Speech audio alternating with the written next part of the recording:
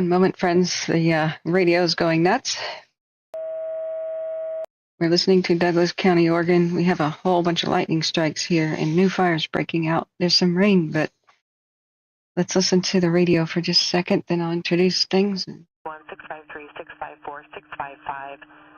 Respond for a natural cover fire, 6800 block of Oak Hill Road in Roseburg, cross at Garden Valley and Grosse Lane at 129. 1600 block of Oak Hill. Fire dispatch 1181, 651 is unavailable. We're committed to Strawberry Mountain Lane. I copy. 651 is unavailable at 129. Yeah, there's many new fires breaking out, so just bear with me 1 second. I'm getting oriented. Sorry, I am very sick. Hey, Chris, what's up? We've got a whole lot of lightning. This is a lightning counter. There's a huge thunderstorms series moving through Western Oregon right now from Oregon. Fire dispatch 1103. Western Oregon, from Medford. Hang on. No need to dispatch. It's only Oak Hill. Just have the remaining ones respond to it. Trying to get a live lightning animation, but it's not really happening. So in Fire dispatch 1103, can you repeat your traffic? I was unable to copy.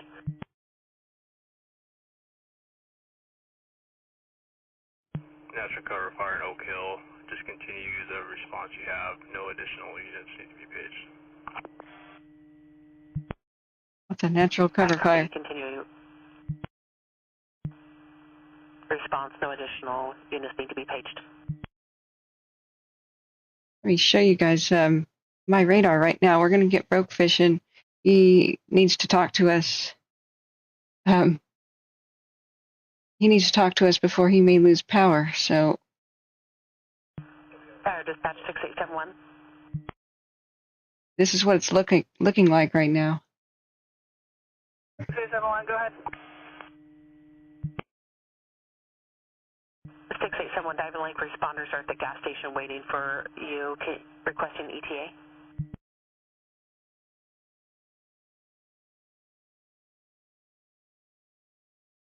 Just a second, I'm trying to get myself oriented with Douglas County Fire Dispatch. Douglas County is a huge county in Oregon. Fire. Sure, but I'm at milepost 75. I copy 6871 at milepost 75 at 131.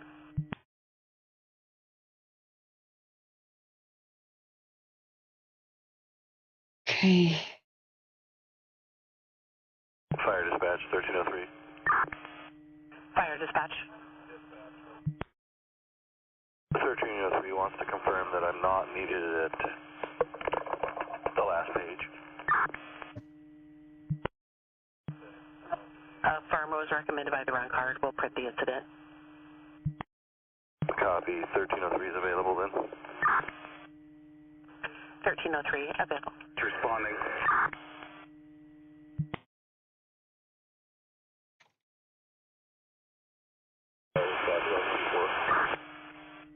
$11.85. I copy responding. $11.84. Go ahead.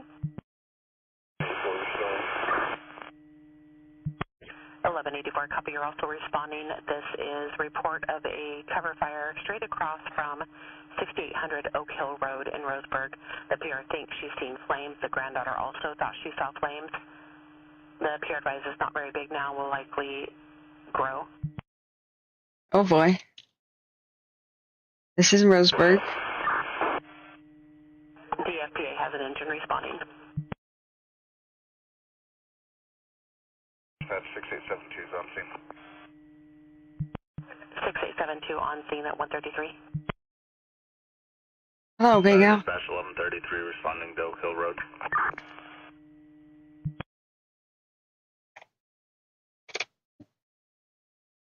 Okay. 1133, I copy responding at 133. And there's more fires here we could shake a stick at. So we're seeing a whole lot of lightning broke. It's probably a good time to call right now, just before you lose power. So let's try to get Broke Fishing on the line. We're very lucky to have you, Broke, the former wildland firefighter of Oregon and some California place. So Brooke says, I have a ton of lightning here. They are rocking. It's tonight to morning. Run, run, run. Go with it. They have new starts. I just don't know how many yet. Okay, let's set up the telephone call. Well, the Discord call. I'm going to stop Douglas County Fire Dispatch right now. You ready? You ready to have that phone call, Broke? Because Broke's basically at the scene and can give us a lot of information before you lose power, at least, Broke. So, ready? Are you ready for our call? I'm sorry, it might be loud. Let me lower the volume for you guys. Hey, Wrath, welcome. Good to see you from Australia. I'll tweet in a second that I'm live, but right now I'm trying to orient myself about what's going on in Western Oregon. I've had several mods reach out and several viewers saying, fires are starting left and right now. I don't usually want to go live at midnight. I'm pretty sick still, but this is pretty important. I'm just trying to get as much rest as I can with this terrible sinus infection friends that I have. Don't worry, I don't have COVID or anything. I need nasal passage surgery. Until I get that, I'm prone to getting these.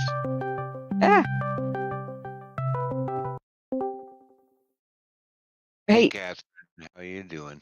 yeah, I guess you are ready for the telephone call. Hi. And friends, let me know if I'm echoing. I don't know if my own voice goes through the telephone call. I just want to reassure people real quick before we talk, Brooke, that I don't have COVID or anything.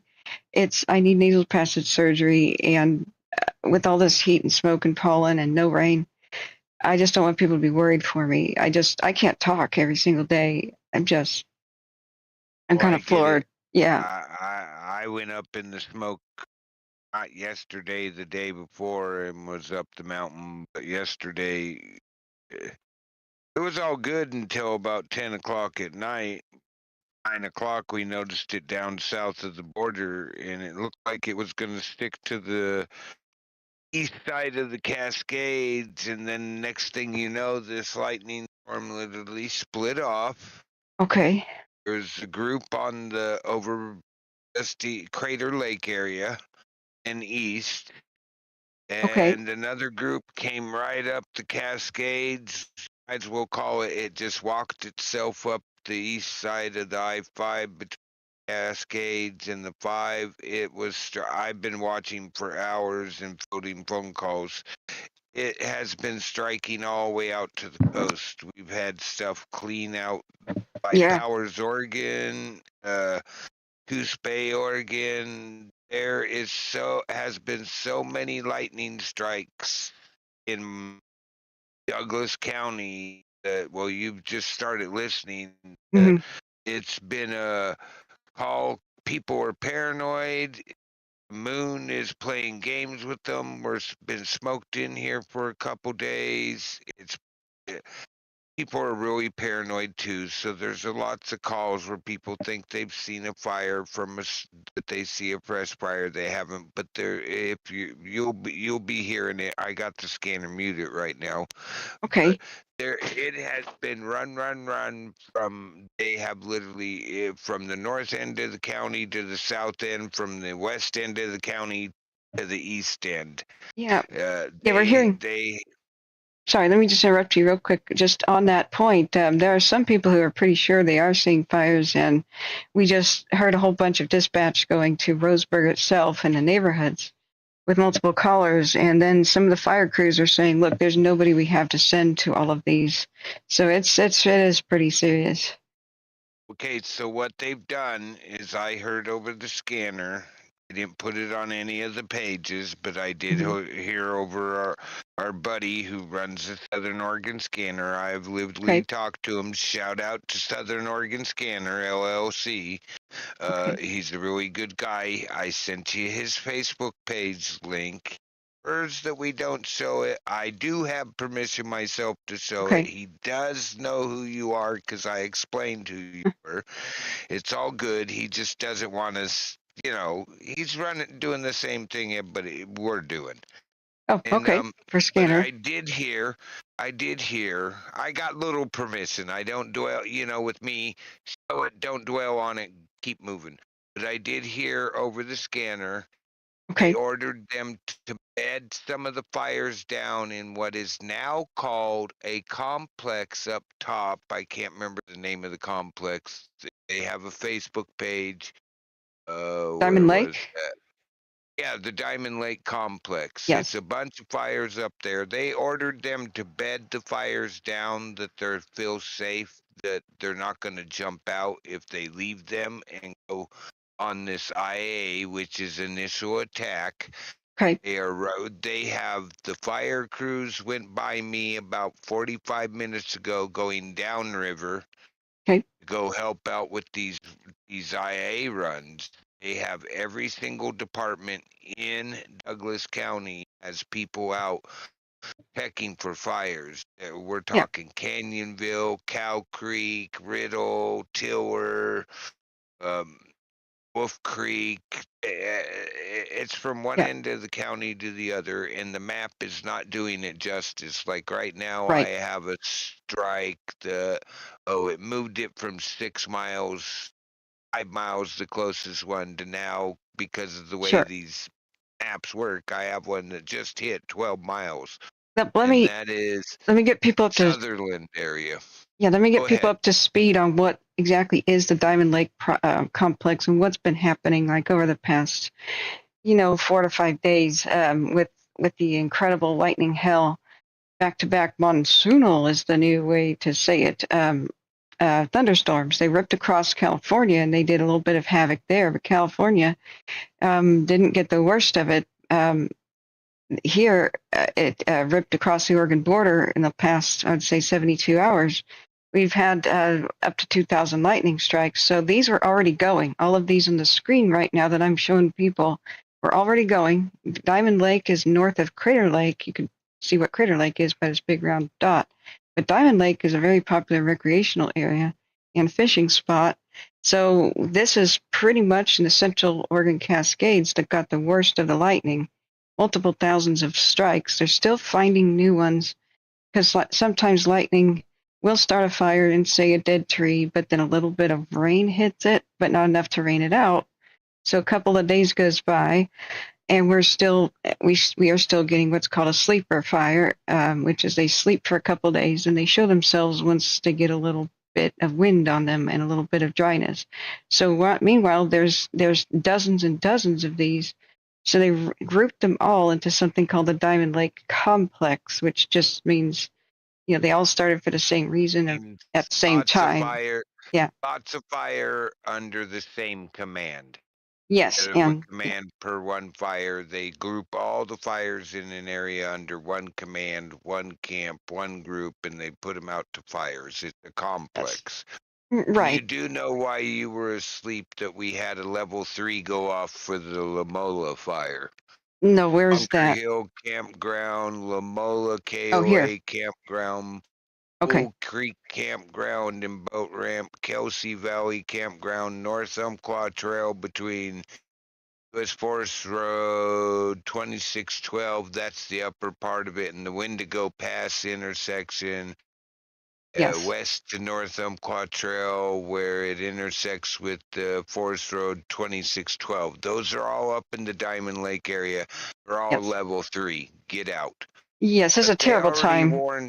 Terrible they time already warned to camp there people right not now. to be, they already warned people not to be up there. Now, did I send you the complex's Facebook page? Here, I'm just going to put it in the YouTube chat. Okay. There's their Facebook Great. page to the Diamond Lake Complex. Okay.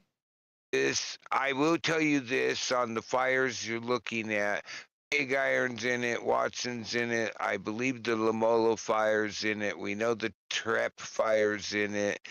It's on the page. I can actually read it. I have it up here of what Sure. fires are in the complex. Okay. It's in the Facebook page. All But right. Yeah, I did cover some of those last broadcast. I was going to say last night, but yeah, it was last night. We also had a clear case of what I believe is arson happened after midnight, and I covered that till almost 3 in the morning. It wasn't in Oregon; it was in Madera County by Oakhurst, California. So it kept me up a what? lot. Oh my God! Yeah, What do people think they're doing? I know. It's crazy. I All know. right. So I'm looking at the stream you're showing, all those fires on the screen, including the one that's at the bottom edge, they're all in the complex. Right. Trail, Garwood, Brody. I went up yesterday into the mountains, and I was at let me pull up mine. I was at now the Pine Beach fire. That's the bottom edge of the Boulder Creek Wilderness, and it just keeps growing.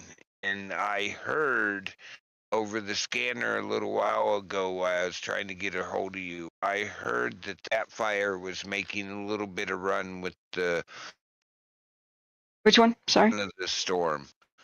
Pine Bench fire. It's down on 138 to the over Okay. there, top on the western edge of your map. Yeah, let's put in context here and zoom out a little bit. This is pretty remote. It's in the Cascades. This is in the western foothills of the Cascades off of We're 138. almost at the top up there. Yeah, pretty far east of Roseburg and closer to Diamond Lake than Roseburg. Okay. Yeah, That's a main highway. The Boulder Creek Wilderness. I did go up yesterday. We were checking because Okay. we were up by the Reynolds, the Beaver / Reynolds Butte fire, Okay. and that vegetation fire was puffing. I had some problems with my video I was editing. Uh-oh. All those fires are sort of small, but they were starting to make some runs. But there's a bunch in there: Lost Bucket, Jack Saddle, Horsehaven Creek fire. That's 200. That's probably Reynolds Butte. They were doing good on it. But the thing about Reynolds Butte, you do know about the Reynolds mine, right? Cinnabar mine. Basically call that a mini ghost town. Yeah. Reynolds Okay. Butte is where they mined the cinnabar that was used down below over by Cottage Grove where all the mining. That's the problem because there's a cinnabar in the ground there naturally. Oh, And you great. know what cinnabar is, right? Yeah, it's In the case ore the for viewers mercury. don't, is when you heat cinnabar up, and this is the part that's really bad, and I'm watching my language. It's the part that's really bad. I want to say the S word. But when it gets in there burning, if it hits that cinnabar stuff and it heats that up, it's mercury. It's basically the raw form of mercury. Up and it Yeah. sweats mercury off. Well, And that's the same thing. You heat it off and the mercury goes in there, and these guys are breathing that stuff if it gets in anywhere near the cinnabar. But that's the famous Reynolds mine. That's where the mine's at. I mean, okay. exactly where the mine's at. That's the Yeah. western edge of the mine. According to my buddy that I travel with up here that's lived here for 20, 30 years as a miner in the mountain, that's where the mine's at. We go by it all the time. It's in my videos. So there's that. I'm trying to work on my videos. But the big thing I want to talk to you about is your map is doing no justice to how many strikes we had. Even the lightning map, but weather bug I'm watching is at this time doing no justice. Yep. It's moving north. It's west of Eugene. I see it clean up past Salem. The whole state. Yeah. When I go through and look, we have lightning strikes clean up into the Tillamook State Forest, the southern end of the Tillamook State Forest. So this is not a good case scenario. They are going through this same problem everywhere. Yeah, no, even the Tillamook Forest right now is really dry, extremely unusually dry. We haven't had measurable rainfall in the whole Portland corner of the state for 3 weeks. I'm actually hearing that we might be seeing the same type of conditions. My buddy, I'm not going to say it's a positive, but we are possibly seeing the same conditions that set off the world famous Tillamook fire.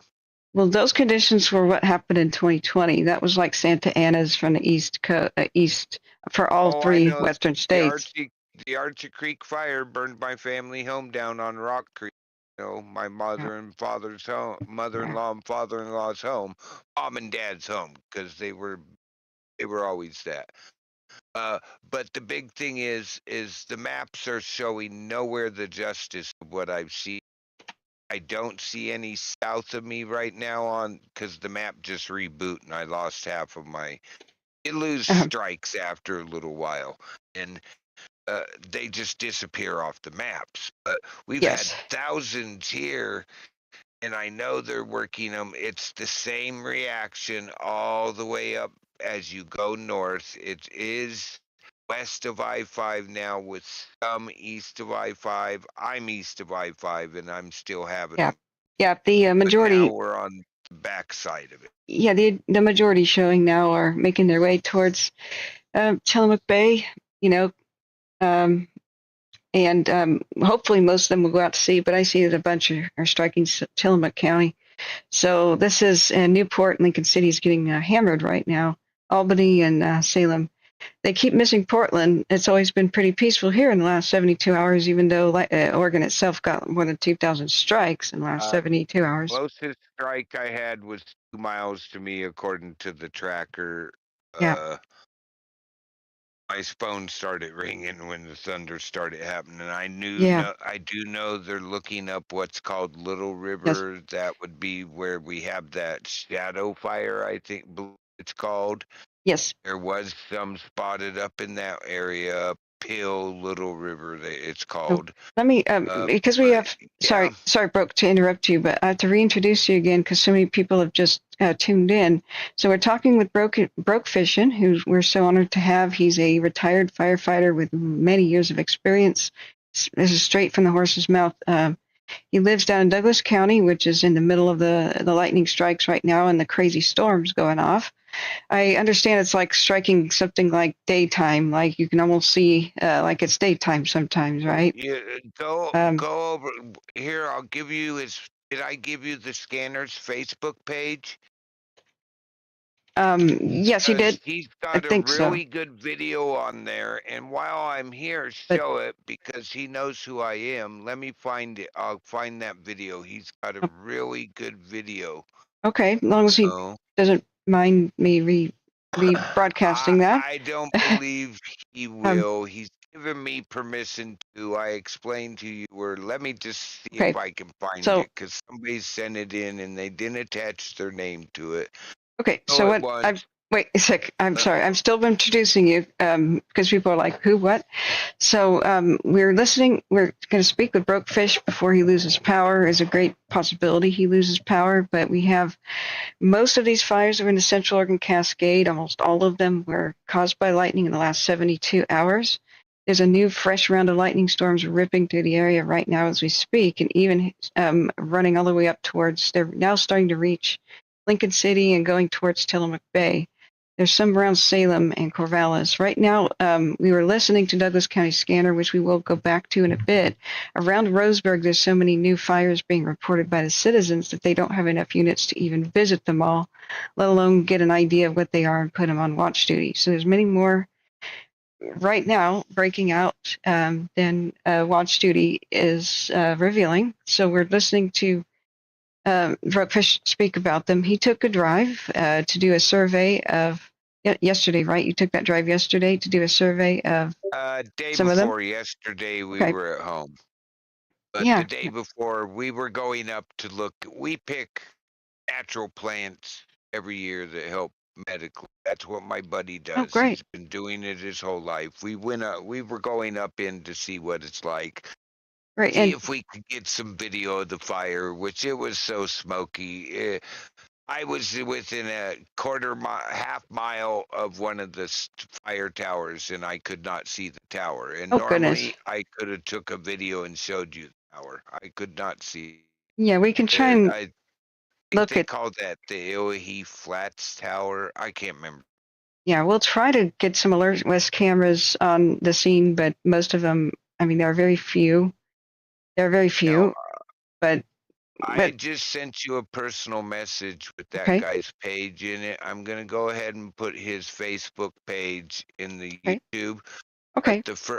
I'm looking at it also. I'll tell you how to get to that video. His first post down where it says radar loop of storm that's passing through. You go Okay. into the comments And in the bottom of the comments from Mr. Wade Hutchinson, we're going to give you the shout out, Mr. Hutchinson. He has a Yes. video in there, Wonderful. and play that video. It's 17 seconds, but that'll give everybody the idea of what we're looking at. That Yes. video tonight, Mr. Hutchinson did, and like he told me, if the name's on the video, give them a shout out. If Sure. it's not, don't just give me the shout out. This is coming from our friend who runs the Broadcastify and the YouTube page called Southern Oregon Scanner. Okay. Shout out to my buddy. You do a heck of a job, dude. Yeah, we're seeing some lightning. It's very hard to take that, capture that on time lapse, but I'm checking some of the cams in the area, and we do see some lightning in the clouds, but you can see how fast they're ripping through the area.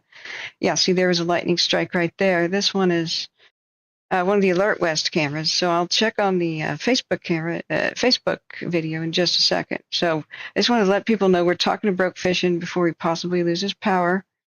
There's lightning ripping through Western Oregon right now and in the Central Oregon Cascades, and it's where there's some good news that the rain is hitting some of the existing fires from the lightning strikes of the last 72 hours that began.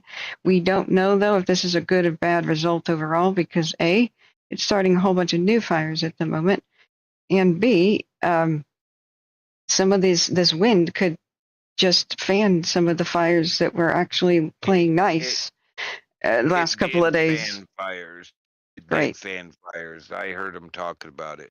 And Yeah. guys, just a little bit of my history. I started working wildland fires I started working in the fire service in 1988. I started a wildland fire career like 1989, 90. More 89, and I worked that that career for 20 years until I got hurt and I retired because it's just they couldn't figure out why I had problems. Yeah, that's the page. Oh. You go down. Go ahead. Yeah. Go down. That Yeah. first Broke. back up. Yeah. Okay. Broke. By the way, people in chat are saying thank you for your service, and of course we thank you. Oh, and hey, for being here. We're like this shows you all the fires. That's the post right there. Okay. That post right there. Go into its comments. The comments. Okay. There's a 30-second delay. Sorry. So. That's okay. But yeah, guys, thank you. But I did it because it's something I love. Yeah. I got the bug. That shows that. That's lightning. You go into the actual comments for Okay. No, go back down. Okay. Tell me the name of the one to go into the comments. Go into the comment. Hit show all. Okay. Not that one. This one I'll tell you, with the radar. The name of the person who posts is View More. Scroll down in the No, back up in that one. Hit View More. Okay. View more comments. Scroll down in the comments. Okay. Be able to scroll down through them. All right. Wow, cloud to cloud lightning photograph right there. You'll see it. Oh, you got out of it somehow. You keep going out of it. Look, okay, but there's a 30-second delay. So, is it true that we're supposed to be? Scroll down there you go. Down. Okay. Down. Wade Hutchinson. For a guy named Wade Hutchinson. It's down more. With his wow. It's got a heart to it. This is the video. Okay, I'm sorry. I have to wait. Stop. At the edge of it. Okay, stop. I have to give a lightning seizure flashing warning for the viewers. If you are seizure sensitive, this is going to trigger perhaps seizures. Okay, sorry. Go ahead, bro. That's what we're putting up with here. That's what I seen. It's only 17 seconds long. Thank you, Mr. Hutchinson, for taking the video. Yeah, let's get this bigger here and enter the full screen. And I'm sorry, I have to reorient this. There's still flashing lights, friends. So close your eyes if you are seizure sensitive. Let me, I have to reorient the screen here. All right, now I have to replay it. This is what's constantly happening in your neck of the woods, huh? Douglas County, like Roseburg, and probably now all the Yep. way to Tillamook. So I'll tell you, keep closing your eyes, friends. We have to loop this a couple of times. But that's nuts. That's nuts. This of course it's slow motion because lightning doesn't go that slowly. But this is how a good photographer can capture these scenes. If you put your video in player and some of the fancier cell phones into a slow mo, then you can replay it back, and this is what it will happen, what it'll look like. So absolutely wild, and this is what they mean like turning night into day, because you can see the landscape when this is just constantly going. Okay, I've paused it. It's now safe to look back at the screen. But wow, yeah, thanks Brokefish for alerting me to that, and that we have to give a big thank you to Wade Hutchinson here for posting that. Oh, That's and Southern Oregon Scanner for even yes, allowing us to giving me permission to understand what's going on. yeah, thank you. He's a really nice guy, and I did explain who you were and that I was going to let you know about it. Beautiful video. That's Yeah, what it looked like a yeah, little while ago. It's calmed down where I'm at now, but yeah. I just know what it is. Yes, he does some great lightning photography. Looks like there's a second video as well. Okay, guys, close your eyes if you're seizure sensitive. Playing in 3, 2, 1. It's a second video. I believe this is more lightning, right? Wow. I hadn't looked through all the videos. I was so busy. Yeah, There's people that catch pictures. How it goes. yeah. But anyway, even if you're shy and you don't want to be thanked, we're thanking you anyway for your service to Oregon and other states, Rokefish, and thank you for walking us through this right now. Yeah, I mean, I got to do some things that are once in a lifetime that I guarantee firefighters now will never get that badge. Okay. You joke around calling them badge. I actually have a several recovery specialist badge. A what, Brad? Sorry. Please don't look yet. Shuttle, A what? shuttle recovery specialist. When the shuttle went down over Texas, they brought us wildland fire crews in because that's what we're living Oh, is hunt for stuff. you helped recover pieces of the space shuttle that Space broke up. shuttle Was that the over Endeavor? Texas. Yeah, I can't remember it wasn't Uh, it Columbia or Columbia, it yeah. wasn't Challenger, it was Columbia. And that I signed paperwork. That's all I can say about what I did. Okay. I helped pick up shuttle, but I can't say anymore, and you don't want to know anymore. No, probably not. That wasn't a fun job. I mean, it was fun in a way, but it wasn't a fun job. Rewarding, I would say, right? It's rewarding, but hard.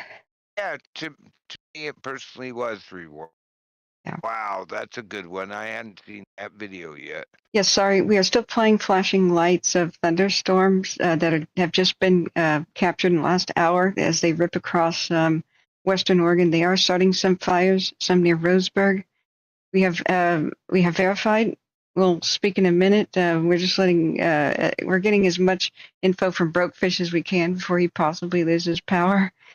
And They have the power set so sensitive with Pacific Power that there will be roaming blackouts if it like hits a line or something. It's going to trip everything. Well, that's good because and it takes them an hour to get it back on. Well, Pacific Power should have done that in 2020, and if they did, then so many places in Oregon would not have burned down, and so many people would not have died. But better late than never to be safe. So we appreciate that rather than become annoyed when the power companies do the right thing. Okay, you can now look at the screen. Thank you so much, Brokefish, for being here in the Southern Oregon Scanner. Thanks for hooking us up. I didn't know about this person. We keep sharing this. But a big shout out. Who is the person who runs Southern Oregon Scanner? He also has a YouTube. I can't remember his name. He has a YouTube, same name. Okay. I'm bad at names. We talk occasionally all the time. I did talk to him this week. It is Right, pretty go late. ahead. It's 2 a.m. now, so no worries. But we wanted to give a shout Yeah. out. Thank you for running this place that helps people understand more about what's going on in parts of Oregon that are often ignored by the news. He covers everything, like look, Canyonville, Myrtle Creek. Yeah. I mean, he's on it. They're doing a really good job of keeping track of it. Yes, we have Sort a. of, he Yeah, sorry. runs a YouTube page. He runs the Facebook. I think he puts the scanner on Facebook too. I'm not positive, but I know he runs a YouTube page, and he is also the guy that's running the Broadcastify you listen to, Oh, really? Douglas County.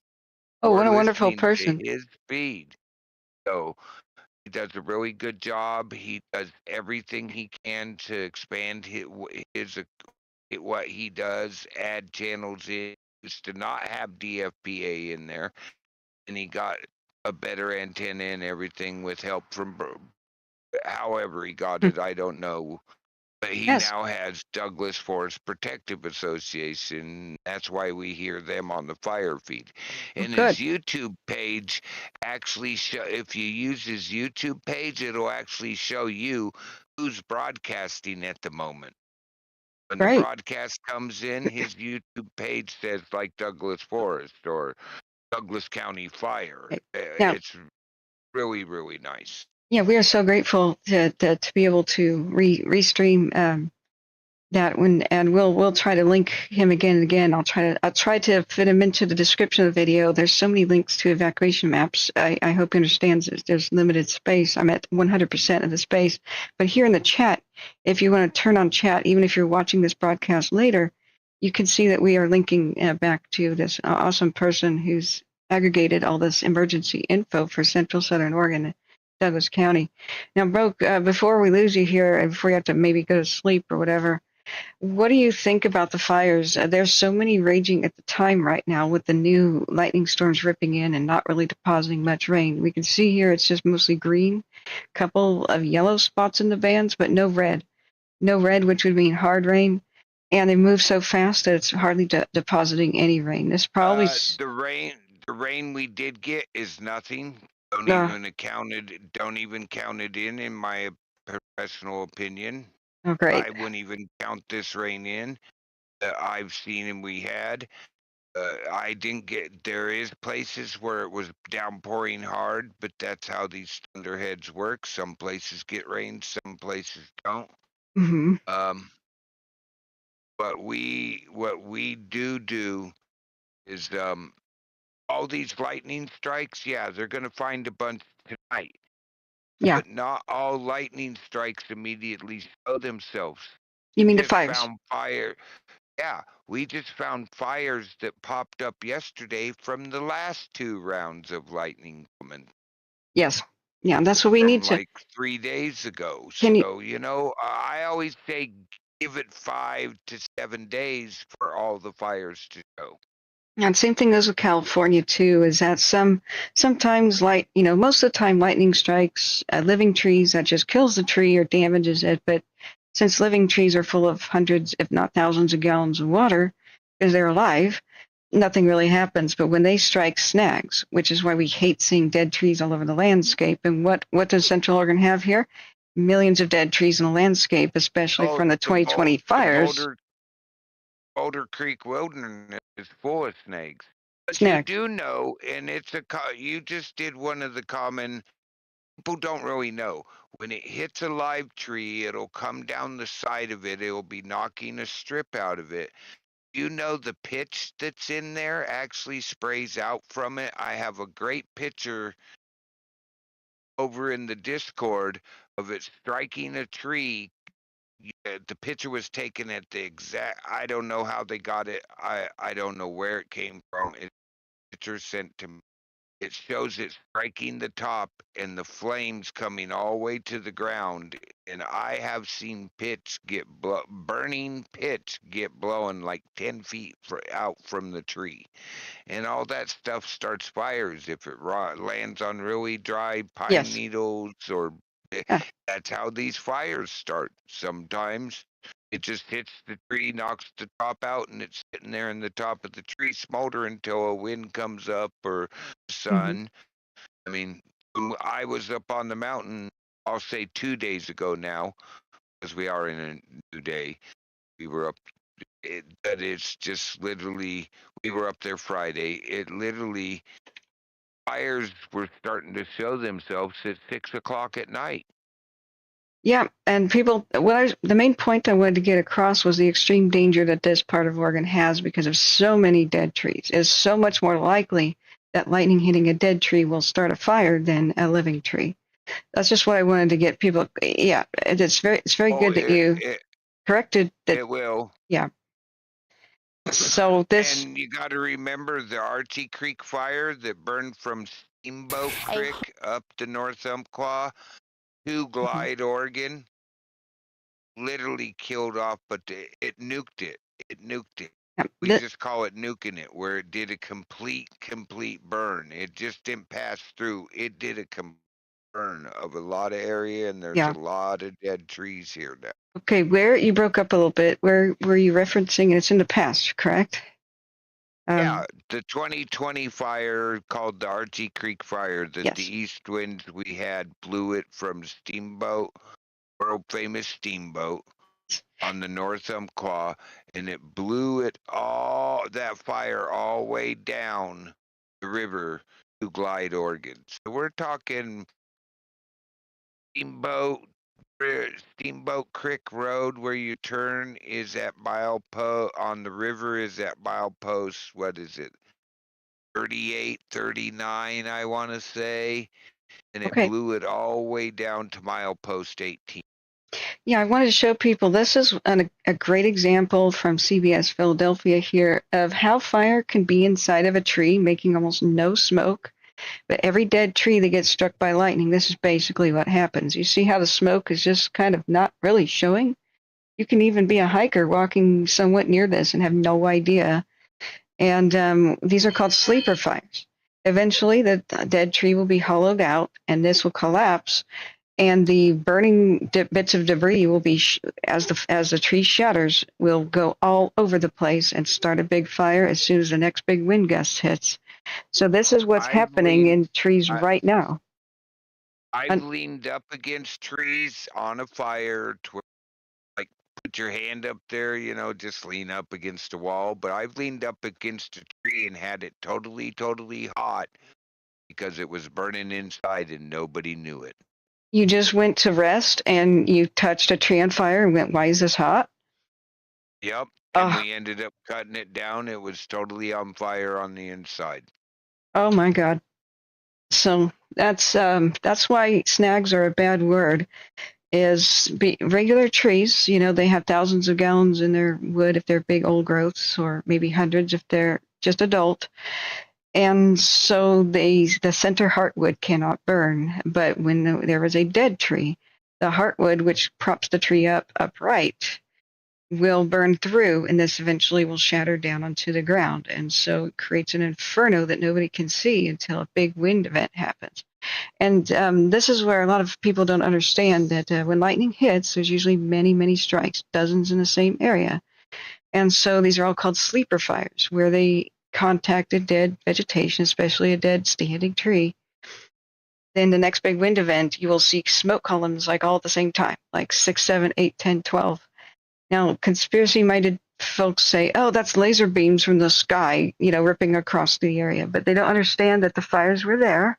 You just can't see it. It's smoke from satellites until the fire gets bigger, like several acres in size. But when all of them happen after a lightning storm went through, even if it's a week later, even if it's a month later, if there's a big windstorm that happens, that's why all of a sudden dozens of smoke I've seen columns right I've there. seen fire I've seen fires sleep in the roots of a tree for a year. A year. Go Yeah. through the whole winter and pop up the next season, and we go right back to the same place. Go, thought we had all this. Where is there fire? And before I get out of here, I do want to remind everybody, National Weather Service said we are going to be going through this from 11 p.m. and it showed up a little early. ain't so great on time, but they say we're going to be going through this and we are under this warning until tomorrow, till later tonight.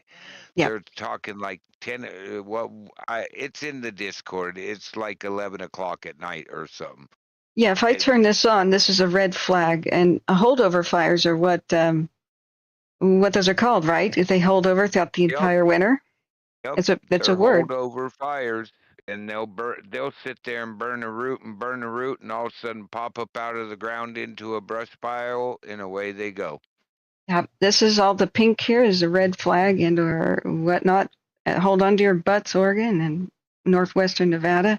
Much of Washington, surprisingly, and even places like here near Forks, Washington, where they supposed to be where they filmed the Twilight or whatever movies.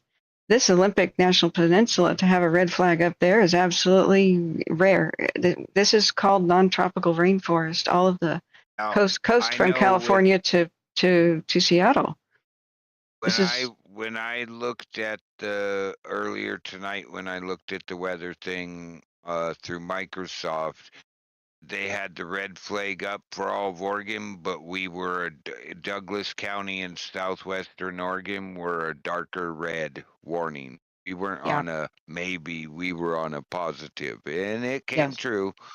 It looks like from my lightning tracker, I'm on the tail end of this front.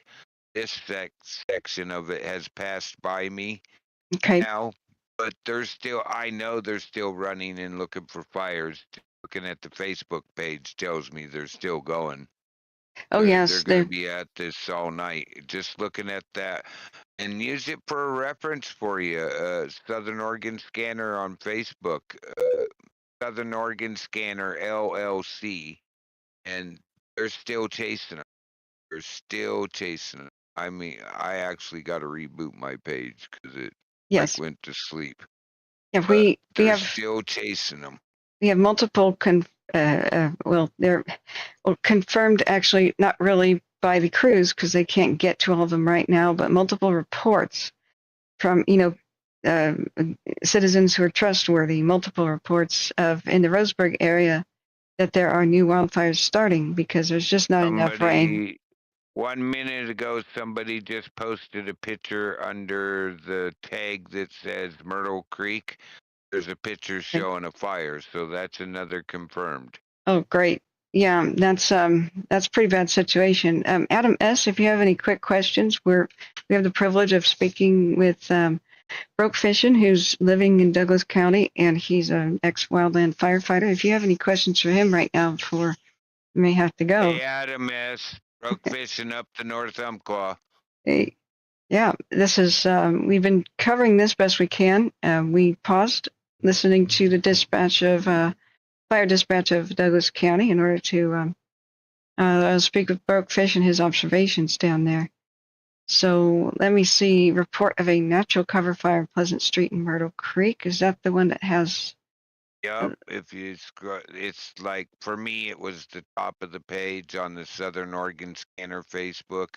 Okay. It's the first picture down. It says view more comments, but it was like 2 minutes ago. It says for me. Oh yeah, it says side of the dump. Yep. Okay. Taken from that vantage point. Yeah, we can see that that's a fire there. So this is where we crowdsource information. If you know anybody who needs information right now, you can share the stream. Hitting the like button helps us trend. I'll probably post here do you think you would mind if I said that I was live trying to cover this? Adam says my Bufang is going wild. I'll actually go ahead and post your link into the Southern Oregon Scanner thing. I don't think he'll mind. Okay, wonderful. I'll pick one of them to put it on, probably the most recent post. But yeah, this guy does a really good job. I mean, I use him exclusively a lot. He's a really nice gentleman. He lives downriver by the 5. I'm not going to dox him. but you know, Okay. Yeah, please don't. he does a really good job. I know the town he lives in, but I don't do that to people. Just because I know where he's at doesn't mean everybody needs. Okay, just No all we need to know questions. is that he's a confirmed local and he knows his East stuff. of Oakland. Okay, cool. I know where you're at, Adam S. Yeah. Yeah, my scanner's been going off. I'm up east of Idlewild Park, And and I don't get so good a radio here. Brooke, what Go does ahead, natural Jesse. cover fire mean? It means that it's their term for saying we have a brush fire. Natural cover. Natural cover. Natural is brush. Cover, it's covering the ground fire. I don't know why they use that term and we have another brush fire reported. Yeah. You know, hey, they want to be fancy. Let them be fancy. Yeah, It's like a what? It's a $20 word for something that needs a $2 word. Yeah, you know, if they want the public to be aware about what the heck's going on, and the more aware the public is, the more cooperative, they might want to just change some of these terms. I suggested the roll out. People think that means response. We're rolling out to a fire. No, that means fire spreading downhill because pine cones that are on fire are bouncing downhill. So why don't we just call that roll down? Fire spread via roll down. You know, a couple of little changes would really help the public understand this Chinese language of firefighting. You know, I get reminded by my co-host because I bring up a buddy to help me and watch the chat because you know how it is. You get the blinders on. It's called. You're trying to get everybody information. You have blinders. You're not paying attention to that as much. I have a buddy that helps me pay attention to the chat and just talk to me and remind me, Broke, you're speaking fire language again. Could you dumb it down? Yeah. Oh yeah. You know, roll Simplify. out to me. I know if it's a firefighter talking from the fire and he says we have lots of rollout here, I know that they're talking about stuff is dumping the cup trench. I know it's a fire term, but a cup trench is where we build a big berm. The stuff that rolls down the hill gets caught by that berm and rolls back into our trail to keep going past the down trail on the downhill side. Right, to translate that, a berm is like a little barrier, almost like a dam. And wildland firefighters can construct that so that rolling down pine cones get stuck and they don't light fire at the base of the hill, so it doesn't race up the next one, right? Is that what you're saying? Yeah, we don't like fire below us when we got a trail halfway across, down the hill and across the bottom of the fire. Who wants fire below you? That's what got the Storm King crew. Well, that's very sad. In our Prineville hotshots in that 30 years since that happened on July 6, 1994. I lost friends of mine in that fire. I'm so sorry, Broke. Like the other day, my son had to remind me, Dad, you took every 14 days, you got 2 days off. You're taking a day off, right? Okay, I'm taking a day off. So I was going. Yeah. But, and we each have our little style of telling people about the fires. None of us are the same, but we all support each other, and that's how we get the information out. Sometimes you gotta remind me, hey, dumb it down, Broke. Oh, duh, I forgot because I did fires for so long. My mind thinks in fire lingo. Yeah. What I wanted to say is mid-July through all of August equals the lightning storm season, and so this is a seasonal event. It's not really climate change. It's not unusual. Climate is the condition, but these weather events have been pretty natural. It's just that the heat dome is a questionable situation. People can argue about that, like how normal is that to have two back-to-backs? We don't really allow a debate about climate change on the chat, but I wanted to reassure people that mid-July through August is lightning storm season. There's always thousands of strikes. All the fire crews of Oregon and Washington and Oregon, California, Washington, whack-a-mole, try to get all of them down because the worst fire season, especially California, is August with the Santa Anas that start. Is autumn, right? So they'll Yeah. pounce on all of them. To tell you the truth, this is more normal than people understand. Yeah, I'm not a weatherologist. I don't know about how normal it is to have back-to-back heat domes without really reprieve in between them. But the climate's the condition, and right now, mostly these lightning storms are the ignition. But we do have to put out there that in Eastern Oregon, the big Cow Valley fire and the one next to it that was smaller, now they're saying that was possible arson. And Really? yes, so there's now information, a reward for information leading to even the identification, not just the arrest. What was it? Last year, the year before, they caught that one professor guy running around lighting fires. Yeah, they caught him the moment he was doing it with the Dixie in 2021. So arsonists Yeah. repeat their behavior until caught. We've had 3 people dead in Seattle because of arson that was last weekend. We had arson in Portland that was almost deadly. We lost people on the coast of Oregon in a house fire. We lost 2 people. They're not sure what started that house up yet. Yeah, I last know night. the house. I used to live there. Yeah, last night on the stream is why I didn't get to bed early like I wanted to. With like a pretty probable, if not freaking clear case of arson in Madera County by was it Oakhurst, California. Would you mind if I dropped the Wildland Firefighter Foundation link? Oh, please do. And please, we should all go to your channel and make sure we're subscribed. When you go live, sometimes you can cover for when I'm not even. When you go live, people should know about that too on YouTube because you're a real firefighter with a show. I called you before me and my buddy was like, he's like, what are you doing? I'm like, I'm going to call Catherine. Yeah. No, I support Catherine. I tell everybody I have a quick command to drop your link with my Nightbot on my stream. I tell people go over to Catherine's. This is what she does. Please support her. Oh, so well, I maybe do you that. could. But Maybe you could teach me. Just a little bit of history. The Wildland Firefighter Foundation is a nonprofit organization that supports the families of lost firefighters, the ones who didn't make it home, the ones who got hurt. They support their families. They do a lot for them. They have a thing called the 52 Club where you donate each week for a year. They do a lot of jobs. Put my name, put Catherine's name, put Storm King is what I prefer you put because I like to remember my buddies that when people donate, we lost. Yeah, that was a hit for me in my life. It was something that made me go, wow.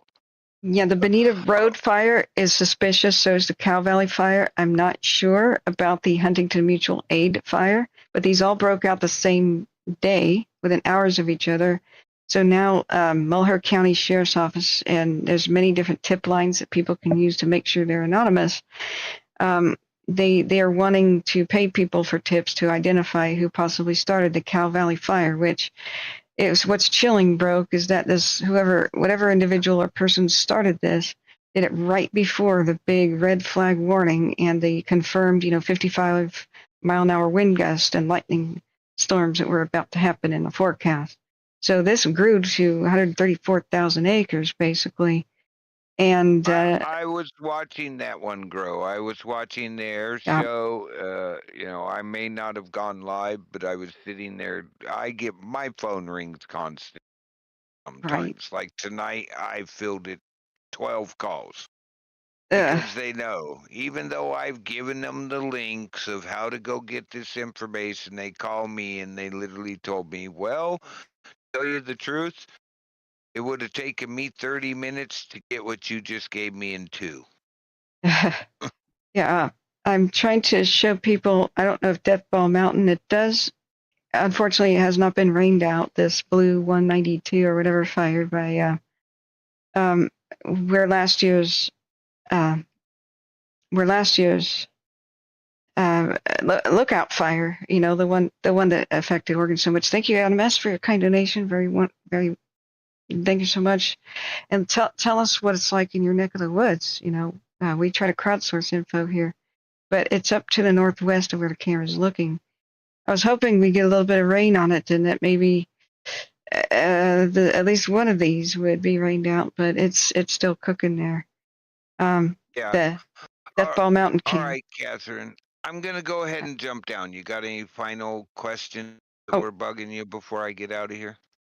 Yeah, please put your own YouTube link here in the channel, and I can do that. I have a karaoke show later today because that's what I normally do. Let me okay, grab it for you. right. I have live shows. You've been there. You never know what's going to be happening on Broke's live shows. I have a lot of friends. I got a friend that's a retired animator.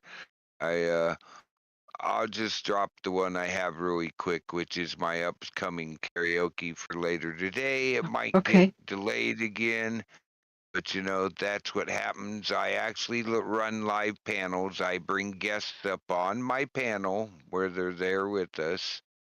And there's my link to my next coming live show in my channel. Okay. Well, sometimes you do fire topics, right? Oh, if there's a fire going and you're not up and I can't get you, I jump up. I do jump up. I use the flight radar a lot to show people the air show. I love the air show. I try to show videos. You've helped me find the cameras. I credit you with me having Alert West. I didn't know about it. I got a buddy in South Carolina. He's like, that link Catherine gave you, I've been watching the cams. And that was the California one. And I go, oh, okay, well, here's the new one. He's like, oh, that's even better. So you actually have a couple of us, a couple of my viewers that you credit with turning into fire cam watchers. Great. Oh, did you see the majestic condors? Okay, guys, you have to see this real quick. I was showing people the lightning on some of the cams in Douglas County, but I was watching that day you there's the California condors. Here it is right now. Here it is right now, just preening itself. This is Condor 62. So this morning, right before I was going to bed, there's a couple of turkey vultures, but Condor 62 was just showcasing and spreading wings today. There it is. There's our beautiful. This is a 12-hour time lapse. This is still hanging at the camera. Yeah, it's sleeping. Yeah, it's sleeping there right now. This is a Blue Mountain Kern cam. I'll link this in the chat. But this is Condor Y again. Okay, well, 62 was there yesterday. I'll show you guys some wing spreading. In the morning when they want to heat up, they spread their wings out because they have black feathers and they can absorb the heat and it kills lice. But it was incredible. All these condors on the camera spreading their wings. So and they're hanging out at the blue. Oh, this is in California. Yeah, Blue Mountain Kern cam for California. But I'll put the link there. You have a link for that one? Yeah, here, let me put that in chat. Cool. Yeah. I'm gonna send that I'm gonna post that in my community section. Yeah, this one day after day, the California condors have been here, and I'm taking them as a good luck sign for some of the fires. You know, I think birds are good luck on the cam, and the condor got to be the best. And California's been doing better lately. Like the basin is now 100% contained, at least in this neck of the woods there. So I wish we had some California condors in Oregon. This is what the condor is doing right now, just sleeping. This is our latest frame, so the condor is just chilling out and sleeping, in front of the camera. So that's the link there, and it's been incredible. So welcome, Cheryl, and everybody. Broke, thanks for. I'm going to show people your channel so people can see. And maybe I do a lot of lives. I have a video I've been trying to edit, but I had a problem with too many videos in my and I was working on that yesterday. And my community page always has something interesting. Yeah, and maybe you can link to Discord if people are savvy enough for that. And a lot of people are not, but it's a great place to get fire information. You're welcome to link whatever you want, Broke. So, but this is like the last 15 minutes of what the condor's doing, which is mostly sleeping. Oh, and if you look at my community thing, the second one down, you'll get a good laugh. Oh, your community link? Where on your? Yeah, my community page. If you just take a quick look yourself. Oh. You don't have to show it, Oh, but whoops. it's clean. It's a clean joke, but All you'll right. get the joke. On your community page. Okay, so to go to anybody's community page, you click on their logo, and then you click on community, and you can do that for my posts where I say whether or not I can be live or not. So which one are we looking at for? Go to the second one down. There's my upcoming stream. What, this? Is this joke? Oh, community. No, go right there, community. There's the urgent fire weather message. Okay. I've gotten it. I just third one down.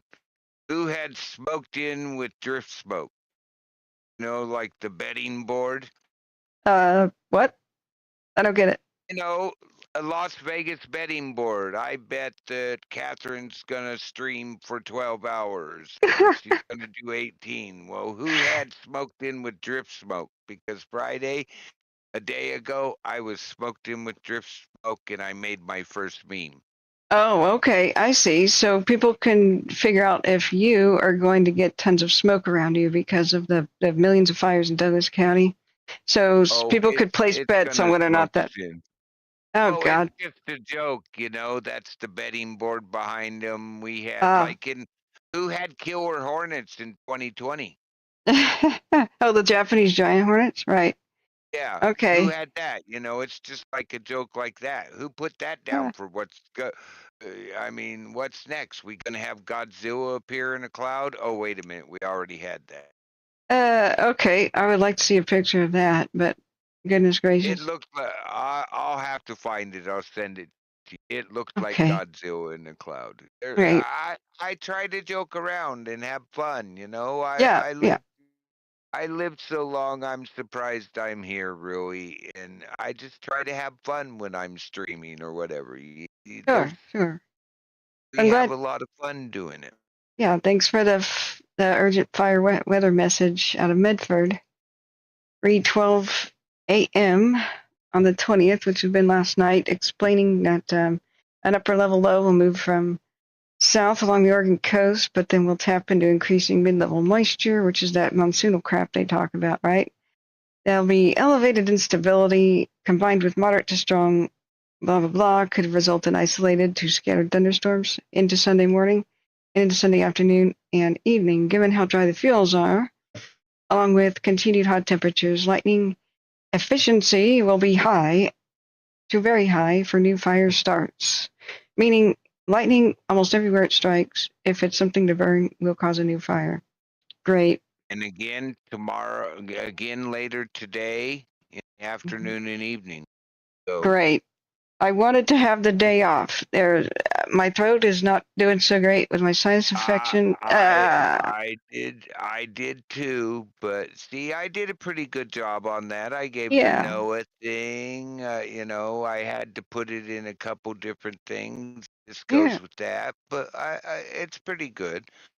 Yeah, you I'm did. getting better at it, and it's because we all require a little. We all require each other to step it up a little bit, or we Yeah. naturally do. When Catherine's like, "Well, bro," I'm like, "Oh, I got to step it up." Why do you think I put the lightning picture in there? Oh, that's pretty funny.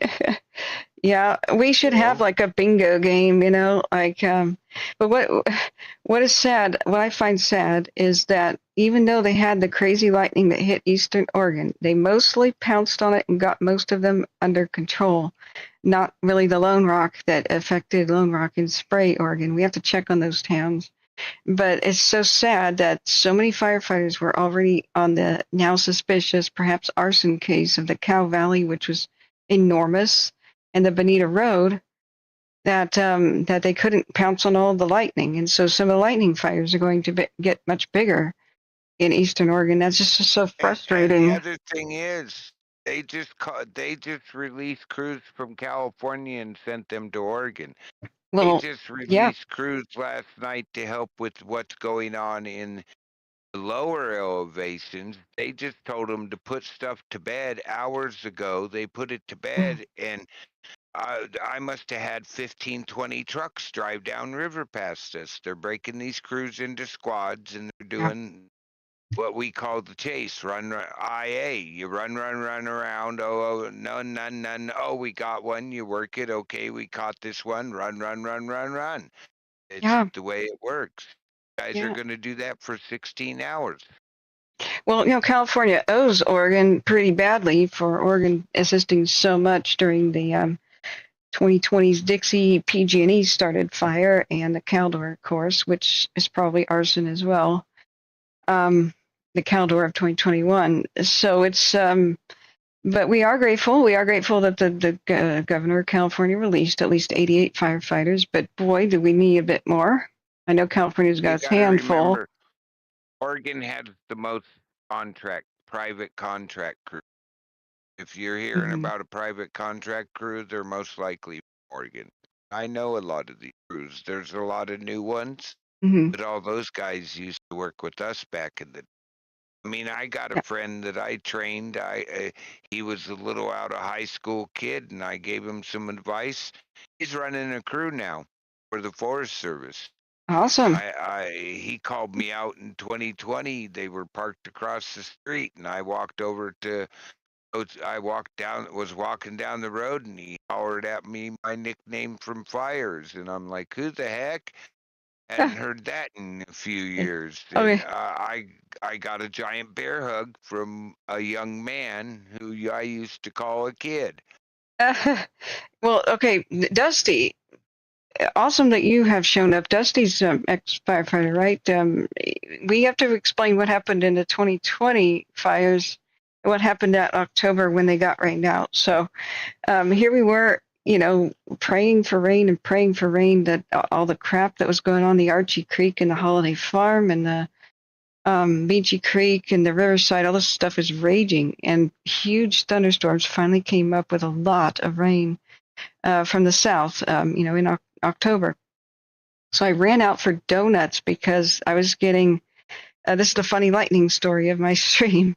I ran out for donuts because people who were in my chat, the original gangsters, because I didn't have a big audience in 2020, one by one, like from the south, they said, this is the most lightning I've ever seen in my life. And then FEMA starts issuing, and National Weather Service starts issuing take cover warnings.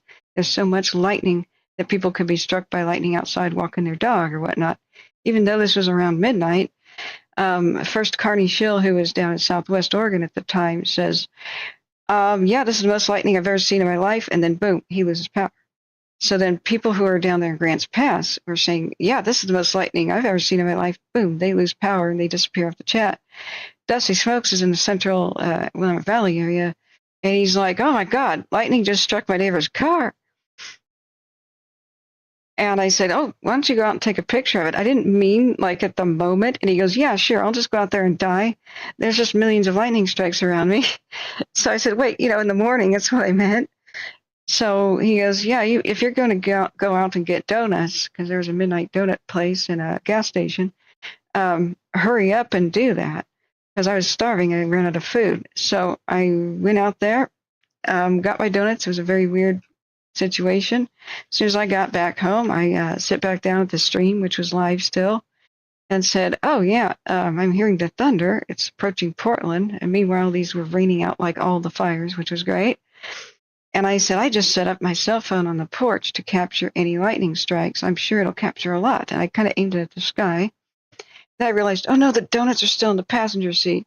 So I ran outside to get the donuts, and that's when cloud-to-cloud lightning from horizon to horizon, with the biggest, thickest lightning bolts I've ever seen in my life. This is a viral moment that we're talking about here. Are going from one end of the horizon to the other and shaking the ground thunder like cannons going off next to your ear loudness. So I went, yep, and I ran literally back inside. I sit down, I put the headphones back on, and I said, okay, guys, I've got the donuts. Hopefully lightning won't be too bad here. And then there's like a nuclear flash in the room. And I felt the shockwaves roll through the building throughout my balls of my feet. And the world's loudest thunderclap hit, and it woke up people halfway to Seattle, from Portland to Seattle. And I start screaming my head off because this is the most frightening sound I've ever heard. The shockwave rips through the area around Portland. and every single car alarm goes off for like a 12-mile radius. And then I deafened people in my chat because I was speaking at the time, so the microphone was open. Then I panted and went, "Oh my God," because lightning either struck my building or right outside at the time, right where my car was parked. So that's when I panted and went, "Oh my God." At least lightning doesn't strike the same place twice, right? And that's when it did. It either struck my building or right outside at the same time. I scream again, live on stream. You know, when it's striking cloud to cloud, all it's doing is charging the final cloud to ground to be stronger. Oh, you're breaking up a little bit. It's charging up to do a big one to hit the ground. Yep. Okay. That's what I was taught.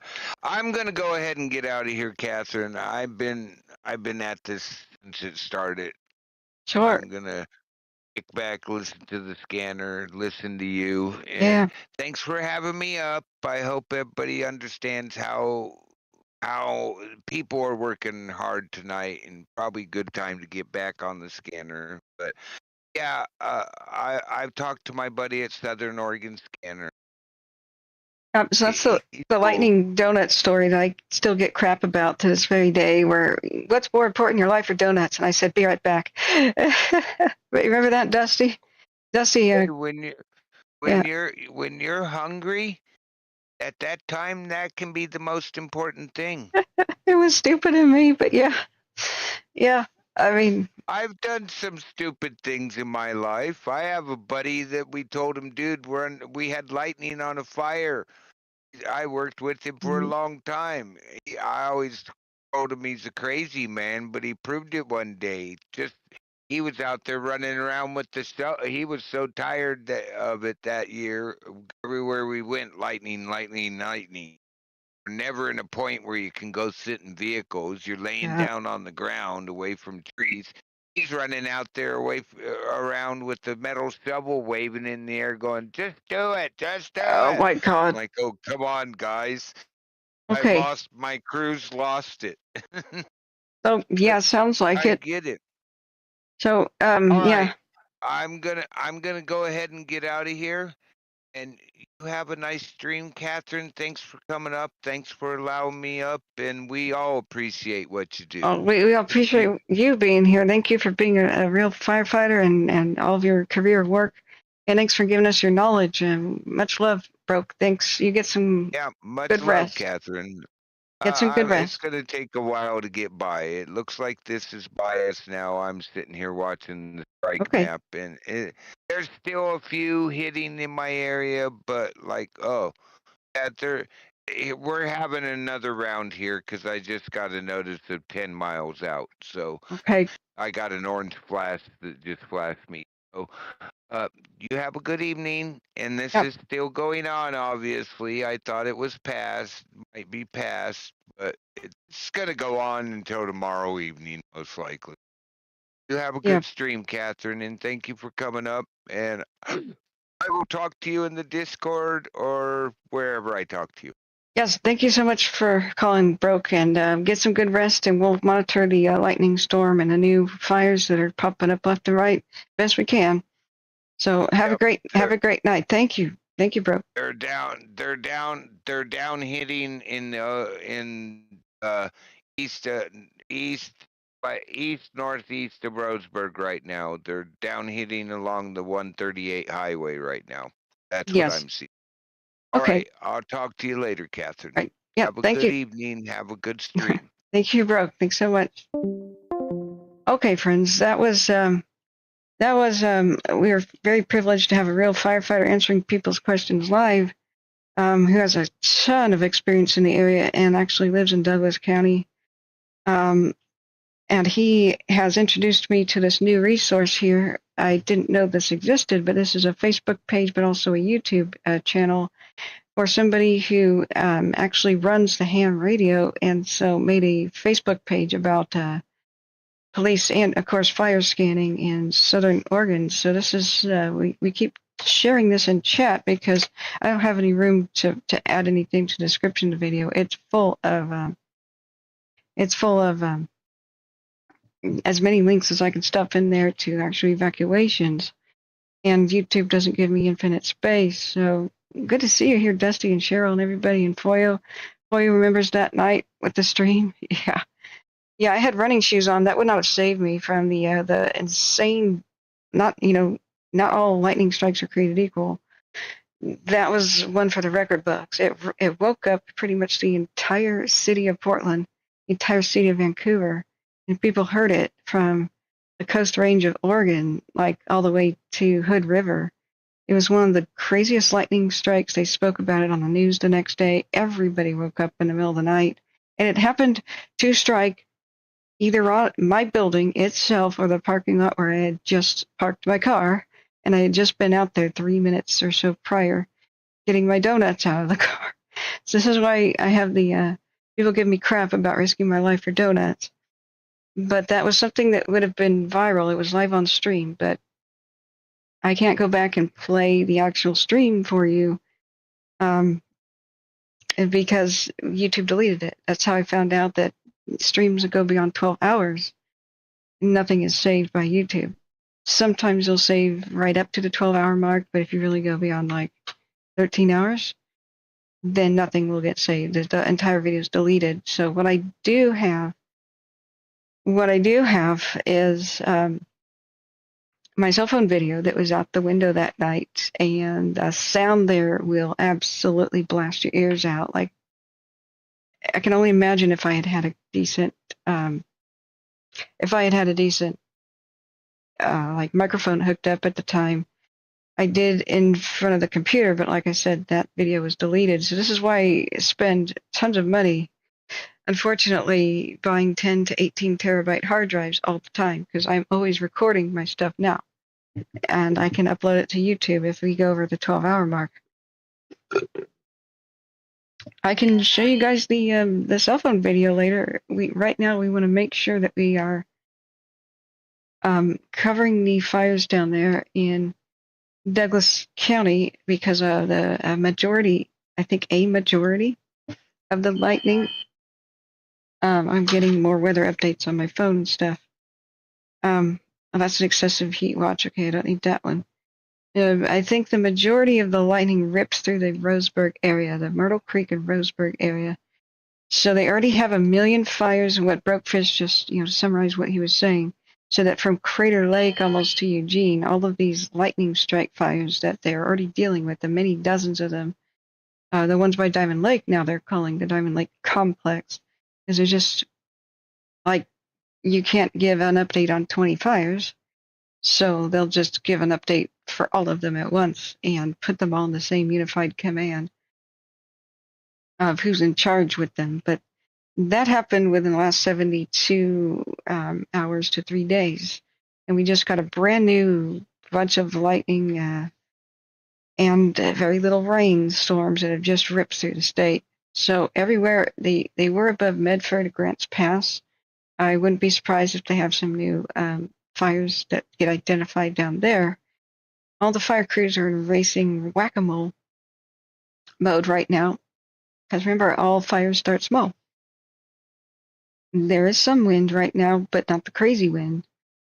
That may happen days from now or whenever the next big wind event is. So they are racing against time to try to put all these small ones out so that they don't become big. But many from the last couple of days have already become well established.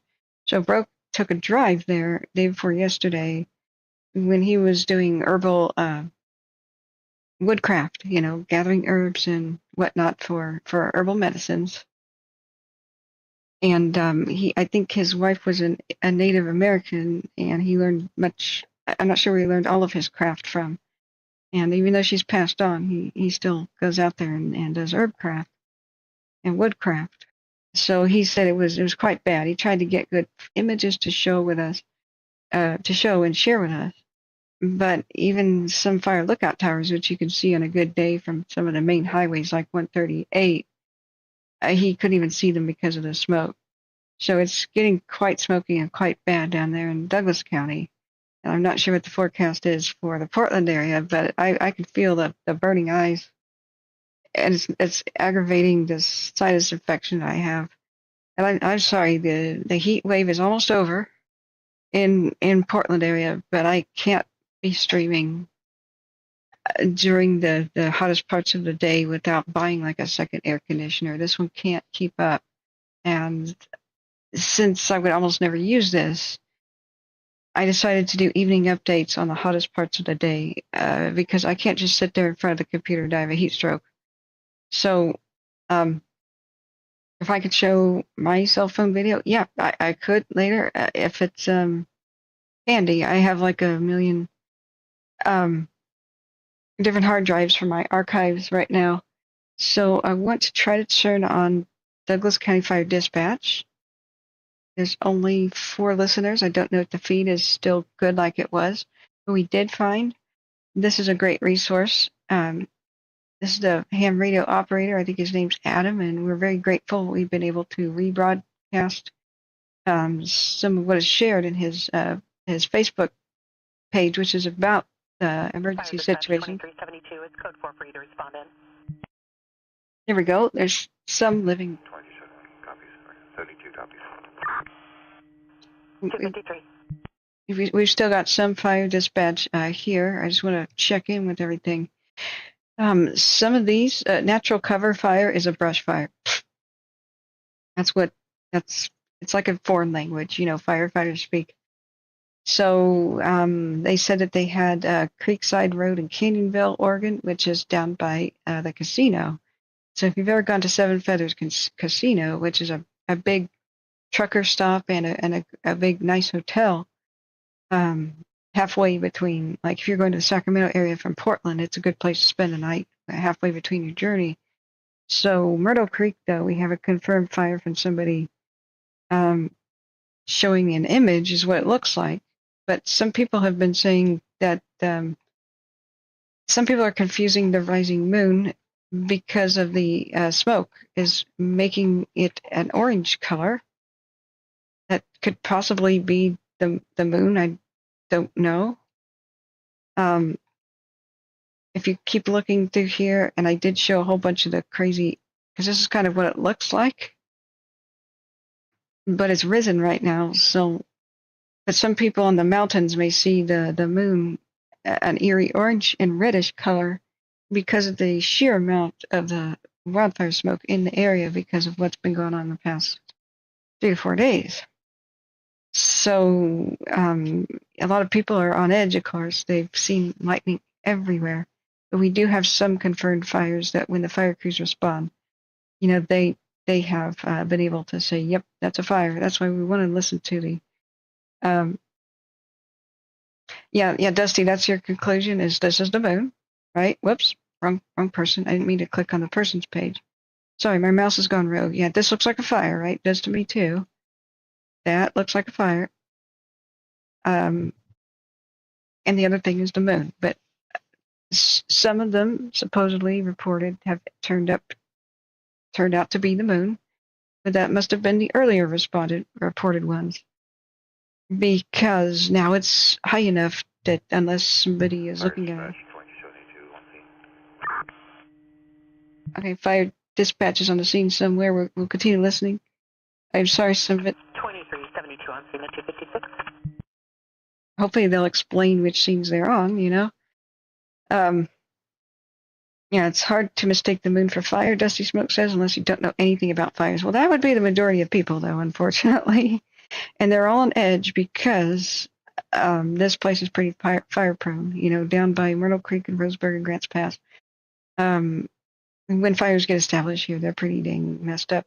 So I just want to show people I'm worried for more than just the Douglas County area. I am now pretty concerned because we've had almost no meaningful or measurable rain, and it's been exceptionally dry with back-to-back heat domes hitting the Portland metro area and most of the Willamette Valley. So the Tillamook Forest and even places of the Coast Range, west of Eugene, all the way to this is not showing the red flag. It's pretty much red flag pretty much all over Oregon and all over Washington are susceptible to fire in ways that they usually are not. So I am very, very concerned now that we may be seeing fires and lightning perhaps trying to start fires at places like the Valley of the Giants, which is the last little section of old growth, untouched old growth, never logged ever, period. It's a very tiny little valley, like less than 5 square miles. And we just had a road washout, so even if fire crews raced there from places like Falls City, those are some of the largest trees and oldest trees in all of Oregon, and I am scared to death for them. Because last time I visited there a couple of years ago in May, there's a stupid sign that said, "This is a experimental forest. We're never going to clear any of the dead and down timber.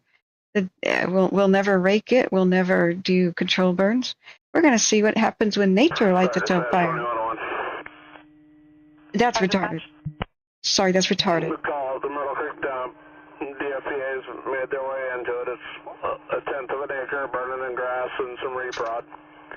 They're going to be able to handle all fire units are clear and available off the Myrtle Creek dump call. Awesome. Okay. Good.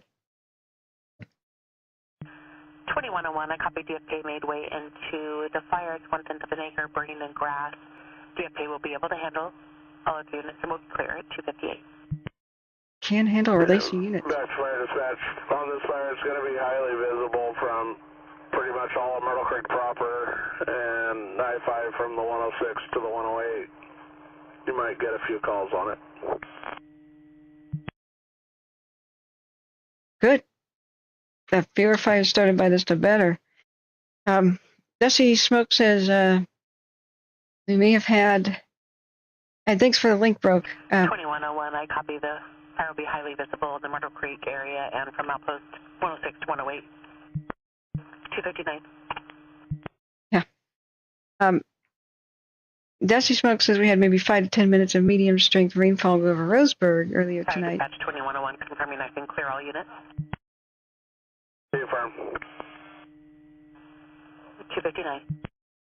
Great. Well, if those units will be off the dump fire, that is what we were just showing here a second ago, where somebody submitted a photo that was supposed to be on the other side of the dump, I guess. So, great. Now this clears them up to go look at some of the others that were in the area. So, the U.S. Forest Service, Umpqua National Forest, has basically closed much of the forest because there's just so many crazy fires in the area. Dispatch 1183. Fire dispatch. He shows available.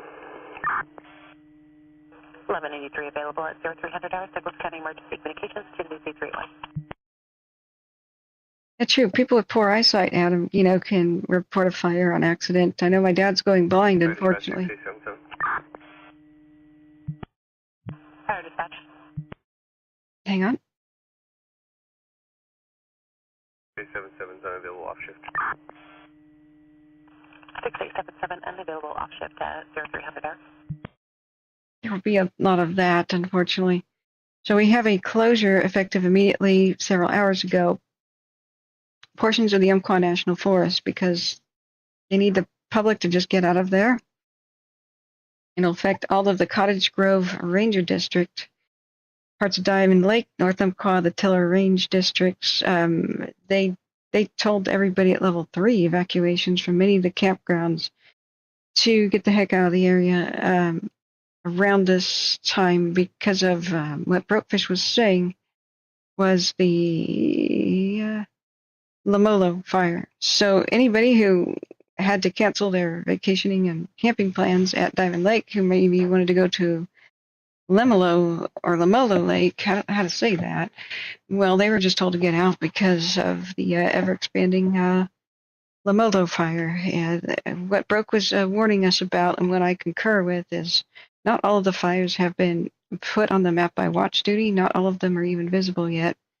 Even the ones from the lightning strikes that ripped to the Central Cascades from Klamath Falls pretty much towards Mount Hood, not all of them have made themselves known yet. If you look at this good example from CBS Philadelphia. This is an example of a tree on fire, that when lightning can strike a tree, it could be pretty dang invisible with almost no smoke.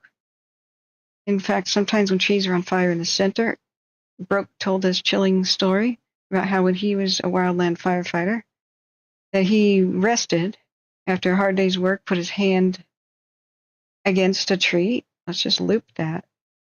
Let's just loop this video. This is an old video, of course, but a good example. That he just put his hand to rest against a tree, and it was hot, and that tree was on fire from the inside out, and you just couldn't even tell, even walking right past it. I've had a personal experience like that before, where I couldn't believe it. I have a nose of a hound, like a foxhound. Like, I know when something's going up, you know. I'm the person who knows Fire when the dispatch food. 2101. Yeah. I'm still showing 1983 and 1984 on scene at the Gasley Road. Are they going to be on scene, or do we need to clear them? They're still on scene, working on that fire with DFVA. I copy. Gasley Road has a fire with crews on scene. We're listening to Douglas County. Oh, let me change. We're listening again to Douglas County, Oregon Fire Dispatch. And this is giving us good information about what is to be feared and what is not. So the one at the dump is under control, but it's very visible. So a lot of people are freaked out. In the Myrtle Creek area, I got some personal calls saying, please go live. I'm like, it's midnight. They're like, please go live. Just look at the radar. And I did. I went, oh my God. Okay, yeah, it's time to go live. Then Broke started ringing me off the hook, and other people began texting. So this is an example of how whenever lightning hits a dead tree, this is basically the result. Living trees mostly can shrug off lightning. I mean, they'll be damaged, but there usually isn't a fire. But there's a huge amount of dead and dying trees in Central Oregon Cascades because of the crazy 2020 fires, and they never salvage logged. Salvage logging means salvage the situation and try to save any of the wood on an already dead tree. But dead trees in the landscape are the number one threat to everyone. Dead standing up trees are the number one threat to anyone during fire season, because July through August is lightning strike season. It's normal to have thousands of lightning strikes to California, Oregon, and Washington. It's normal for it to be super dry this time of year. Don't ask me about the heat domes. That might be a climate change thing. You know, we don't debate that stuff here. But lightning strike season is a seasonal thing, and always has been, July and August. So they did not salvage log. Environmental groups, I guess, blocked them, and then the Forest Service gave up. I don't know why, but there are millions of dead trees just still standing up in the landscape who have fully dried out. Takes them a couple years to fully dry out. Living trees have thousands of gallons on the inside of them, really big ones. And so they don't burn the first forest fire that comes around, just the limbs do. But by the time a couple years goes by, you have brush that's grown up at the base of the trees. And then you've got millions of dead trees in the landscape from those incredible amounts of forest fires. Pretty much, lightning can move through a region, and it's like impossible for it not to strike a bunch of dead trees. So here we are. We're in a nightmare scenario. So when it strikes a living tree, sometimes just the one tree dies. But when there's a dead one, the heartwood will burn. The tree will collapse eventually, and it'll spray burning pieces. The shattered tree will spray burning pieces all over the landscape. And that is the nightmare scenario we have right now. All over Oregon right now, this is happening. And so they do their best. Wherever there's a confirmed lightning strike, and there's been thousands, they go out there with aircraft and they try to use every tool possible. They use the infrared, they do everything. But until the actual tree shatters down and it becomes like a couple acres of a fire, you're not going to see a lot of smoke that drifts above the tree line. You're not going to be able to detect these fires. So these are out there right now. And what just ripped through the area? A whole bunch of a lot new lightning and the wind. And the wind that just fanned up a lot of these.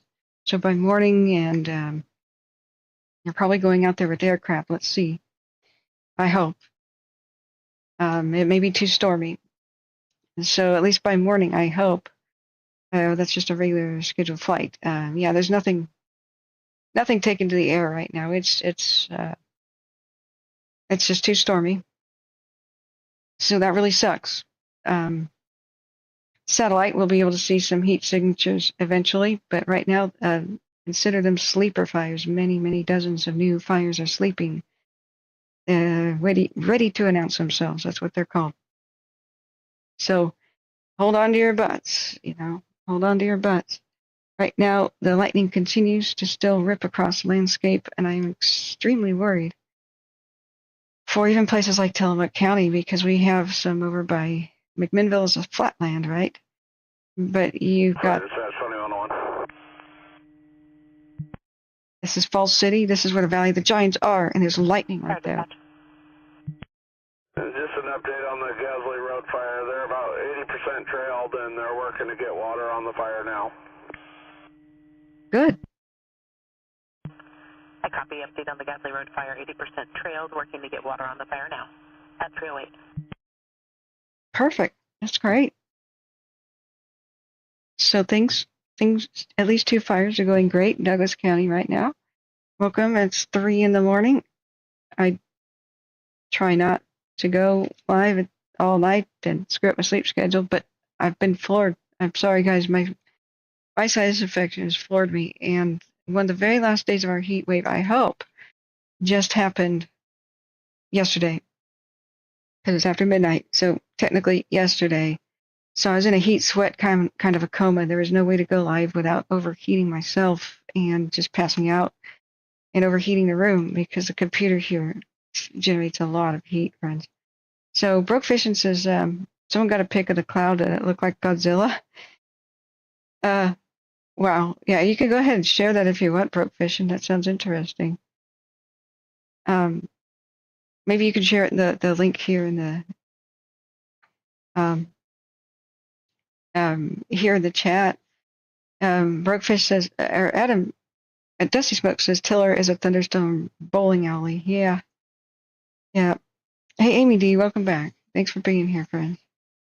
So Dusty was saying there's 5 to 10 minutes of medium strength rainfall going over Roseburg earlier tonight, but probably just kind of local, not for the big area. That's what we're worried about, because what we would want to see here. Oops, sorry, moving around the window in the wrong place. What we would like to see is red in the band, and we want the rain to move slower over the area. But the nature of these fast-moving thunderstorms that come up from south to north is they run, even if it's torrential rain, even if it's red. Alert, single vehicle MVA, milepost 140, I-5 southbound. Sorry. Even if it's red and torrential, like pink is like hurricane rain, but red, which we saw a little bit in California. I'm going to mute that horrible sound. It's just for a medical call. Prayer sent for those involved in whatever vehicle accident. Single vehicle MVA, milepost 140, I-5 southbound. Okay. What we want to see is the red torrential rainfall, because these move by so fast. So what we're seeing is green is light rain. Sort of like the spots of yellow are like a little bit heavier, but they're running so fast that only red would make a difference. Only red would really wet the area. Correction. Unknown injuries. Jeez. Sorry. Hope the webcam is in order. Oh, I never tweeted that I was live, and I never put down the links to how people can donate. Please hit the like button to help people find this information. We have to trend in order for people who are Googling us to actually find us. So let me get the links to how people can donate, especially to the laptop fund, so I can take this show on the road. It'll take a very robust laptop, but we are donation-based, and we don't want to turn on ads,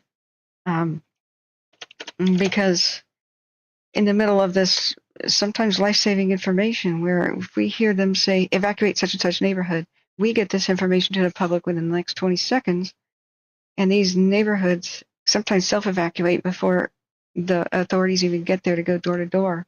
So we've gotten feedback. We have made a huge difference. We have saved lives here with the Wildfire Tracking team. So we just can't just turn on ads because YouTube will display them on top of totally life-saving info. I will have no control of when they even play. So we want to be donation-based. And besides, I just find that distasteful. I don't want somebody making. I don't want somebody making money off of disasters. We have little towing that was driving by. They're currently on scene with the female driver. The driver is declining medical, saying she's not injured, but the vehicle is high-centered on the wall. Oh, thank goodness they're not injured. Copies will be sending down. Oh, good. Thank goodness they're not injured. That sounded like a bad accident from what they were describing at the moment. I do have to eat, though. I do this for most of the summertime, and last year... 6874, copy, you're sending down at 313. Last year, I streamed from, I think, June until... Dispatch 2404 is en route to the station. Till December. So... 2404, I copy you're out to the station. Did you copy that the female driver is not injured, but the vehicle is high-centered on the wall? All right, I'm going to kind of mute that for you guys because there's so many medical and this and that talking about the car accident. I'm listening to it, and I'll unmute it. I'll unmute it if need be. So the first time I did Firestream in 2020, I mean the very first time was during Paradise, but that wasn't speaking to the public very much. The first time I decided to give people fire information to forward on what the when I realized that people don't know where to go or what to do because you have to have a million social media accounts and fire info is scattered throughout different websites, social media accounts, the sheriff's office of here, the Forest Service of there, the county office of here, the Twitter of the public information office there.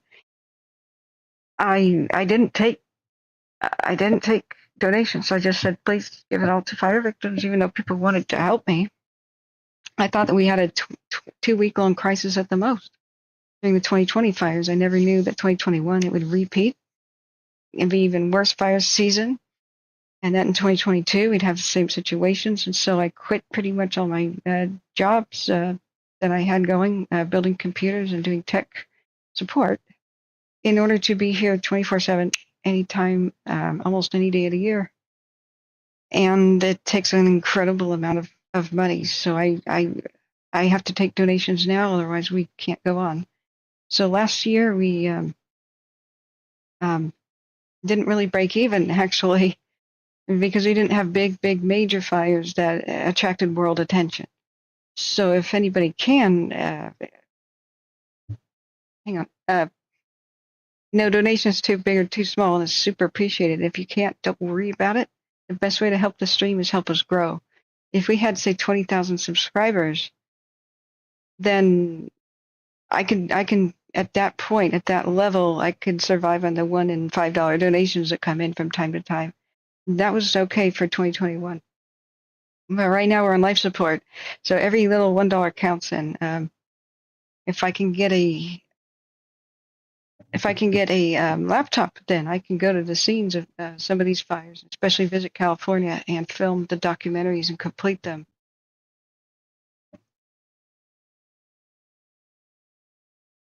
Okay, sorry, that's more. I'm still listening to Douglas County. They're still talking about a car accident. So I reluctantly have to take donations, otherwise I starve to death and get thrown out into the street. But I hope people understand that. But that's why we are so grateful, everybody. We are getting closer and closer to our laptop goal. We are now around $2,800 towards the $3,500 laptop goal.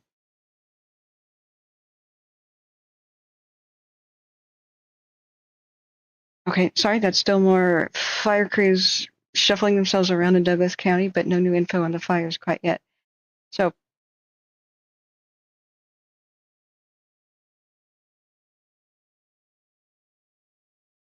sorry, there's more public assist messages. I will unmute that if it's fire related again. Yeah, Dusty says, I haven't heard of anything groundbreaking, Cheryl. What was your question, Cheryl? Sorry. Yeah, you do get the gold star. Anybody who's hit the like button gets a little heart from me right now. We're fighting the stupid algorithm. So what happens is a lot of people subscribe for a bit. We'll get a couple thousand new subscribers per year. And as fire seasons end and people don't want to know about fire anymore, they don't want to hear about it, we get a couple thousand people unsubscribe. So what does that do to the YouTube algorithm and whether or not our channel gets in search? Like people could type in right now, fires in Douglas County, Oregon, and not find anything. Lightning strikes, wildfires, Douglas County, Oregon, and not find us. Why does that happen? Because the algorithm is automatic and it thinks that all of us are entertainers. So if I suddenly have 3,000 people unsubscribe, even though I'm doing very good fire education, like here's an example of a tree on fire invisibly that you can't see from 20 feet away. Only if you walk up to it, see how the smoke gets sucked back into the tree. Like this is probably what is happening right now in hundreds of places all around Oregon, and Western Oregon especially, where there's a lot more trees, especially dead ones. Anywhere that lightning just struck these trees, we will just prepare yourselves that even though lightning storms may move on, they're going to be finding new fires. It'll take a few days for these trees to burn through, collapse, and spread as they shatter, flaming pieces all over the landscape. So even though we're doing this good fire education for people, even though I have real firefighters ready here to answer people's questions on the line, when a couple thousand people unsubscribe at the end of the year, it thinks I've insulted or offended thousands of people. That's the only reason why people generally unsubscribe from YouTube entertainment, right? And so the bots and the algorithms think that we're all entertainers. So we get slammed every single year, even though we might have more than 14,000 subscribers at one point. We get slammed every single year back down to being chopped liver on all of the search results. That's why we have to spread by word of mouth. That's why you are a hero if you hit the share button for any of these streams and put it on your own social media or text these videos to anybody you think may need this info, especially the old elderly or anybody boomer age or older. They don't know how to find the fact that we exist. It wouldn't even occur to them to check YouTube for something like emergency evacuation info. So that's why you're so important, guys. Just even hitting the like button helps more than you know. And sharing does a lot more than you know. Check my direct messages. Okay, sure. You got a picture for us? Broke? Okay, wow. Yeah, is that a real photo? Goodness gracious. Yeah, let's hit the button for open in browser. Is that wow. That must have been captured on somebody's do you know how somebody captured this actually, Broke? Usually lightning is on. And amazing things are when people set up their long exposure cameras for hours, and you could wait a lifetime and never get an image like this. Oftentimes it's from people's home security cams. So, wow. What is the origin of this photo? Yeah, Oregon's in a state of emergency still because of the red flags everywhere from here to basically Vancouver, Washington. Vancouver, BC, excuse me. So all throughout Washington, we're red flag. Cheryl says, I have computer problems here, simply asking if I'm sorry, can I help you with any of your computer problems? I mean, as long as it's not a Mac, I'm pretty good with Windows. I can walk you through a couple, maybe. Listening to fire dispatch for Douglas County still. Let's unmute it. A I second. haven't heard from 1,900 units. Do you need me to send a second page, or can you handle on your own? Okay, never mind. That's Mel on that Gasly call. okay. So he's saying the Gasly Road call. There's a whole bunch of fire units, and I'm not sure if that is in Roseburg or not. We could try to figure that out. But the dump fire, which a lot of people will probably call 911 in Myrtle Creek, is only 1/10 of an acre, but it's burning at a dump, so it's got grass and stuff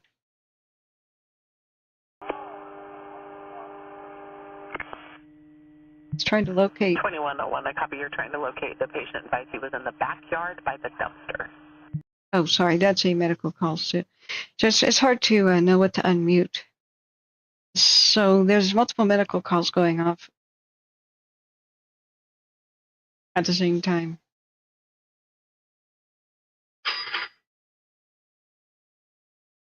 Oh, thank you so much. I think we just got another donation. Oh, thank you so much, Jordan L, for your kind $40. Wonderful. That's wonderful of you. Now we were going to hang on, more radio. Try to buy a laptop during the Prime Day sale, and unfortunately, with all of the super chat and super sticker donations, there's a 30-day delay. There's a 1-month delay, I should just say it. So if we take any donations via super chat, super sticker on YouTube itself, not only does YouTube take 30%, YouTube but the PayPal links in the chat do not. PayPal, Cash App, and Venmo do not. Okay. Not only does YouTube take 30%, but they delay. So any of the donations for June get released around the 21st, which should probably be right about now. So we raised, by the deadline, by the cutoff date in June, we raised $430 via YouTube. But that should have just arrived in the bank account of mine that's connected to YouTube. Unfortunately, most of the July donations that came in are going to be delayed and will not be released to me until August 21st. So 21st is usually the payday. It's somewhere between the 21st and the 23rd. So it's more important, if anybody absolutely can, to try to use the Venmo, PayPal, or the Cash App. And I'm trying to add more payment methods possible so that people don't have to sign up for new things. Here I was ready to go shopping on Amazon Prime Day, and they had like $1,000 off this and that laptop, and YouTube was sitting on $900 to $1,000, and I had 74 cents in the bank account. So we didn't quite meet though. We still didn't quite have all of the money necessary for a laptop, but the good news about that is that we'll have more, What we did do, and I have some packages back there, is we got a really killer deal on 4 terabyte solid state drives. I need one for this computer right now. My old one died. So I have an NVMe 4 terabyte solid state drive for this computer, which will help everything be snappier and faster. For only $209. So I was able to utilize that a little bit. The dying webcam, I got 2 different candidates, and we'll take back the one that doesn't work. Just I haven't been able to set this up yet. I was hoping to take the day off today and tomorrow, but the new lightning strike storms here have not allowed us. Andrea Kamara says I got some hiking poles for Prime Day. That's awesome. Yeah, thank you, Foyo. Thank you. Thank you for the kind PayPal donations. Every dollar counts. So we've had 533 views right now. And just if 20% of all the viewers donate $1, we'll be at the laptop goal in no time. And then some. We'll improve the audio quality, for example. So I have a good professional microphone, but no way to tilt it upright. So I got a right angle adapter, but it's so heavy that we'll need a boom arm that can handle it. The lightweight one I got didn't work. So Andreas Kamara says, can hike now to the burn areas of San Diego County. Yeah, if you want to take a lot of photos, then in the description of the video, right here, this is my email address. It's Catherine.Davidson, my name, .wildfires with an S at gmail.com. I do like to put share people's, from the scene, photographs of any kind. So let me look at the radar. I know it's been showing for you guys. I don't think anything will hit Portland. It's unlikely. Most of it's trending to the west, but I am super scared. If you go in west of, let's see, where was it that it just showed? Falls City. Is that west of Corvallis? I don't know, but west of Falls Cities is the Valley of the Giants, which is one of the last old growth stands that have been untouched by logging ever. Yeah, Falls Cities right here, west of Monmouth, Oregon, and Albany, Salem, basically. They had a road washout, so even if fire crews raced there, and we've seen a couple of lightning strikes, I don't think they could save the Valley of the Giants. As I was trying to explain before the radio talked over me, unfortunately, last time I went there, a couple years ago in May, there was a big sign that announced that it was which is stupid, an experimental forest, which means we will not do any control burns.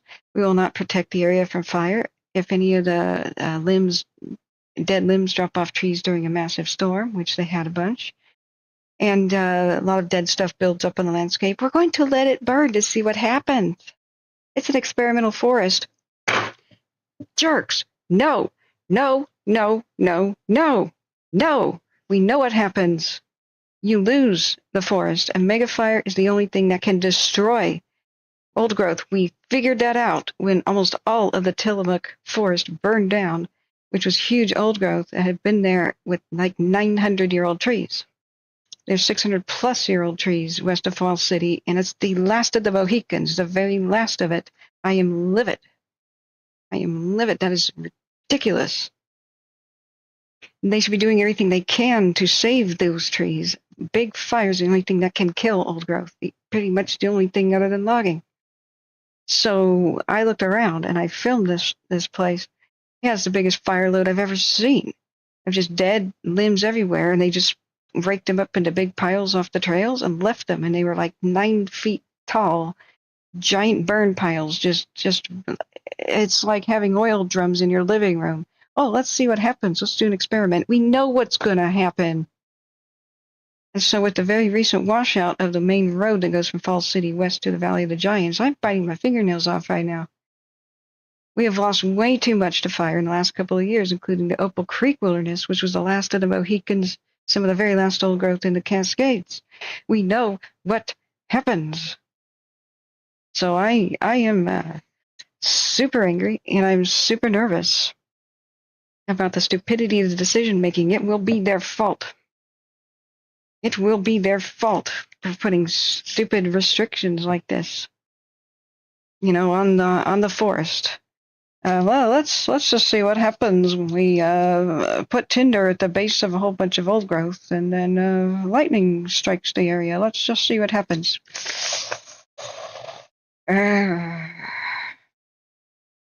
So, Valley of the Giants should be a national park.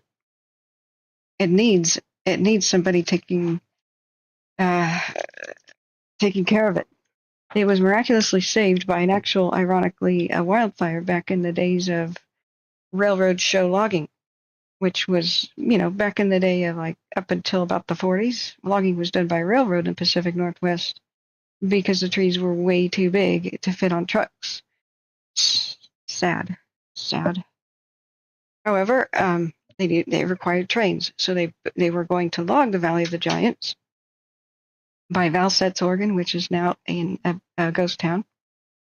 Unfortunately, the logging company, Valsetts, is not here on the map, and unfortunately, it's just west of Falls City. I don't think if we zoom in, we'll find it. Anyway, the logging company owned the town and much of the timber tracts, and so in the 40s or 30s, they had built a huge railroad trestle, which is a bridge to the Valley of the Giants, and ironically, a wildfire destroyed the trestle. So they counted the beans, the accountants did, and they found out if they spent the money to rebuild the trestle, they would break even on the logging.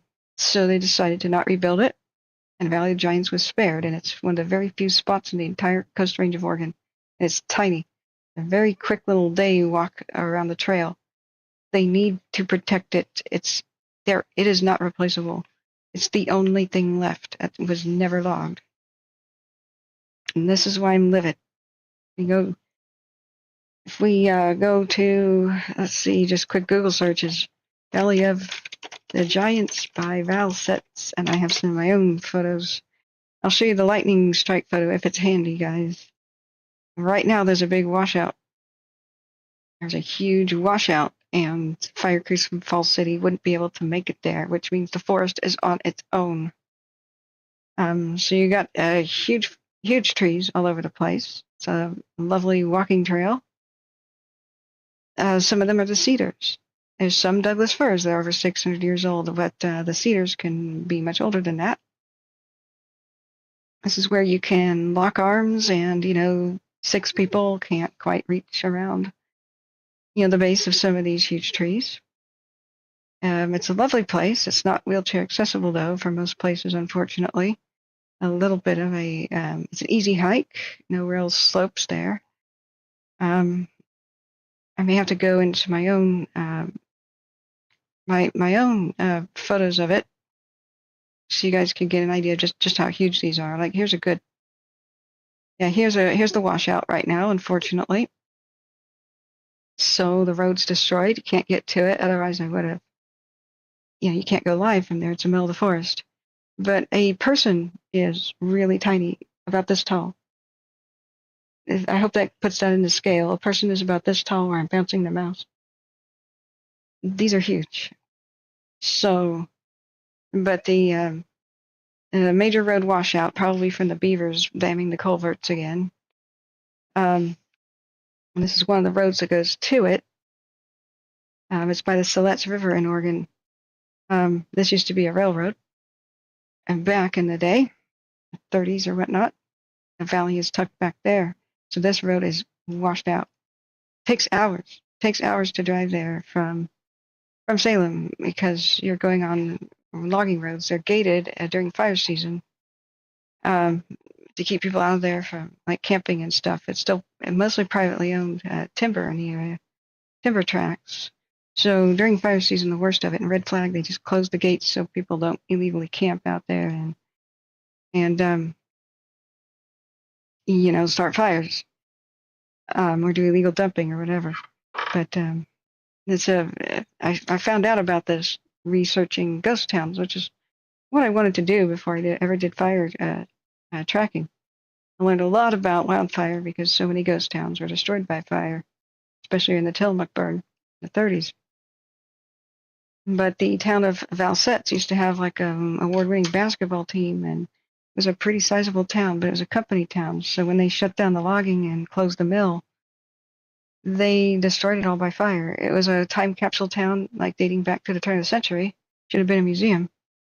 Should have been a resort for the lake that they had. They had a big mill pond, which was basically a proper lake.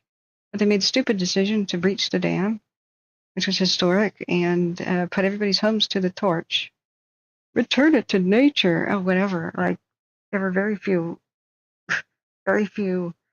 buildings ever out there, ever. It's so remote.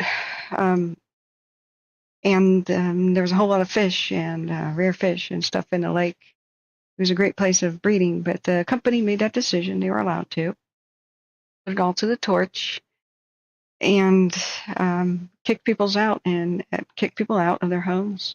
Just say, we're closing down the town. It no longer exists. Post office closed. Store is closed. Dance hall is closed. Everything's closed. Get out. Get your stuff out because we're lighting your house on fire. And when did that exactly happen? Valsetz, Oregon. I think it was in the early 80s. Just suddenly, get out. So, let's see here. 1983, Boise Cascade announced that all operations would cease. So the population was 300 at the time. So in 1984, the town and most of its structures were removed, bulldozed, and everything was basically burned. And then the reason they did that was greed. You can't grow anything where a lake is, so they drained that lake and it became the Valsetz Tree Farm. So they drained it in '88, and now you can barely see that anything else is out there. But the people of the town didn't want to leave. It could have been just a hunting and fishing and a tourist destination for some of the last old growth ever on the way to see the Valley of the Giants that could have attracted people from all over the world. But no. Some decisions are incredibly stupid. It could have made them a heck of a lot more money than a tree farm, but hey, corporations are stupid. So I think the Valley of the Giants might have its own page. Ghost towns, yeah, like none of this is there now. This is their old train station. It was a fully fledged town, man. And these are all time capsule historical buildings. Burned. Just burned. I even struggled to find the locations of most of these, even though you can go there with the town map and even with geolocation. It's just a bunch of bricks and rubble and stuff next to where they say a lake used to be. I drove down the main street. There's a couple of bricks. Every once in a while you see the remains of a chimney or something. Ras says it's the Beaver Mafia, yeah. Hey, Brad Powell, thanks for stopping in. As we're covering mostly the crazy amount of lightning, I am still listening to Douglas County. No, they kicked. Whoops, it stopped for some reason. The feed dumped, and I had to reconnect. Okay, we still are listening. Okay, that's just a medical aid situation. Okay, I reconnected to Douglas County because we've had an insane amount of lightning strikes. But yes, we can go, surely, we can go down and look at what's going on in California or Eastern Oregon or anywhere. We need to get up to speed on what happened in Eastern Oregon today. Brad Powell says I watched some of them burn in the CZU fire. Trees in Henry Cowell that were way bigger than 6 people could link their arms around. Yeah, I know. So, what about Henry Cowell and Felton? Oh, are you talking about there being a fire there right now? Santa Cruz? Oh, I thought you were saying that there was a fire there right now.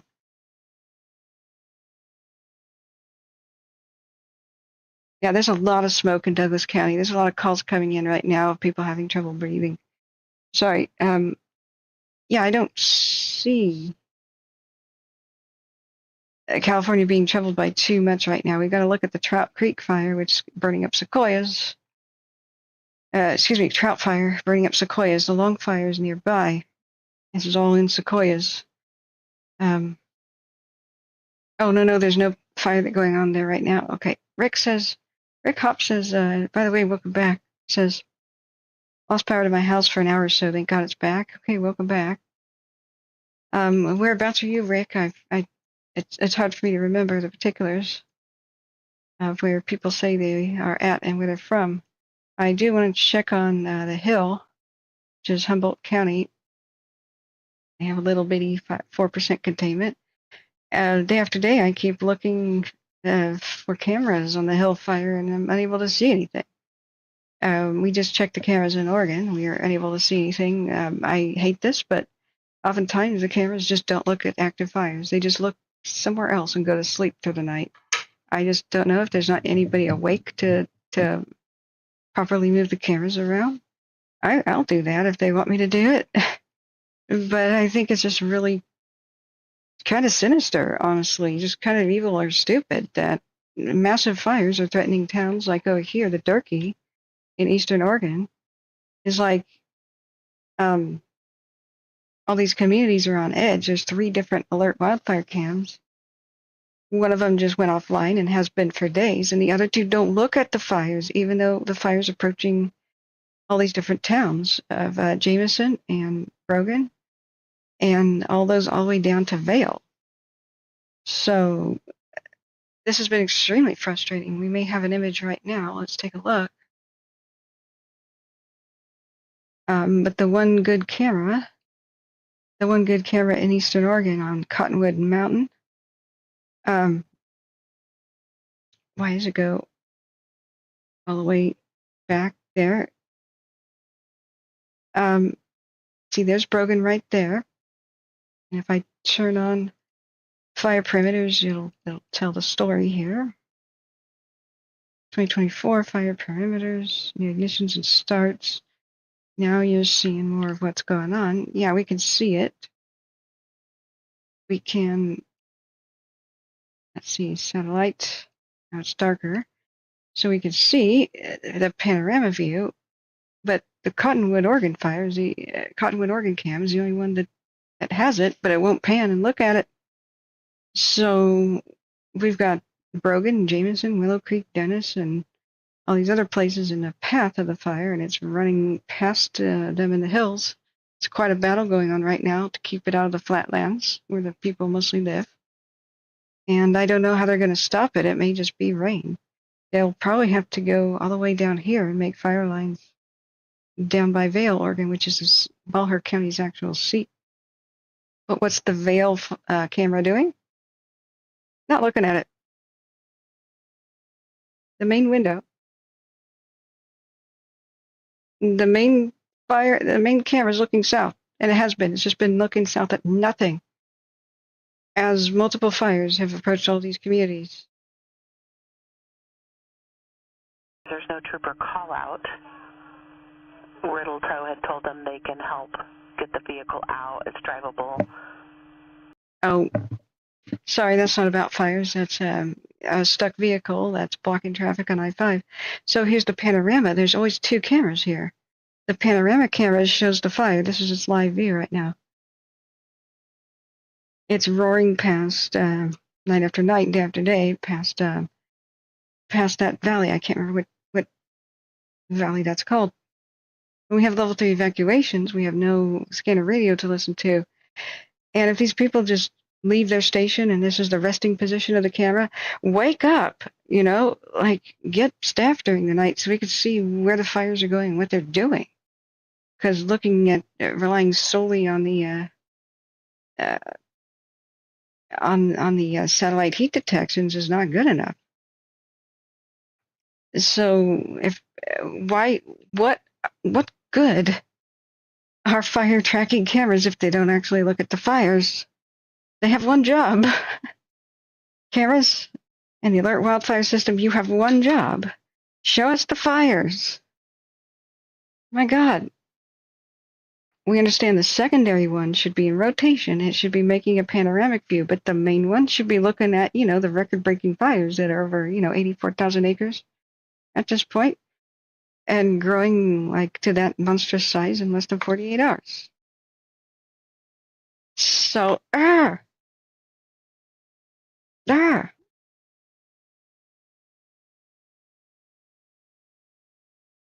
Okay, so here's current satellite. So I'm still listening to the dispatch of Douglas County. Right now, we're not seeing too much heat with the Durkee, but we're seeing heat far away from where it has spread. It could be drifting smoke. We don't know. This is why we need the cameras to look at it, and then we can see which way the smoke is going if we do a time lapse of the cameras. Yeah. Oh, Brad, you were just talking about old growth. Yeah. Let me look back at the chat. This gives me agita, to use the Sopranos thing. It's giving me agita, making me anxious and upset because the same thing goes with the people affected with the fires. The less you know, the more anxious you are, the more you're mad. The more that you're mad about the situation, the more you keep people informed, though, the more people cooperate. If they know how big and bad the fires are getting near them, they will cooperate with things like evacuation. But if you keep them in the dark, how do people get information? The rumor mill. The rumor mill. That is not the way you want people to get information. So we do have at least 2 fires that are still going on in Douglas County that were started by these lightning strikes. The Durkee, we need to check up on it. I need to understand what's going on. Malheur County is a huge county. It's like one of the counties of England. Okay, fire crews are just checking in with dispatch for the most part. There's constant chatter, sorry, it's distracting me. But they're going well. Both of those fires are going very well, as far as we can tell. The one at the dump is very visible, but not as bad as it looks. And the one that's on Gasley Road, and that's by Myrtle Creek. Gasley Road, I'm not sure where that is. It could be Morrow Creek or Roseburg or anywhere in Douglas County. It's a huge county. but it's near the I-5 corridor, so lots of people have been calling in and calling 911. So, by the way, this Cow Valley fire, 134,000-ish acres, suspicious. Malheur County Sheriff's Office wants to know if anybody has any information about who may have started it. Same thing with the Bonita Road fire. This could actually be arson. These started the same day, right as the red flag was forecast for the region. So we may have firebugs here. We may have insane people here. We may have, who knows why people have started these fires. And sometimes revenge. Revenge on the world, including revenge on the world, or revenge on the county, or revenge on my neighbor. Sometimes revenge is the number one motivation of pretty nutso arsonists. So just as they got the Cow Valley under some semblance of control, after it reached 134,000 acres in just a couple of days, and then we have the Durkee start, which may have been lightning. I don't know. But the Durkee started in Baker County, and it rip-roared and raced in the last 48 hours to the other side of this poor little valley where they were on pins and needles, where Brogan, Jameson, and whatnot is. They did a great job stopping right here at this line, right here. They did a great job stopping the Cow Valley from getting on this side, only to have the Durkee fire scream south. And I don't know what's going to stop it now. It's in the burn scar of the 2022 Willow Creek. Maybe they still have some fire lines there that they can refresh. But unfortunately, the nature of these wildfires that are tumbleweed and grass fires is everything grew back by now. So it's not like, oh, there's less fuel. Now everything grew back by now. So who knows what they're going to do to try to stop it. It may go all the way down to here. And maybe somewhat soon, depending on how strong the winds are. So we're taking a look at the Durkee.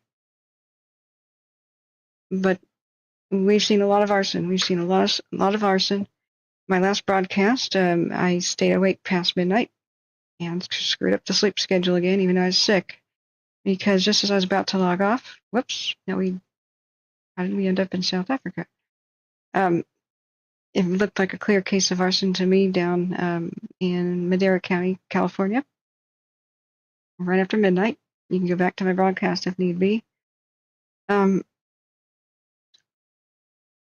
on, fire dispatch is talking in Douglas County.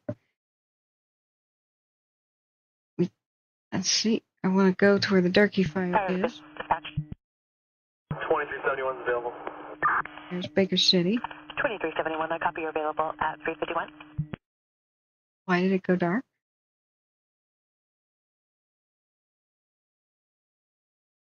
Sorry, that's what most of when they say fire dispatch or fire engine, blah, blah, blah, I unmute it. Okay, why does it take us to Alaska? I guess if we zoom in too much, it takes us to a random place on the globe. I don't understand what's wrong with this website. Okay. But you can see the swirling wind right now. These are wind gusts.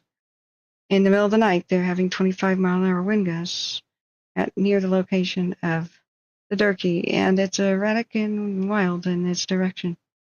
We can go back towards western Oregon, too. There's Crater Lake right there. And you can see a whole bunch of wind. They have 20-mile-an-hour wind gusts from Roseburg to Eugene pouring off the coast. And that can be totally erratic and crazy because that's where the thunderstorms are right now. Still, this is a live look. So we still have lightning strikes and wind. Hold on to your butts. This is just the situation here. And great. This is regular wind, not the gusts. So when we look at Ventu Sky, which is the pastel, different one you can see now. Oh, okay. Yeah, there's a lot happening by Eugene and Cottage Grove and Myrtle Creek and Roseburg. Oh. So it's where the thunderstorms, higher elevation, the wind's going towards the north, pushing the thunderstorms to the northwest. But down at the ground, Oh, opposite direction winds coming in off of the ocean, but almost no rain. So whatever the lightning just started here, these winds can potentially fan them up. That's why Douglas County's in crazy whack-a-mole status right now. So Amazon Welcome says, I'm in Eugene, lots of lightning here and windy. Yeah, we could see. Yep, we could see. Here's Eugene and Springfield under that small, thing. Yeah, that's why we're on watch right now. We're listening to Douglas County, but we may have to switch to simultaneously listening to fire dispatch from places like the Eugene, Corvallis, and Salem area from time to time. So, Cheryl says, up here, when you mean in Canada, the indigenous here have by law the right to use drones. So that's one way they're helping with the fires, is using preventative, pre-burning the landscape before fire season, and it seems to be helping. Of course it is. They know what to do. The natives, we went to Norway again. What the heck? No, we went to Antarctica. There's something wrong with this website. I don't know how it does that. But that's I have to highlight the racism of a lot of the wilderness designated areas. They're calling wilderness like untouched by man. No. Okay, the Indians and natives were here for about 28,000 years at least. Now that we have verification of that, we have human remains older than 17,000 years old. Okay, they found a shoe that dates back with carbon dating past 14,000 years in Oregon. It's the oldest sandal actually found in the entire world, intact, made out of woven grass, easily dateable. The natives have been here, making it safe for old growth to exist for probably 25,000 years. There's a controversial footprint dating down at White Sands, New Mexico, but it's actually looking stronger that it's dating to around 28,000 years ago to 25,000 years ago. So the Native Americans, it's totally racist to believe that, old growth is natural. It's just what happens when you don't log. Wrong. Old growth is extremely vulnerable to megafires, and so the Native Americans worship these trees as big spirits, as important protective spirits. The big forests are their cathedrals. They took care of them. They packed mud at the base of the trees where their bark is missing. They did constant control burns to fertilize the area and not allow a lot of brush to grow up at the base of the trees.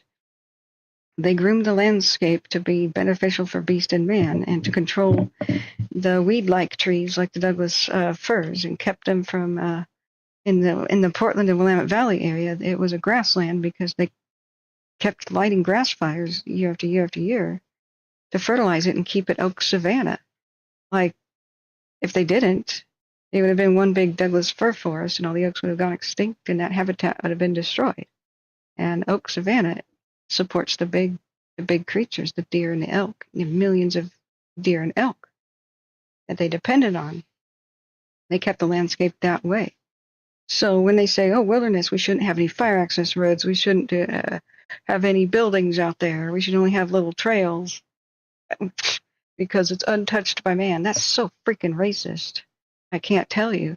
The idea that old growth is safe from fire and humans don't need to protect old growth is racist.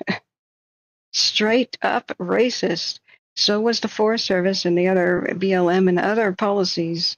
We know better than you Indians. Stop putting fire in the landscape with control burns in the preseason when it's wet. We know better than you. We should always just prevent all fires, period. Racist, okay? We're just kind of starting to leave that way of thinking, but please, we do have to leave that behind. And if a lot of these environmental groups, unfortunately, are not with the program, they're still echoing the racist sentiment of, you just forest takes care of itself. Just roads are bad, and we don't have to take care of the forest. Write your environmental group and tell them they're freaking racist and wrong, and you're not going to write them more checks unless they revise their line of thinking. We need to get the Native Americans. We need to learn from them. Shut up, shut our arrogance up, sit down, and class is in session. We need to learn. How have you been doing this for thousands of years? We're finally ready to listen because you did it right. We have trees older than the Bronze Age and the sequoias. We have trees from the Bronze Age, I'm saying, older than Jesus. You did something right. Let us learn from you. That's the way it needs to change. But meanwhile, sometimes the pace of change is slow. So we are continuing to monitor the situation. Watch duty, I have to clear on my phone. I don't know that watch duty still has much of a presence in Oregon, not like they do in California. Thank you, everybody who has hit the like button and shared the stream. We spread by word of mouth. And thank you so much for the kind donors today. The donations of $40, super appreciated. The super chat, super appreciated. We don't want to run ads during a disaster. We don't want corporations making money off of disasters like this. You know, we want to just be here, and we are the hero helpers. And I find it distasteful, but we have to have a bigger subscriber base with more frequent but smaller donations to survive as a channel. So everybody who's hit the like button and subbed, you are super appreciated. But spreading the word by word of mouth, just hit the share button and text us to anybody you think could use the benefit of a wildfire tracking team. You know, we're here to help and help monitor these situations best we can. I'm going to pan over. We still don't know much about the Durkee fire. It's spreading out in different directions. We'll have to take a look at Baker County Sheriff's Office and read the updates. I wanted to do a quick satellite look-see. All satellites are on, but I was not expecting a heat detection in Western Oregon right now, other than, you know, these little snowflake-looking ones are from a while ago. We do have one heat detection from somewhere between 1 hour and 6 hours ago. This is by which fire now? The Pine Bench fire. So that was fanned up by the wind as the thunderstorms moved past. But other than that, no news is good news in Western Oregon. But I'm sure this will change if the heat of the sun starts heating everything up tomorrow. And if the wind persists, we're in red flag and probably will. Expect that a lot of the lightning strikes that have just lit fires in trees, and it looks like this, expect that these are sleepers right now. As it eats through the trees in the next couple of days, the heartwood of the tree and the trees shatter. We'll have and then a big wind event comes up, say 25-mile-an-hour wind gusts or whatever, then we will have dozens and dozens of brand new fires in this region. So Oregon's got to hold on to their butts. But right now, it's too stormy to fly, so they can't use the infrared from planes right now or helicopters like they want to. We have a good idea about where lightning strikes due to satellite data, and they'll make a note on all their little charts and all their maps. But they can't fly until the storms pass. And during the daytime, it'll be too smoky in general because of the other wildfires to see these fires. So these may not make an appearance for a week, but they're everywhere. And these are everywhere right now, and it's eerie. You can hit the play button, and smoke just gets sucked back up into the hollow of the tree. You can't see these from the air until they're a couple of acres in size. So the clock is ticking. They'll do what they can for those that they know about today. But just know that these are on the landscape. People will come into the stream and say, hey, there was no lightning today. That means all of this was a space laser, or it was arson, or it was Antifa, or whatever the heck conspiracy of the week it is. No, these are called sleepers. Very few of the lightning strike fires make themselves known the moment that lightning strikes. It usually takes a bit for, remember, some of it's accompanied by rain. It takes a couple of days for it to get dry, and for wind to pick up, and for the dead trees on fire to shatter and spread. If we are the luckiest, if the best case lucky scenario would be that more thunderstorms come by, but they're super wet without much lightning. And some of these trees, we may never know about them, just get rained out. Some of these trees on fire, they just get rained out. That would be the best case scenario, but I wouldn't bet on it because we have red flag everywhere. Thank you, Jan Johannes Smith, for liking. Thank you. I totally forgot to tweet that I was live, but oh well. Let's do that now. I'm not very good at the social media stuff. I just go live and I'm ready to report, and I have a stream and chat to juggle and images to juggle. So I can't be everywhere at once checking all the information. When you guys alert me to new information and tell me where to find it, then I will definitely take a look. So let me share to X or Twitter here. And I'm super obliged, guys, if you ever share my live stream. The fact that I am live on Twitter, like just share that to your own Twitter page. That'll help people find us. One of the best ways is to tag these fires, and I'm not sure what to call them. On X, like Central Oregon Fire Info is a great resource. They have the Jack Pine Fire.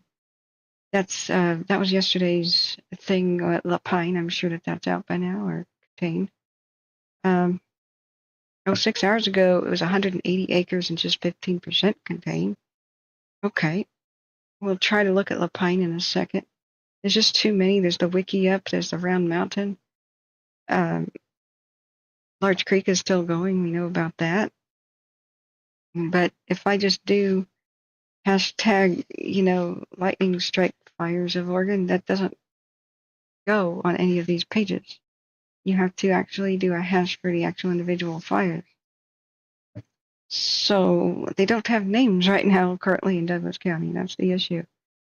Let me open up some windows, friends. It's I believe it's cold outside, but it's hot in here because of tremendous heat that my computer is providing right now. So be right back, friends. Just a second.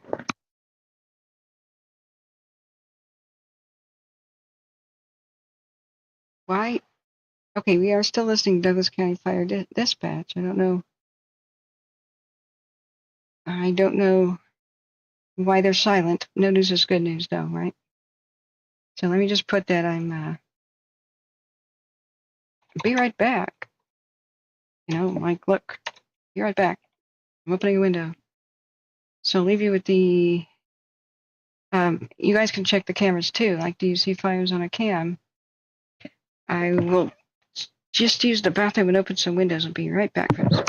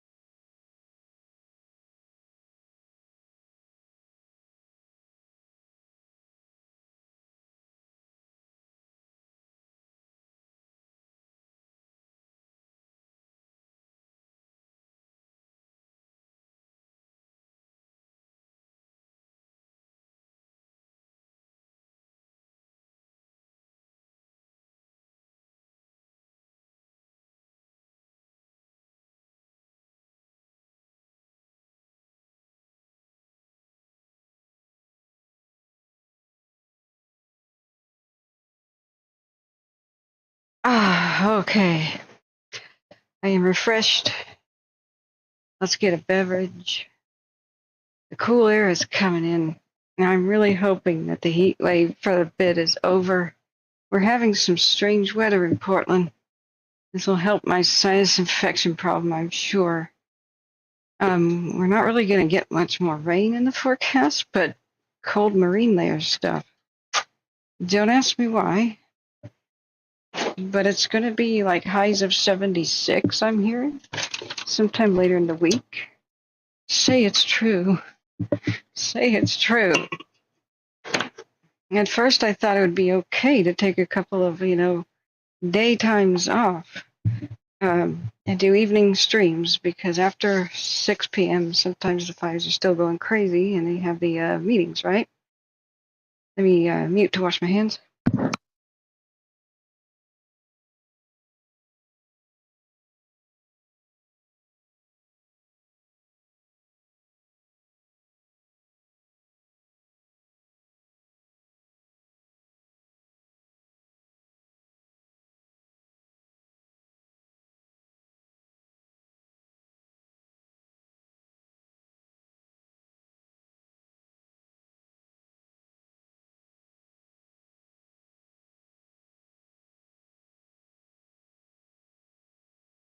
All right. Be back from the kitchen in just a second. Whoa. I just looked at the heat dome forecast. It was like, oh, yeah, Portland's going to have a heat wave for a week. And then they went, oh, it's coming back. So, like I said, I can't just buy a second air conditioning unit.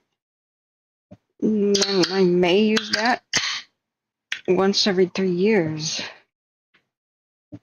I don't want to spend the stream budget on that just so I can be live during the hottest portion of the day. Honestly, I don't think my energy bill could handle it.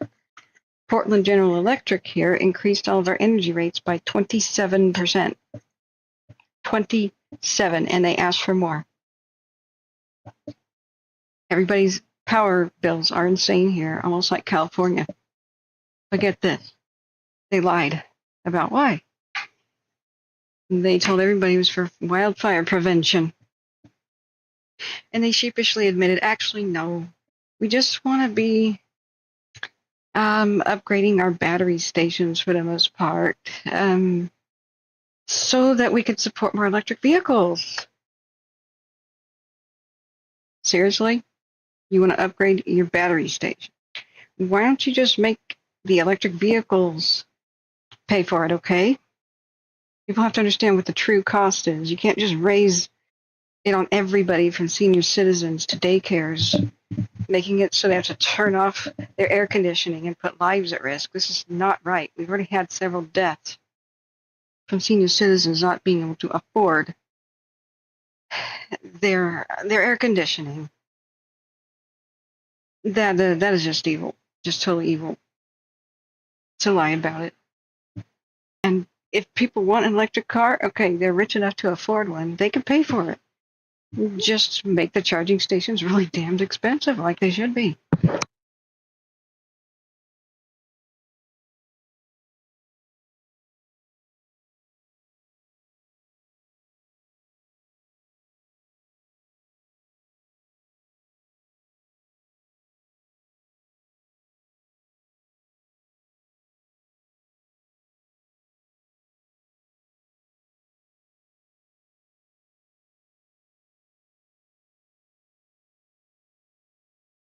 I'm also a bit suspicious about what the hell are they talking about needing a lot of battery stations. It's not like Oregon does a lot of solar. Okay, I'm listening to Douglas County. Okay, that was a medical emergency, I think. So I'm also just very, and the populace is kind of weird and suspicious. Like, we have Bonneville Dam, the Dalles Dam, and a whole lot of wind power. Not a whole lot of solar based in Oregon. We've got a lot of wind. Oh, I never tweeted I was live. Oopsie daisy, I'm back, friends. I'll get back to chat in just a second. Why do they need upgraded or new battery stations for any reason? The dams are always working and generating power. Mostly we have hydropower. We have the Columbia River, for God's sake, one of the great rivers of the world. And then there's huge windmills all over Eastern Oregon, like a lot of them. So they're always producing power. So why do we have to store them? With solar, you don't have that during the day. I get it. But Western Oregon, where most people live, the solar on your rooftop is a little bit of a joke because much of the year it's rainy and overcast. And we don't really have a lot of solar farms in Eastern Oregon, so why would they raise the rates on everybody? But everybody cried foul because PG&E already does really good wildfire prevention. They were not the ones responsible for the deaths and the huge wildfires of 2020. That was Pacific Power and Pacific Core. And they got their asses sued off for causing billions in damages and many deaths and erasing many towns in 2020. PG&E just did the right thing and turned off power when there were, 80-mile-an-hour wind gusts, which they should have by Mount Hood, and so Mount Hood didn't have any fires. So this is just kind of weird, we're not sure why, but they keep asking the Public Utility Commission of Oregon to allow an increase in rates, and everybody's bills is just going to say to the point where people just want to turn off their power bill and get off the grid. This is causing a lot more people to want gas-powered everything, gas-powered, natural gas stoves. Now my mom's thinking about getting a natural gas-powered stove, like hookup, installed in her house when they're trying to phase people out of that because people can't afford the electricity. So this is ridiculous. So I'm just going to say I'm live. I'm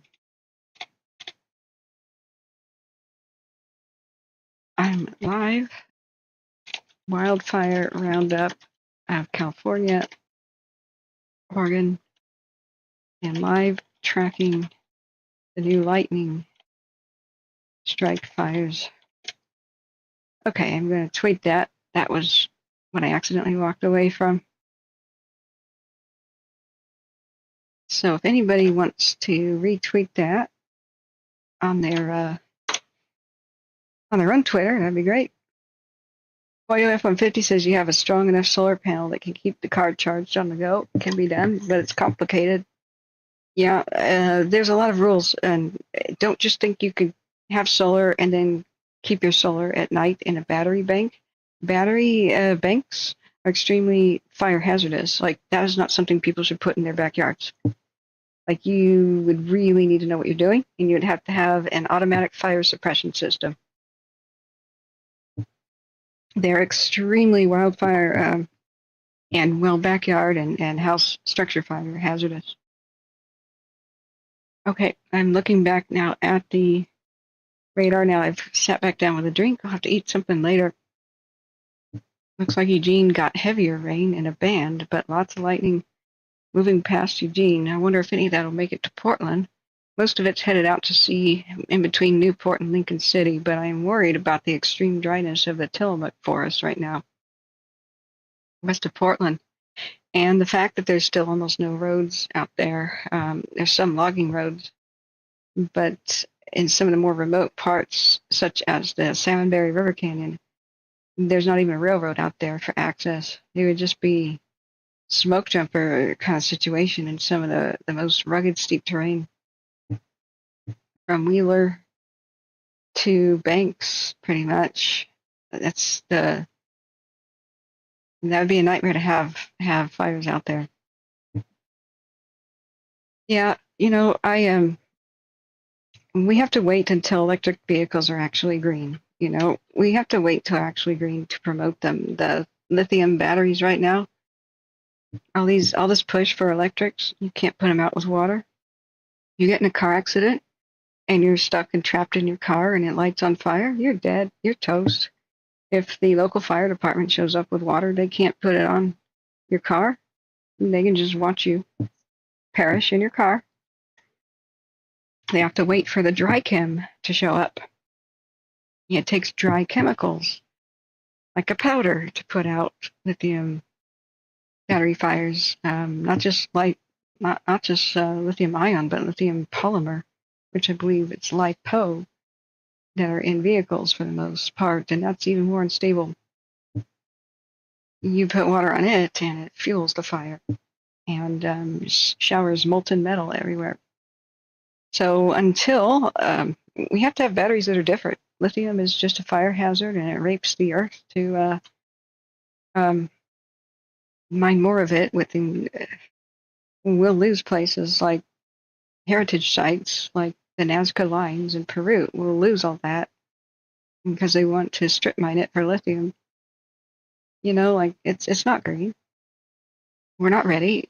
There's new technologies in green batteries like graphene that are stable, cheap, not flammable. It's just almost there. We just need to wait for that. But there's big money to be had in this crap right now. A lot of corruption in all the public utility commissions. A lot of corruption. Oops, I accidentally turned the webcam off. California is the best example right now. A lot of the people who, hate PG&E, like I do, they killed my friend, made my brother lose his house and almost everything, nearly killed my brother in paradise, caused so many deaths, so much destruction of everything I've ever known. We want to unplug. We want to generate our own power, wind and solar on our roofs or whatever we want to do, and unplug from the grid. Thanks. I don't want a power bill. Get out of here. See ya. And a lot of California communities were ready to do that. And besides, PG&E lines are extremely ancient. They're 95 years old in many places. I hear that there's 117-year-old equipment still on the landscape. The equipment was 96 years old when it started the Paradise Fire. Yeah. So it all needs to be completely replaced, or we could just abandon most of it. And communities could be self-sufficient, and we just wouldn't have these big fire hazards on the landscape. We don't have to have a lot of power moved from state to state. We don't have to have that. Communities can make their own and be independent. So a lot of these, I have to figure out what they're called. A lot of these this movement was starting to take hold in many communities, especially in California, where most people could generate their own electricity on their own roof every day. And what were they called? But they were little groups where they would all have solar on their property and on their rooftops, supposedly, and then share it as a community and share the upkeep cost. So that's totally green. That's awesome. That's fire safe. That's green. What's the problem? Shouldn't that be promoted by, say, Democrats or anybody green? Nope. Nope. They are protecting PG&E, especially the governor. That's why I don't like him. He's making sure they get paid. So two things happen. You no longer have the right to keep your own solar in California. That's right. You make the solar. You are required to sell it to PG&E or other local power companies like SoCal Edison, which also starts a lot of wildfires. Like the Bobcat, the huge, tremendous Bobcat fire 2020, which is how we went live in the viral in the Bay, in southern part of the state. Okay, this is the same camera, so I have to clean up my tabs. This is Oregon's Death Ball Mountain is looking the wrong way, but we can see in the panoramic at the blue 162 fire, whatever, by the McKenzie Valley here. Unfortunately, did not get enough rain to be rained out. So what these communities, they wanted to just make their own cooperatives of some sort. Why is this camera no longer looking at the trout fire? See, This is what bothers me. Most of these alert cams are not looking at the actual fires that are raging right next door to them. And we can only see the fires through a panoramic view. Like, this is ridiculous. Look at it. It's right up to the doorstep of the lookout tower. So what's the main camera doing? Well, we can time lapse. That's looking elsewhere. It's just idling. What the hell? I mean, what the hell? And that's our sequoias burning. So, what just happened? What just happened last year with or earlier this year, big controversy is the Public Utility Commission. These are now bad words for us. Same thing with Hawaii Electric, the Public Utility Commission. These are corruption Grand Central Station. They need to be flushed out. They ruled, okay, it's not something you can vote on. It's these overlords ruling about what you can do with your own power that you make. California Public Utility Commission decided. Why is it called public utility, by the way? PG&E is a corporation that's privately traded, so it's not public utility. Nevertheless, it's a monopoly that kills people, but nevertheless, this Public Utility Commission ruled that these communities can't exist, these little cooperatives. You have to sell the solar power you generate back to PG&E and put it on the grid. And no longer, get this, no longer do you get a discount. So people thought that solar works this way. You have solar on your roof. It provides all of your power. You don't have a power bill, or you have very little power bill for what goes on at night. Wrong. The way it works with all those subsidies and stuff that the rich people mostly took advantage of and the poor were locked out of, was you put solar on your roof and you sell it back to the grid. All day you're selling the power you make to the grid, to PG&E. It's mostly a monopoly here in the state. And then you get a discount for doing so on your power bill. Oh, yeah, that's the way it worked. No longer do you get that discount. Now you have to sell it back to PG&E and you get almost no discount. So everybody's power bill just raised, even though they took a leap of faith, installed solar, and they're still paying it off. I mean, there's a lot of subsidies and stuff, but it's mostly in the form of tax breaks. So they just got completely screwed, and it just shut down all these cooperatives. The stink of corruption is so rife in the air. They are making sure, all the politicians, all these corrupt utility commission people, whoever they are making sure that PG&E gets to suck on the teat of the government. And this old, obsolete killer corporation that's been killing people a long time, that's killed more than 100 people, we're not even sure how many. Whether or not it's blowing up neighborhoods like San Bruno with their neglected maintenance on their natural gas pipelines, whether or not it's burning down entire towns and cities like Paradise and Santa Rosa and Bangor and Loma Rica and Pence and Concal and so many others, too many to name. Greenville, too. Parts of Chester, almost Westwood, nearly Susanville, all these places. They are getting their lifeline. They're totally and utterly bankrupt. They should have been seized with all their assets.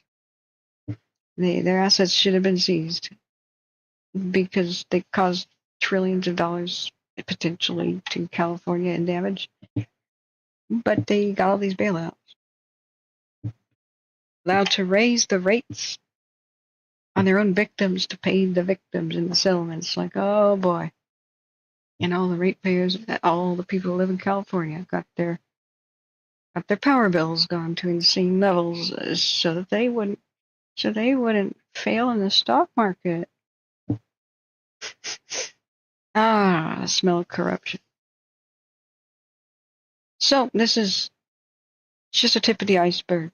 I don't even know how deep it goes. I don't know if I want to know how deep it goes. But they're not allowing people to pull off the grid. That would be the green thing. No way. And people like Newsom are not going to do the greenest thing on earth, which is make work from home a right. because then if people aren't commuting, they're not. What he just did was he said, "Oh, all the cars, all of them have to be electric cars by X amount of time, X year in X, Y, or Z year in California, coming pretty soon." So what he did is ensured that everybody has to commute, everybody has to charge up their cars, everybody has to put money in PG&E's pocket. Yeah, but he's not alone. It's the rest of the legislature too, and the Public Utility Commission participating in this conspiracy against the people who actually live in California, the one that's plain as day. No matter that they're going to have to spend billions, if not trillions, to upgrade every fire truck on Earth in California to have dry chemical to put out the lithium battery fires. Like every single car accident with a fire will require dry chemical to put it out. But where's that money going to come from? They haven't even addressed that. They're just going to let people die and burn to death. There will be Hindenburg disaster type things. There'll be school buses that are electric and kids dying, from molten lithium raining down on them as they try to evacuate the school bus. Some event like that will have to shock the world in order for them to go, oh, whoops, we didn't upgrade all of our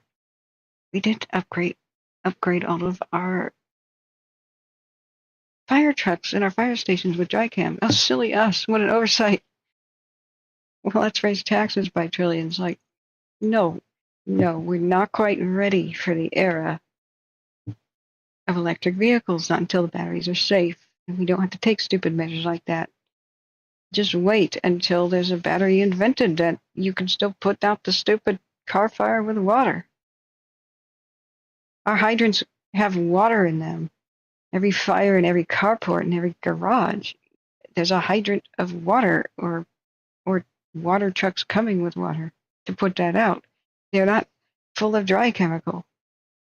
This is being rushed, and it's not a rush to go green. This is all nonsense propaganda crap. They're talking about fighting global warming. Sure, yeah, like these wildfires producing all the CO2 is fighting global warming, right? No. Shutting PG&E down would fight global warming. It's a scam. It's just a big tap dance scam to enrich the already rich corporations and the powers that be, and to push non-green, fake green stuff on everyone in the name of green, which is going to make, when people figure this out, people are going to have a huge backlash against even the word green. They'll never trust authorities again. And that's what bothers me, because I care about the environment. I want real green. I want real green stuff to be promoted, but how can I tell people, hey, being truly green not only puts more money back in your pocket, like if you recycle metal, for example, being truly green truly helps the environment. We should push that.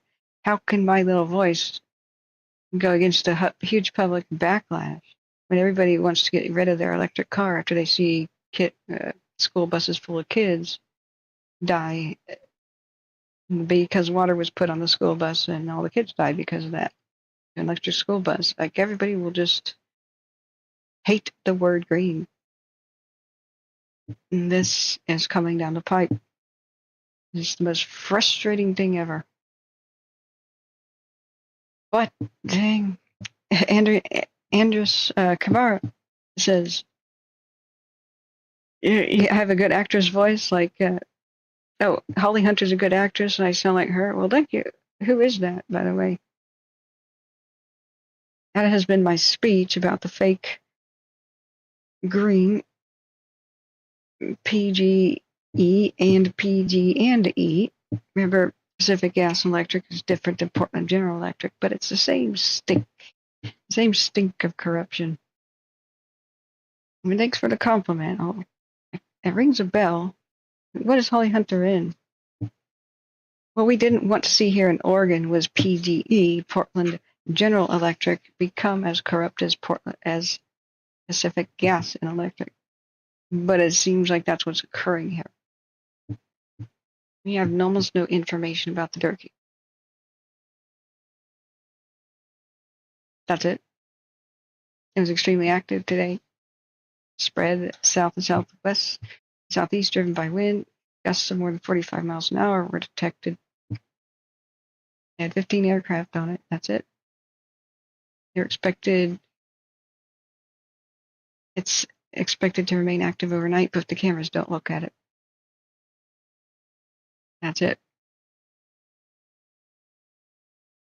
That's all we can ever find out about the Eastern Oregon fires, unfortunately. What makes all this worse is the corruption is fully exposed. When the Fukushima disaster happened and tidal waves resulted in a triple partial meltdown of the Fukushima nuclear reactors in Japan, what was that, 2016? The Atomic Energy Commission and all these other agencies immediately looked at all coastal nuclear reactors that still existed in the world and to see if they were safe, if they were vulnerable to a Fukushima type event, if they would melt down because of an earthquake. California has one reactor left, the Diablo Canyon one. And it's right next to the coast, and yes, it's vulnerable. So they said we should shut this down within a year if possible. It's still going. It's on top of fault lines, so it doesn't take tidal wave. It doesn't take a massive Pacific tidal wave, though one is coming. Cascadia will eventually come. Still got thunderstorms moving through central western Oregon. I don't see lightning, but it's hard to catch lightning in a time lapse. Well, it was supposed to be shut down, but Newsom got the feds to donate $1 billion. This rickety, dilapidated, ready to melt down at any moment's notice due to any even somewhat minor earthquake. He said, I know that it could cause, and this is a loose quote here, a nuclear disaster for California, but it's worth it to keep it open because global warming is an even greater threat. And it's carbon neutral. Whatever the hell. What the hell? Newsom, whatever. It's PG&E who happens to own it. Oh.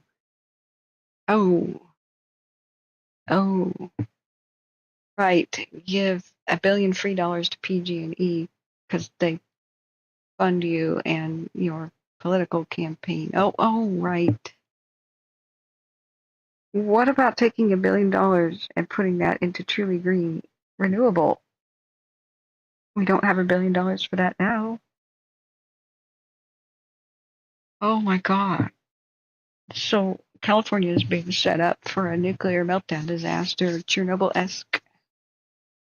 There's still entire cities that are abandoned because of the Fukushima disaster in Japan, with radioactive bodies face down in ditches. Still there. Radioactive mummified bodies still face down in ditches and rice fields in Japan, where they drowned in the tsunami. But the reason their bodies didn't decay is that they're too radioactive for bacteria or any living thing to eat them. And they've never been able to go back and retrieve the bodies, and all of the situations are too radioactive. That is still going on. And that could be California's fate with some of the stench of corruption that's going on regarding the power companies. It's so bad, I can't even explain it.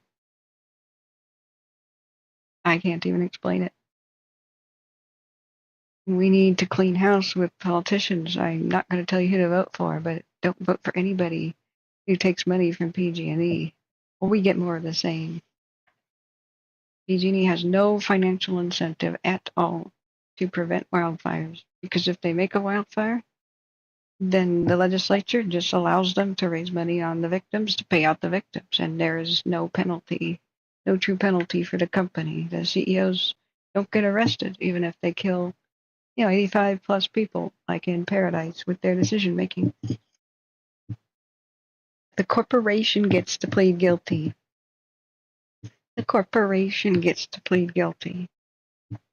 To manslaughter, but not the CEOs that made the decision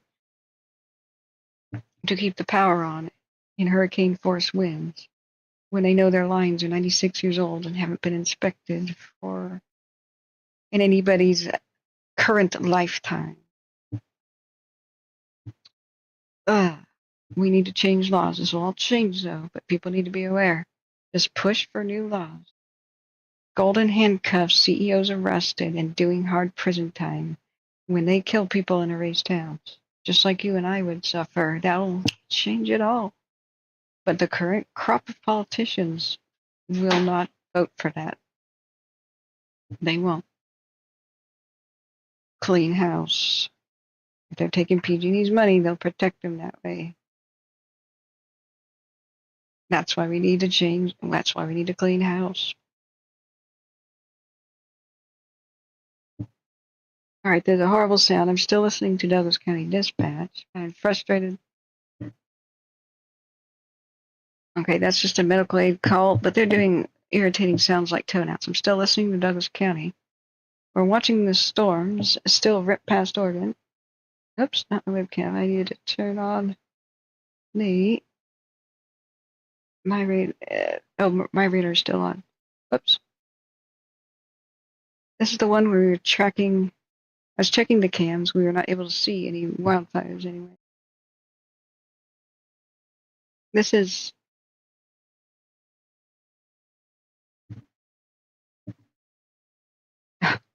yeah, people have difficulty breathing because of all the smoke in the area.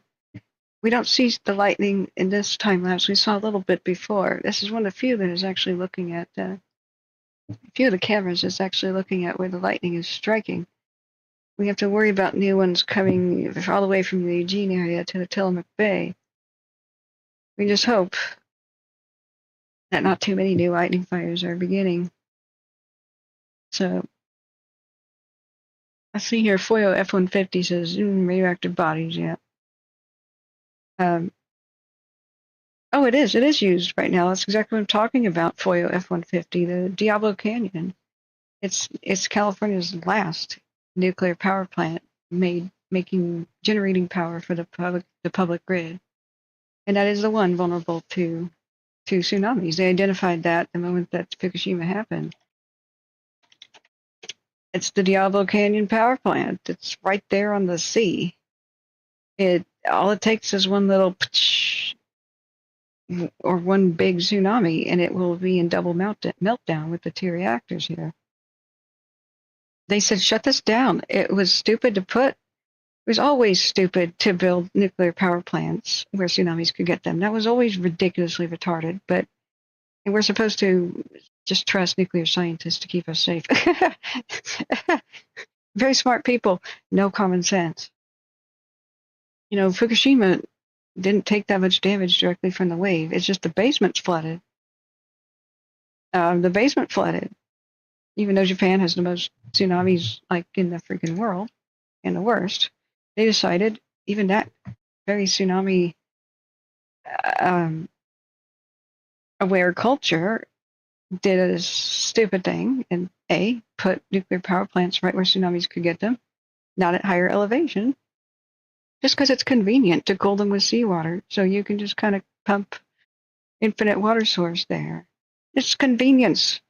It could have just put them up on higher ground and put some pipes up there, but no. So the only reason that Fukushima melted down and had 3 partial meltdowns was the power, ironically, was knocked offline.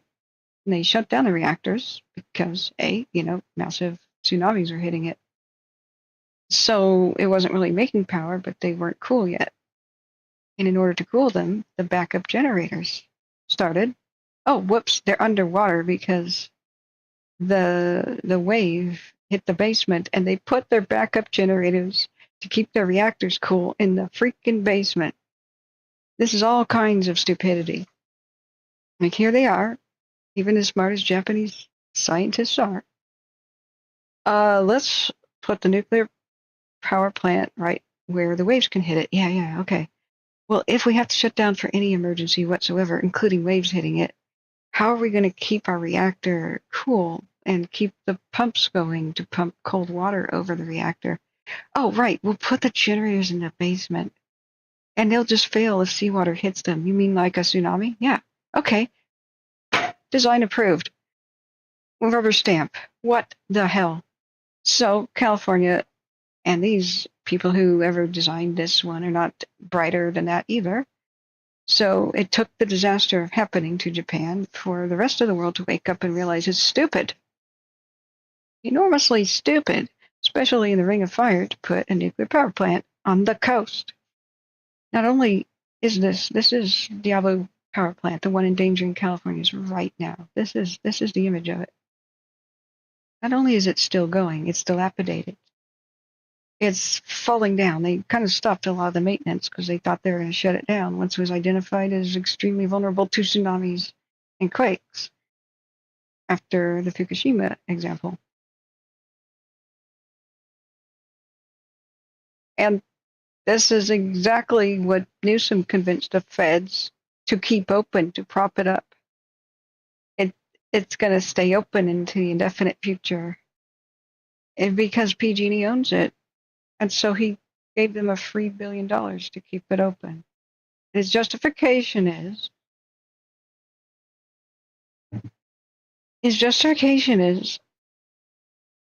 maybe a nuclear meltdown will happen because maybe a big quake will happen. No, it's not maybe. It's inevitable and overdue. Cascadia subduction zone quake and others. Like when Tonga erupted live on my stream, and I covered that, there was a 6-foot tsunami that hit Santa Cruz in the Bay Area. So that's a wake-up call. Any volcanic eruption in Indonesia or Hawaii or anything could cause one of these. Or an earthquake off Japan itself, or Alaska, like in 1964, when Crescent City was wiped out by a tsunami, and Seaside, Oregon. This is the boondoggle. Instead of shutting this down, excuse my language, and spending $1 billion on renewables to replace it and get that online, they just handed PG&E $1 billion from the Treasury. He convinced the feds to do that, and Biden. It's just the stench of corruption is awful. So this is ready to melt down at any moment. They have no way to protect it. Just the design flaws are too bad. I mean, look, it's right next to the coast. This is ready to be slammed by a tsunami at any moment and turn the Bay Area into a nuclear holocaust zone, and probably much of the northern state, depending on where the wind blows and the fallout goes.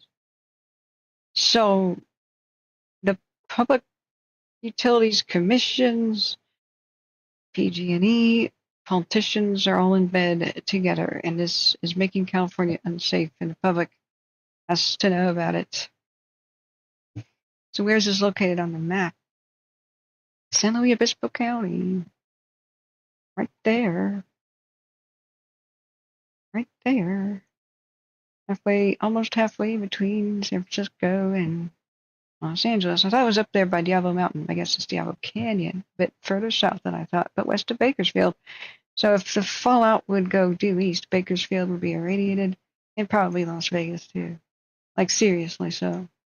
And much of the breadbasket, this is where a lot of the world's food grows right here. And if the winds were to pick up in a different direction, it could just irradiate most of California with the kind of fallout where, Chernobyl, that you just can't come back to the region for a couple hundred years or make it productive or drink the water or even be there for more than half an hour without getting huge doses of radiation that affect you the rest of your life. Like California would maybe have to be completely abandoned for a couple hundred years. The Chernobyl exclusion zone is 850 square kilometers and almost 800 square miles, where if you eat anything out of the ground, like you grow a garden or have the well water, you're just killing yourself. You can go to Chernobyl now once. You can take that tour once, and you get a huge dose of radiation doing it, but it won't kill you. Once.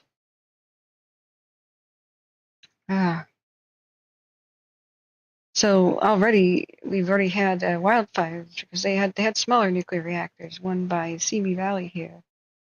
And so every time a wildfire hits this area, we've had several. They used to have a test reactor. Most of the world's reactors are tests. You know, just test reactors, pretty small ones. They had a test reactor here, and it melted down in partial meltdown in 1959. And then LA County grew up around it, right? So they dithered and did not clean up the nuclear fallout. It was mostly confined to the site of the meltdown. I don't know exactly where it's located here. So the community was pushing since the 60s and the awareness of how dangerous nuclear fallout is. All the trees and bushes that kept growing on the site had the radioactive particles up in them. And they kept pushing. Greenpeace and others just kept pushing. Hey, will you please clean up the radioactive site there? Because if a wildfire burns up the trees and the plants that have the radioactive particles, then that means the smoke is unburned bits of things, whatever was on fire. That's what smoke is. That's what soot and smoke is. It eventually falls down on the landscape. It's lighter than air for a bit because it's pushed up by the heat of a fire and it's taken by the wind, but eventually it falls down. Smoke is actually fire's fallout. Well, radioactive smoke, if a fire was to ever hit that particular site, and they had been lucky since 1959 that it didn't, they knew that wherever downwind would get radioactive fallout. People, communities, water supplies, farms, whatever. So that happened. The nightmare scenario happened, and I went over this extensively in a different broadcast. But let's see, which one was it? The Simi Valley nuclear meltdown. Yeah, you can just look it up. The Santa Susana Field Laboratory scandal. So it actually did. There's a lot more nuclear accidents than anybody knows about. There's hundreds of nuclear accidents, not just the big five, not just 3 Mile Island and Chernobyl and Fukushima and a couple others. There's many. The 2018 Woolsey fire goes over the site, and they had a recent study conclude that, yeah, the Woolsey fire sprinkled downwind radioactive particles, including cesium and all kinds of nasty stuff. Not to everywhere. Yeah, the 2021 study collected 360 samples of dust, acid, soil from the homes and public lands three weeks later, were mostly at normal levels, but 2 contained high activities of reactive isotopes, including cesium and blah blah blah. So you can look that up. California's already had nuclear accidents, and it's primed for a new one.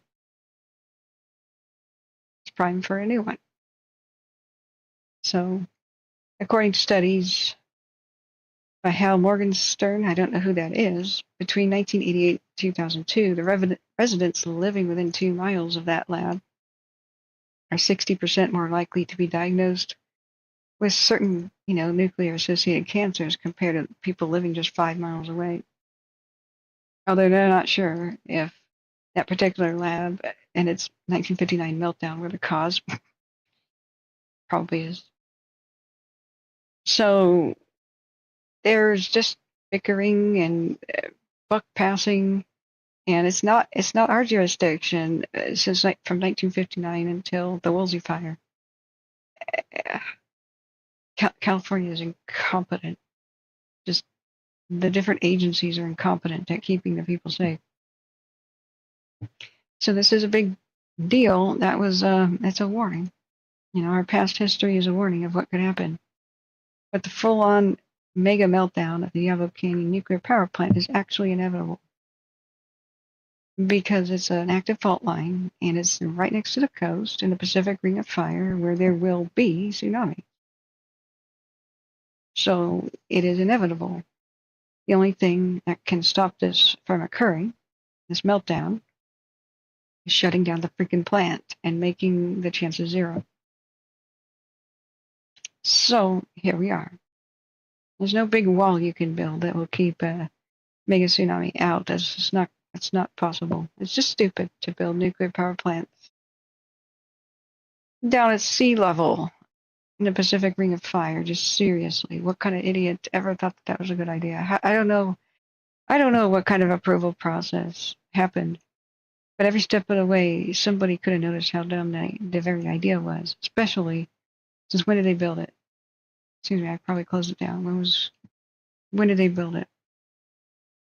Especially since Crescent City was wiped out by an Alaska earthquake, and Hawaii got slammed by the tsunami. Other tsunamis off of the coast of Chile, like tidal wave awareness was pretty high in the 60s. Let's look back at the Diablo Canyon plant. When was it built? Every step of the way, somebody could have just raised the alarm and said, this is stupid. This is stupid. But nobody successfully raised the alarm. Construction began in 1968, so this is 4 years after the Great Alaska Quake and Tsunami wipes out Crescent City and town of Valdez in Alaska and Seaside, Oregon. It was very high awareness. It cost $12 billion almost, which is 16.4 in 2023. What are they talking about in 2007? Did they upgrade it or something in 2007? My God. Nuclear power is extremely expensive. It's just a myth that it's cheap. Seriously, they added on to it. Oh, that's right. 2023, they just got handed $1 billion to keep it open, even though it was scheduled for shutdown because it's too dangerous to operate.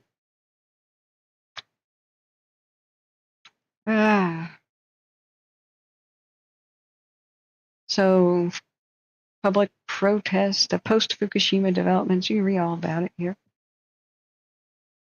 But California is now propped up for a nuclear disaster. So why did the governor say this? Newsom on the Diablo Canyon power plant. Just quote him. And hang on. I'm still listening to Douglas County. It's mostly about a bunch of medical calls. No news is good news on the fires there.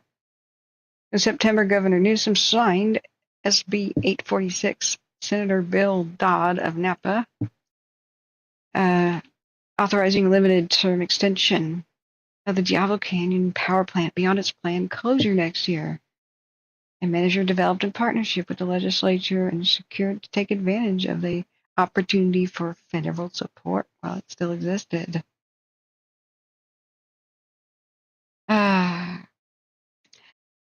So the taxpayers of the rest of the country, because California's broke, Newsom ran it into the ground, and the legislature ran it into the ground. They went from a surplus to more than $1 billion in deficit. So there actually was no money in California to keep this propped up. And so the measure, it's the opportunity, they wanted to take advantage of this, the opportunity for federal support while minimizing the cost to California ratepayers and taxpayers. Now, everybody in the country should be really pissed off about this. Because the cleanup cost of nuclear accidents, that's why the Soviet Union collapsed. It couldn't pay. Had to ask America for help and many of the countries around the world. This multi-trillion-dollar disaster just beyond measure in cost. We're still paying Russia right now or the Ukraine technically now, I guess, to decontaminate and keep that nuclear core under its big coffin. And that nuclear disaster never stopped. It's still going. It's just that the world didn't end because Russians and lots of Soviet countries, more than 500,000 people pretty much sacrificed their lives and lifespans to encase it in a cement coffin, and then it had to be propped up with something better. And so all of the countries in the world have pretty much pitched in something, but mostly the United States, to try to keep that ongoing disaster from ending the world as we know it. If they didn't do that, the fallout would have just circled the globe and made the ocean completely radioactive, and all fresh water drinkable completely radioactive, and all soil too radioactive to grow food out of it. So we would have all died. if Chernobyl wasn't kept. And that's something that people don't generally understand, but they should. The sacrifices of many unnamed heroes, because the Soviet Union covered up the true death toll. But I was able to interview some of the liquidators when I was in Russia. It's way worse than the public knows. The amount of birth defects and the babies born with enormous heads. Some of the heads larger than their own bodies. Some of those, especially the birth defects of Belarus, where a lot of the fallout went.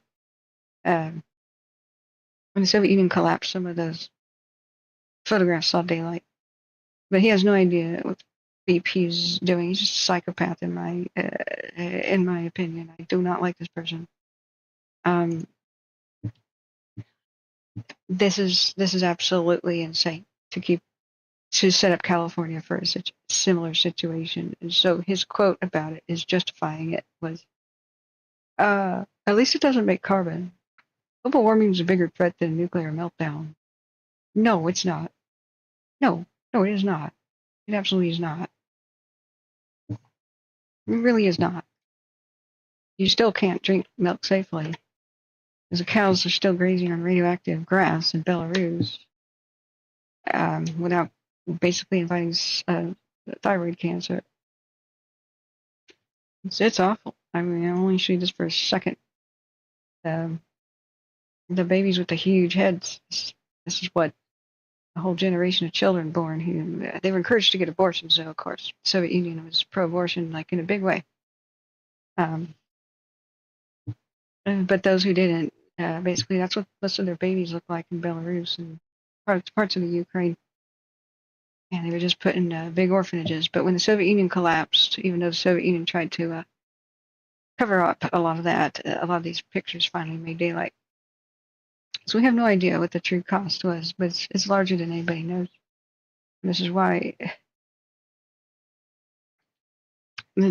we just can't. We need to clean house. California's legislature. He's not the only one who supported this. Other people in the legislature. But this is why I personally don't like him. If we want to see any change, if we have any hope of saving California, we need new people. And my God, he can't be the president. Holy crap. Imagine what will happen to the country if he makes decisions like this. Oh my God. Get somebody else. Anybody else. Get a sock puppet. Get Kermit the Frog. Get anybody else. But this is why California's hurting so freaking much. PG&E is the corporation and a company killing California and killing Californians. They're comfortably doing it, and they've done it for a very long time. So I don't tell people who to vote for. Just vote for somebody who doesn't take money from PG&E. And that should be the number one thing you ask politicians as election cycles change. Is A, what is your plan to end wildfires in the West, the big mega fires, the one we can't afford to keep happening? And if they don't have a ready-made answer, they need to come up with one. Or it's like, we're not voting for you. You need to do this. All these debates, no. Last presidential debates, the current ones, they don't even mention wildfires. Are you serious? Are you serious? Like, what? No, let alone have a freaking plan. You would start with putting these corporations on a leash. I think they need to become a public utility. We will always have this conflict of interest. If they're allowed to put money in politicians' pockets, doesn't matter if it's a D or an R. I never endorsed a candidate who was a Republican, I guess, who during the recall campaign, I never endorsed him because he took money from PG&E too. Corruption is on both sides. We've got to clean house, left and right. We will not see any change because most of these issues are actually solvable. Things like actually shut down dangerous nuclear power plants and invest $1 billion into renewables instead. It's solvable. There won't be these wildfires. They will stop causing the extra wildfires, like PG&E will if their CEOs could go to prison for manslaughter. Like all this we have to have our legislature vote for it once we demand the bills. So this is why we have to clean house. This is why we have to discuss this. I'd rather not discuss anything political. I'm not the member of any political party. I don't have a lot of faith in any political party. But I have faith in the people. Wherever corruption is, we have to weed it out. Otherwise, we will see no change.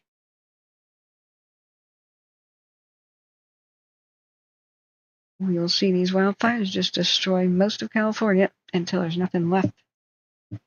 There is very precious left of our forests already at the moment. If we just zoom out,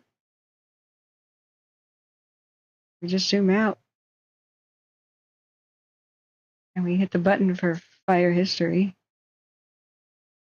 Red and orange are basically the last couple of years. Look how much of California has been consumed. This is like basically from 2018 to now. Where are the forests still intact in California is an easier question to answer than what has been lost. We've lost like 30% of the sequoias in the last couple of years. We have to take immediate action. There is no getting around the political sphere. I don't care if there's a D, an R, or whatever before somebody's name. I will vote for somebody with a plan who is non-corrupt, who has a plan for this, a common sense plan, a proactive, let's prevent these fires kind of a plan, prevent them from becoming mega fires, the ones that destroy and don't renew. That's who I vote for. I don't care about party lines whatsoever.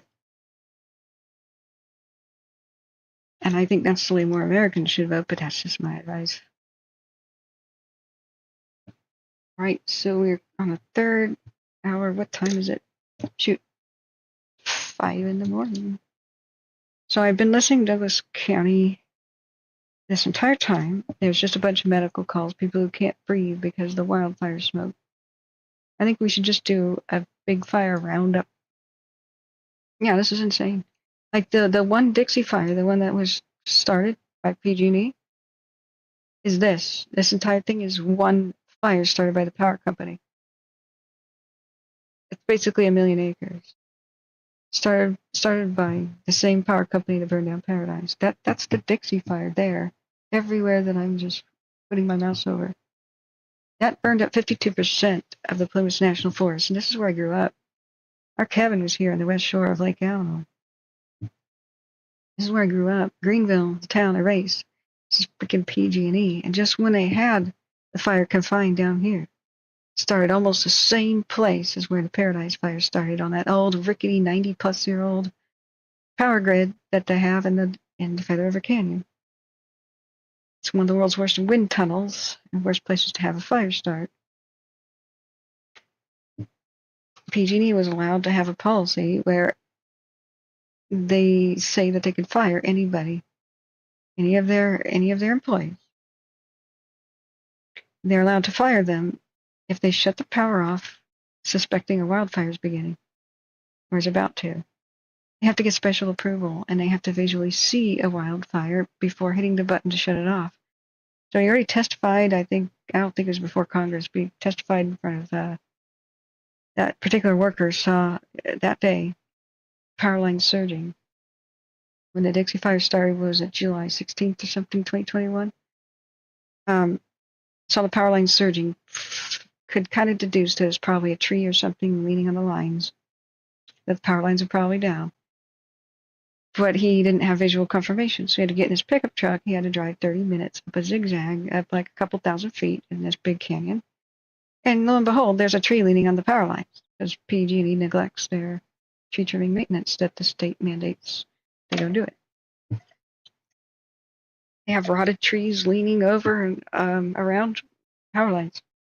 And they have trees growing up underneath them too, which is also illegal. So he goes up there and sees that the tree is being, electrocuted. It's frying there. It's like on an electric chair. So he gets his cell phone, shut off the power, except it's dead. Feather River Canyon is kind of a big dead zone. So he has a choice. he sees some of the grass on fire. He gets out his fire extinguisher or whatever he had available. He could try to put it out himself, or he could drive half an hour down the canyon to where he has, where the dam is, a small dam, which will have a telephone, and then he could tell him there to shut the power off. He tried to fight the fire at first to get it out of control, and that's how the Dixie started. Spreads up to Feather River Canyon, gets closer and closer to more and more towns. It starts erasing towns. And as it got up here to where Greenville is, I have to realize town here where I grew up, Greenville was a town and second largest town of the county, but it's gone now.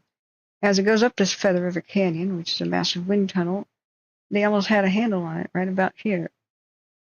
Right about here.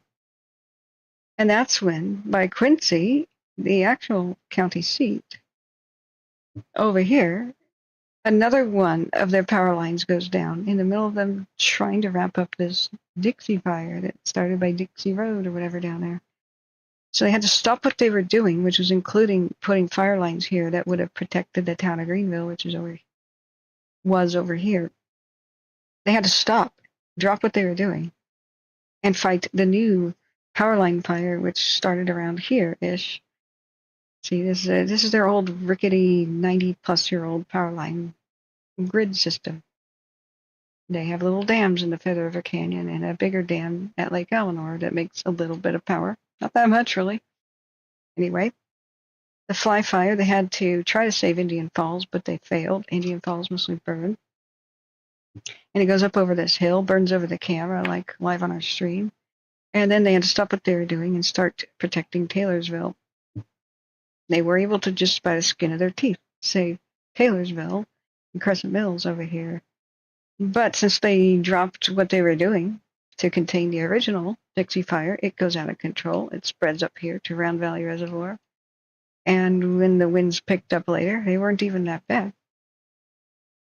They were like 35-mile-an-hour wind gusts, but then the fire got so huge and enormous, eating old growth, that it made its own weather. Then right down here from Round Valley Reservoir, looking down the barrel of the gun, it raced down here and eradicated Greenville. I had been awake for 3 days in a row covering all this, and you can go back to my archives and see it. I saw retardant splash after retardant splash here live on the cameras at Dyer Mountain Lookout, and I thought that they were going to be able to save the town. I went to sleep. I woke up and it burned to the ground.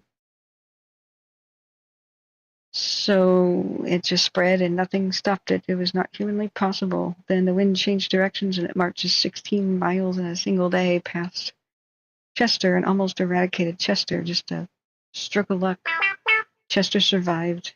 And all the outbuildings and favorite places to eat and the second part of the town, which is down this highway, and all but the dust. A big log cabin pizza place and kind of a small, once was a community back in the day, but the dust, well, the Golden Bear, and it raced up here and took out neighborhoods, raced this way, went all the way past Chester. We just couldn't believe it. We're just tracking it, the world's most enormous heat detection on satellite. They've got fire history on there. Finally, it went racing and sprawled across. It went up to Old Station, almost to Hat Creek. It sprawled across 5 different counties by the time it was done, and that was from the freaking power lines. 35% of the nation's firefighters couldn't put that out or contain it. It was not humanly possible. But they almost did. When the second fire called the Fly Fire, started from another power line down. And then it was just a repeat. They neglected their lines for profit. When Butte County investigated them after the Paradise Fire, and the footprint of the Paradise Fire is down here. This is where Paradise was. It's a different one. Excuse me. Right there. This is the Paradise Fire right here, 2018, November, which they also started basically in the same Feather River Canyon area on that super, super old line.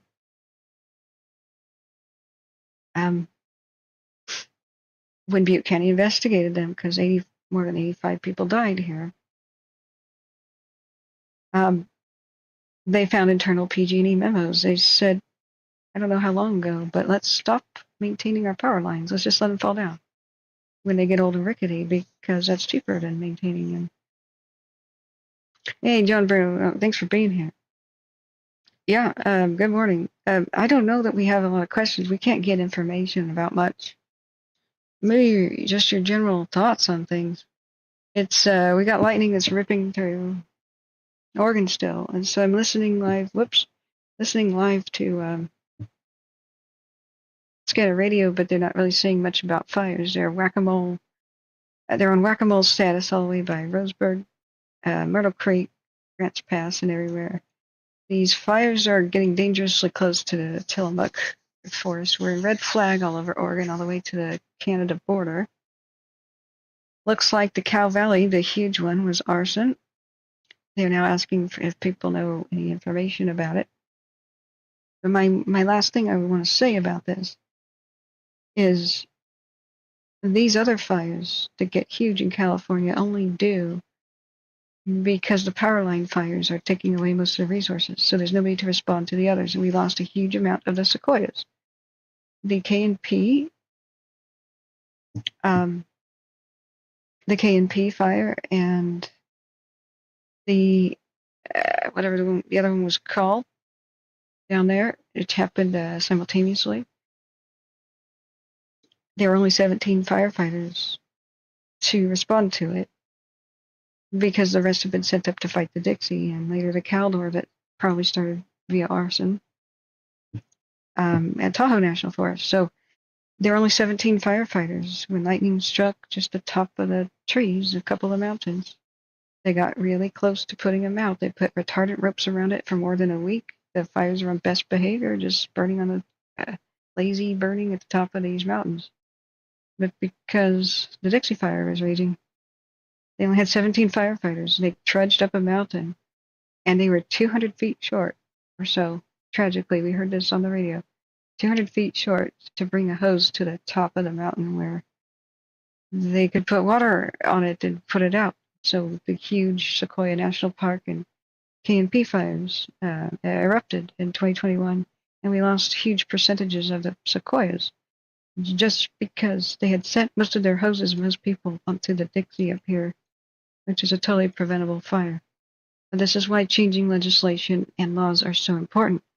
The poor guy had to choose between his career and preventing a wildfire.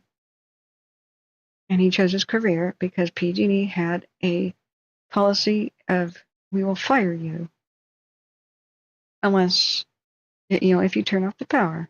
We will fire you unless you visually confirm that there is a wildfire that's already in progress. So with legislation change, we need a whistleblower protection law. It needs to be national. That anybody in any line of work can shut off power or shut down an engine or stop driving a car or whatever they have to do without fear of being fired to prevent massive, gigantic wildfires. This is why we need legislative change. This is why I explained this didn't have to happen at all. If he hit that button, none of this would have ever happened. But he had a choice he never should have had to make. My career, my family's health insurance, my pension, my retirement, or preventing a disaster. These people are heroes. They shouldn't be fired, but that's what happened. So when I say we need to clean house legislatively, most of these fires could be stopped like that. You change it, the whistleblowers are protected, and the CEOs go to prison for let the power lines fail policies, even if they start a wildfire. Oh, well, we have insurance. Most wildfires will probably not happen if we let our lines fail to increase our profit margin and our shareholders' value. Oh, most of these fires will be prevented because most storms happen during rain, right? No, they don't. Not in California. Most thunderstorms are dry lightning. 2, changes in legislature, and I'm telling you, we could save California. Those are the 2 biggest things. But people have to have that explained. But how much of California is there left? Same thing in 2020 fires. This biggest fire ever in California up here. August Complex. They just had other power company fires to respond to. So there was nobody here to fight half of these. Many of the other wildfires of 2020 and 2021 were unstaffed completely. Like nobody was there to fight them. Especially on the Oregon border near Cave Junction. It was unbelievable. Like the Diablo fire, I don't believe ever had anybody there. Not enough firefighters. Too many on the power line fires. Yeah. Okay, I'm still listening to situation. JB, retired fire captain in Shasta County. Thank you so much for being here, JB. He took me under his wing and educated me so much about fires. Oh my God, I'm sorry. I was gesturing at the map again. All this, I was saying, all this did not have to happen. Period. 52% of Plumas National Forest burned up. Did not have to happen. That's why I'm saying legislature change has to happen. People are like, Catherine, why do you talk about political stuff? I have to. I have to. This is not left or right issues. This is we are in danger. We are going to lose California level of danger. We're going to lose all of the habitat. This is the desertification of California in progress. Look at everything that we've lost already. This is an emergency. We can't just sit around and hope politicians grow a heart or a brain and that they'll figure out this danger. We have to demand it as people. Otherwise, we're all going to lose California. What part has not burned up yet? That's sadder. That's easier to answer. All of this is basically since 2018. Everything that you see here. A couple of the orange ones are for 2016, but this is insane. It's unprecedented. And it's never happened before. Because these power companies weren't allowed to do this before. People are like, no, it's global warming. No, it's both. You can't have somebody throwing around matches in the dry barn when we have a drier climate to deal with. We can't have the power companies making decisions like this. This is when you tackle the person being stupid with fire in cases corporation. You can't just have them just light a match and throw it, but that's what they do with our lives and the landscape. And they're just playing with fire, literally. All right, and JB, your thoughts on things? I went live because of so many lightning strikes still happening, but what Brokefish was able to tell us is there are more than even meets the eye in all of these lightning trackers. Every single lightning strike can't be animated, otherwise everybody would strobe and it would be too difficult to look at. But many of the pre-existing fires got beefed up today in the Cascades, the Oregon Cascades. We have a lot of wind that's pouring in off the coast. It's weird, but we have a lot of wind gusts. Like here's the wind gusts. We have a lot of wind that's pouring into the Willamette Valley area and Western Oregon in general. Oh, why did it do that? Sorry, it keeps teleporting us to... Hang on. Go ahead. Firefighter dispatch. All 1900s in quarters, station secure. I copy, 523. Okay, that's just them responding. They're in quarters. At the high altitude, we got the storms coming by from southeast to northwest, right? Going very quickly and not dumping much rain. Very little rain. And on the ground, we have all of these winds coming in off the coast. So this is why we're in red flag all the way to Canada's border. So I was trying to warn people that sleeper fires, me and Brokefish, this is the way whenever these fires first start, they're oftentimes undetectable because this is what happens when lightning strikes a dead tree. As soon as some wind hits this and these dead trees shatter, it takes a few days for them to at least be hollowed out by fire, sometimes more than a week. When a dead tree is on fire due to lightning, it'll shatter and go on the ground. There will be flaming pieces of debris all over the ground. And as soon as the wind picks up, you'll see many of these smoke columns just boom, show up on the satellite all at once. And no, it's not space lasers and arson and stuff. These will be from the crazy hundreds, if not thousands, of lightning strikes we just got in 24 hours again. Yeah, JB, that's what you're saying. Stand by for future siege of fire because of the new ignitions that were coming down the pipe in the next 72 hours. Yep. JB Jumper says, PG&E should have provided free grants for the folks to install residential generators. I know. They owe everybody a new house in Butte County, basically.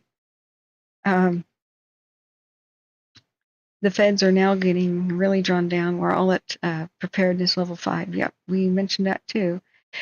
This is another thing. Why do they call it drawdown when it's ramp up? Drawdown means ramping up. Sorry, I'm very cold right now, friends. Let me put the radar back up. I've got to shut the windows and turn off the fan that's ventilating the house. 1 second, friends.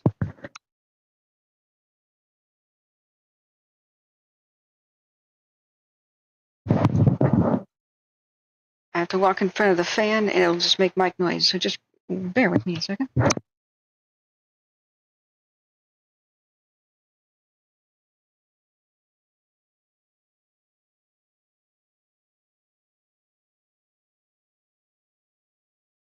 There's a cold breeze. We're going to get some marine layer stuff, but no rain in Portland.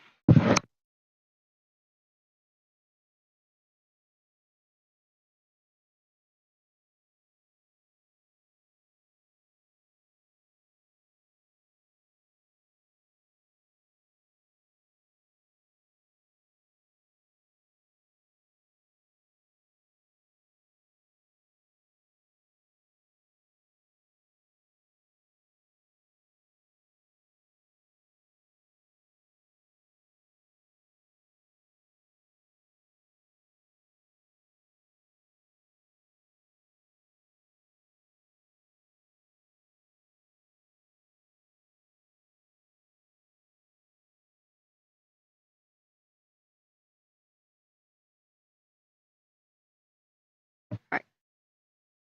Quick bio break. Be right back, friends.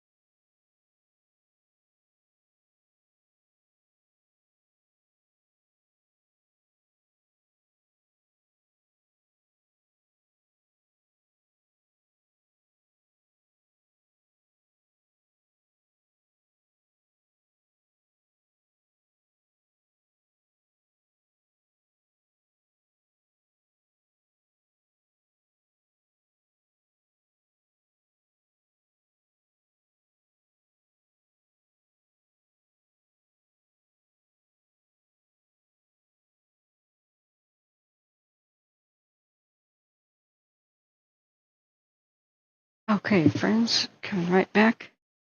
I went live by special request around midnight. Everybody was blowing up my phone with, "You can't believe the amount of lightning happening that's going on near Roseburg right now, Myrtle Creek." So, in a way, it's good news. Thanks for your patience, friends. In a way, it's good news. At least in Douglas County, we're hearing that pretty much all of the fires, even those that look pretty bad, like visible from I-5, have turned out to be pretty minor affairs, and they pounced on them. But they did have some by Ashland, and a couple of them had names and such. By Myrtle Creek and by, gosh, I can't remember now. They're still, I believe, fighting one at Gasley Road, and I was unable to figure out what town that was. But by the dump in Myrtle Creek, they had a fire that was very visible from I-5. But thank goodness that they were able to explain that that was like a quarter of an acre. It was just producing a lot of light.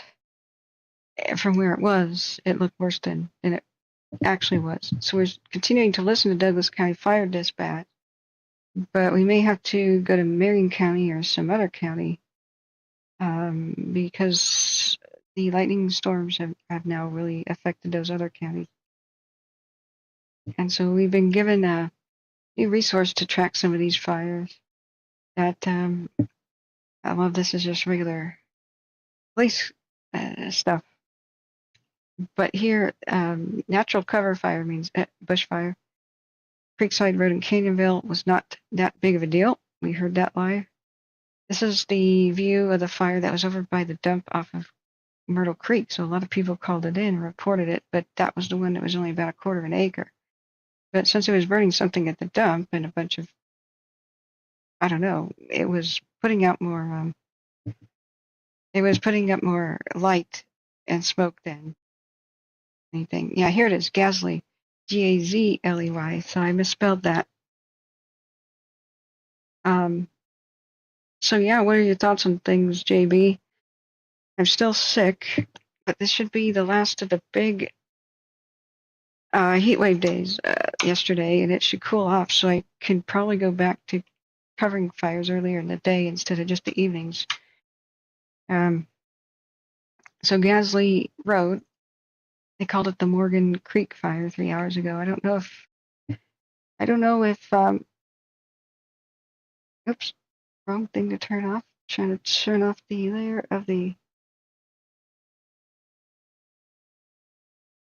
radar.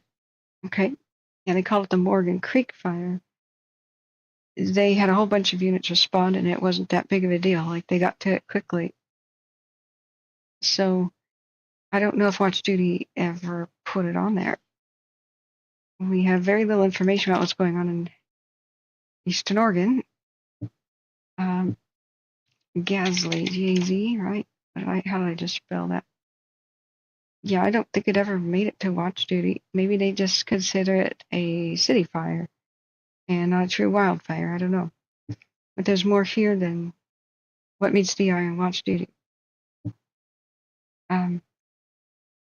Kathleen Danford says, I hope I can get a hold of my sister-in-law soon. They live in Gold Hill, Oregon. Yeah. JB says, drawdown. And we're talking about fire preparedness level being 5. Refers to the reduction in firefighting resources because engines, crews, and dozers, and helicopters and air tankers all have multiple fires taking off at one time. So there's less. So you're saying that's why it's called drawdown. There's fewer resources to respond. That's another thing about legislation, guys. It'll take legislation for us to actually get enough fire units that we actually need. I don't think it should be the way it is right now.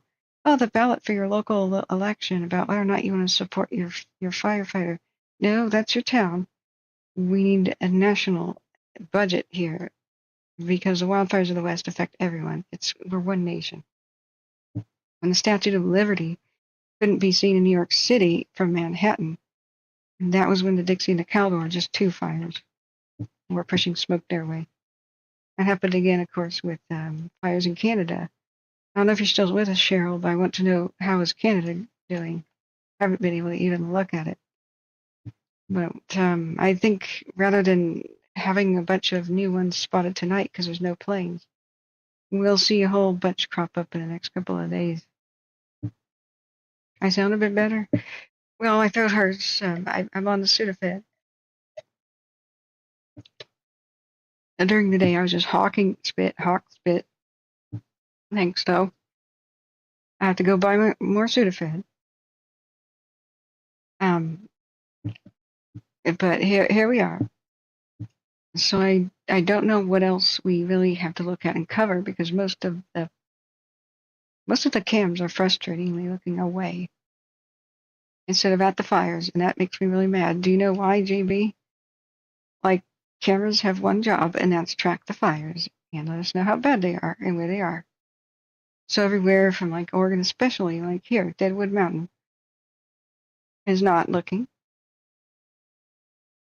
at what's going on anymore in the Cascades, just kind of looking randomly. There's 2 cameras on each tower. One usually goes into panorama mode, and one should be looking at the active fires. But like at night, they switch off and they just look at anywhere else but the fires. So I'm pretty mad. What do you do? Actually, this one's not Deadwood Mountain, Oregon. This is the one where the clear arson basically happened the other night. There's a Deadwood Mountain in Oregon, but this is the California one. So JB, did you know about the Lookout Fire? My last broadcast, right as I was about to go to bed around midnight, right here in front of the Fire Lookout Tower radio station. There were 6 or 7 that we could see from other camera angles, and they all popped up at once. And fire crews rushed up there from Oakhurst in Madera County, and said that there were 2 fully involved RVs on fire. I don't know if that was like attempted murder or what,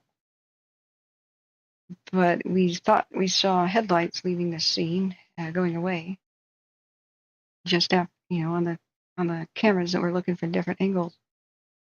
I wonder if we can get a 24-hour time lapse if any of the fire is still visible in this. This was in Madera County. Probably not, but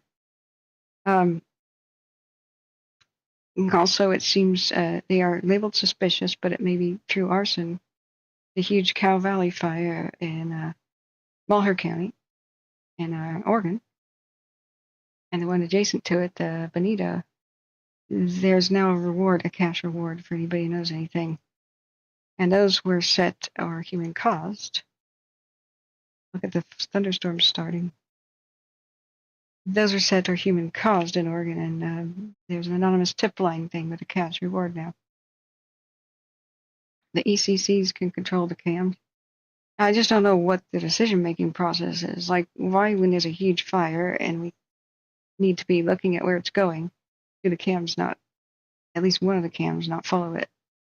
And the other one needs to look out for new fires, but that's what panorama mode is for. So we're deaf, dumb, and blind about Eastern Oregon, where the one Cottonwood cam is the only one left to track the Durkee fire. Because down here, like the Vale cam, could look up, and it's got the Durkee fire's progress is right here going down to it. But it's looking south. It just looks south most of the time. Like it's off, like nobody's attending it. So when all 3 in the area were looking at first the Cow Valley fire on the left and now the Durkee on the right, we could tell which communities were next at risk and how fast it was spreading. We could tell the wind direction and wind speed by time-lapsing this and comparing the 3 different cameras looking at it. We knew exactly where the flames were. Now, one of those cameras is offline, and the other 2, just one looks due north all the time, one looks due south, away from the fire. This one still has retardant all over it. So I'm just pretty mad. Like, the public needs to know where the fires are, and we need to know about tracking them. They have one job: track fires. So why do cameras look away from the fires for like most of the night or most of the day? this has been seriously detrimental to trying to inform the public about stuff. Yeah, JB notes that mentally deranged arsonists come out when we have lots of media coverage on wildfires. Yeah. And this was the Cow Valley and the Bonita broke out right as they announced that we'd have 55-mile-an-hour wind gusts and red flag for much of eastern Oregon and new storms and lightning. So yeah. I should have been a lobbyist for fire victim changes in Washington. Yeah, I could have been an attorney, right?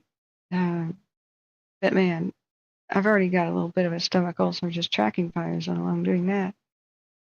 But thanks. So, JB says I would cover the 1,300 to 2,000 hour window. The troops did a great job in Lake County on the Ridge fire yesterday by Clear Lake. Yeah, that's what I wasn't able to check. I just slept most of yesterday. It's because I can't breathe, and it was super hot. So I should be able to go back to daytime coverage of fires soon here, as it cools off in Portland. Like the computer creates such incredible heat. I can't be in this room during the same day without spending a couple $100 more on new air conditioners. But I can't justify that because this is kind of freak weather. Most years are not like this. So did we have a cam? Yeah, the Ridge fire was down there. We're not exclusive, of course, to what's going on in Oregon. We were trying to track all 3 western states. So 10% containment per CAL FIRE LNU. They'll have 3 helicopters conducting night ops, and I'm sure they're off the fire now. Let's see what else is going on. Oh, that's San Francisco Airport. I don't know if they've been able to do any mapping of what's going on in Oregon because of the crazy thunderstorm threat. So unfortunately, the best thing that could have happened didn't, which is a break in the thunderstorms in the night and then going with infrared airplanes and going to the site where all those lightning struck. They have a little map. Like it's not that difficult to map that. Like every little area where there's lightning strikes, satellites pretty much keep track of it. We know about almost all lightning strikes. So what could have happened in the best case scenario would have been that they hang up. 6871, transfer complete. Right. That's not real fire info. We're still listening to Douglas County. What could have the best case scenario would have been, okay, the lightning storms roll through, but since most of them are probably confined to one single individual tree burning or a small acreage, they need to know about them real quick. So if the lightning storms had passed and it was still dark and now it's daylight, dawn, they could have gone with infrared and they could have seen, just like here, like Ferris was seeing, and in mapping stuff, they can see it. They can see heat and light glow pretty brightly as long as it's nighttime. It's pretty hard to see. They got to circle and get low, but this is how they could have shown it. And this is a great example. I'm gonna tweet this, guys. I'll repost that. Is what happened at Clear Lake yesterday. Man, I guess it ran to 2,000 acres. But since they still can't fly and the thunderstorms are still going through Oregon, hold on to your butts. Tomorrow night might be the first opportunity to go look for the new lightning strike fires. They're out there, but not if thunderstorms continue. Hey, Spyman, thank you for your kind donations previously, and thank you for being here and being awesome. You didn't see the Madeira RV fires? They didn't know it was an RV fire at first. So my last broadcast around midnight, you can check that out. So it was called the Lookout Fire. So it got to 10 acres, But we clearly saw that it was multiple fires showed up on the camera at once, about 7 in different spots. So Watch Duty first reported it as firefighters, 11:05 p.m. on the 19th. It's now, of course, 21st because morning. But they reported a vegetation fire smoke on the camera because that's the fire lookout camera location. And then next they said it's a total of 4 fires. And I went, what? What? The first one was 1/4 an acre in size. The second one was an acre. The third was 3 acres. Still making access to the 4th fire per radio traffic. There was no lightning, no wind, no nothing, dead calm. And I was about to go to sleep, of course, but this broke out. So we pinpointed where the fires might be. We listened to the radio live. When the firefighters first got up here into this remote area, and I don't know what is this? What's this stupid layer here supposed to be? This is like right where the fire was. Why does Watch Duty do that? I don't know. But when the firefighters got up there, these windy roads, they said, oh, okay, we have at least 5 fires in different areas and 2 fully involved RVs. And they had a pretty big response. And what we saw in my broadcast, you can go back and look, was the other long distance zooming in of the different cameras from pretty far away. And we could see that there was a car that apparently drove down one of these dirt roads back down to the highway, probably made a quick getaway, but it was leaving the scene for sure. And right before it, the fire showed up on the cameras. I saw at least 7 separate ones, actually, 7 separate glows. So that was never put on Watch Duty, but we were listening live. So later, by midnight, it says they reported 5 fires for a total of 25 acres per incident commander. And they did not report here on Watch Duty. It looks like that there were 2 fully involved RVs. But if that's not arson, I don't know what the hell is. So we have a last containment percentage we had on it. The last update was 11 hours ago. So I was wanting to know if like local news would cover this. Like, did they find bodies in the RVs? Like, what was this? Was this like a meth gang turf war thing? Or most people don't park RVs right next to each other, like exactly right next to each other. So even if it was like a innocent meth lab fire or something, I wouldn't count on it. Spyman says, well, Watch Duty shows the Durkee fire has merged with the Cow Valley, and the total acreage is now over 235,000. I was just looking at that. I guess they just made a brand new update. But that is what happened last night. And so I tell people, we've had 2 or 3 deaths in Seattle due to arson. In Portland, there's been some arson. This was obvious. I have to say probable, but obvious to me, arson. I mean, it could have been some sort of a strange mistake, but I really don't think so. You can't be a dragging chain when these are dirt and gravel roads. There's nothing up here like a body of water to sail in or boat in. It's just before midnight. It was not lightning. It was not power lines down, so what the hell was it? So there are very few arsonists that are out there, but those who are, for whatever reason, repeat their behavior.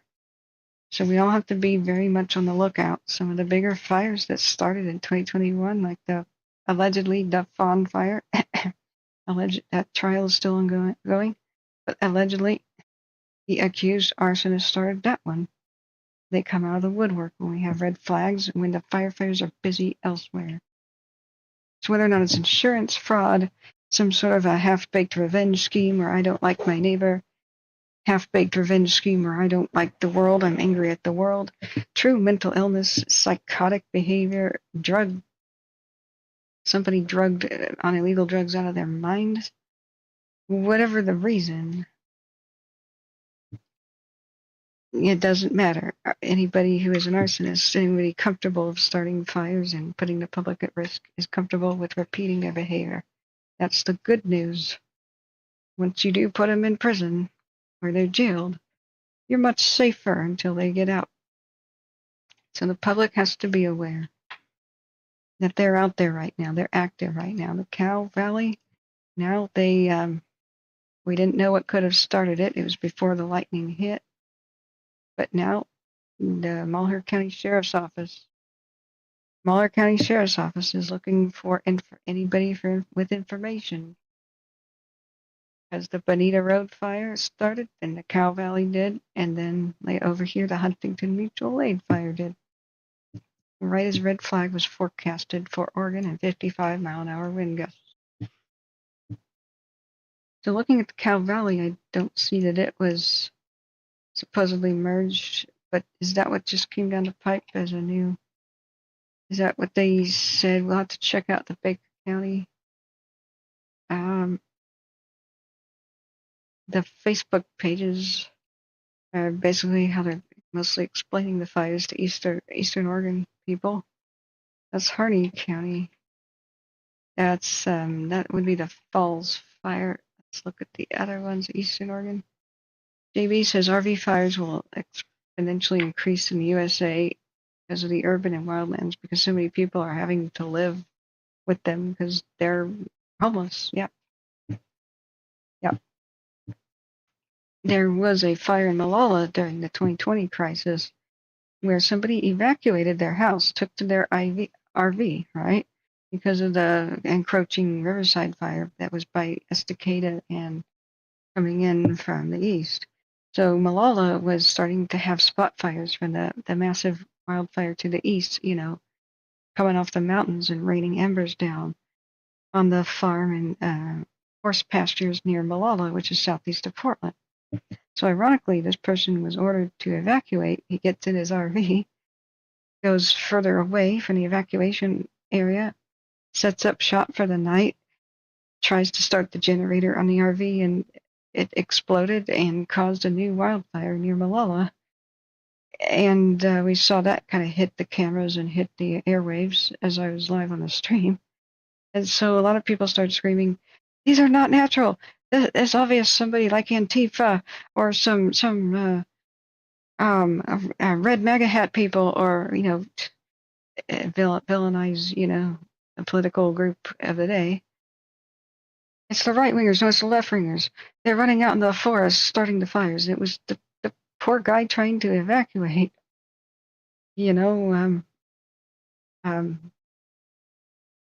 That's what it became. And so listening live to the radio is how we figured that out.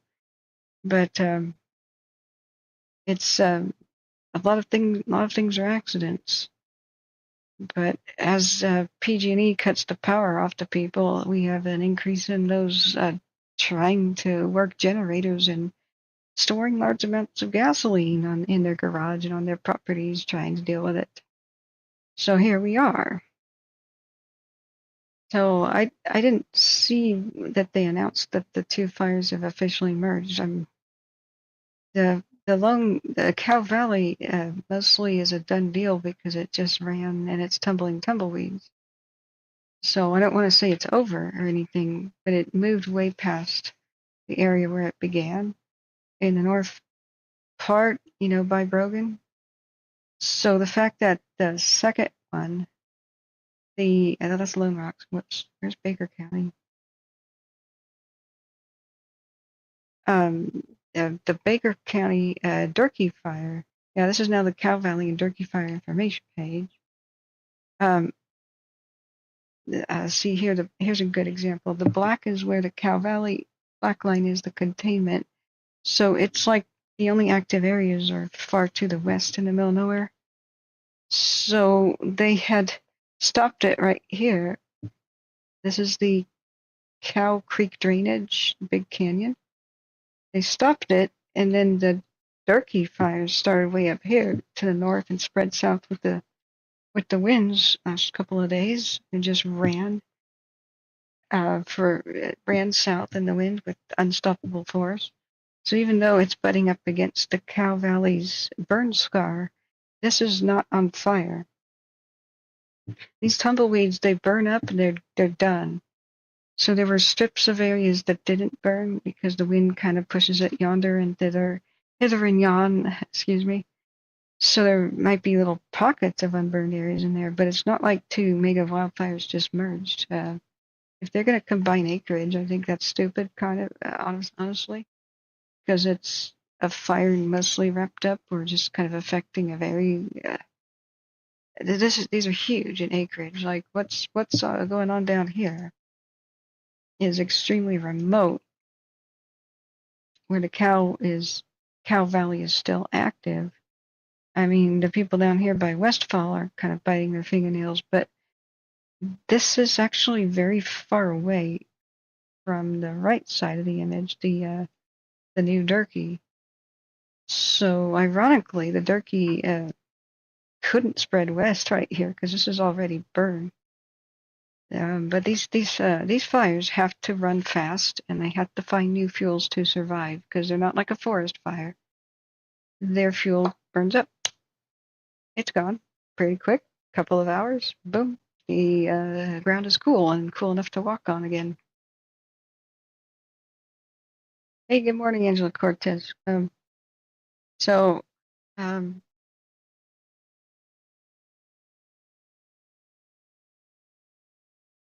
okay, I was still listening to Douglas County Fire Dispatch. I'm going to straight up turn that off right now. And they're just saying that the unit this and that is available and in quarters and stuff. So, the Condors are back, yeah. And man, if you guys haven't seen the Condors, I tried to tweet that. They were spreading their wings. That's a wait, that's a turkey buzzard. Wait, is it? Sorry. Oh, that is one of the Condors, I think. Okay, never mind. A turkey buzzard was taking its place. But, oh man. Yeah, Blue Mountain Kern. Oh yeah, that is a Condor. Whew. Yeah.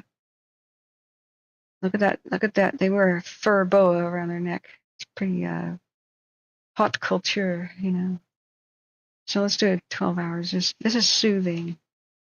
The condors were spreading their wings in front of the cameras as I went to sleep yesterday. I tried to unwind, but every time I went to sleep, I was just wound up about what we saw as arson, you know, down there by Madera County. And this is the last 12 hours. Now let me show you the condor spreading the wings from yesterday morning.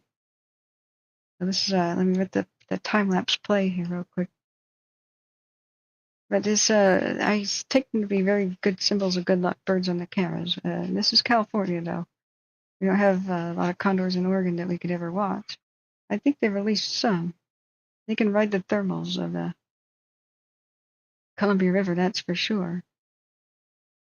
But I think it's always been a bit difficult to release them in Oregon because if they eat a lot of the cattle and the sheep and whatnot, they have medications. So it's like they have to eat organic food.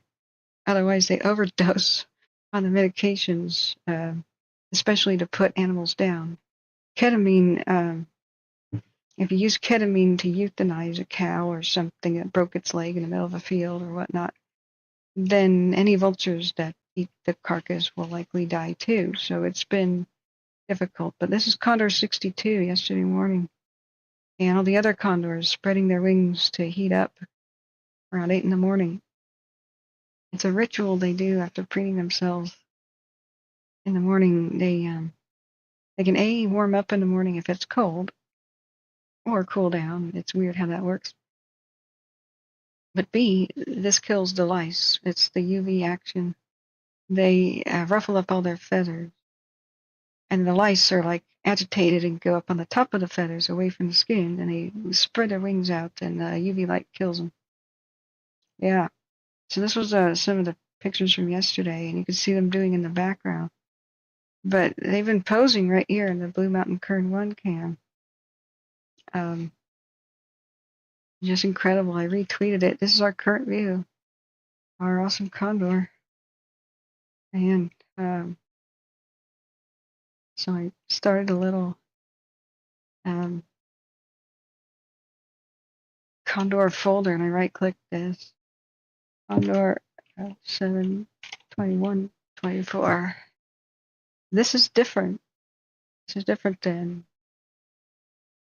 The one yesterday, I believe, it was Condor 62, which is a male that was born in the wild. The one that was spreading its wings earlier was, and most of yesterday had a Y designation yellow wing tag. So that's a different one. So I don't know who this is. Doesn't really look like 62, but I never realized they have white feet. Delicate little white feet. They may look like they have large talons, but people ask, do vultures and the like, do they ever actually kill their prey as it's dying? Do they use their talons and finish them off? Nope. They never do. Because they don't have the grip strength. Those are just fingernails. It's kind of decorative. Kind of helps them grip on a branch, but they have extremely weak grasping power. So it's even hard for them to stay on a branch when it's really windy. But man, what a majestic creature. So you can see the moon set and the sun rise. They'll probably be doing a lot more wing spreading as the sun rises proper. But I thought they would all be dead. I thought they'd all die when I was a kid, when there weren't that many left. Very happy that they have survived. Oh, condors and vultures, they don't have any good grip strength in their feet. So they can just perch, that's about it. So it's way too dangerous for them to approach living prey still. That's why they're called patient as death. They just sit there and watch and wait for something to die. And even then, they're pretty cautious as they approach. And to let others, the youngsters, approach first. The older, wiser ones will make sure that the critter's dead, And critters will still thrash around as the nerves die. They'll still kick out and move. But people that don't hunt and don't know about living in the country that don't realize that. But as the nerves die, something like a deer or a cow just could be 20 minutes dead or half an hour dead and just randomly kick. So it disturbs people, but that's the movies don't show that. So do they can't prefer this radio tower to the trees? Oh, they would prefer the towers. It takes a lot of energy to launch their big bodies up into the air. So this absolutely helps them. Mankind having big radio towers like this really helps them. You should put more of them on the landscape. They can see for miles and they can smell. They actually smell dying things and dead things. They have some of the keenest sense of smell on Earth, like, great white shark. I did all kinds of reports, school reports on them as a kid, so I still remember that stuff. What they need to fly are thermal updrafts. They're kind of high altitude cruisers. They hang around the Sierras and the mountains the most. Sometimes the foothills, but it's hard for them because they need the stronger winds that are up a higher altitude. They do not flap. If they flap, they're expending a lot of their energy. So they have to flap to take off until they catch one of the thermal updraft winds. And then they cruise, basically not using energy at all, just holding their wings flat out. That's why they have such a huge broad wingspan of up to 9.5 feet. So that's like basically almost like a Cessna.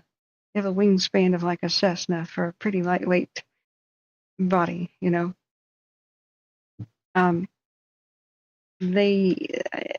these towers, when the wind is blowing, they just open their wings up and lift their feet up off of what they're roosting on. And they're just airborne already. So they don't use as many calories. People don't realize birds really can't store fat. They can for like 24 hours, but they burn it off immediately because if they store fat, they can't fly. They're too heavy. So the little songbirds that stick around in winter and bounce around in the snow, the way birds store fat is incredible. They'll build fat up on their bodies for just a night, to get through the night, a cold night. So if you see songbirds bouncing around the snow, get them suet, which is like bacon grease with seeds in it, like oily seeds. they need to get as much food as they can to make it through the night. They huddle inside of trees, like in the blizzards and stuff, like little black-capped chickadees and tiny little boo birds. Everything they eat puts on fat during the day, and they burn it off by daylight, and they have to restart it. So what condors and vultures do is they got an abnormally large stomach, because their meals come few and far between. They have to wait for something to die. Then they have to locate that thing before other scavengers do, before the coyotes and the skunks and the possums and whatever get at it, right? And so they have a huge stomach. They'll fill their belly, and then they'll just go sleep it off. And so that's probably why you've seen condors kind of basking in front of the cameras. They'll just sit there for 24 hours, not flying and not moving, conserving their strength, digesting their meal, putting on a little bit of fat, and their fat has to sustain them the next few days till the next meal. So not burning calories, flapping at low altitude winds that are not good enough to, make them fly. This is mankind doing them a favor, actually. If we put more things like this around the landscape for osprey, like by lakes' edges and say the Columbia River, where they could put their nests there, they don't have to rely on trees. All the big wingspan soaring birds that are not flappers, will benefit. They also have pretty keen vision. I'm not sure how good it is compared to an eagle. They don't need to track movement per se, but they almost have like binoculars, like captain's binoculars, to kind of verify dead prey on the ground. This benefits them. They nest up high in cliffs and caves and stuff, like in Kern County. They once had a big webcam on them, and I loved watching it. Every day you could see the little boo-boo condor chick play around in the nest. He's playing with the feathers that his parents left behind, But I don't see any live condor cameras anymore. The nesting season's about done anyway. So if you see a black-headed condor, that's a juvenile. So this is the Blue Mountain Kern Run camera link. Oh, A Squirrel says, would this be a good date to have us talking about biochar? Sorry, the crazy red flag is not over. Portland and the Western Oregon just had an insane amount of lightning. It's still ripping through the area. And we're all in red flag. I went live at midnight, not because I wanted to, because people were blowing my phone up saying, please, there's lightning all around us. There's new fires starting. Please cover this. I'm hoping to go to take a nap now. And today I was supposed to go to an event that I may have to cancel to be live. I really hope not. But because we just had a couple hundred, if not a couple thousand new lightning strikes in Western Oregon, and we're in red flag and the wind's going to pick up, we are expecting a huge next 24 hours. Sorry. There's a marine layer coming to cool off the Portland area, so I'll be able to go live more daytimes than evenings. But I hope you understand, guys, like I couldn't be live yesterday. It was just, hey, I'm still sick and exhausted. Tried to sleep best I could with this sinus infection. And yes, I still want to, though, A Squirrel, I still do. But you know what? Western Washington's in red flag, too. You may get all kinds of new fires by Olympia. Just started the natural way. I don't see a lot of lightning headed towards the Seattle and Tacoma region, but it's even red flag warning for new fire starts possible in the Olympic Peninsula, which is like a non-tropical rainforest. So hold on to your butts. We might have some busy days, of course, here in the next 24 hours especially. But of course, the moment that we do get a moment, we'll set up a time and set up an hour for you to explain to the world the benefits. I'm very intrigued. And how biochar can fertilize, right? As well as provide a measure of defensive type space, right?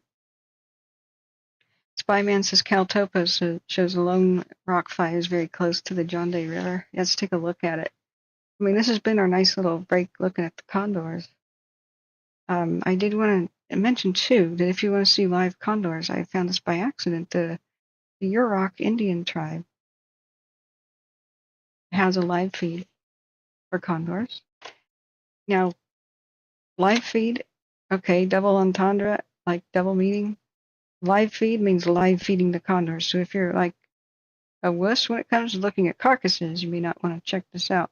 But this is the Yurok tribe, I think in Washington State, I believe. I can't remember. I'm very tired right now. Like here's the carcass of yesterday. They have some condors that are outside of the cages that are learning how to be free, or can just kind of hang around. Looks like that was a goat that they fed them yesterday.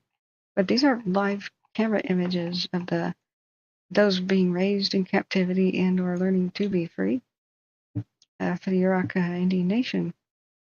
So I just wanted to, but live feed, yes, it's live, also means live feeding. Like there will be carcasses. But it was very cool watching it as I was trying to go to sleep. I was, yesterday, not the world's most advanced website as far as camera controls or whatever. I wish it was on YouTube, and we can rewind to highlights and stuff. But we saw ravens and regular turkey vultures trying to steal the meal here, and a big condor was back there. And then he walks up and spreads his wings. He's like, "Get out of my way, this is mine." And they all kind of scattered like a bowling ball hitting a strike. And then the raven perched up on top of the other condor area and was trying to get inside at the food inside the cage. Was complaining very loudly. I don't think there's any sound, but this is another way to get your condor fixes on. So these here are juveniles. They have a black head still. Their first year or two of life. They're not pink-headed. They're black. So people can be like, "What? What?" But yeah, that's what goes on there. So, but we were looking at the Cow Valley situation. We don't have a good camera. Yeah, Angela, isn't it so cool? Kathleen Danford says I got a lot of turkey buzzards here. Love watching my cat stalking the vultures. Oh my. They will turn and start hopping towards the cat, and the cat goes, "Oh no," and rethinks it because they'll spread their wings. Oh my God, can you get that on video? That would be so viral. Like, can you put security cams out? They're like $55 anymore. They're pretty easy to set up. But that would be amazing. That'd be amazing. Yeah, I agree with JB. The next, thank you for the kind compliments, JB. And I'm so grateful for you taking me under your wing, explaining so much of your fire knowledge. As we still have JB with us, retired Fire Captain John Bruno from Shasta County. He's warning us that a lot of lightning strike fires will, of course, make themselves known. So is Broke Fishing, the other firefighter we had on air earlier, retired. That a lot of the fires are in the trees, in the dead trees. It'll take a couple days for them to kind of show themselves, but Western Oregon has a lot more fires than we know about yet. So let's look at Caltopo and the heat detections and look at the Lone Rock fire. Let's see, which county was that? Yeah, Lone Rock Fire info page. It's been very difficult to track. Oh, we've got a video. And because we don't have any cameras out there, we'll look at it on the. We'll look at it. We'll look at here what we were able to get on Facebook at least. So the town of Lone Rock, Oregon was saved that night that we were very worried about it. Like I said, friends, smaller and the more close together your buildings are in the smaller town you have, the easier it is to save it from a wildfire. They don't have to stop the wildfire. They just have to stop it from eating the town. So Lone Rock, Oregon was saved. The entire town was evacuated. And one of the next things we heard was the entire town of Spray was evacuated as it raced south and went from being a tumbleweed and, hay harvest fire and grass fire to a full-on forest fire once it reached what we feared. It reached Umatilla National Forest. So hopefully this isn't loud. Yeah, Lone Rock and Hepner is, oh, it's like a little slideshow. Video has no sound. Whoopsie. All right, whoops. How do I make it bigger? There we go. It's very quick. Now, all of the towns of Eastern Oregon are small, even the ones that used to be cities. So people have to realize that. But so many of them are either evacuated right now in Eastern Oregon or, geez, about to be, like on notice. It's pretty insane right now. Eastern Oregon is ablaze. The state's in a state of emergency. We've called for help from California. They've provided 88 firefighters and many engines and stuff. We need a lot more than that, but hey, we'll take it. California still owes Oregon for all the help with the Dixie and the Condor and all the other years. But we understand California's got its hands full. But this is, I like it that they're getting some information out to the public. We just can't hear anything, and there's no live cameras. So I've not heard any info on structures lost or the like. But the nature of these fires is it's now different. The one at Lone Rock, the Lone Rock fire is now different. It's easier to deal with up in the flatland, and bulldozers can just push bare earth in front of where the fire is. They just ran too quickly for them to get ahead of it the day they broke out. And so spray was put on notice. The spray is on the John Day River. And they just told everybody to please leave and go to Fossil. So we have to check on what's still the status. Were they able to come back? Are they still all evacuated? And you see how it starts to get more forested and more hilly south of Desert Cruise are some of the unsung heroes here. You can see how it starts to get more hilly and mountainous as the fire spreads south until you get into the John Day River. Oh my God. The John Day River Canyon, which is kind of like a big wind tunnel.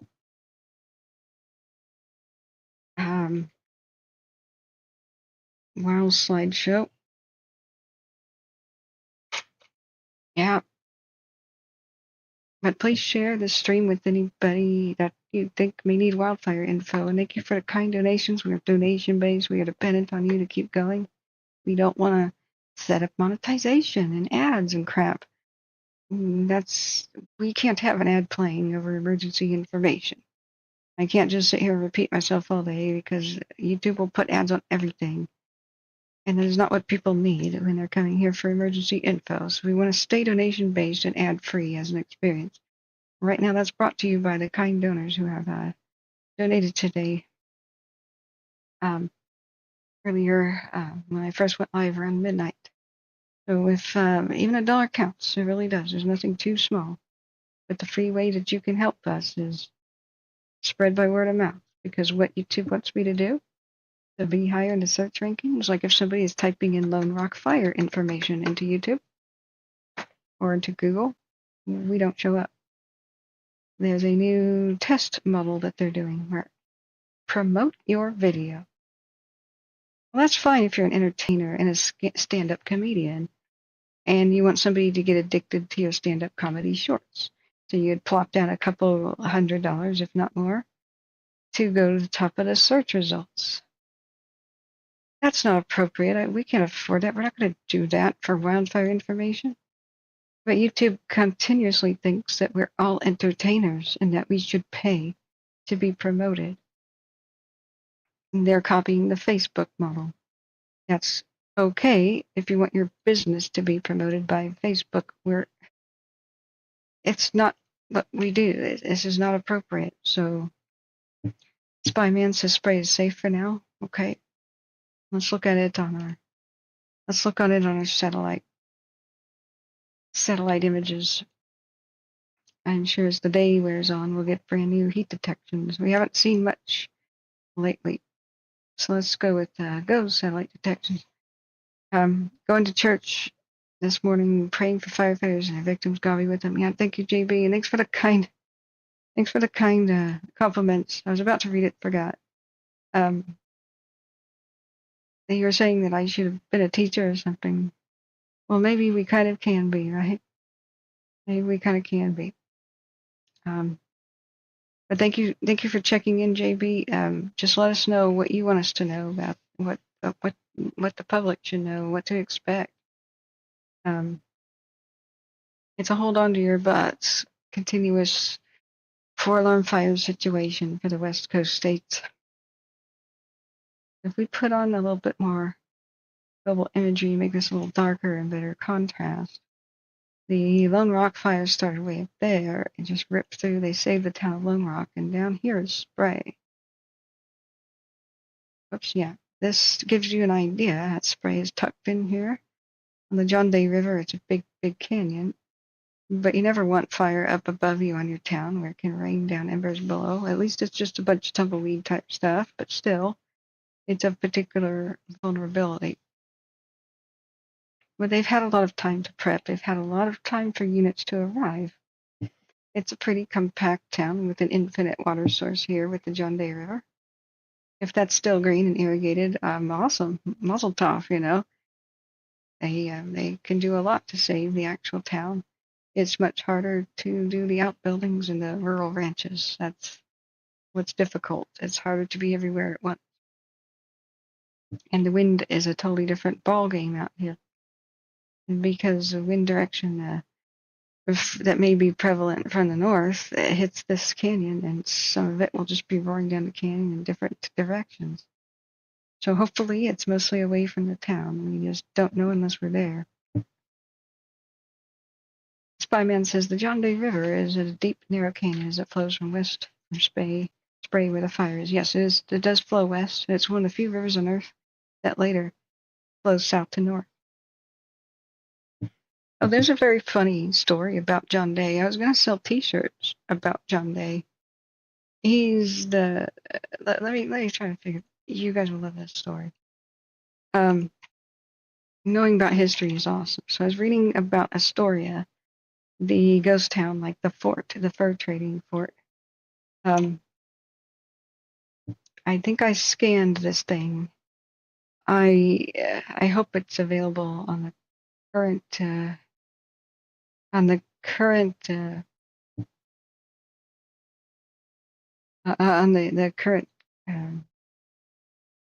shoot. It may not be available in the current different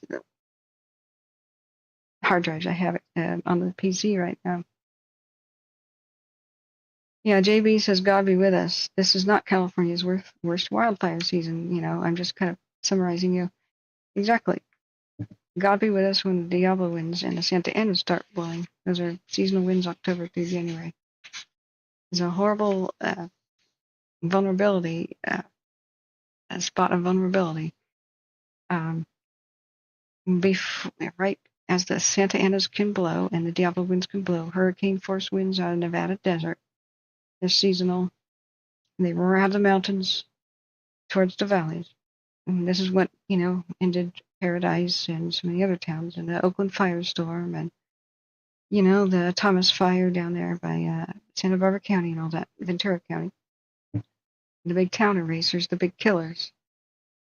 The 2003 Cedar fire, dear God, that killed 15, and that killed 15 people and erased like 2,200 buildings. Like those, the ones that Californians live in terror of. There's a vulnerability where the Santa Anas can blow before the wet season starts. And before we get all the rain and the snowpack in the mountains, which will protect most of California. That's why we lost, you know, like big chunks of Santa Rosa. This is where my friend died. The Diablo winds were blowing in October. So October and November, before the wet season begins. We can get an early start to winter. That's the best scenario. But any fires that are still going, that get started during this lightning strike season and arson or whatever reason they get going, if they're still not totally contained, especially in the Sierras. Hold on to your butts. That can lead to the worst case scenarios of the huge fires blowing at rampaging speed out of the mountains in the night and trying to erase towns. It can happen in the Napa area, the Bay Area. It can happen up near Shasta with north winds. It can happen down by Pasadena and Ventura.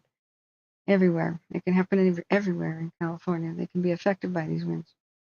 And so it's a race against time. Every year it's the same deal. July and August is lightning strike season. Pounce on them, get them contained or out. You don't want these still going when October rolls around and the Santa Ana winds come. So yeah, God help us if any are still going or start around that time. So it's hard to say what's going on right now. Gray. These are our heat detections with the Lone Rock Fire by spray. And I'll get to the joke and what really happened to John Day is absolutely hilarious. I was hoping to get the visual aid. It just shows a naked running man by the Columbia River. So I was going to sell T-shirts, that historical-based T-shirts, where John Day basically says, he was part of the Astoria Fur Company in 1811 or 1810, actually, that John Jacob Astor sent to found Astoria from New York City, a fur trading fort. And people will be surprised to realize that Astoria was settled by white people before anything west of the Mississippi. It was like the earliest American settlement west of the Mississippi. Because Louisiana Purchase just happened, so America didn't have access, like just long before the pioneer wagon trains and stuff. He sent people by boat on like a 2-year voyage, or at least a 1-year voyage from New York all the way around South America to Hawaii to Oregon. Some ride by boat and some went by land trying to follow the vague trail kind of map that Lewis and Clark did in 1806, and they got in real bad trouble. And they got split up, and John Day was left behind. The rest of them continued on to Astoria, but he had a friend who was sick in the Blue Mountains. So he was in this region where the John Day River's headwaters are at, and his friend got better, and they went to the Columbia River and tried to just follow it, because they figured their friends would start a fur trade fort at the end, and they were going to just walk from basically Idaho all the way to the mouth of the Columbia River. And so it was there that a bunch of Indians found him, and I'll continue the story in a second. So the key is down here, somewhere between 6 and 12 hours ago, by the John Day River, which I'm about to explain the funny story. 6 to 12 hours were these GOES heat detections. And the yellow is somewhere between 1 and 6 hours ago, but the orange is within about an hour ago. We don't have any new red ones, but it's still very active here.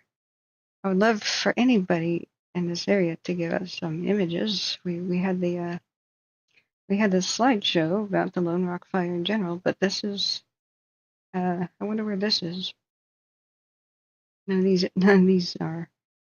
I don't know if anybody recognizes. Like, these towns are tiny. We don't know where the firefighters were at work, so the Lone Rock is now down in the Umatilla National Forest. This is an interesting way to make a water truck thing. This may be a pumpkin, actually. I don't know if it's on the back of a truck, but a pumpkin is like a doughboy swimming pool of water, and the firefighters will set these up by structures so that when the big fire comes, they have a lot of water supply.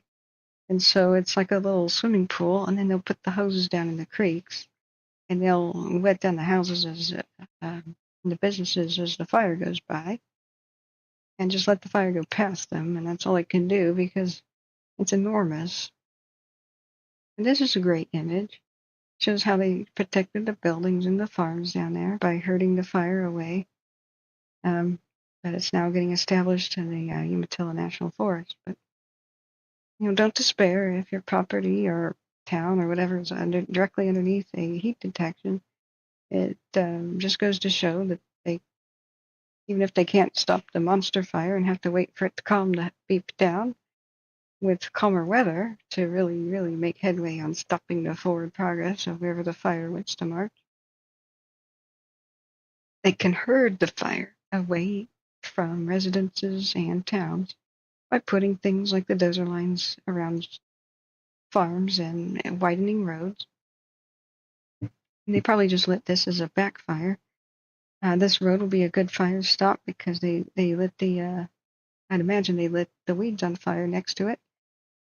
So even if it's in ferocious winds, like burning pieces of grass and stuff will hit the black, that stuff that's already burned and not really spread. So they do a lot of that. But when it's full tree torching stuff and high winds, they can't really get in front of the fire and stop it. So they'll herd it around communities. But when it's in that kind of a mode, you can't just get in front of it and stop it. That's suicidal. So they prep these structures and they strategically sit in the driveways of ranches and homes or barns or whatever with their pumpkins and all their water that they need. The fire goes past them and then they go, okay, we saved that community, what now? What do we do about actually containing it and stopping the rampage? So I'm glad that they shared these images. And we try to get as much information as we can. This is 11 hours old, but let's watch a little video here. I hope this isn't super loud. Operations Section Chief with Northwest Team 2. So, starting on the northern end. Okay, let's watch this video. So let me write down timestamps. Right now, fires are usually on best behavior at dawn and in the middle of the night because they lack steroids that the sun's rays give them and the sun's heat. So we're looking at the Lone Rock, the briefing of yesterday. Let me turn off the fact that we've got, we're not listening to Douglas County right now. Lone Rock, yesterday's fire briefing, it'll probably be really short. 5 minutes, 48 seconds. Okay. Hopefully they'll give us one in the morning. We don't know, though. Well, I say yesterday. Yeah, it was yesterday. Okay. Let's rewind. Good morning, I'm Dan Trapanese, Operations Section Chief with Northwest Team 2. So, starting on the northern end, starting now the town of actual Lone Rock and moving up to the north, a lot of the fire has been put into containment. We continue to patrol, but the line is in great shape. We don't anticipate any issues with that, but we're continuing to put resources out there and ensure that the fire on this northern end stays exactly where it needs to be. As we move over to the east side, in the middle of the fire, there's Morrow County OHV area on this east side. We've been doing a lot of direct line operations on this east side with minimal firing operations for indirect pieces that we cannot get resources directly onto the fire line. That's been very successful, moving down to the south to this 21 road, Forest Service 21 road, just west of the Highway 207. As we move south from the 21 road to the Forest Service 25 road, this area has been worked very heavily with crews on the ground, a lot of dozers, heavy equipment, and also engine personnel. We had some successes in there yesterday, staying fairly direct as weather was allowing. Winds were coming mainly out of the northeast. Okay, that was odd. That was not me. That they accidentally cut in some sound, I guess. I think they were trying to show that without it. Okay. We had some successes in there yesterday, staying fairly direct as weather was allowing. Winds were coming mainly out of the northeast, which caused a lot more push down to the southwest. So very successful on this southeast side of the incident. As we move around the southern end, Fire did get very active yesterday at approximately 3 o'clock. We saw a very big push down to the south and west. The Windlock Road and into the Alder Creek Road saw a lot of the fire growth out there. Unfortunately, we weren't able to capture where the fire is exactly at through infrared or just resources on the ground over the evening. But we do know that fire is out there and is definitely in the open. As I move up to the north, going along the 25 road, again, some indirect dozer line. We saw more heat on this Midwest side of the incident, but the lines in here seem to be still viable. Working with a lot of the landowners and their local knowledge, our firefighters have had good success out there putting in lines and then just attempting to keep the fire within that perimeter that they've put a lot of time and effort into. So finishing out back in the town of Lone Rock, we've done a lot of hardening around structures, the infrastructure that's in place through direct lines, a lot of heavy equipment use, and some tactical firing operations. So we're feeling pretty confident the town of Lone Rock is in a good spot for now. Starting out today though, predictions are that there's going to be some increased fire weather. So we're anticipating that firefighters are going to be working hard down on the southern portion of this incident especially, but having to provide for their own safety. So we've had a lot of plans in place today that are going to ensure that. It's through communication and accountability from our leadership. This has been a good incident for us working with the OSFM Red Team, as their primary mission has been in with the structures and attempting to save as many as possible. It's a tough day today, but we'll get after it. Good morning, Steve Chapman, Oregon State Fire Marshal's Red Team, Ops Section Chief Trainee with your daily update. Going to orient you to the map that we've got up here. We've got Condon and up in here. We've got Fossil over on this side.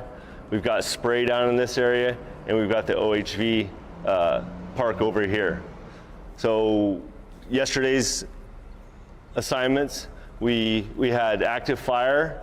We had crews down in the OHV working all down through on the southeast side of the fire, working with our counterparts, doing point protection with our with structures. Then we also had crews down in the town of Spray, where we started doing structure assessment and structure prep and getting ready for the fire that's coming down that direction. And then we also had crews up in the Campbell area, Campbell Lane, and then the Lone Rock, where they were doing just basically structure protection and just watching the fire coming down, making sure all those structures are safe, and then any hot spots, putting those out.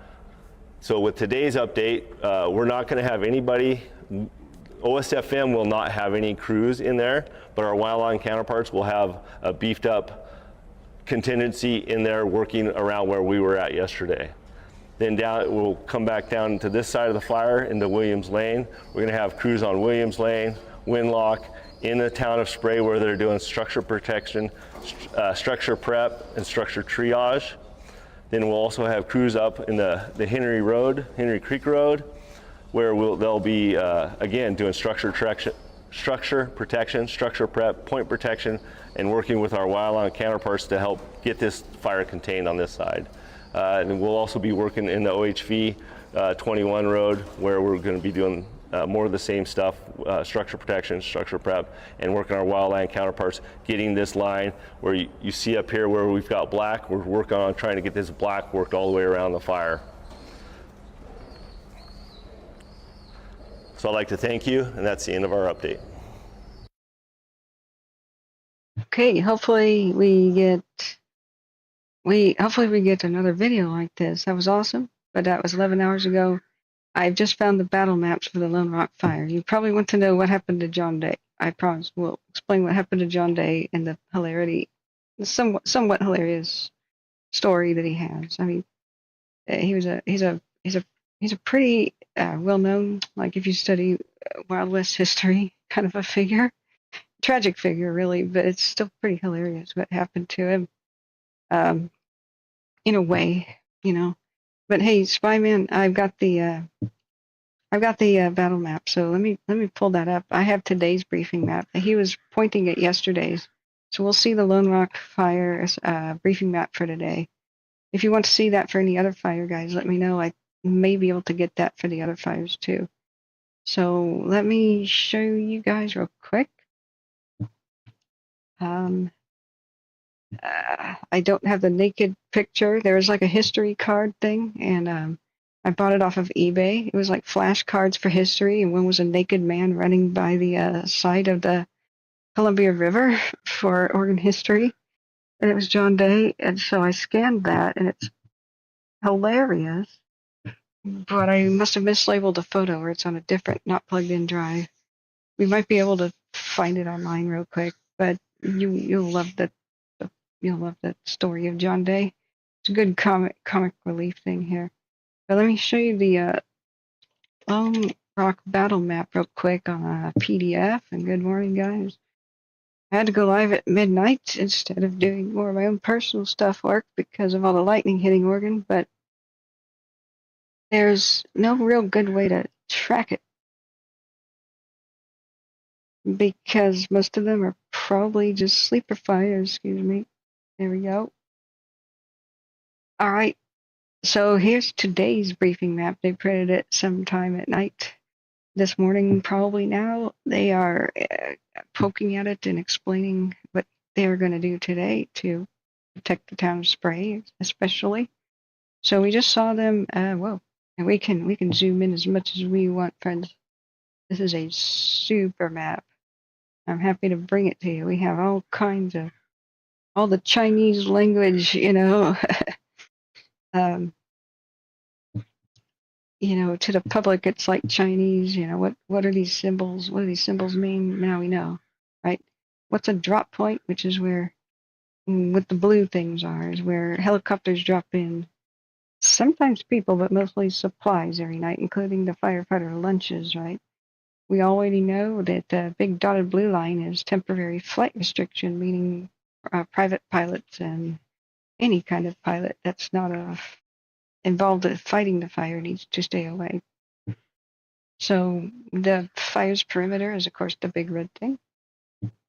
Where it is contained is going to be black line. And I explained that around Lone Rock, they've got a lot of it. So the crosshatch symbols here explain that I'm showing the battle map, today's battle map, also known as the briefing map for the Lone Rock. And put in chat which fire you want me to check on next. We're waiting for morning operational updates and briefings, if any of them come down the pipe. But the lightning strike fires that did get started down there in Douglas County are mostly looking pretty good, except the ones in the forest will not be detectable probably until tomorrow night because it's still lightning out there.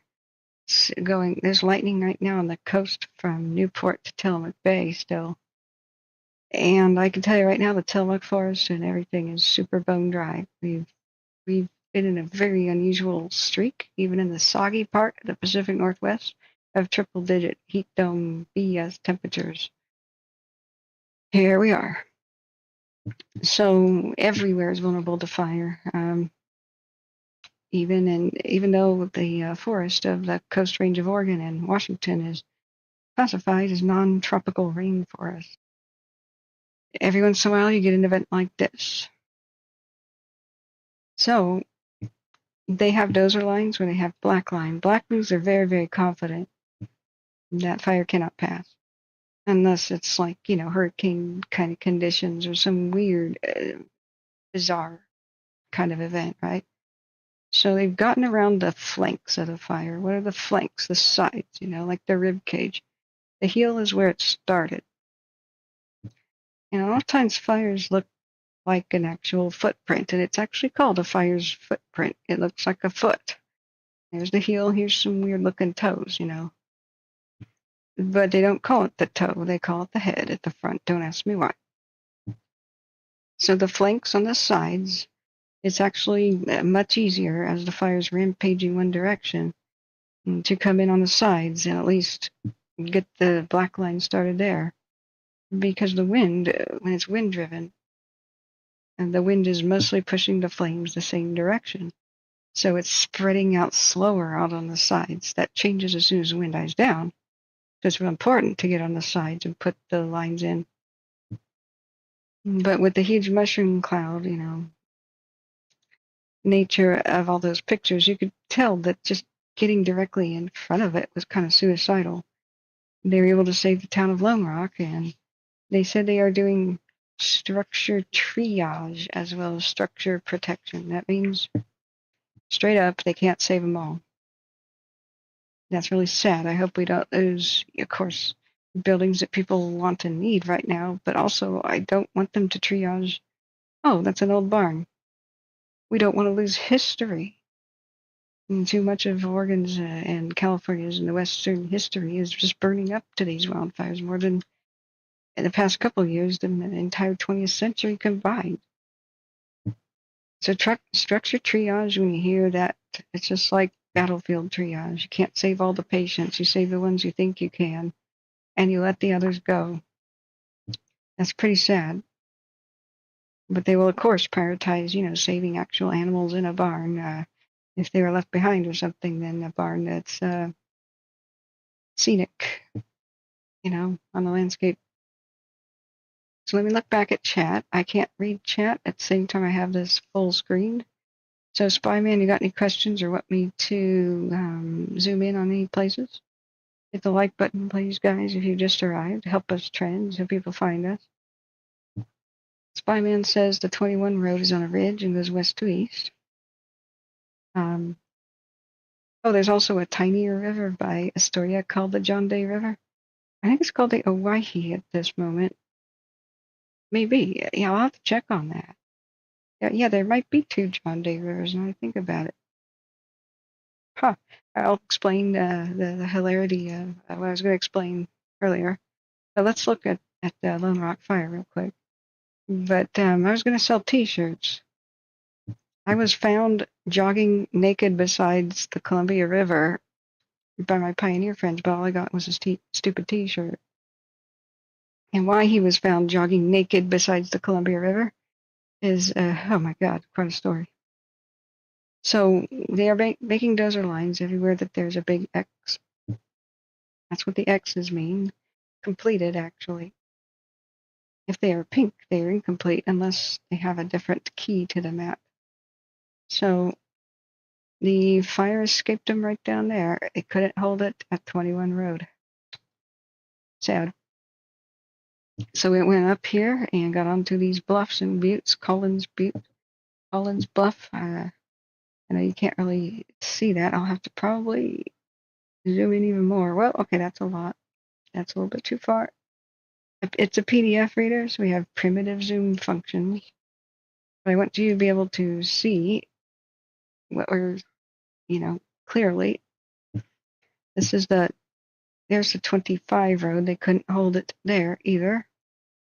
But at first, this was their best chance that they had of stopping it, but it got past them here at Road 21.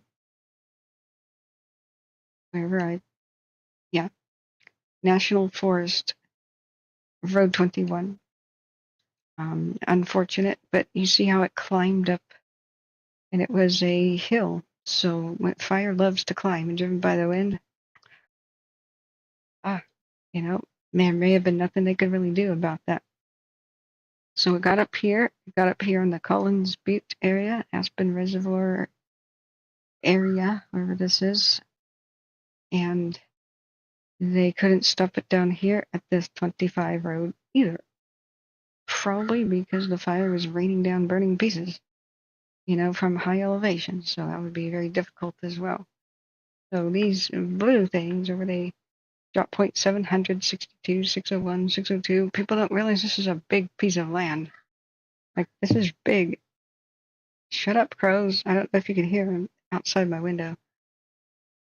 My dipping point is where the helicopters get their buckets of water. So if we keep looking down here, it raced down past Table Rock, past Sourdough Ridge. I don't know if this is a spot fire down here by Harper Mountain, but we're getting towards Spray, aren't we? this is the main highway, right? This one in pink, it goes along the John Day River, right? Yeah, here's the John Day River. So it's Highway 19 in some spots, 207, called 207 in others. So the town, what? Isn't it right here? Does this map not show the town? Hang on, am I zoomed in too much? Yeah, I may have gotten the wrong spot. The town, is buried under drop point 606, which is inside of the town. So sorry, drop point 606 is burying the entirety of the neighborhoods under there. It's underneath that blue crap right there. So is Bray still evacuated is what I wanted to know. Probably is. But it looks pretty easily defendable. Nice and orderly. Probably even has hydrants and stuff. We can look at it on Google Maps, I guess. But this is the battle map that they oriented themselves, but it's just a big warning. The briefing map is obsolete the moment that they print it out, and they print it out at like 2 in the morning. It's usually from fire observations or taken around midnight to 2 in the morning. They print it maybe 2 to 3 in the morning. And of course, it has been active and spread throughout the night. So where the fire is, they just said, like and that's not a secret. Firefighters don't really know where the fire is exactly from one moment to the next. That's always changing. So he just said, we think it's over here. But when they can't map it at night, they have really no idea. It's like a rain map tornado. It's invisible. It's invisible, made invisible by the smoke. So at any given point, they have lookouts that are constantly looking, trying to see if flames poke through the smoke wall. They have pilots watching their backs, giving them reports all the time about where the fire is or where this edge is or that is. So remember, just these are many hours old by the time they even print them out. But that's just the nature of the briefing map. So this is what they're doing today. We see that verified, where the big red outlines are. This is where the fire is verified, but we've seen down this Collar Basin Road. Isn't that Highway 19 or whatnot? That we already have heat detections down there. Some of it could be hot drifting smoke. We don't know. We don't have any cameras that look at this, unfortunately. If you want me to try to get the battle map for a different fire, I can do that. So let me look back at chat now. Hey Squirrel says people much value Catherine's efforts here, especially when fire visits them or their area. Our hope is to use our channel to bring awareness to proactive biochar subject. And I want to help you too. I want to help anybody that has a business-oriented thing or even a good idea or an invention or anything about how ordinary people can protect themselves, because sometimes you're on your own. Hey, good morning, Lady Bird. How are you doing? Spyman says that Windlock Road is also a major road in that area. Okay. Corncob Ranch is a very, I think you meant to say large ranch in the area. Much of that ranch has burned per all the fire maps. Well, do you mean buildings, though? I mean, if the hay crop is lost, that's one thing. But if the buildings survive, a ranch can rebuild, especially with the agricultural bills and loans and stuff. Yeah. Collar, how do I say it? Collar Basin or Kaler Basin is also by Taylor Road. Now let's look back at the satellites. We want to check in with the Condors. They're probably waking up this morning and spreading their wings. They are soothing to look at. Oh, there's the boo-boo. That's a California condor. It's taking a nap. When they put their head in their feathers, they're taking a nap. That's done in California. But, well, as soon as the sun gets higher, they'll spread their wings out to warm up and kill lice on their feathers. So any update on the pyramid? Okay, yeah, Raz, go ahead and let me know where that is. I'm not sure. Is that in the Cascades? When people ask, it's good to say which county and or state, actually. We were listening most of the night. Lynn County, okay, yeah. Cascades. were listening most of the night to Douglas County as they went whack-a-mole with some fires got started by lightning. And we've just recently turned it off. I was told at midnight, please go live. There's lightning everywhere. Let's look real quick at the storms are like Elvis right now. They're leaving the building, trying to leave Oregon, but it ripped all the way through Medford, all the way up to, now it's by Seaside and Astoria proper. It skipped Portland, though. I haven't had any so much as a breeze. But I'm very concerned. This whole area, this whole region, we're on red flag. I turned it off because it made the map pink. But there could be dozens and dozens and dozens of new fires in the trees right now. You could give us a call right now. Sorry, I'm getting my phone right now. Oh shoot, I have more than 24 notifications. Which means I'm getting no new ones for fires. So hold on, bear with me, friends. We'll look at the pyramid fire in a second. There's a general closure of much of the areas in the forest. So let me. We still have more and more lightning strikes. We expect the radio to blow up with this right now. With more and more reports of fires starting. This is gonna suck. I could possibly drive out to some of these. We don't have the laptop yet, though, but I could at least film some of them. But it's a hard call to make. I was supposed to have the day off. I was supposed to take a nap right now and then go to the fair. I wanted to go to one of the nearby fairs because one of my friends is showcasing her goats and all that, and I don't know if I'll be able to. I'm still pretty sick. I'm supposed to not be speaking this much, but you know me. I was hoping to just kind of show the lightning strike fires put on the radio because Douglas County was pretty active for a bit. And then they shut up and made me speak. And so we're waiting for morning updates. The Pincer 2 fire. Let me look at what my phone is doing. Hold that thought, Squirrel. I don't think that we could really do much of a phone call right now. I want to give you your full hour about, when things are happening too. But there's another pioneer fire in Chelan County. A new fire start was spotted in the aftermath of the lightning storm.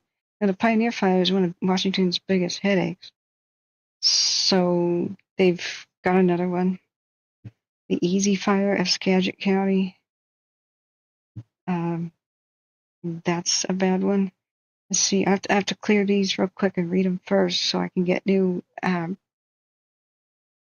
notifications. We reached 24 and then my phone goes silent for watch duty. The Fiddle Fire, the New Hogan Parkway in Valley Springs. Slow rate of spread in 1 acre. The Red Fire, northwest of the Crescent Lake in the Diamond Peak Wilderness. On the Deschutes National Forest. It's being managed under a full suppression strategy. Let me take a look at that one real quick. There's so many right now. That one's now at least 138 acres, nearby to what we're looking at with the Pyramid Fire. Red Fire, where's Red Fire? There's more that we could shake a stick at. This is all lightning. The ones from the last 72 hours. Yeah, the Lemolo has kicked everybody out of the campgrounds. They had level 3 evacuations yesterday. So the Red Fire is located in the Deschutes National Forest. Full suppression is the strategy. The Diamond Peak Wilderness is 52,500 square acres of rugged area straddling the crest of the Cascade Mountains. Designated 1964 by the Wilderness Act, which means it's screwed. I'm sorry. Wilderness Act basically has stupid wording that helped define wilderness as no roads. So everybody chains themselves to trees and said, don't put any roads in here. It'll lose the wilderness designation. It'll be developed. It'll be logged. which means it has no fire access roads. So it means it's screwed. Where the red fire is, this area is screwed. It's going to burn up unless there's rain, because there are no roads. You're not allowed to put in roads. Every time the Forest Service tries to make forest fire access roads like new ones, they get sued by environauts. Most environmentalists don't care if there's a couple of fire access roads. It's like, that's good. Okay, but the radical crazies, it's an unfortunate wording in the legislature. If they changed it and just amended the bill, the Wilderness Act of 1964, to say that fire access roads don't count as civilization or development, they won't disqualify a wilderness from losing its special protection. That's all we need to do. And this madness will end. We could put fire access roads in, but we see wildernesses completely get obliterated by fire because there's no way to get to them and there's no way to put in a team. They're lucky to have trails. They have to fight fires with rakes and shovels on the backs of mules and go in on trails. Wilderness is also stupid. They're not allowed to use chainsaws to even cut down trees on fire and stop the fire spread or build fire lines. They have to use a saw, and they have to have a blacksmith there to sharpen the saws. We're talking about the 1899 technology. If the fire crews want to get in there real quick on like motorbikes, they're not allowed to. Not even bicycles are allowed in wilderness areas. So that means that it's screwed. It's going to burn up. These will be the biggest areas of fire just because we set them up to be so. And that's why I say, write your congressman. There's some right now that want to extend and cement no roads in the wilderness. Like, stop being stupid. We're losing too much of our forests. Write your congressman and say, don't freaking support that nonsense. But your letter writing campaign can really help. No more checks I'm writing to you, environmental group, if you support the roadless nonsense. Just amend the bill. We need fire access roads. What the hell? We've seen so many forests just being obliterated by fire, and they're not even allowed to replant either. It's just madness. The rules about the wilderness is madness. And that's why we lose the biggest fires when they cross over the wilderness. They become the biggest fires in general on the west side of the Cascades. I'm just reading the depressing news about it. The red fire is technically Klamath County. Yeah, it's just over the border. We'll look back at the pyramid, but it's just a Diamond Peak Wilderness, 52,500 square rugged acres straddling the crest of the Cascade Mountains, was designated in 1964 by the Wilderness Act, which means they have not been able to put new roads in since 1964. To be stewarded in a natural, undeveloped condition. Motorized equipment, motor vehicles, and aircraft are prohibited in the wilderness by federal law. Just reading this right here. By federal law, with narrow criteria for exceptions. Even if there's a rampaging huge wildfire, they have to ask Washington or some idiot behind a desk in Washington, can we use chainsaws? You know, there's a rampaging fire. And if somebody needs to get that approved, ran by somebody else who needs to approve it, who needs to approve that, who needs to approve that, and a couple of weeks later, they might get back to you with an answer. The U.S. Forest Service has authorized the use of chainsaws, thank God. Portable pumps, fire retardant, and aircraft landings by firefighters since their initial attack. Oh God, that's surprising. That's surprising, but a little bit of good news. But the damage is already going to be done. You don't build the city walls when the Huns are on the horizon. You already have to have existing roads to access things. And it says nothing about being able to build roads. What is a fire line? It's a road. If it's not a road, it's a trail. That's what a desert lane is basically a road. They're not allowed, doesn't sound like they're able to make those. So, yeah. Blah, blah, blah. Today's activities, what they'll do, the weather. It'll be around 90 degrees, relative humidity around 20%. East, morning winds 5 to 8 miles an hour. This goes for the nearby fires where like Pyramid and all those. This is kind of a summary of all the millions of fires around the Diamond Peak area. Not the Diamond Lake, but the Diamond Peak. Man. So let's go to the one in question, and I'll tell you the story of John D. I swear, guys. Where was the one in question? Pyramid? They don't have enough people for all these. Something's going to burn up. They, ideally, is quite a bit further north. Ideally, east of Sweet Home, right? They would have enough airplanes and crews and everything to respond to each one of these. Every lightning strike fire starts just a couple acres, or maybe it's just a tree on fire. But when you don't have enough people to respond, some of them that could have been out like that just won't be. Just won't be.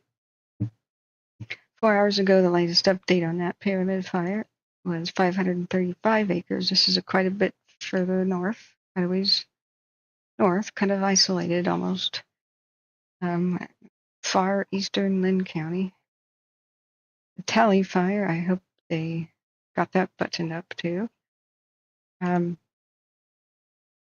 535 acres as an update. The Willamette National Forest has issued emergency closure, which was reported July 17th in the Sweet Home Ranger District. Closure order, which is for the public and firefighter safety, is effective on the 19th through November 15th until they cancel that sooner. November is usually the wet season, so that's usually when these fires get rained out. The Pyramid Fire, located pretty far east of Sweet Home. They should say that. They're saying just located east of Sweet Home? No, pretty significantly far away from Sweet Home. It's approximately 300 acres in size when I was yesterday. The official cause is lightning. So they've closed the Big Spring Snow Park area, the Daily Lake Use and Campground, all the other snow parks, Middle Santiam Wilderness, South Pyramid Horse Camp, a boatload of trails. Don't go camping in the Cascades or right now even in the Coast Range. It's just a bad idea. It's just a bad idea in the red flag fire season right now. There's a burn ban and campfire restrictions anyway, so you have a miserable time. It still gets cold at night. In most of the mountains here in Oregon, the chance that you'll be kicked out of your campground or trapped by fire are pretty high. As we see lightning continuing to rip across the landscape, this is starting some fires. It is. In Western Oregon and the Coast Range, we'll find out later when they can spot them by aircraft. Right now, aircraft can't fly. Look at the storms. So, good morning, Trident One says. So that's most of what we have as information. We spoke early with the beginning of my stream, which began at midnight. We spoke with Broke Fishing, and he's down there in Douglas County. He's the local ex-firefighter. He gave us a lot more insider information about what's going on down there by Douglas County, where there's just still new report after new report and new fire. They're just running around fast as they can, trying to keep them down while they are small. But the next big wind event is going to fan these into monstrosity. Many of these will be fanned into monstrous size. This is extremely bad. This is extremely concerning and extremely bad. Yeah. And you're exactly right, Kathleen. The worst enemy of a forest is basically snags, dead trees standing up on a landscape. You can leave a couple up for, eagles to nest in and whatever, but you don't want that many in more than one in like a couple square miles of a radius, because wherever lightning strikes a dead tree, it's almost guaranteed to start that tree on fire. And then what we're waiting for is some of these will be sleeper fires. This is what a tree looks like when it's dead and on fire.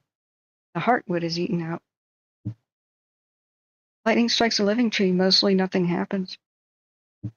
And sometimes it can start a fire, of course, just depends. But this is what a tree looks like when it's on fire and burning. You can't really see a lot of smoke now, can you? But when it's a dead tree, eventually the heartwood will get eaten. It may take a couple of days, it may take a week. Eventually, this will shatter into pieces and throw fire all over the landscape. The bigger the tree, the worse it is. And it'll start that forest fire. The wind picks up and you got a huge mega fire. But what have we seen? The 2020 fires, it was a race against time to get the dead trees all off the landscape, the millions of dead trees. Hundreds of thousands, who knows how many.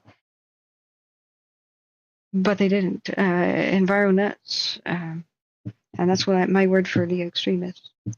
Okay, most environmentalists are very rational, like myself.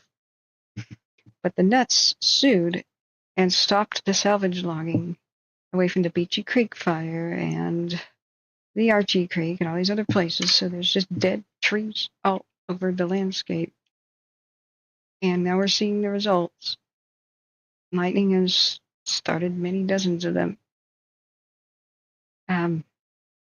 Sometimes you can see the panorama here. This is where the last year's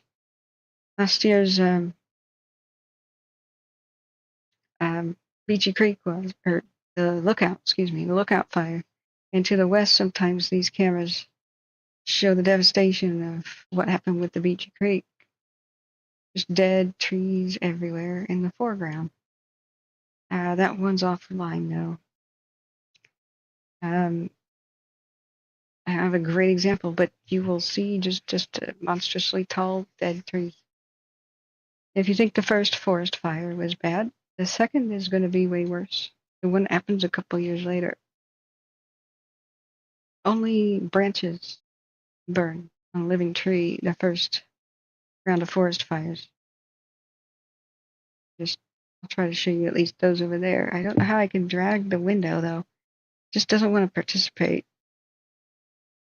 It's kind of a messed up website, but all over it's just dead trees. Pretty much far as the eye can see. Salvage logging only occurred on the private timberlands where they know better. You can't, any baby trees that are growing at the base of the dead forest, they're all going to die. All of them. When lightning or whatever starts the second forest fire, because it's only the limbs that burn off the first time. Living, especially old growth trees, have hundreds, if not thousands, of gallons of water in their trunks. They're alive. Trunk doesn't burn. That's the majority of the tree. We found out the hard way. We've already learned this lesson again and again and again with 1933's Tillamook burn. If you don't salvage log, they stop some of it after 2 years. The wood becomes useless. There's no value to it. It just rots. They stop salvage logging after 2 years, but every 3 years, lightning and other causes hit the same Tillamook burn area. The one in the 30s that inspired the Bambi wildfire scene, the huge mega fire west of Portland that destroyed just billions of feet of board timber of old growth, unfortunately, and just erased the habitat. Every 3 years, with just enough brush growth at the base, like trees trying to grow back or bushes or whatever, they had a worse fire every 3 years called the 3-year jinx. And this time the trunks were on fire, so it was more intense. It was worse. So everybody who lived in those towns, whereas today's Tillamook National Forest, they just sold out. The government bought their land. They couldn't handle it. And there's like 16 missing towns that are no longer on the map. And that in general county region. Like it desertified the area. So it incinerated. And this is why we learned that lesson. Even if the wood has no value, you've got to get it down on the ground, wood chip for it. That'll jumpstart the regeneration process. But they don't bother replanting until the dead trees are off the landscape because the heat of them burning kills everything. The couple of trees that manage to survive the wildfire, if you have dead trees next to them, they're not going to make it. So it's just ridiculous. They have experimental forest in this region, like last year's lookout fire in this area by McKenzie Bridge. Experimental means we let the fire load build up. We don't build any fire access roads. We don't do any prescribed burns like the Indians want to do. We don't thin the forest. We don't do anything. And then we wait for a fire to happen and see what happens. Oh, we already know. Obliteration is what happened. Holocaust is what happens. We already know. For all the living creatures there. But here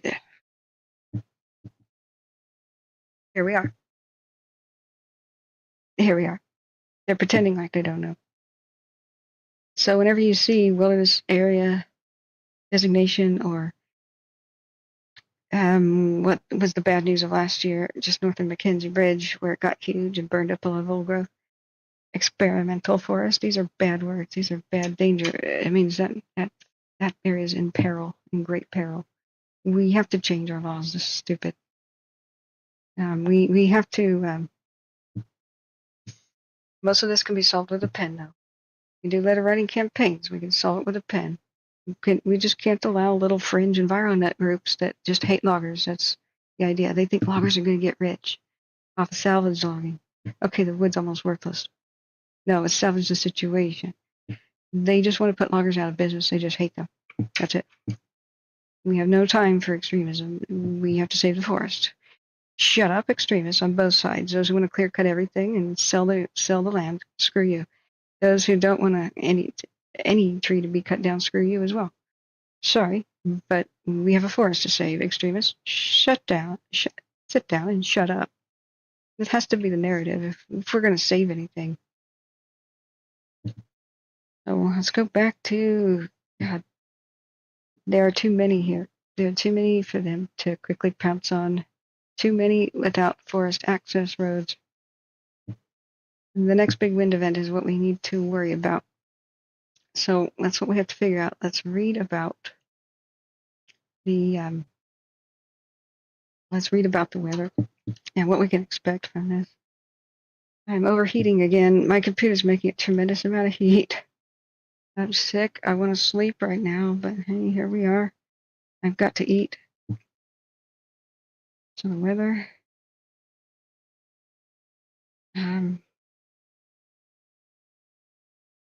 I hope we don't have a repeat of Beachy Creek 2.0. We will, though, because we've set up the landscape to have it.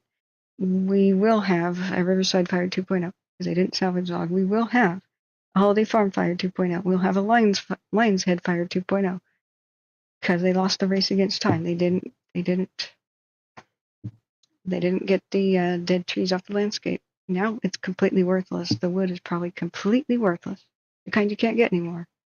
True old growth hardwood that could have been turned into homes or something. It's just sad that they wasted it all. Every tree that dies to wildfire for whatever reason, if you salvage its wood, a living tree somewhere else doesn't have to be cut down. But here we are, wasted. Just our forests utterly wasted and set up to burn again. Yeah, they'll probably, I don't know how much salvage logging, but if they didn't, Tubbs Fire 2.0, I guess. You'll have to tell me what that region looks like. I was going to go film it, but my kidneys started to fail and I got gravely ill. And I cut short the filming of the Condor and the Dixie Fire aftermath. Got some aerial footage though with C-probe and sticking cameras underneath the wings. I just need to return, get that laptop together, return and film the fire's aftermath. So thank you everybody. You guys donate to the laptop fund. Please drop $1 in there if you can. It's the links to donate are in the pinned chat message, and also in the description of the video, sort of at the bottom. All extremists are ticks, basically, on our skin. No matter what, they're the ones who sabotage their own movement. All extremists. They're not the smartest bunches in the shed either. The eco-terrorists burned down, like back in the 90s, the eco-terror of burning down logging operations, which is mostly in not old growth at all, but they started wildfires. The eco-terrorists also burned down a university building that was trying to grow from seedlings the rarest trees on earth, the Pacific yew. It's almost extinct. It has cancer-fighting properties. They're trying to propagate it and then put it back on the landscape because Unfortunately, where the historic logging happened, they cut down all trees, including the cedars, Pacific yews, and all that, and only replant Douglas firs. And so that's become endangered, but it has cancer-fighting properties. It's an incredible medicinal plant. So these dumbass eco-terrorists burned down the university building and burned where the seedlings were. They're really not the brightest bunch. Anybody who would commit arson is not very intelligent, but here we are. Or if they are, they're psychopaths. But here we are. Oh, Angela Cortez says, there's a condor there. Oh, they're sunning right now? Okay, let's take a little brief. Relax. Oh. This is Blue Mountain Kern Cam in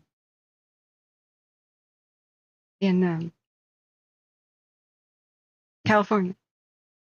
I consider the condors any kind of bird on the cam as good luck. So it's good luck for California, though. But Oregon is, oh my God. Yeah, they've begun to sun themselves. They'll stick their wings out, let them spread in the background. Oh, amazing. I wish I had a script that would just save as JPEGs, each frame, so we could do our own neat little time lapses. I mean, my stream kind of does it, but I want to make my own, This is let's do the last 3 hours. I slept in front of the camera. If she turns, we'll see which wing tag she has. I think she's yellow Y.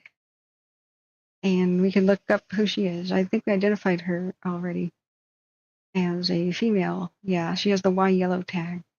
So there's a Condor identification website. We could figure out who she is. Let's take a quick break and do that because stress relief. So Condor ID. It's the Condor spotter. This is the Southern California flock. Choose the correct color. Yeah, get off the dark mode. Yeah, there's yellow. Yellow Y condor is a female named Yuki. Yuki. She's 9 years and 2 months. She was hatched at the LA Zoo. Her father was Condor 120 and her mother was 95. And the other star of the show was Condor 62 in front of the cameras all day yesterday, spreading wings. So Condor 62 is a male that doesn't have a name because he was born in the wild. So I said, hey, David, because C-Probe's name is David. I said, should we name him David? He goes, no. I said, why not? It's a majestic creature, But we have to have a nickname for the condors in front of our cams on the fire stream. He goes, no. I don't want to be named. I don't want my name to be on a scavenger that goes out, whose business is all day to go out and find dead meat. I said, but David, that's what you do. He goes, what? I said, you go to the grocery store, and you buy dead meat. So doesn't that make you a scavenger? Don't you have a lot in common with this majestic beast? You both fly. You're both pilots, right? Well, we're flyers. He goes, what? I was totally trolling him. I said, look, it's not like you're an active hunter, so you are a scavenger. If you buy meat at the store, it's already dead. It's pre-killed for you. He goes, it's not rotten. Well, okay, got me there. Yeah, you got me there. So, oh yeah, I have to tell the story of Joan Day, but that was a nice break. Thank you. Keep me updated on what's going on with Condor Cam. This is all my other years of doing this, I've never seen this before.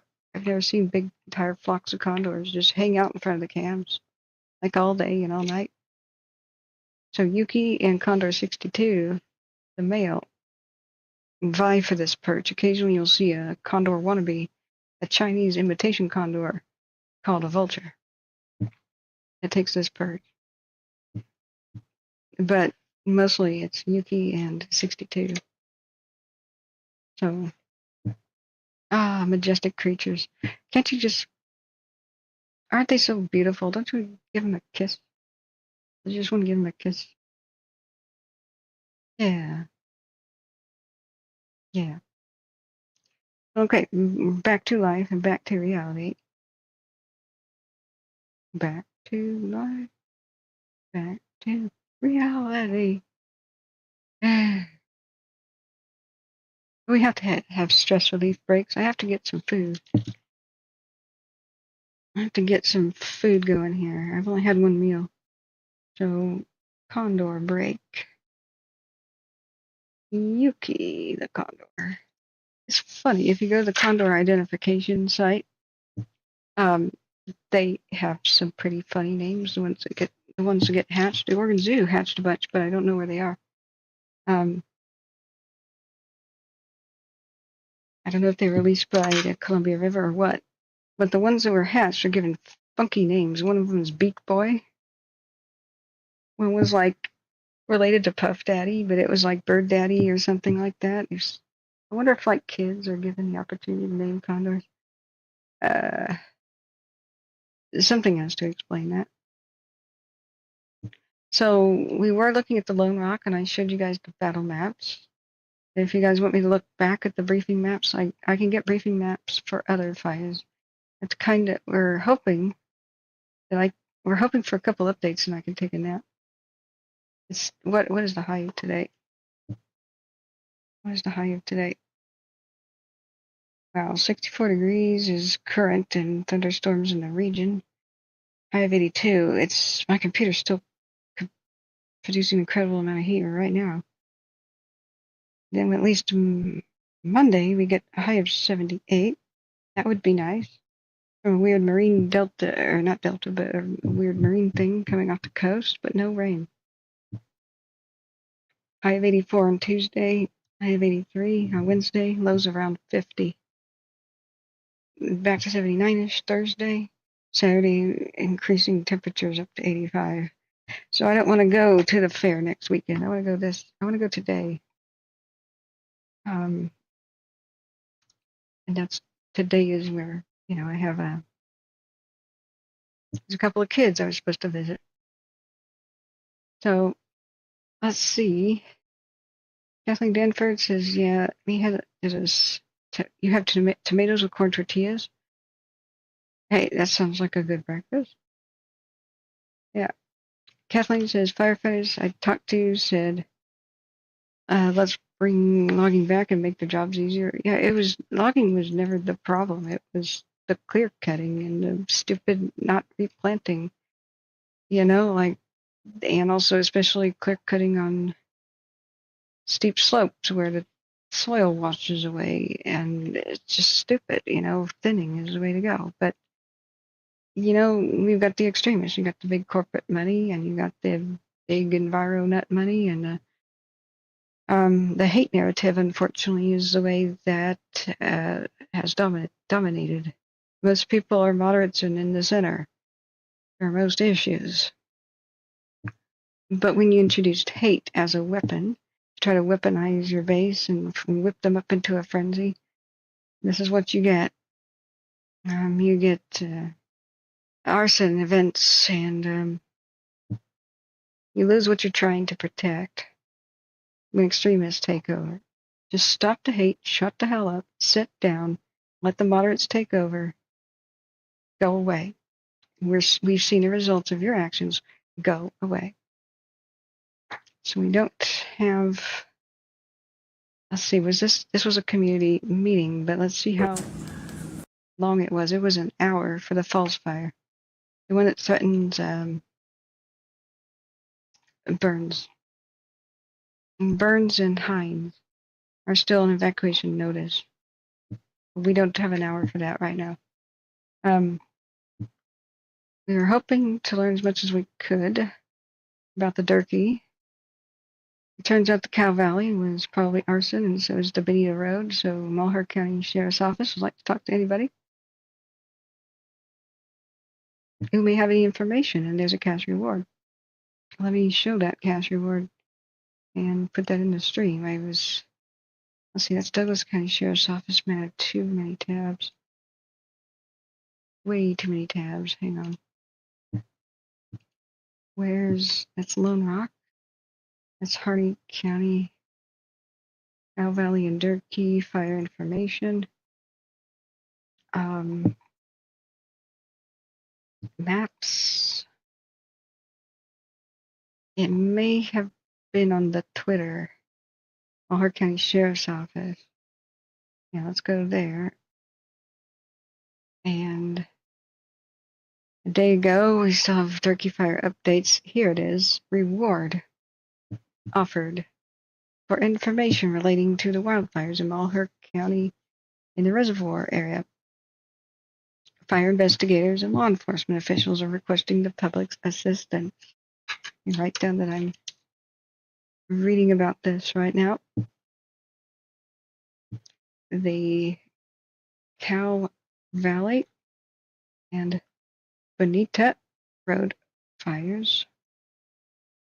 Reward for info, and you can remain anonymous. Let's make this big. Not that big.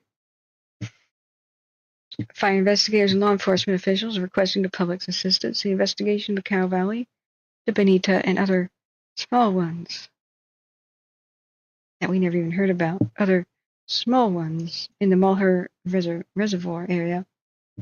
All these fires began in the early morning hours of July 11th between approximately 1 and 5 a.m.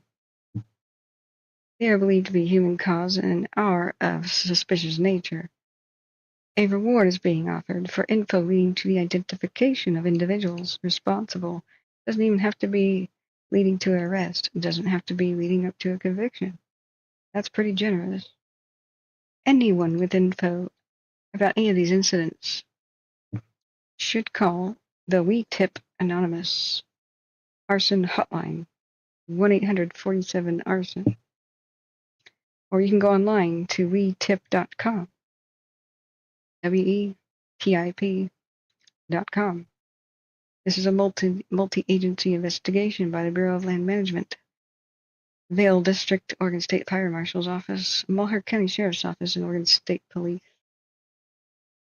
So the public is the number one way that arsonists get caught, and these mega fires can get. And these mega fires can't be stopped because arsonists and nutcases, or whatever reason they have, they repeat their behavior. And whoever this individual was or group, whatever on lighting fires in a big chunk of Malheur County area, somewhere like all night from midnight to dawn. And no, that's not somebody with a dragging chain. There's also what? Facebook? What is your problem, Facebook? We just removed your post.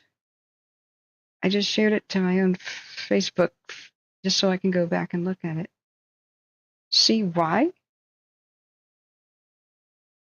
It looks like you tried to get likes, follows, or shares, or video views in a misleading way, and it goes against our standards of community standard rules on spam. What in the name of God are you talking about, Facebook? Repeatedly breaking our rules can cause more account restrictions. How we made this decision. A robot obviously just made the decision. I just shared. Oh my God. This is why we have to do what we do. People randomly get kicked off Facebook and social media, then they can't find their fire information. Request a review. You freaking kidding me? Sorry. To calm down. Now, behind the scenes, this is what I deal with after the stream ends. I have to deal with crap like this. It keeps me from sleeping and resting. And there's almost always, after every kind of stream, some random tiny bit of music that played or some other thing where somebody is claiming a copyright thing. And I have to make an appeal, like the day we showed CAL FIRE videos. Somebody claimed the music in a CAL FIRE video, even though it's in the public domain. So I wrote, please get off my back. No, do not put ads on my videos. No, do not take the ad revenue. Get off my back. That's in the public domain. If you don't want your music shared around the world in the public domain, then don't allow CAL FIRE to use it, please. That was rejected. That was rejected. So YouTube said, if you continue to push the issue, we may shut down your account. What the? What? This is what I deal with all the freaking time. So now Facebook's on my case. It looks like you tried to get likes or follows or shares. I don't try to get any of this. This is just the Facebook. I don't even have any friends. This is just how I get fire info on a random. So it's not my personal out there. I'm not monetizing this or doing anything of the sort. This is just, it's all automatic. We're fighting these stupid algorithms every day. Holy crap. Holy crap. Facebook is probably now making it so I can't make any new posts about fires or share any new fire information. So I can't go onto Facebook now and say, hey, I'm covering this fire live, or can you send me a picture of the fire, or can I use your picture of any local? Like, are you freaking kidding me? I have to wait for a review? This is why people come in here and they say, I can't have a social media account. I don't know why, but they shut mine down. So I don't know my evacuation info. Can you check Facebook for me? That's why we do this. Freaking kidding. All right, let's see what this freaking process is. Request a freaking review. Sorry, this makes me really hot under the collar. Zen. Deep breathe. Zen. Yeah, of course, I shared the Malheur County Sheriff's Office reward for information about arson on my profile.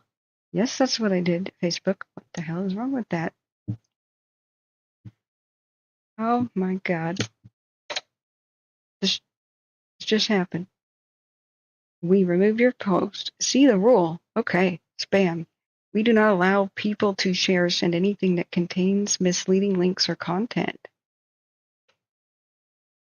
This is the rule I broke. I just broke a spam rule. Really. Examples of things we don't allow. Taking people to a website that's different to what is shown to them. Taking people to a landing page that impersonates another website. Disguising where a link is taking someone, using repeated redirects, or cloaking it. Okay, that's like banking fraud, okay? Like pretending to be Chase Bank or something and registering Chase Banks with an S.com and then making a fake Chase Bank, website. And if somebody tries to log in, like I would get their banking information. That's basically what that says. Disguising where a link is taking someone, using repeated redirects and cloaking and impersonating another website. We want you to experience freedom of expression. We only remove things or restrict people to keep the community respectful and safe. And this happened seconds after I retweeted the Malheur County Sheriff's post about the reward offered for fire information about the arsonist. Oh my God. Zuckerberg, I'd like to have a word with you. Can we please discuss the emergency situations? I mean, seriously, I would like to have a word with you and beg you to not do this. Don't make people log into Facebook to see their emergency evacuation info or law enforcement community updates like this. Please don't ban people. Also, like maybe you could step in and stop this. Ban people who are trying to spread the word that law enforcement is trying to do, okay, about possible arsonists in their communities or any other law enforcement issue. Please allow that to be shared freely. And when there's emergency evacuation info, just allow people to see those specific government agency sites without having to log in, because this happens. Oh my God. Right, in Petaluma, the pepper fires forward progress has been stopped. But how do we, what do we do? How we made this decision? Our technology found your content doesn't follow our community standards. Yeah, you're stupid. Technology. As a result, our technology took action. We use the same rules around the world for everyone. Well, you shouldn't. Okay, law enforcement official agencies shouldn't play by the same rules as everyone. They should just be blanket allowed to post what they want and share what they want. Actually, freaking kidding me. All right, I have 179 days left to request a review. All right, let's request a review. Why do you want another review? Select the main reason. It didn't break the rules. Continue. What should we know about your post? It's not mine. It's a raise awareness important issue. It's not offensive in my region. It was a joke, or I was responding to somebody else. No, this applies. What the hell are you talking about? There's nowhere I could post this. It's law enforcement's post that I was sharing. The hell are you talking about, Facebook? Ah. Okay, the Ridge Fire is now 15% contained. Favorable conditions. And the heavy resource order helped crews, blah, blah, blah. We'll check that out in a second. That's over by Clear Lake. What do we choose? What do we do? Spyman says this is over Zuckerberg's head. He's one of the few people on Earth who can actually just step in on here. There's no way. Facebook is so huge, they don't have enough employees to ever actually, like, no human being will ever look at this. This will be a decision forwarded to other bots that are just as stupid. I don't know what to pick here. I'm not breaking your rules. Your rules are, this isn't spam, period. Yes, it's important, and yes, it is to raise awareness about the, the reward for information leading to the identification of the fire starters of Eastern Oregon, the arsonists. Which one? Which one do we choose? Yeah, it's to raise awareness, I guess. We'll update you within the next few days. Your case will be looked at again by our technology or a real person. We'll use the additional info you gave to improve our systems. I need to type to you that this is the actual Malheur County Sheriff's Office. We aim to respect your freedom of expression while keeping your community safe. Oh, for God's sake.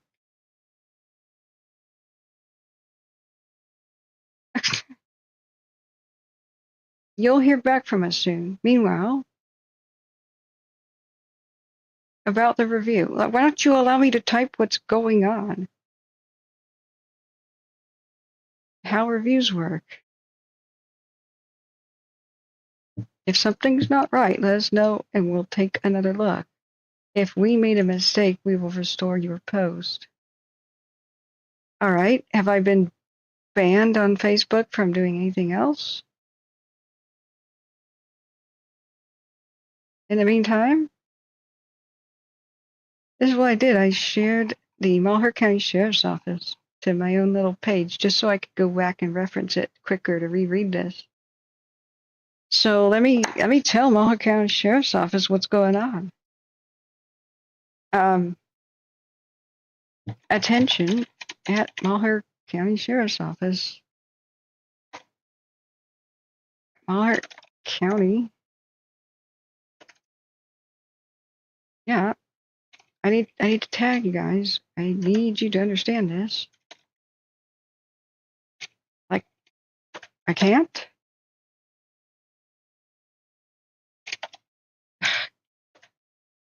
All right. I shared this to my main page, and Facebook just flagged me for spam. Please contact Facebook. Let them know you are an official.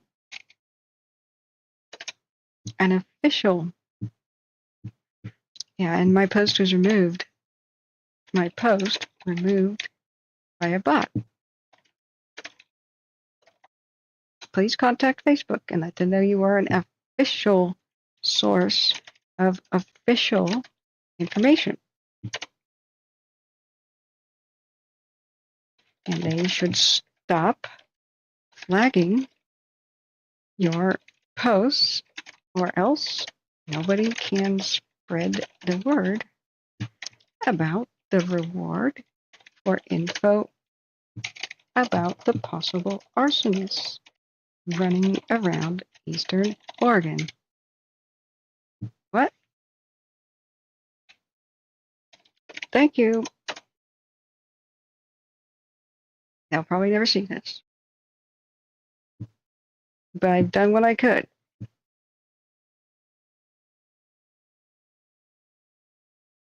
I think there is a way to try to become official. They may have to take extra steps to get officialized. Oh my God.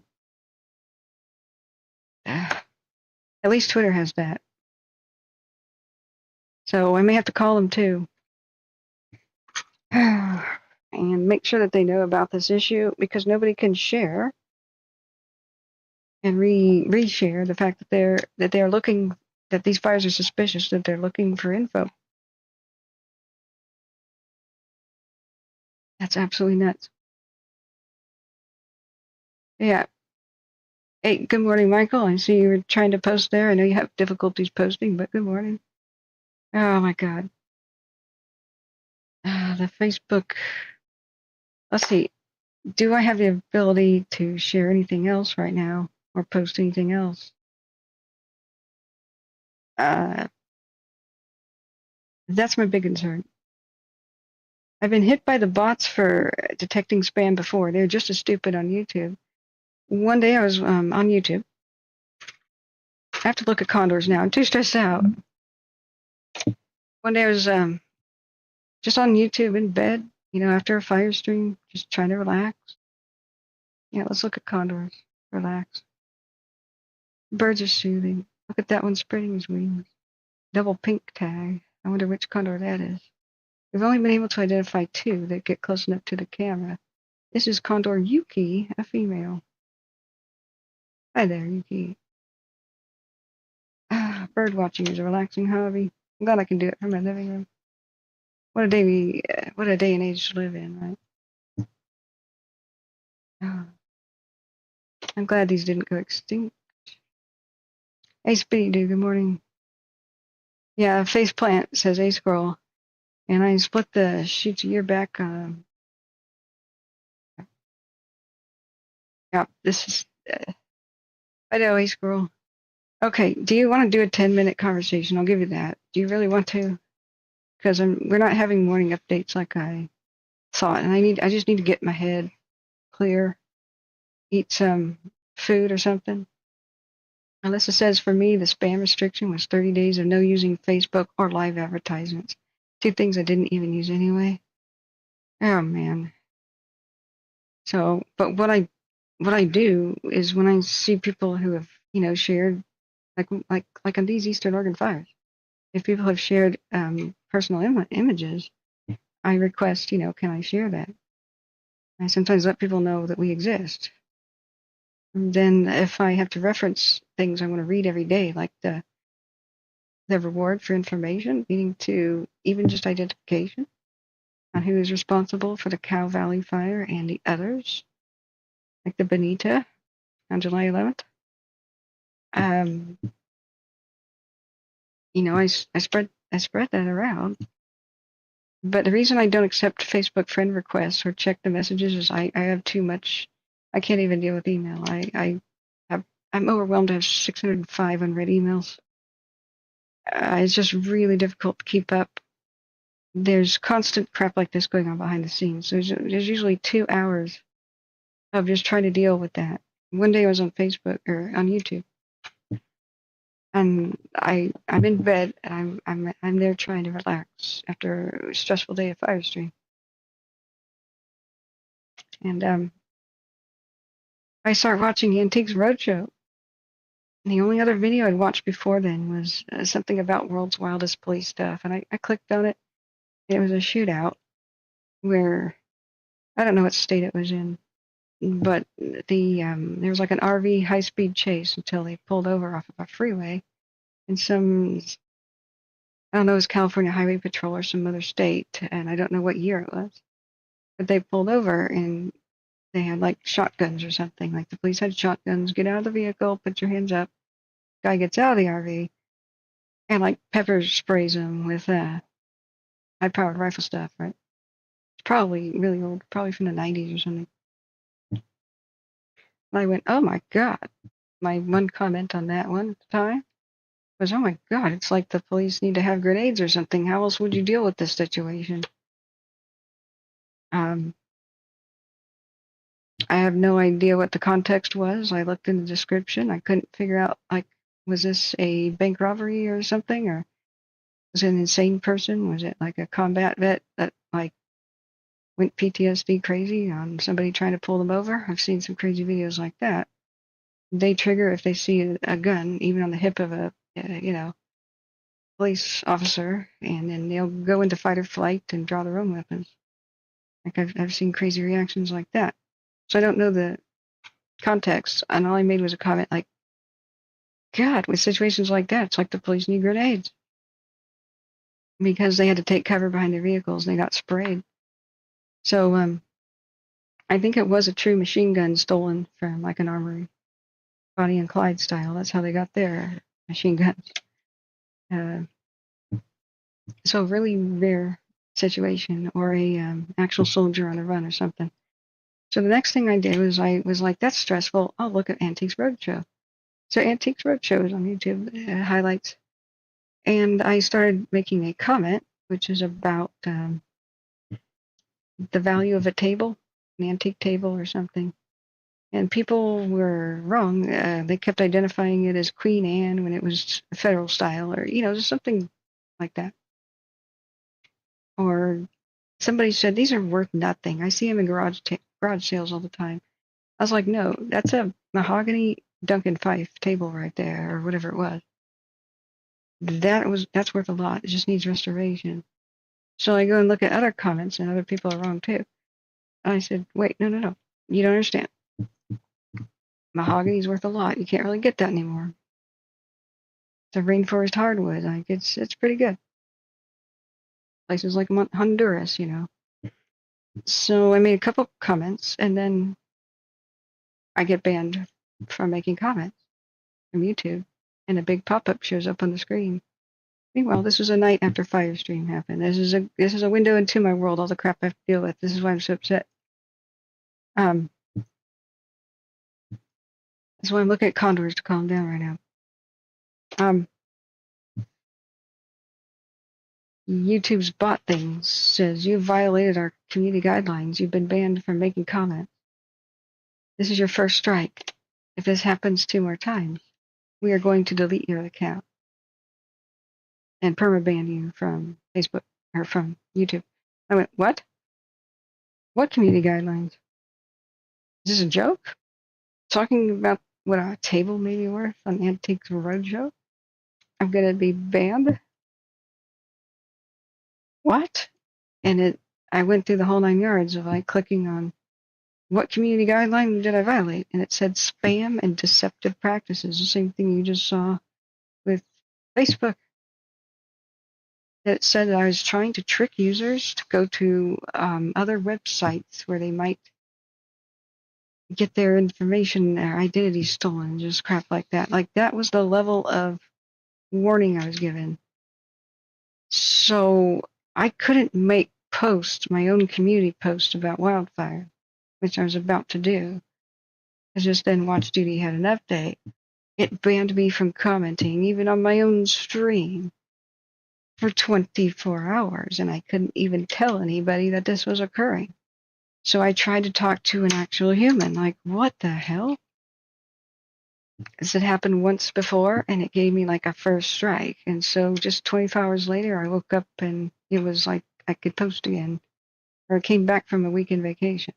This time it was a second strike. It said, if you do this again, violate our community rules again, you're getting banned from YouTube and your channel's deleted. Like everything we've ever done here. All of my videos, my hundreds of videos of archive and all the people responding during wildfires would just get deleted. Probably by a robot. This is for the historical record. And I keep it here on YouTube. All the hard work and building up the channel and getting the subscriber base all would just be deleted. Start over. Too bad. So sad. End your career. Bye. So I tried desperately to get a real person on the line. This just happened a couple of months ago. And so the only way I could find out how do you actually reach a real person on YouTube was to go into, I think, the mobile app of YouTube Studio or something and explain that I'm having an issue. So I said, look, I finally reached who I think was a human being in chat. I'm not certain. I said, look, what the hell's going on? I'm not spamming or scamming anybody, but I'm being muted, unable to comment for 24 hours. Now I have a warning that if I do it again, my entire YouTube channel is going to get deleted. I do an emergency wildfire stream. Like, this can't happen. So the bot or human never figured it out. Says, oh, let me investigate this really quick. I said, thank you. So I wait for about 20 minutes.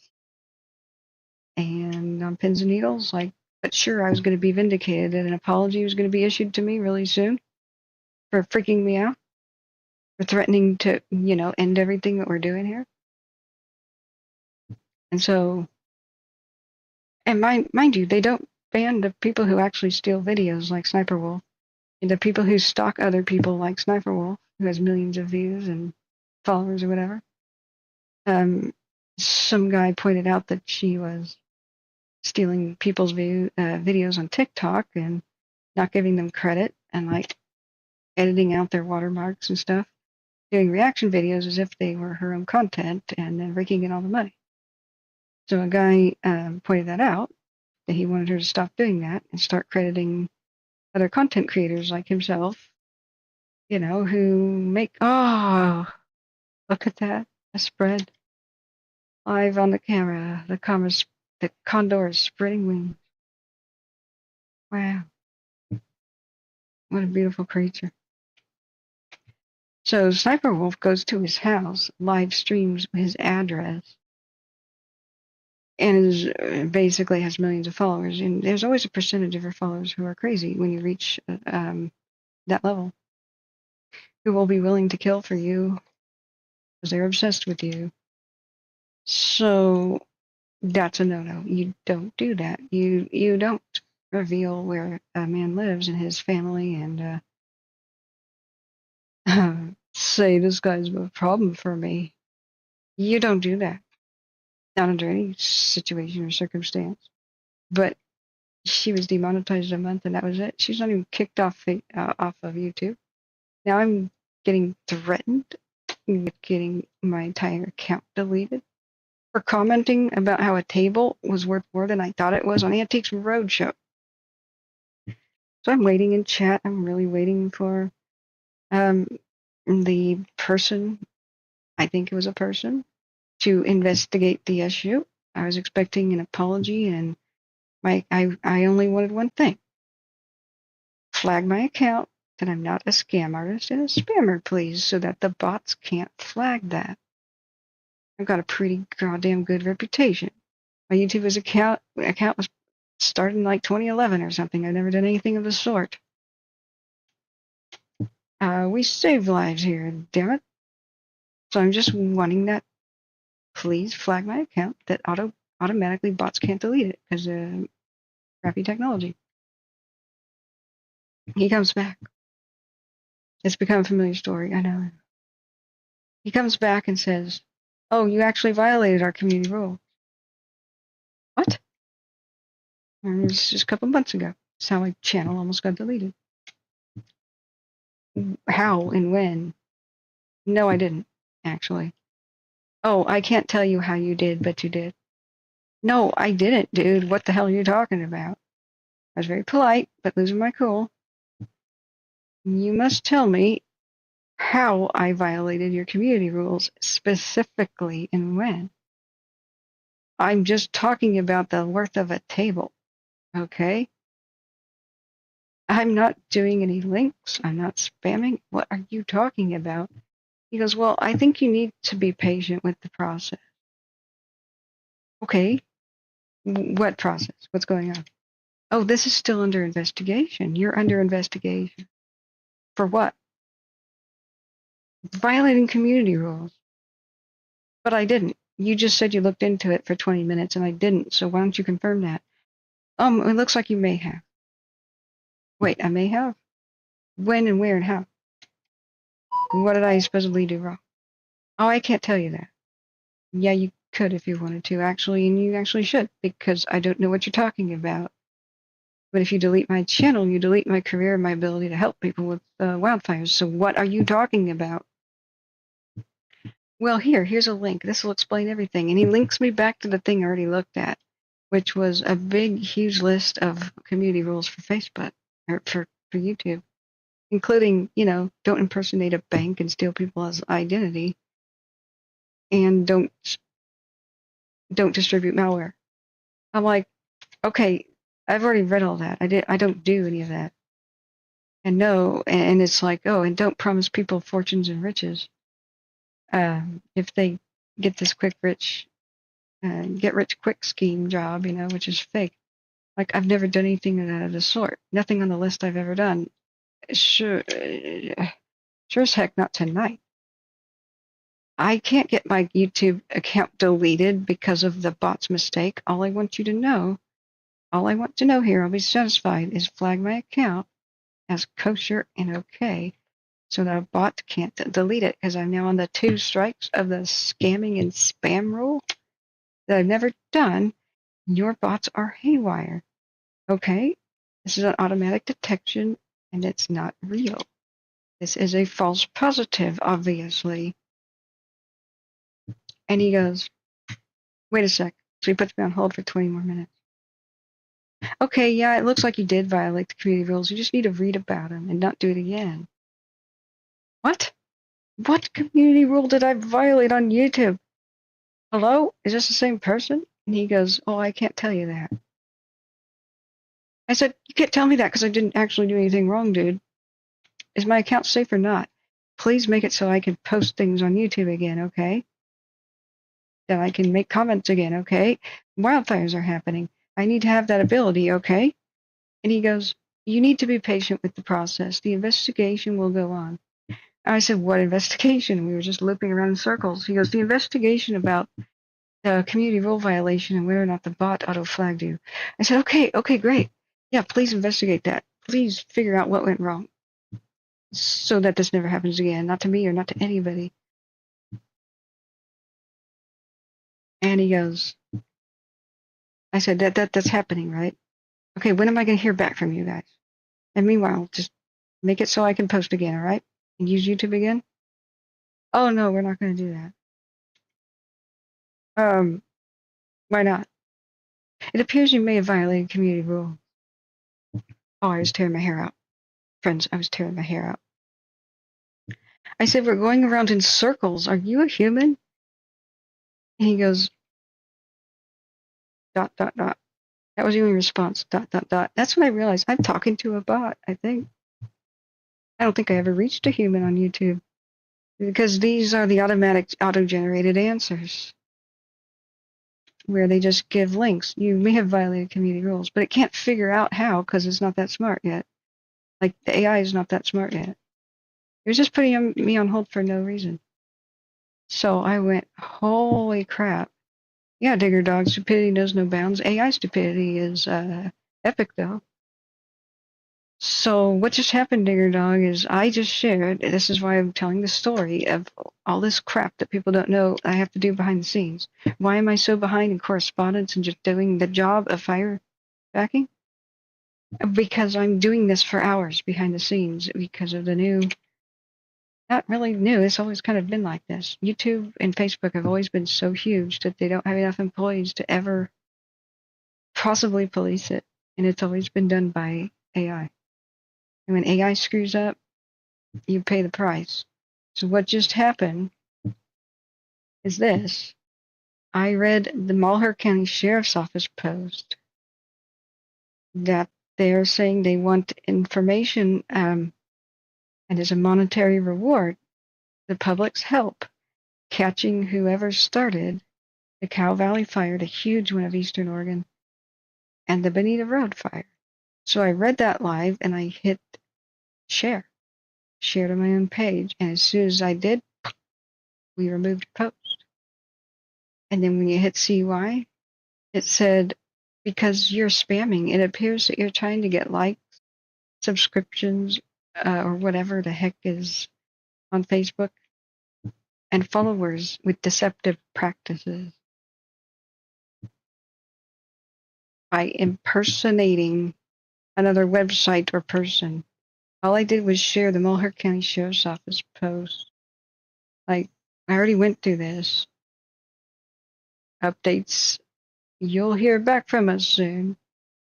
It looks like you tried to get likes, follows, shares, or video views in a misleading way. Your post goes against the community standards of spam. And I'm just reposting. I didn't even make a new post. I just shared Malheur County Sheriff's Office. I need to screenshot this. Sorry, guys. If something happens, I'll have to make a new Facebook account. I've never seen this in my life. But I just told the story of how I almost got deleted off of YouTube because of bots. And I believe the entire decision, it's going to be distorted while I create a screenshot. So much of my time behind the scenes is dealing with this crap. The bot's going insane. And I have to deal with it. Whether or not it's erroneous music matches to copyrighted music. People wonder why I can't keep up with my email or get back to them. This is what I'm doing. Like after every damn stream. So Facebook bans screw up. I'm naming this folder. Now this is screenshot 1. Facebook ban warning 1. Screenshot 1. See the rule that I went against? Spam. I disguised where a link was taking people using repeated redirects or cloaking of my intentions. I was taking people to a landing page that impersonated another website, or I was taking people to a website that's significantly different to what is being shown to them. No, and I'm not doing it, and those Malheur County Sheriff's Office is not doing that. So I wanted to write down a reply about what the hell's going on. And so I wasn't able to. It just told me to select an option from a bunch of options that are irrelevant. Read in full. There's spam guidelines, policy rationale. We don't allow people. And content is designed to deceive, mislead, or overwhelm users in order to artificially increase my viewership. I don't want anybody to look at my Facebook. This is just so I can get fire info. I don't allow anybody to friend me because those messages may show up live on stream. And that's a privacy issue. I don't want somebody thinking they're private messaging me for that to be public. I don't have any friends. This is just ridiculous. They're bragging about how AI is going to make our lives better. I don't think so. I don't think so. It's neat that it generates art. it'll make our lives better. In fact, in a way that it can, it'll find things in a big statistical kind of way. AI will be able to crunch big numbers like billions of medical records and spit out reports like, did you know that 80% of people with Parkinson's meet this genetic profile and have this gut bacteria in their stool? And we'll find out that Parkinson's is contagious or something. But there's trillions of gut bacteria, and so if humans can't possibly process this data, but big data, big AI will do it, and we'll find out things that are total surprises to us. Like, I believe rheumatoid arthritis, I think that's contagious. It's my own personal hunch. And there's some evidence that it might be, but it'll take AI to confirm it. So Chris Robinson says, I own an emergency prep company, and Facebook has been nothing but an issue for 8 years. Yeah, I'm so sorry, Chris, man. And then Facebook wants you to pay them to promote your business and your content to the top. Yeah, my parents who have been in real estate have multiple issues with that. It doesn't do anything. They just take your money. Facebook charged my mom like an extra $1,000. They added a couple zeros to boosting an ad for an open house. And actually, my aunt was doing that one. And just all the warnings of like, don't trust Facebook. Like, we couldn't reach anybody, any live person, to correct the banking error. So we had to reach out to the bank. But it caused, overdrafts and issues and checks to bounce and crap. And so my aunt, who's in real estate, was going and driving somewhere and couldn't fill her tank of gas, like with clients in the car, like had to go to a credit card. Like, dude, we never did reach a living person. So what is YouTube doing? Same thing. We want to be high in the search results. We have to pay YouTube. They're just copying that. Yeah, I try not to deal with them. But guess where all the emergency evacuation info is for this is what government agencies are doing, and it's coming back to bite them. Oh wow, look at that screenshot. This is all live. Oh, it's calming me down. California Condor. Wow. Her name is Yuki. We know who this is. There needs to be one-stop shopping for every state. Oh, I thought she was going to take flight. Maybe not. Get this. How about this? wildfireinfo.gov/California. Well, wouldn't this isn't rocket science, okay? wildfireinfo.gov/Oregon. One stop shopping, one place, one official website, not social media. No, you don't have to log in. No, you don't have to have an account. And every agency, no matter how many are involved with the wildfire, update that one website. One single evacuation map per state. Should be the whole country because wildfires go across state lines. And it should be there, wildfireinfo.gov/California/Oregon or /CA, whatever it is. And then the individual county's Office of Emergency Management, update there. Public Information Officer for the fire, update there. Forest Service, update there. Okay? BLM, update there. CAL FIRE, update there. Local Fire Department, update there. State Office of the Fire Marshal, update there. One place where people get all their info from an official source. Don't go and put it on social media, no matter how convenient that is. You know why? Because what is suggested next to social media, next to your official fire info, is the rabbit hole conspiracy crap. I wonder why everybody's believing in space lasers and lizard people? Is because that's next to your wildfire info. Wake up, government agencies, wake the hell up. Say no. Just say no. You're going to get people killed. We've had people at the end of their driveways,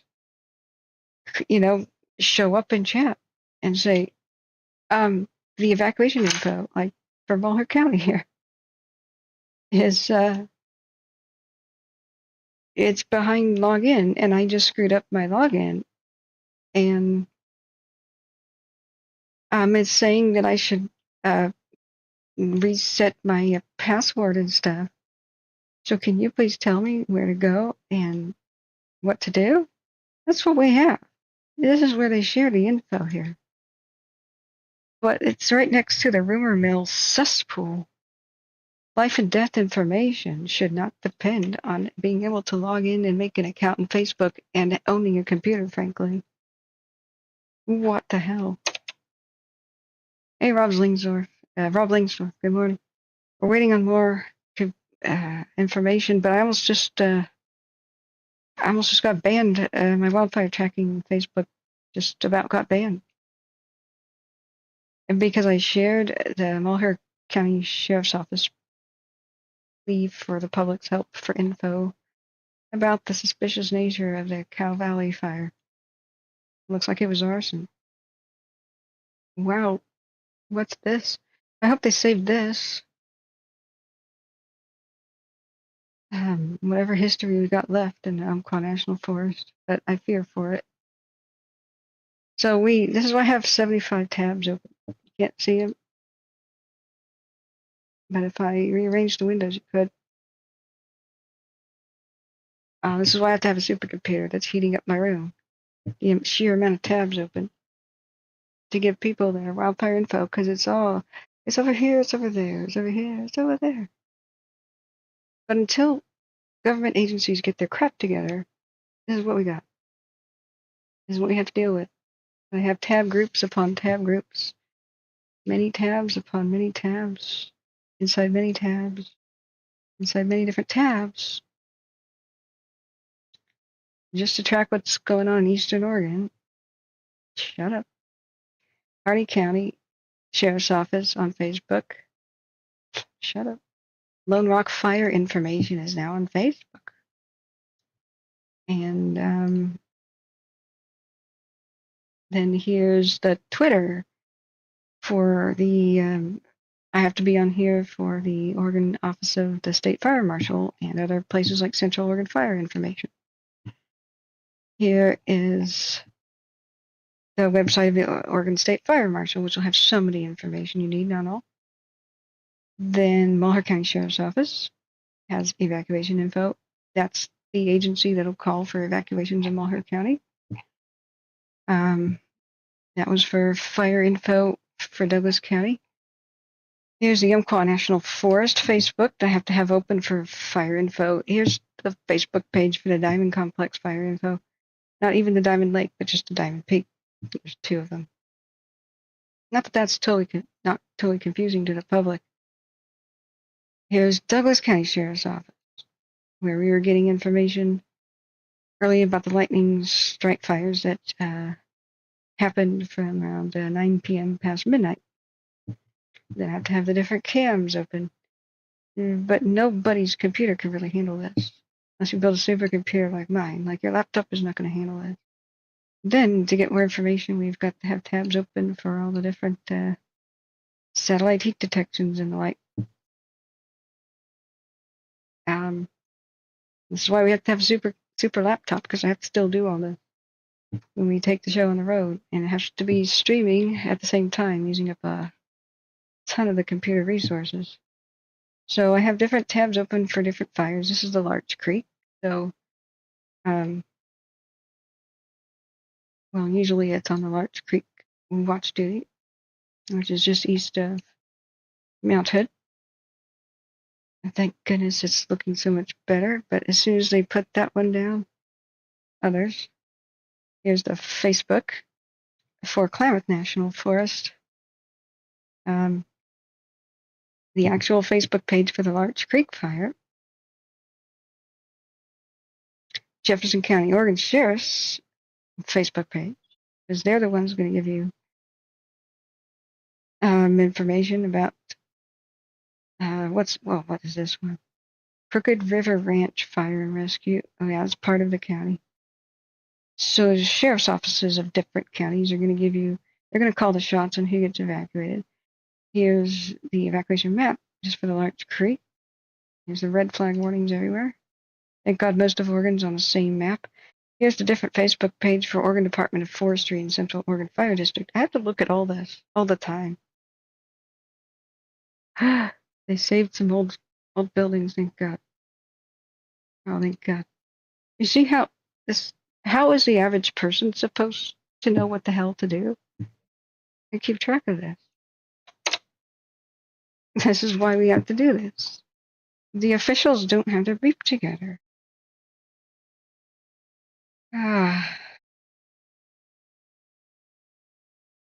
I don't think they should have any fire information on social media. They should just encourage people to get the hell off of it and never get any. Here's a better message. Never get your fire info from social media, ever. It's so full of crap. It's a cesspool. It's the rumor mill. Go to the official website for one-stop shopping, and it would help if you actually make it. That would be the first step. wildfireinfo.gov/California/Oregon/Washington/ whatever your state is. Make it happen, officials, so I can retire. I don't like doing this. This pisses me off. I am so angry when I know that most of my viewers, are over the age of 55. In fact, many are over the age of 65. They have a flip phone. They may or may not have a computer. It may or may not be completely taken over by viruses because they don't know how to use a computer. And they're being directed to Facebook. They're supposed to know how to navigate social media and 500 tabs open at the same time. This is so angry. Sorry, Chris Robinson. So what is your business, by the way? You can go ahead and tell me. You can self-promote here as long as you're in a, thing that's relevant. If you're in a, sorry, I'm on low blood sugar. We're going to have to eat in a second. If you have something that deals with emergencies or preparedness, I'll give you any kind of microphone you want. Just don't talk about space lasers, please. I'm just checking. We don't do that. Spyman says the Condor looks super cool on a flat screen and a big screen TV. Oh yeah, we do look good on a big screen. We're broadcasting in 1080 because I don't have enough money to afford all of the hard drives that will take to save my videos in 4K. We technically have the ability. I tried it one day and it didn't work very well, so it's something I have to figure out in the off season. But these condors are keeping me calm. Let me know, guys, which fire you want info on. I want to take a nap. But hoping I could. Oh, we await your call. Sorry, A Squirrel. Hit at Catherine to get my attention. I'm just so upset right now. But yeah, we could do a quick call. Did you email me or phone? Oh, what's the Condor's name? Yuki. I'll give you the Condor info page. This Condor is named Yuki. Where's the Condor page? Yeah. So you go here, the Peregrine Fund or whatever. Click Southern California's flock. So the one with the yellow wing tag with the letter Y is our Condor. So her name is Yuki. So here is a link to IDing the Condor. Condor 62 is a male. Yuki's a female, by the way. She's 9.5. Well, she's 9 years and 2 months old. But Condor 62, who steals the limelight much of the time, is a male. 16 years and 3 months old. Had 3 chicks. Born in the wild. That's pretty awesome. That's why he doesn't have a name, but I want to name him David, but David got upset when I suggested that. After C-Probe, our awesome mod here. Jane Blackford says, Any updates on the hill fire? We looked at it a bit ago. I looked for cameras, couldn't find any. Let's take a look. I was raging earlier. My impotent rage about why these cameras only have one job, which is look at fires, identify where fires are, and look at them and track them. But they tend to look away from fires and just look distantly out in the sunset or something. I really hate that. They've got a 4% containment, but yeah, we haven't heard anything for 14 hours. So we could go on the hunt. We could go on the hunt with Humboldt County Sheriff's Office, but that is Humboldt Sheriff's Office of Emergency Service, which is down for me.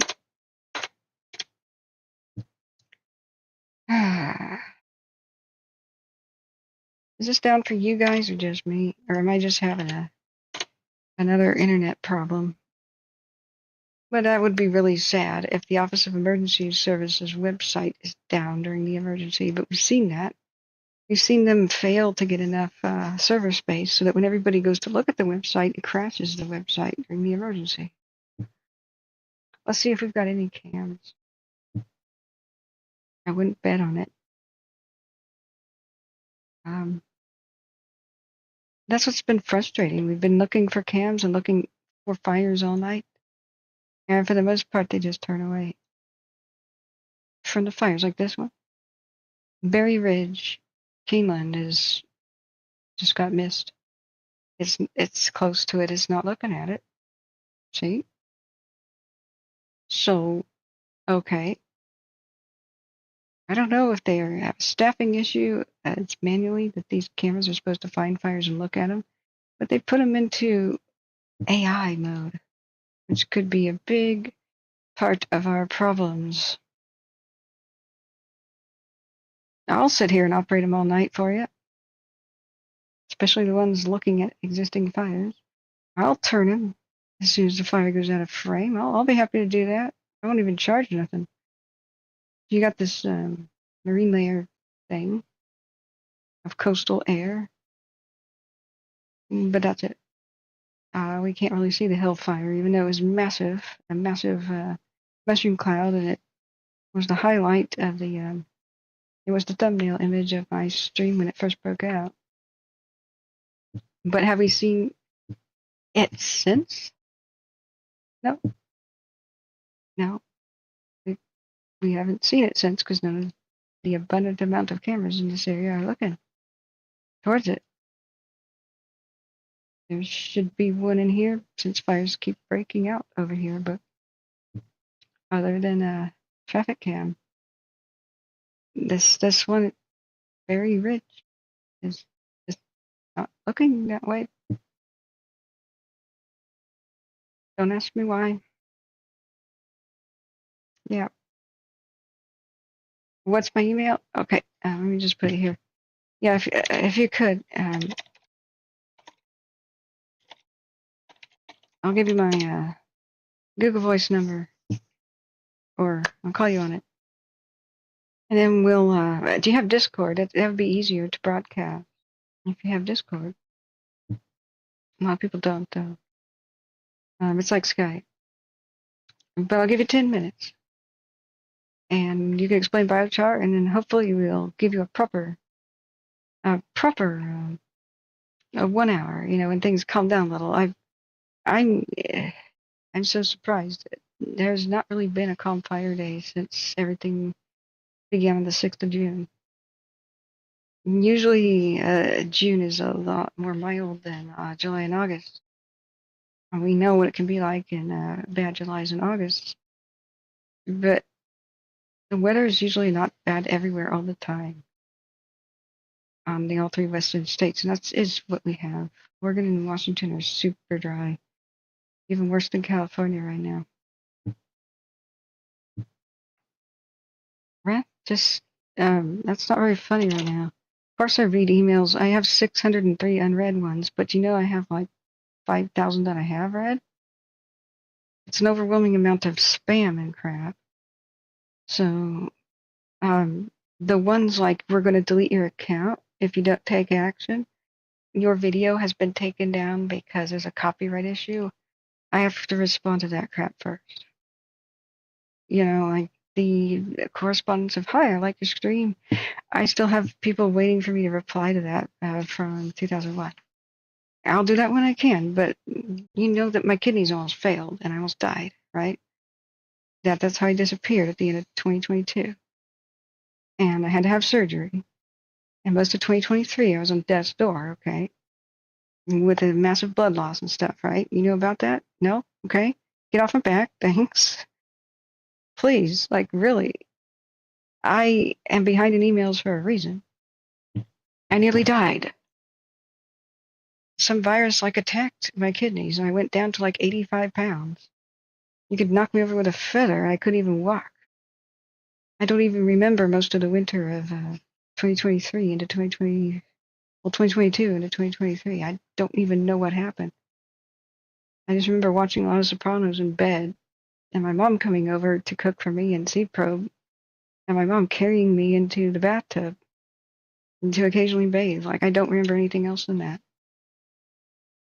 So I'm still not 100%. It could have been COVID that attacked the kidneys. I don't know. But I'm getting there. I'll try to catch up.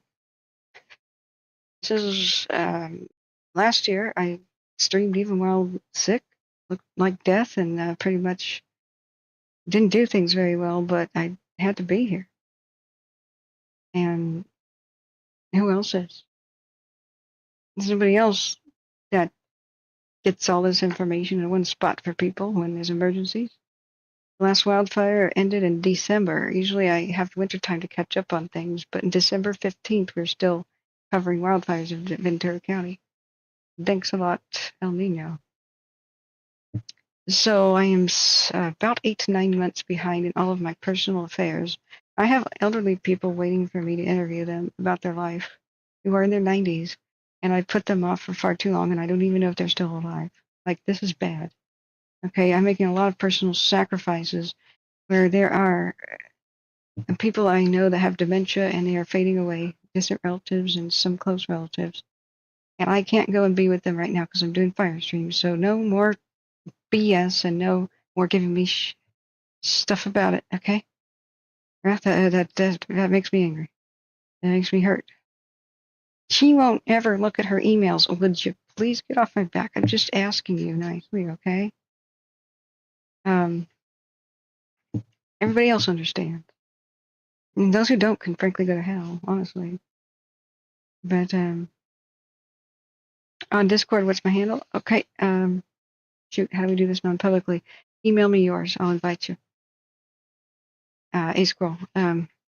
Email me yours and I'll invite you. And then we'll hand you the microphone at least for like 10 minutes. Sorry, it's not the full hour that you deserve, but we'll start to get morning updates. Oh no, why has my phone been silent? Why has my phone been silent? I think I reached the maximum 24 again. We don't want that. Oh, maximum of 21, okay. There's a couple new fires that look very small. Make sure that the Lone Rock fire, which we were discussing earlier, there's a new community meeting going to go on. Actually, it was yesterday. Why am I getting notified about yesterday? The Pepper fire for forward progress was stopped in Petaluma, which is this morning. I'll turn off notifications. That's good. That's California. Let's see here. The Garfield fire is a new fire reported by NAFC. I have to click on it to even see what state or county. Watch duty could use a little work. So that one is in Klamath County. That's another one of those new ones by Clear Lake. Okay, let me clear these. Cool. Looks like I got your email. That's the cowbells. At least I improved when my phone decides to tell me about emails. I improved the my awareness of them coming in because That's a very distinctive ringtone for emails. I figured that out. But you don't understand the amount of spam and crap and harassment and you can imagine what women on the internet get and as for emails we'll have to deal with. And like I said, behind the scenes there's like 3 to 4 hours of crap that I have to deal with. Let's put a spec on the Condor, the shooting Condors, as we wait for real info. This is our live view of Yuki the Condor, the female Condor. You have no idea the amount I have to sit through. I get every day a bunch of, we would like to partner with your channel, and like 90% are fake. I thanked somebody almost live on stream for a $98 donation with Venmo because the email said that it was officially from Venmo. Gmail, I don't know why it does this, but they should be sued. Certified that the email came straight from Venmo itself. And it wasn't, it was a scam. It was a fake Venmo email. Click here to, like thank the person for the donation. And I went, thank God I didn't click on anything. It was a scam. I was wise enough to just go to Venmo. I was like, why didn't my phone tell me I had a donation? So I just logged into Venmo and it was not there. It was not real. And it was a scam.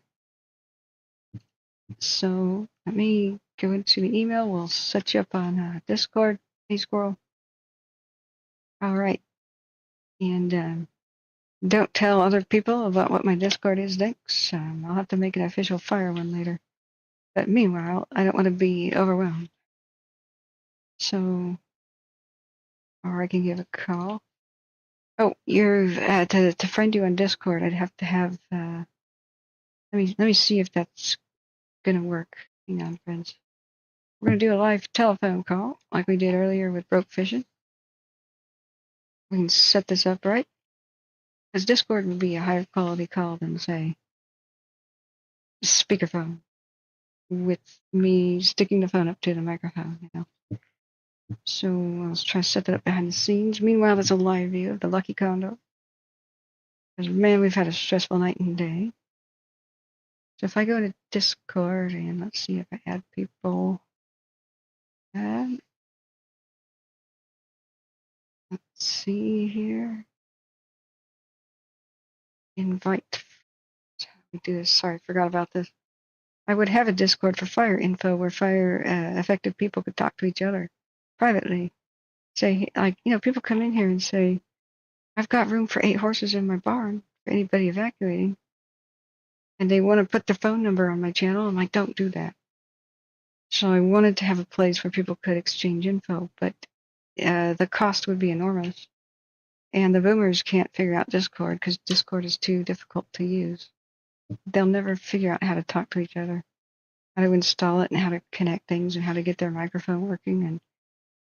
And it's unnecessarily stupid, the design of the interface. So I've tried to get mods to contact me on Discord, and they just can't figure it out. Even the ones who kind of used it every day. I had to tell them how to talk to me every single day, or post a picture every single day. Private messages look exactly the same as public messages. And Discord has never had a good notification system. It'll overwhelm you and spam you. So-and-so said this, so-and-so said that, so-and-so posted this, so-and-so posted that. And it's confirmed bugs right now where if you go into Discord and try to turn off notifications for, like, say you just want one fire info, like if we made a room to just discuss the Lone Rock fire, turn off notifications for the others, it doesn't work. It just doesn't work. You will get spammed and people will just uninstall it immediately. So that's why we don't have a fire info Discord. And it looks different to everybody's different device. And if somebody kind of presses some buttons, and I say, oh, well, like my mom's on Discord, and she goes, how do I share my screen with you? I go, oh, you click that button in the right that looks like a camera. Well, she rearranged her screen by clicking other buttons, that full screen or do medium size view or tiny size view. And so her screen doesn't look like mine. So I'm giving her advice that doesn't work for her just because she hit a button. So there's no way I can ever walk people through this. It would just not work. It's really a pity though, because it would be perfect free way for fire victims to and people to talk to each other and talk to me. Brokefish has one, but I tell you what, it's chaos. He's tamed as much chaos as he could with Discord, but I can't even remember how to invite somebody. Like, it's not really that how to try to find somebody. It's not that intuitive. I forget. It's been about a couple months since I've found out how to friend somebody. Okay, friends tab. There we go. Friends tab at the top. There we go. Add a friend. Let's see if this works. It's all behind the scenes. Sorry.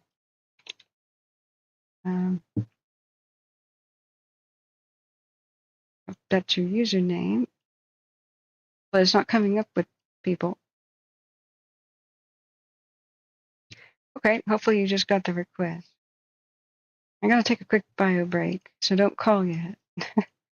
We got Condor Cam up. Let me know, guys, which other. We'll do the telephone if this doesn't work. But yeah, sorry, I was gonna interact with you, Chris Robinson. You're in Lake County, Oregon. Hey, Oregonians. You have the problem that the country doesn't use official websites. Counties, yeah, they use Facebook for most things, and even on official sites, it's only on occasion you get info. Yeah, I rate different fires in their communications, like the people in charge. I rate counties. Like Santa Barbara County has a D minus. Yeah, Malheur County is like a C or a D. If you're only on social media, you've failed your community. I'm sorry. But hopefully you just got that Discord invite right there. My friend request was sent. Quick use of the bathroom, guys. And I need a drink. And then we will interview a squirrel about the value of biochar. But what's the nature of your business, Chris? If anybody's in a kind of business where it's like helping people protect their properties or anything from wildfire or fireproof anything or any sort of natural disaster, like I'm here to showcase you. But please, no conspiracy stuff. No, like saying, "Hey, my invention will protect you from the space lasers and mold people." You know what I mean? Yeah. Email me yours. Okay. All right. Let me see about that, and I'll use the. Man, this Condor is beautiful. I'm so awestruck. Let me find it. Okay, so what you do when you're in Discord, if you want me to find you, is let's see here. You can go to where it says copy username. Now let me put that in the email reply.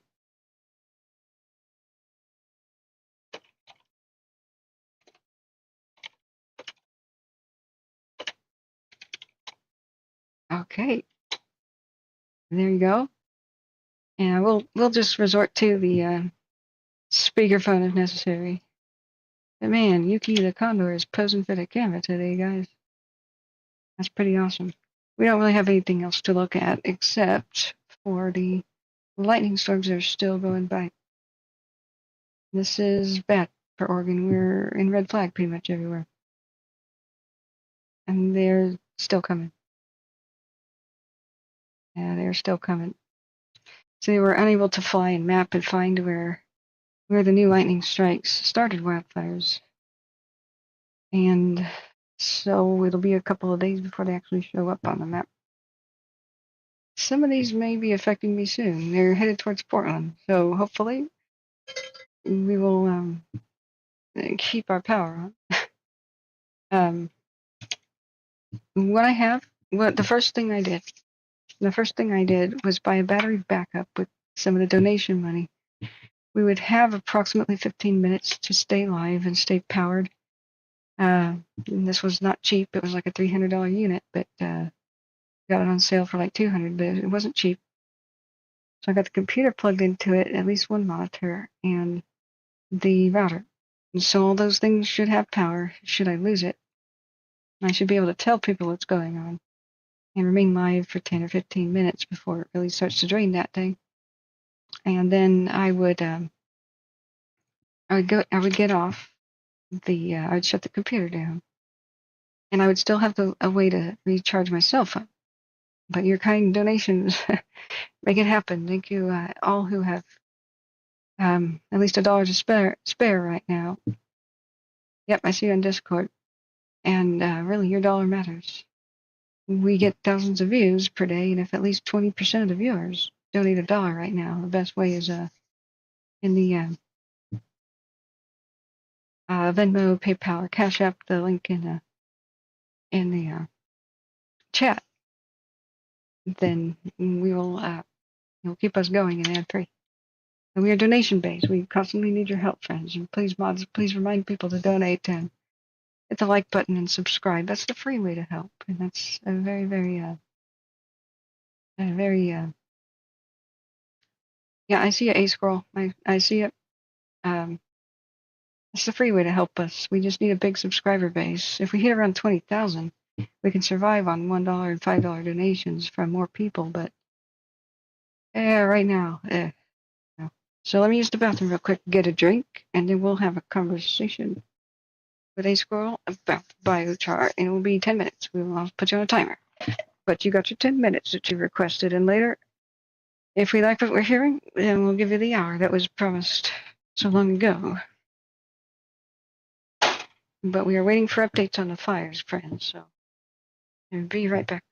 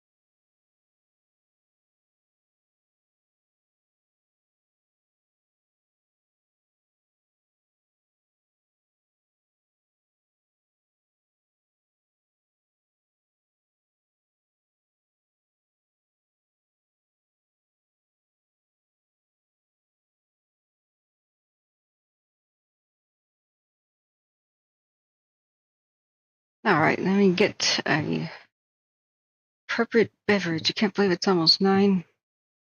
It's supposed to be around at the fair. There's girls, little girls I know with goats at the 4-H thing, and they want me to be there and see their goats. And I said, I'll try.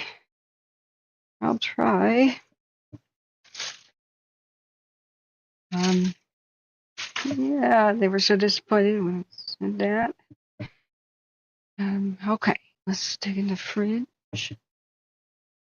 And what we could do is hopefully look at some of the morning operational updates and or any kind of update. And we can resume with an evening stream possibly. It's still going to be a bit hot today, and I need to sleep at some point. Okay, let's Pepsi, although I kind of want a coffee. It's too hot for that. Be right there. Oh, A Squirrel, if you have any visual aids or images about biochar or a website to visit as I give you the interview, put those links in Discord right now. So we're about to talk to A Squirrel for 10 minutes, and then we'll do a fire roundup. We've been trying to do fire roundup for since midnight, but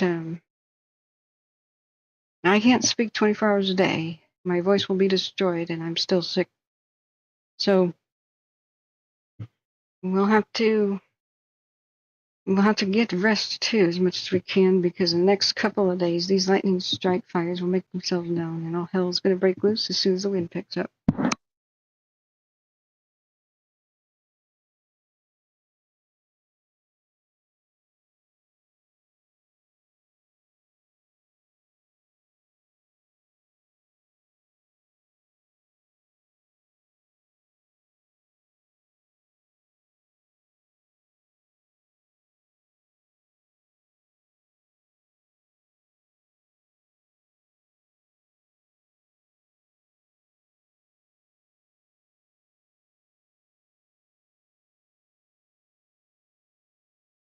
Everything is bad. Everything that just happened to Oregon in the last 12 hours or 24 is bad.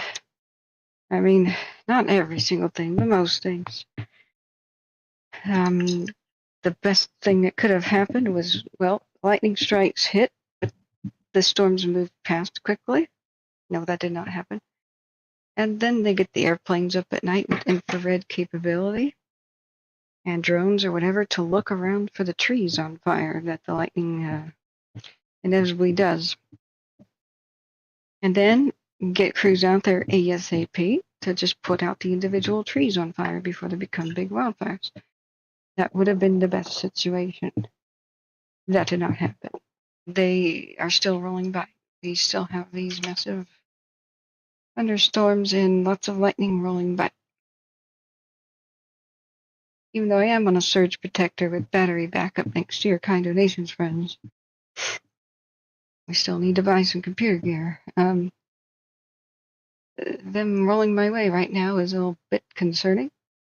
I'd rather just have the computer off as thunderstorms go past me. And this is also maybe not the best day to go to the fair, after all. If I get struck by lightning at the fair judging some goats, put that on my tombstone. That'll be a very funny tombstone. I like the humor of the 1800s tombstones. How about you guys? Okay. Hey, Jack, good morning. And RG Walters, good morning. Hey, Dr. Elephant, thank you so much for your kind donation. It was hidden behind the window. You get hearts. Thank you, thank you, thank you. RJ says Cal Fire site is updated slowly. The maps have a lot of blank time in between them. No. Don't step in the grease says, hey, I saw the orange beam. Shut up. Okay. Yeah, do you have a camera that's showing fire? Because I don't. We've been looking all night. All of the cameras are like on strike. They're looking away from all the fires. All of them. We just looked for one on the hill fire. Can you find a camera with fire on it? Please let me know. This has been ridiculous. Like the Shelley looking away. We've been struggling. The hill fire's enormous, but the cameras are not looking that way. The ones on the coast are socked in by this moisture. We've never had good cameras for most of eastern Oregon. If we go down to like even the lake and the Shelley, they're not really looking at a fire. Like it's Los Alamos 1. It's just got the marine crap. You know, can you find a fire? The camera's been stubbornly looking away from the trout and all these things too. Ah, there's a tiny one.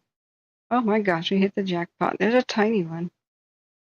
I'm looking over again, deja vu, towards the Lost Hills again. Deja vu. So we have a tiny one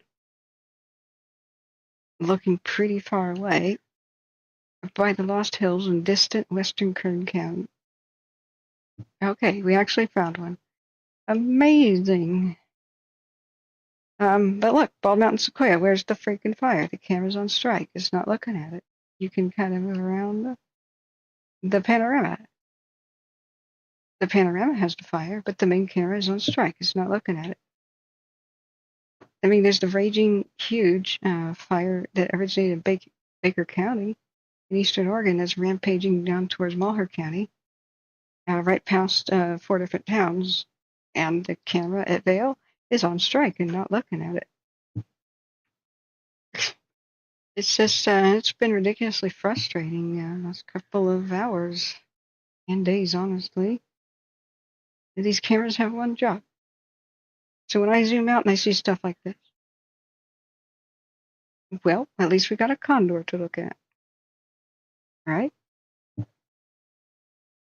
I mean, that's the most interesting thing to see. Yeah, it's our condor mascot, dang it. Yuki and Condor 62 is our mascot. They're a good luck charm. And California is doing better, way better than Oregon. They need to fly to Oregon and be a good luck charm there, but they won't. Jay Cat says the webcam union is on strike. Yeah. Hey, Silver Girl Sterling, 925. Alert California has cameras. Yep, there are cameras for Oregon. There's a couple. But if you're on Alert to California, you don't see them. Let me give you the link. There's a special one called Alert West. So here on Alert West, and you hit live camera button, alertwest.live. This will show you Nevada. It's almost the same system. Oh boy. You do see a little bit. There's something by Gold Run right now. Take a look. Somebody just gave me an email. Sorry, I'll be right with you, A Squirrel. Just what's going on by Colfax.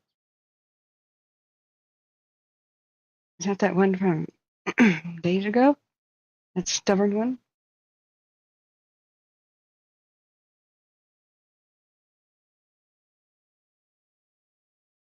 Wait, Colfax is down there. Where's my Colfax? Where'd I put it? Jeez, I need blood sugar. Oh yeah, it's right there. It's not even on watch duty anymore. It was like this little thing. Huh.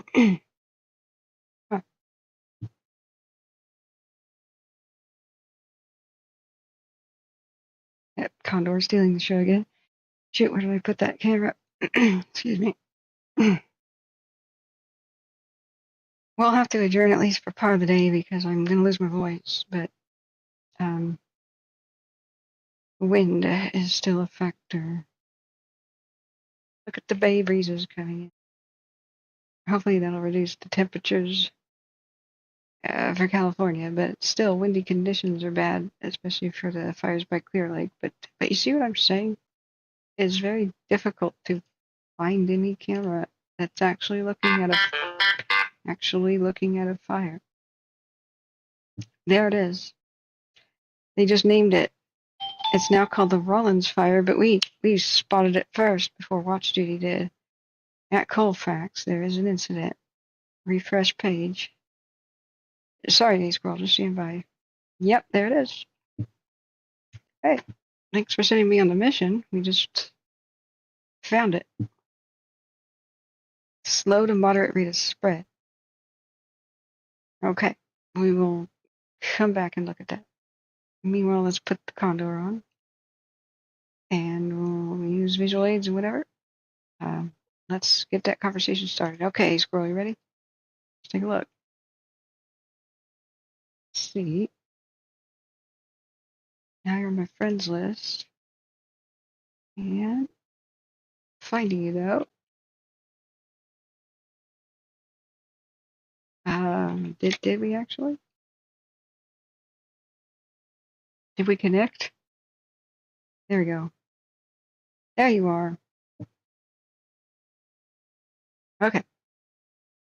Now I recommend, A Squirrel, when you're a guest on the show sort of thing, that you mute my stream now. Otherwise you're going to hear yourself and it'll be an echoey situation. Sorry. The Condor, yeah, I was explaining. Yeah, sorry about that, A-Squirrel. I thought since I had invited you already and sent you a request that you would have just accepted mine, but Discord's weird. Yeah, go ahead and send me any visual aids or links to your biochar thing. I'll see. Jack, I was explaining that condors, they if they gorge a meal, like they have unusually large stomachs, like condors and vultures, since their meals are few and far between. Birds can't store fat except really temporarily. So when they go get a meal, they go back up to a safe place and a place where they can detect new meals, which will be the highest place they can find. And they'll conserve their energy by just kind of sitting there and sniffing the air for new meals. And they look around to see if turkey vultures have spotted anything. And as they digest their huge meal, they put on fat that sustains them for the next couple of days until they get their next meal. That's not very conducive to fly. So birds can starve to death in like 4 days. Most birds. 3 even. It depends on how cold it is. It could be 24 hours that they starve to death if they're like a little songbird in the snow. So birds will eat, put on fat for the night, burn it off by morning. Like their metabolism's something else. Their body temperature is always higher than ours. So they're always running around 102 degrees or so.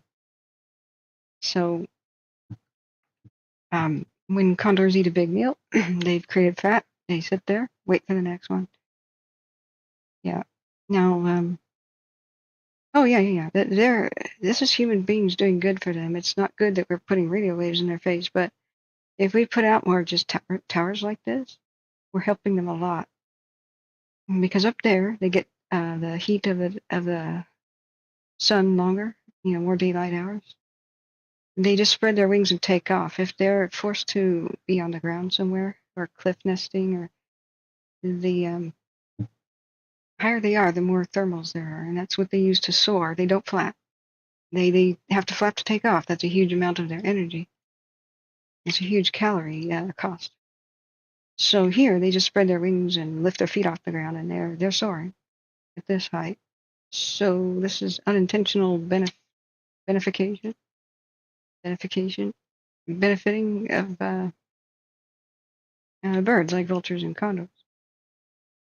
They don't have to be aloft flying to see as far as the eye can see. It looks sad and lonely. Well, there's just friends are back here. He's not sad and lonely. This is dominance, man. There's a dominance game going on between the ravens that like to perch here. Let me look at okay, great. You got a good visual aid. Cool. Perfect. So we'll start the call in a second. You got a good audio mic test and all that? I've been promising A-Squirrel like for 6 months that I'd give an interview for the business, which is something fire related, right? I want to showcase people that are helping people like harden their homes and anything generally fire related, especially things that can help people recover from wildfires or prevent them or help the land regenerate, So A-Squirrel here is going to give us a 10-minute talk on biochar. We'll do a fire roundup, and then hopefully I can go, I don't know, maybe to Lightning Thundery today to go to the fair, but I'm supposed to judge or at least look at some goats. And some kids will be disappointed if I don't show up. But Lightning's headed this way, so here we are. We'll see about this. See what I mean? Headed straight for Portland. But I've been live since midnight for 7.5 hours. I can't just talk all day. We'll have to adjourn for at least part of the day. Hopefully the rest of the day where I get actual sleep. You ready? Okay, let's do the call. Let me call you because it'll blast everybody's ear out. The whole bringing Discord sound. All right, here we go.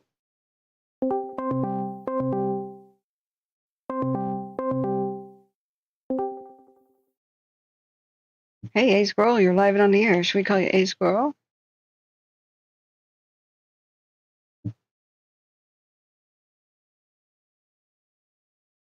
Looks like you're having a microphone problem.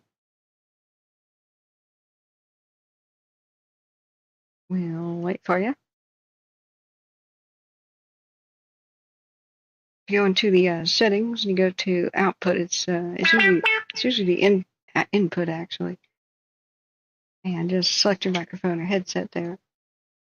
Oh wow, there's one in flight. Ah, look at that Condor. Yeah, so yeah, the others who have been vying for this perch, there's a dominance game thing here at Condor, and well, most birds. Whoever's on top is on top, right? So remember, beep flows downhill. Get it? You know, you don't want to be beeped on from above. So the dominance games of birds are less understood, and mammals it's a bit different, but they it matters to them, and it can change from hour to hour, day to day. But generally, who fights for the perch at the top is making decisions, or at least can't be bossed around by the others.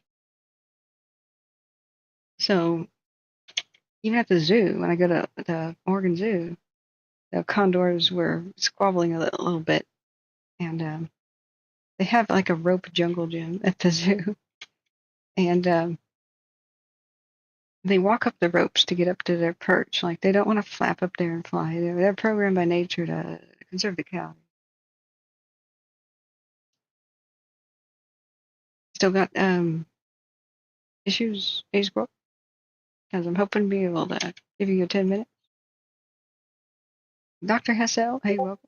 Says lightning and oh my God, we have a rule about not mentioning that here because we'll have to post the rules again.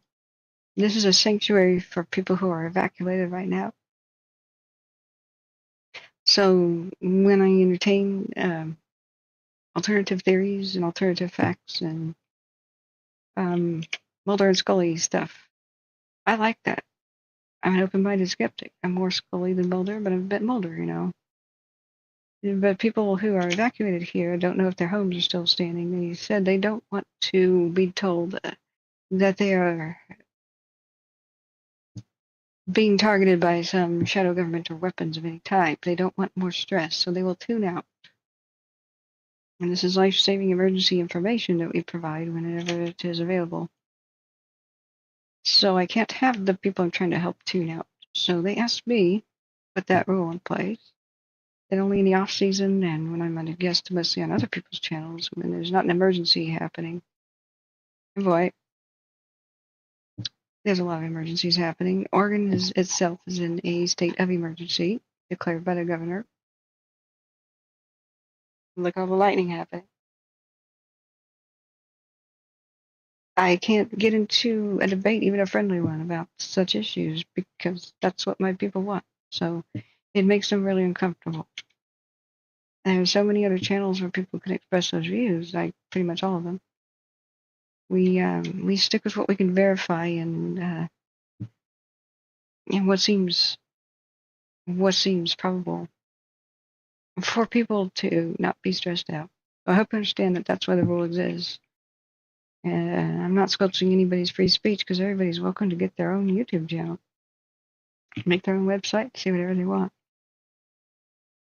Not that there is free speech on YouTube anyways. I have to sign. Hey, there you go. All right, there's been something from Discord. Why can't I hear you though? Hey, squirrel.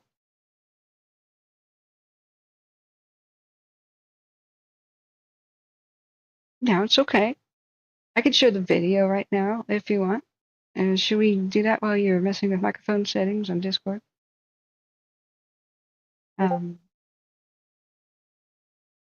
You can only hit crickets, but you can't speak. play the video? Okay. All right. Let's go ahead and do that. We may be kind of running out of time. I have to eat before I'm supposed to be at the fair. But here is, yeah, it looks like it's your own YouTube here. So let's share that in chat. What we were trying to do is get a live telephone interview going, but there's technical difficulties on A-Scroll's end. But this should be, oh, it's 30 minutes long. Highlights, maybe? Which part should we play?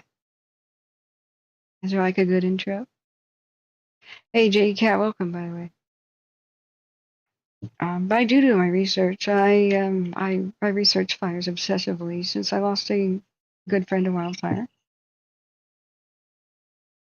And then my brother nearly died in paradise. I do my research. You can't deny me that. I am like a hound. I am an obsessive writer, researcher. Hey, situation resolved at Colfax. The forward progress has stopped on the Rollins fire. Yay. 1 chirp for yes and 2 for no. Well, a scroll can type to me at least. So I can hit the subscribe button there. So, and guys, remember to subscribe and like, because that's about the only way you'll ever find us again. Hit the share button and let people know who are looking for fire info that we're here. You know, as soon as new fire info comes, we'll report it. We're waiting for the morning updates. We've been live covering things for 7.5 hours over that. So I've never seen anything. I will be the first to report if I think any wildfire is a act of war or terror. I will. I don't care if it destroys my own reputation. I am a logical person. I'm a stoic philosophy student. I go with what is rational, not with what the rest of the world is thinking or what the rumor mill is. I will investigate things, put them to a Socratic method, and use other ways to get as close as we can to the truth. I've never found anything, though, that suggests any sort of weapon really is involved in these wildfires, or suggests any government is starting them. It's fire is a weapon of war, but look at what burns down: sleepy retirement communities and little tourist towns in Hawaii. Like those are not strategic targets. Paradise was not a strategic target. There is no benefit to it. All I see are power companies getting away with murder. But I used to accept, hey, challenge me kind of things.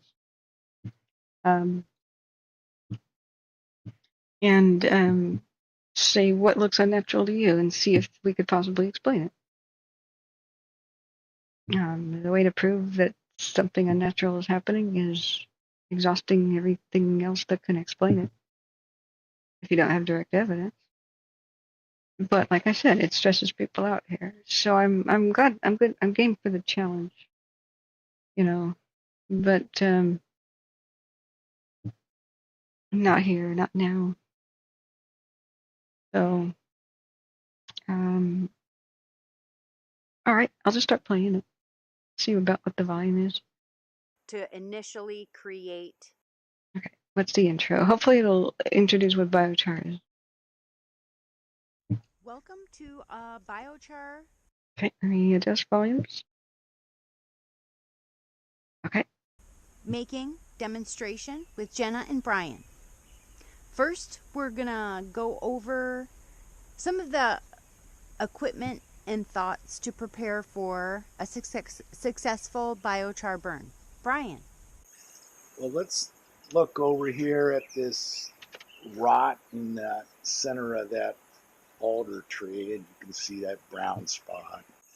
So I kind of identified a dead top, and since I didn't want to have to climb it or do something like falling something that's rotten, I said, let's take that out, and there wasn't a problem with that. So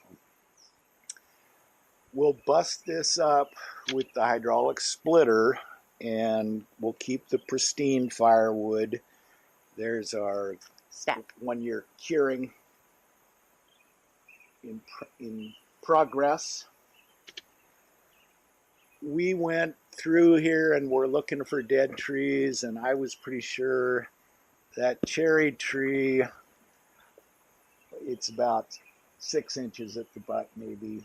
It was alive, but we're gonna have to figure out how to get that to go back into the bush there, because we saved. I was hoping for more of an explanation first about like what is biochar, why does somebody want it, before how to make it, and decision making process. Is there? I would suggest, because it's 30-minute video, making some chapters about when and where you discuss those different options and how it helps the public. You know, be real clear on that real quick, and then go into the details next. Because it's like, where, like, I don't have the 30 minutes right now to show the whole thing. Like, where would I quickly present that info to the public? So you wouldn't have to redo the video necessarily. You could put the chapters in. And you do that by putting in the timestamps in the description of the video, and then kind of like, YouTube will explain, right? So, protecting delicate sensibilities, don't step in the grease. You mean the delicate sensibilities of people traumatized who have lost a lot of things to fire? You mean the PTSD fire victims in my channel that come in here a lot and use places as support group that I try to set up here? You mean the people who've seen their pets on fire that come back and they have to put a bullet in their horse's head because their horse is half burned up? Their delicate sensibilities? What, the truth about space lasers? I don't know what you're talking about. Don't step in the grease, but don't talk about it anymore. All right, so this is a good example of what we're looking. This is a good beginning. So you can take your brush and get it going into, it looks like you can repurpose a barrel for it's like charcoal making, right? Like you're making charcoal, right? Instead of wood chippering. That's what I'm trying to wrap my head around. Wood chippering, you can kind of fertilize the land, but if you do too much of it or too little, you may not get the benefit you want, like start the mulch process. So, yeah, I would love to know more about it, but which part of the video will explain what it is and what it does for you and how to apply it. So that's what I was hoping for. We could quickly do that. And if we had this is what I was going to be playing as a background image as we just interviewed A Squirrel, but A Squirrel's having problems with the Discord phone call. So, okay, there's a DIY. Oh, there's a new video. Okay, cool. Let's do this one. A little bit shorter too. Oh, that's somebody else. Oh, I can't show somebody else's without permission. Unless this is yours. I'll get one of those copyright things, unfortunately. Those copyright dings. So it looks like it's a different channel. Like 100K subscribers. Danger. Might get a copyright issue. Danger, Will Robinson. Not again.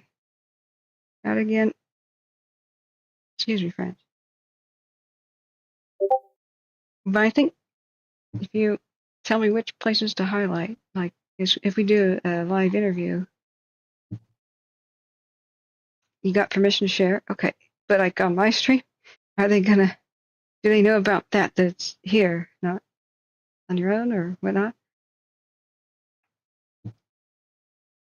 Just want to make sure.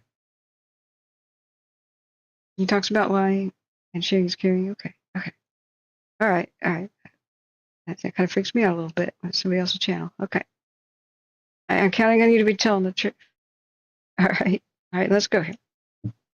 Here's the I'm link. about to torch off this pile of brush behind me to make charcoal. That'll soon be 75 to 100 gallons, I'm guessing, of charcoal that I can put in my garden. We'll talk more about that presently, but for now, just stop burning brush. Stop it. Stop burning your brush into ash. It's so easy to make charcoal by the methods I use that, all you need is some water and a match. It's almost that simple. If it just rained really hard for 24 hours, I tarped that off right before the rain to make sure that the center of the pile was dry. Hang on. I have a pile of... All right. I have multiple videos playing. Sorry, friends. I got to pause this. I just paused it. He's still talking. So I think it's playing in my Discord. Yeah, let me stop it. Sorry, friends. It's a lot to juggle on live TV, right? So I just want to read this out. Charcoal, crushed and burned, serves many of the purposes of organic matter in a soil and then some. It's a water retention substrate for the growth of soil life, like the microbials. It's very important in agriculture. It catches and holds. It's exchanging soil nutrients. It's soil texture modification and soil darkening. Yeah, everybody likes the blacker. For practical purposes, it never rots and should be there for at least 100 years. Or at least hundreds of years. Those are big claims, but that would be cool if that was real.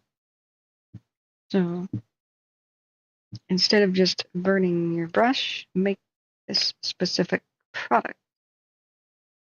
The implications are huge. The expenses or the effort of application may repay in 5 years' time or less, let alone a lifetime or many lifetimes. I've seen agricultural yields increase as much as 400 to 600% at 10% charcoal buried 12 inches deep.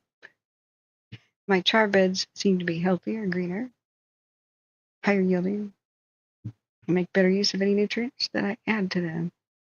Your mileage may vary, but the potential benefits are worth the experiment. All right, let's volume adjust and play.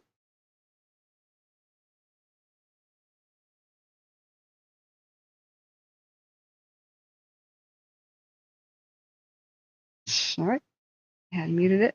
Rewind. Play.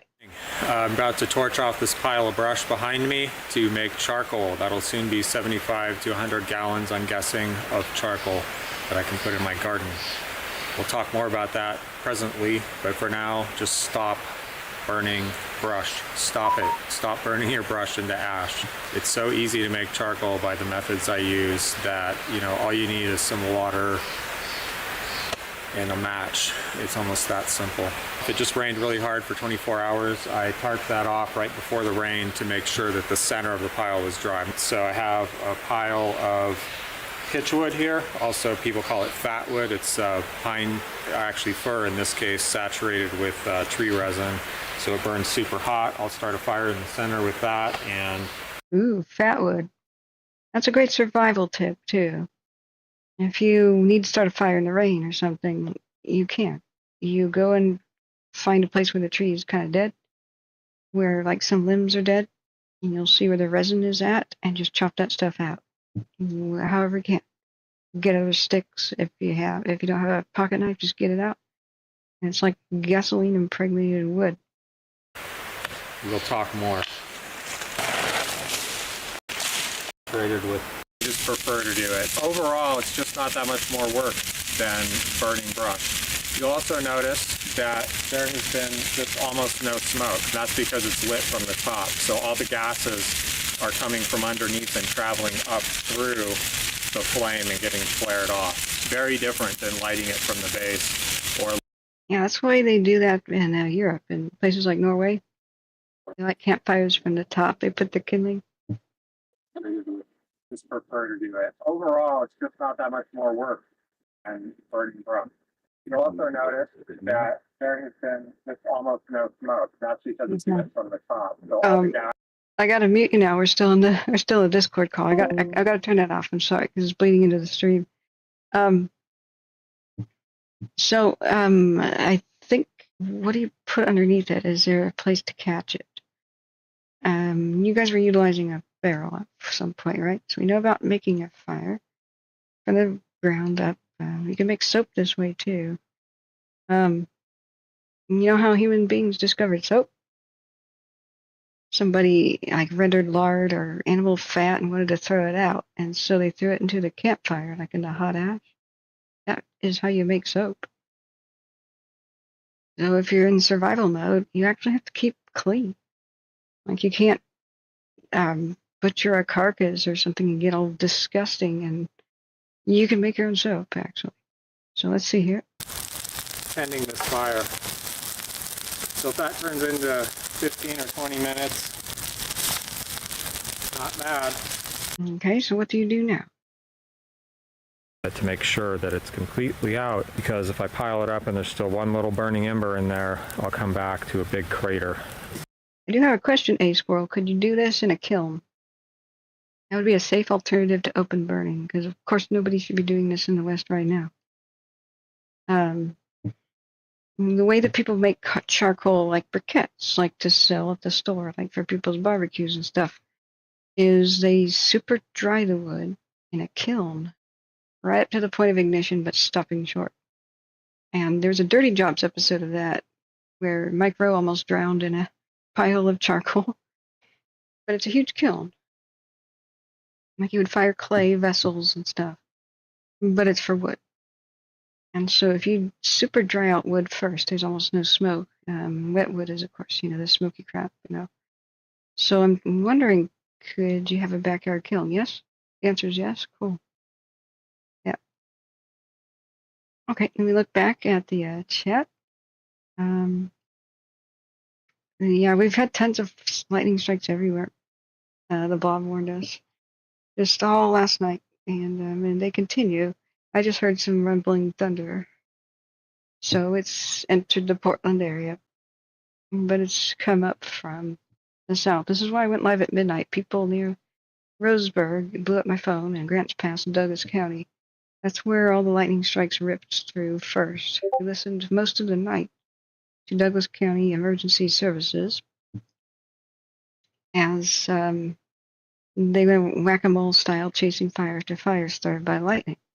So thankfully, the one that started at the Myrtle Creek dump was really big and impressive, but really small. And then Grazy Road, or wherever that was another thing that they responded to. I can't remember which town it was in, but in between Grants Pass and Roseburg was hit really hard by the lightning, and ever since it's been making its way north, the remnants of the storm. Just coming and coming. You've seen many hundreds of strikes all along the Coast Range and the I-5 corridor. And they're still going. I mean, it's still going. And it may be a terrible idea to go to the fair now, at least until this is passed. Because look what's going on now. So very little rain. And we are in triple digits coming out of that, the big heat dome. We've had no measurable rainfall for like 3 weeks. So this is all red flag. I put the thing back on, just made everywhere pink, so I've been turning it off. Whoa, yeah, as that was a big rolling thunder out the window. Oh dear. Almost makes me want to put the, it almost makes me want to put the microphone outside, but it's the wrong kind of microphone for picking up everything. The Elvis microphone is there to eliminate background sounds. But here, weather alerts, you see the red flag pretty much everywhere. Even the Olympic Peninsula has it. If it's not red flag, it should be in the Coast Range. It's very close. So that's pretty unusual. So you could be getting some coming towards Olympia, A Squirrel, right now. We were trying to do a 10-minute interview with A Squirrel, but the phone communications failed. So these are some other videos that explain some of the benefits of biochar. Now, do you manufacture it, A Squirrel, and sell it, or do you just try to spread the word? Looks like you can make it from a variety of wood products. I was hoping it would say I guess it's part of fireproofing, you know, like how is it related to wildfires and prevention? You turn your brush into something that's going to increase your agricultural yield and make your plants healthy, right? Red wigglers are Cadillacs of worms. Yeah. Hey, good morning, photos. Thank you for your kind donations before. And how are you doing? Look at this, guys. We have to go back and every once in a while look at the Condor. Oh, she took flight. Yuki took flight, but this is the last hour of California Condors on the cams. So she finally went off to find some dinner. The other Condors are still in the radio tower. That is the 30 minutes. So I'm also not keen on keeping the computer on during this thunderstorm. The surge protector is supposed to do its job, but you know, this would be a very expensive device to lose. But look at the California Condor. Look at our Yuki. We even know her name. She's wearing her ring tag. For our, you know, observational convenience. And spreading the word to offer future opportunities and economies for the next generation. Cool. Do you produce it, A-Scroll? And IM says biochar, welcome by the way, involves fertilizing infusion with half-charred biomass for easy absorption. Yeah, cool. Red wiggler worms, I haven't heard of those, but yeah. Blob warned us what are the leading causes of wildfires, humans or what? Or lightning or what? So that depends on how you define one now. I'm really upset by the very loose definitions and lack of definition and what people are using in the latest statistics. There's all this shaking their finger at people right now. Humans are the number one cause of wildfires. Not really. Not really. Sorry, that's fake, false, and not really. It depends on how you define them. If you include everybody's backyard half-acre fire from their lawnmower, that's not a wildfire. That's a vegetation fire. Sorry. But I believe a lot of them are wrapped up in those statistics. Like it was May or March when Cal Fire was announcing stuff like thousands of wildfires have already started this year. No, not really. No. But if you're including vegetation fires, the kind that stay confined to somebody's property or backyard, I guess you could pervert the statistics. What about the power line fires? What if you just take the serious wildfires, the big acreage fires? Most of those are caused by either lightning or power companies, which are not people. PG&E is not a person. Okay, it's a power company. SoCal Edison is not a person; it's a power company. Pacific, let's see, Pacific Power and Pacific Core. That's not a person, but they caused most of the big wildfires that have killed people. Most of them. The one that killed my friend, the North Bay fires, it'd be called the North Bay PG&E fires because they started like 16 fires in a single night, killed several people, including my friend, and burned down chunks of Santa Rosa and almost burned down the entirety of Bangor and Loma Rica in the same night.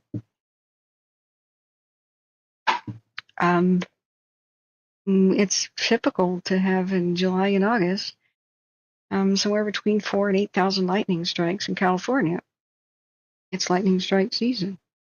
So are you counting those? You know, like California is the size of Italy. But if you actually look at the ones that erase towns and kill people and erase forests and such, for the most part, it's two things. Lightning strikes and corporations. Why did Lahaina burn down? Hawaii Electric. So they didn't turn off the freaking power. We have videos of people shot just walking by and power lines dancing around, lighting fires upwind of the town of Lahaina. So why did my friend die in Bangor and Loma Rica? Cascade fires of 2017, PG&E. Why did so many people die in Santa Rosa on the same night that happened? PG&E. Started like somewhere between 14 and 19 major fires in a single night. PG&E has started, I think by the time the statistic was gathered, by the time New York Times reported it, which was around 2017 or something, they had started more than 1,600 wildfires alone. That's a corporation. So how are you defining stuff? Are they not counting the lightning strike fires that get put out when they're confined to a single tree? Like that? If we're lucky, this is what we're going to find and put out. Hundreds of these. This is the way all lightning strike fires pretty much start. Occasionally they'll strike dry leaves or something on the grass.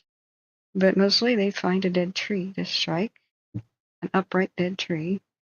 Over the course of a day or two or a week, that heartwood gets eaten out from the inside out, and then the dead tree will collapse and throw fiery pieces all over the landscape, and then the wind picks up.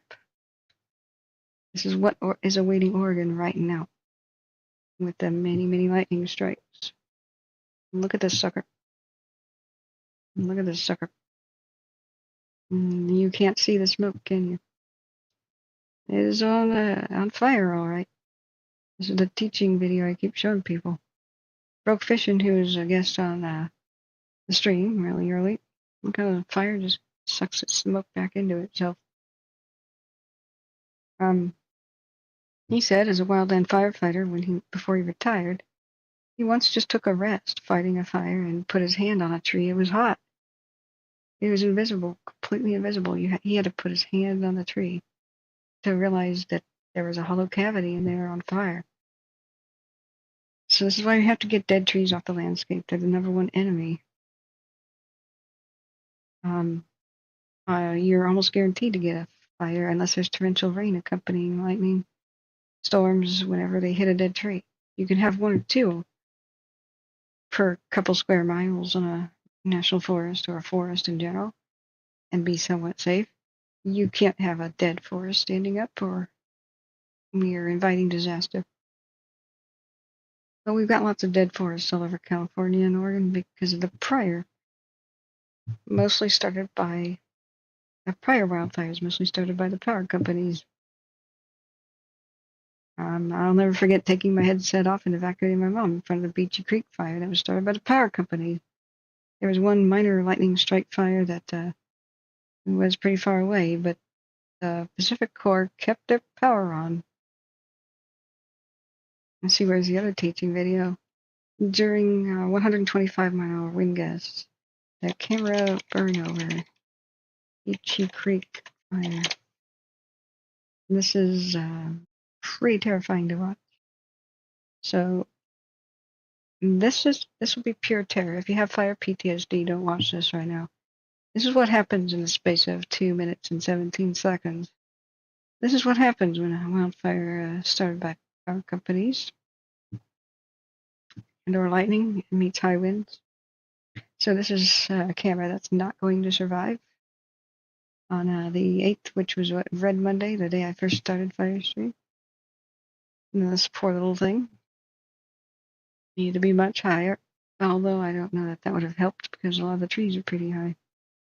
So it turns around, and by the time it looks back the way it originally was looking, there's all hell breaking loose and chaos. So this was one of the rarest wind events that happened in the West, which is the equivalent of Santa Ana winds for all three western states at once.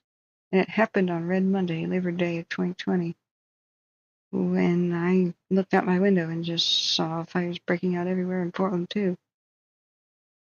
Need to bury the goddamn lines. But they kept getting 911 calls, and so with the Pacific Corps, when they whined on the stand, and said, but, and people died in this fire, But we shouldn't be held responsible for billions in damages because even though we got 911 calls that people's homes were on fire, power lines are going down everywhere from Detroit Lake to Staten. And I was aware about we lost about 7 towns. We just didn't have approval to shut the power off. We had to get in touch with the manager, and they were like, like on vacation or something, because it was like, Labor Day. Oh, for God's sake. So they kept their power lines energized when they were falling down left and right. Now this is the protective bubble around the camera melting. And there's always like a weird little protective security cam-esque bubble. It's absolutely melting. And so this was happening. They knew about it. Even the fire chief at Gates was calling him and saying, "Turn off your freaking power lines. They're going down one by one." Here in the Beachy Creek fire in Oregon. And they're starting new fires. They're dropping on houses. They dropped on the back fence behind our fire station. And they've just lit all of the vegetation around in a 360-degree radius around our fire station. We can't put water on it. We're going to get electrocuted. Shut off the freaking power. They wring their hands and went, "Oh, man. Oh, that's terrible." So you tell me, what's the cause of the devastating wildfires? It's not people. People are actually remarkably educated thanks to the Smokey Bear decades of education. Remarkably safe with fire if you think of all the millions of people, especially in California, that are out there recreating and could be doing stupid things with fire. There's very few of the people actually start, unless it's crazy as a loon arsonist. So I can't verify the statistics. They're really fake. Because if you include vegetation fires, look at how a wind gust picks up. That's a 75-mile-an-hour wind gust, and it blowtorches the camera. I try to educate people who have fantasies of defending their home with a garden hose. When the fires make their own weather, when they're that big, when they're a mushroom cloud, you have to get the hell out of the way or prepare to perish. Look at the blowtorch effect. This is everything that just changed in 2.5 minutes. Now here's in between wind gusts. A 75-mile-an-hour wind gust is going to come up. Watch the flames reach up and melt the camera. These are power companies for you. You can see it swirl around down in there, and the pine needles and all the dead stuff on our overloaded forests. A big wind gust, you think you could do anything to stop that. People remained behind and perished in this fire, trying to protect Jawbone Flats and homes nearby. And somebody who tried to get out by car, he had his survival story was taking refuge under a bridge. But just look how high this camera is. And the flames reached up and got it. How high is this? Like 25, 30 feet up in the air? And so until they explain what's the definition of wildfire and the statistics, I don't buy any of it. It's a bunch of crap. It's a bunch of horsepucky. Cal Fire announcing by March or April that there are 1,000 wildfires started by humans already. Yeah, vegetation backyard fires. Yeah, I'm sure. But no. The ones that kill are almost all corporations. And the vast majority of what's affecting Oregon right now is lightning here and arson over here. Now, Malheur County Sheriff's Office would like anybody who knows anything about the Cow Valley Fire and the Bonita Road Fire to call them. And you can go to WeTip.com, WETIP.com. There's a cash reward for anybody who knows anything about who may have started, as the Cow Valley Fire and Bonita Road seem to be arson. Lit right before Oregon's big red flag announcement of the worsening fire weather. Last stream I did, we saw a pretty clear case of arson down by Oakhurst, California. 7 different fires started at exactly the same time. We saw a vehicle driving away from the scene. That's why I don't sleep at night. So no, it's fake. They need to actually break down the percentage and actually define wildfire. What do they mean? For those statistics to mean anything. Right now, they're making everyone hate their fellow man, and I'm opposed to anti-human hate BS. It's basically racism. To hate humans means you hate all races. And it's irrational. And so what's stupid are statistics that are meaningless. Like most wildfires in California started by humans. No, not really. Corporations are not people. And vegetation fires are not wildfires. You know, if it's the size of Italy, and you consider it's the most populated state and region of North America, and the most populated state of the Union, and with all the millions of people that live here, they're being pretty goddamn careful with fire. I'm patting the citizens of California on the head. Every once in a while you hear about stupidity, but it's every once in a while. People were mostly even safe with fireworks on the 4th of July. There's a bunch of stupid things in towns, but other than what started the lake fire, which maybe was fireworks, we don't know. They're not telling us. Down here in Santa Barbara County, but it was the 4th of July. Other than what looked like clear arson with the perfect ring of fire by the Bay Area that night, or near 4th of July. Other than that, Californians are remarkably fire safe. And we shouldn't be erroneously hating our fellow man. So until they actually want to get serious with statistics and tell us what the hell they're talking about, are they counting 0.5 acre vegetation fires in the backyards of people? Oh, are they also counting the car accidents? Car accidents start a huge amount of wildfires. It started the car fire, CARR fire, which is ironic.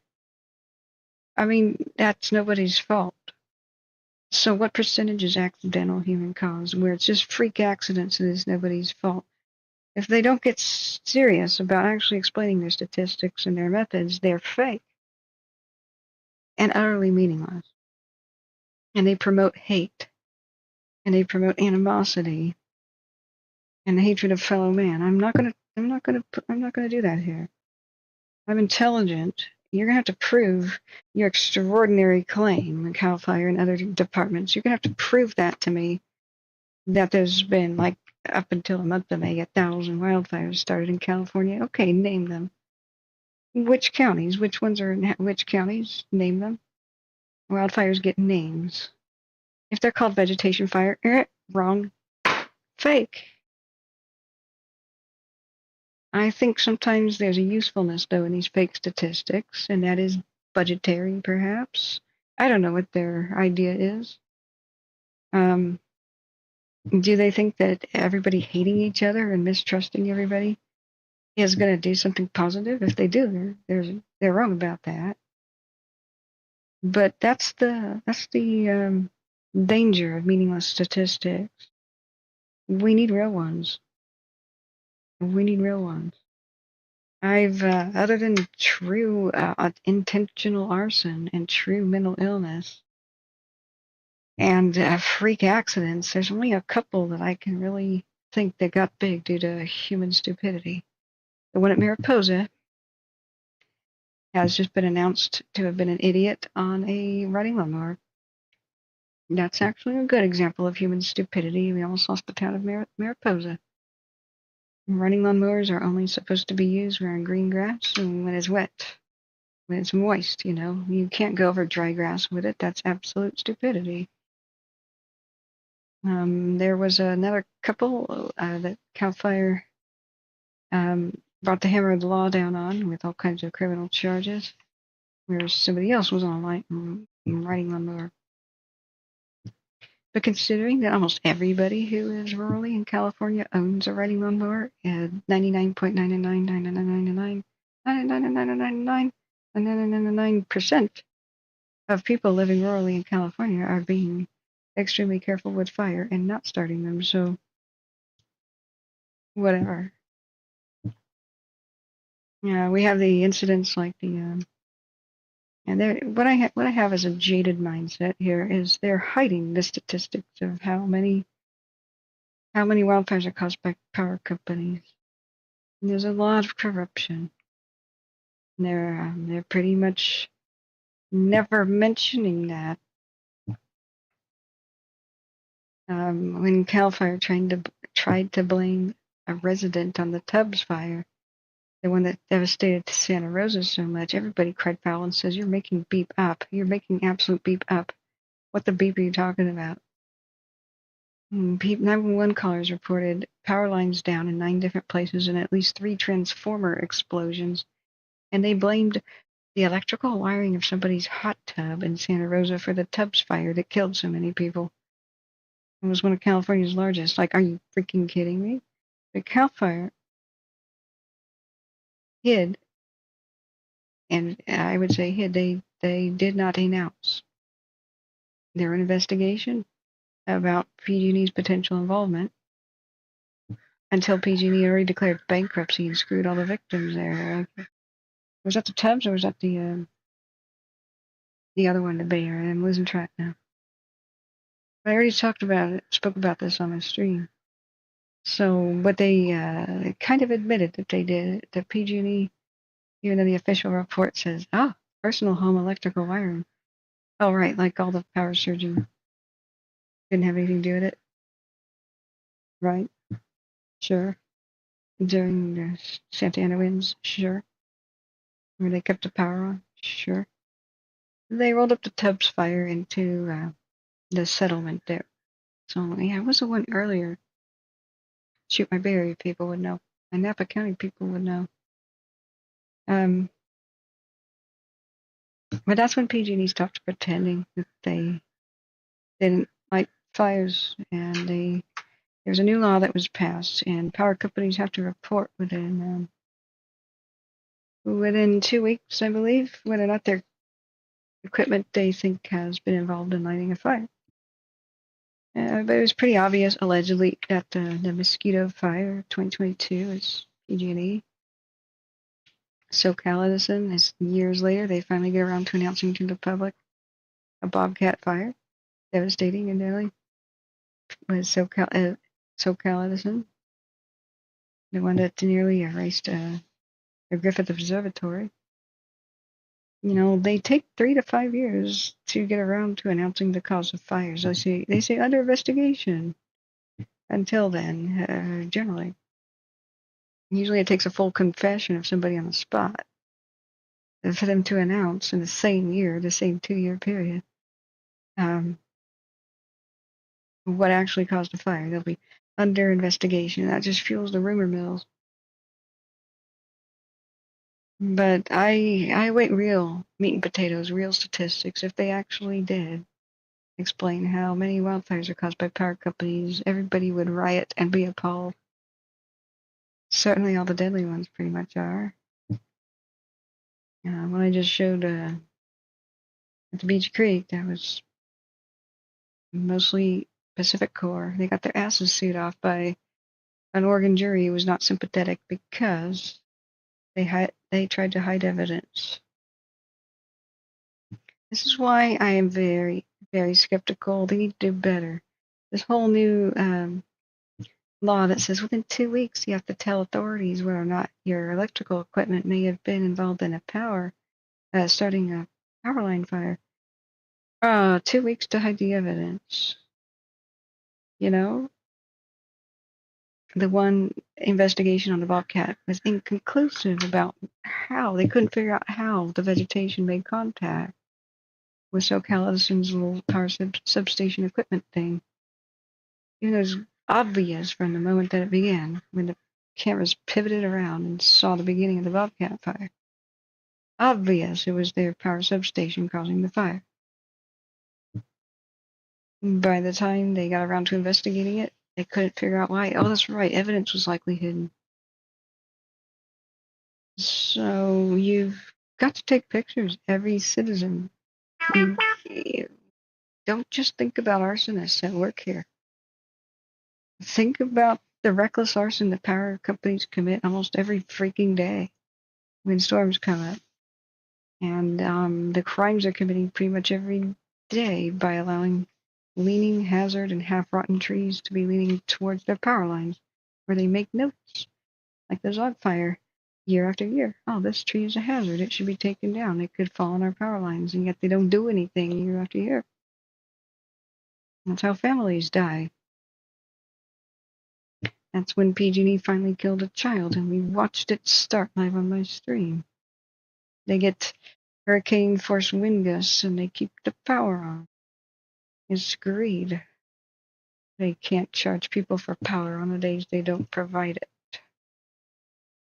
So, who knows? Who knows how deep the corruption is, or how much public utility commissions and whoever is investigating these things are in bed with the power companies, but they sure are hiding the statistics, the real ones. What I find very interesting is when I did historical research on ghost towns of California, and many of them had erased, unfortunately, our history. There was a huge database website about pretty much all the wildfires to ever strike California. And after PG&E started a bunch of new ones, they had to suddenly delete it. They deleted the entire thing and claimed they no longer had the funding to keep the website up. But they weren't gonna, put it on a hard drive and keep it for the historical record. They just deleted it. Something smells. So, yeah. So, hey, Squirrel, back to, photos of, let me know which fire you want to know about. We won't know about most of these that are being caused right now. Photos against anxiety, just let me know what you want to know about. We were hoping we'd get a couple of warning updates, and so I got to check on some of them. They're mostly calling these complexes already, even though technically a complex fire is where multiple fires grow together and become one. They're unfortunately expected to. Now, do you hear these stupid crows in the background? Yeah.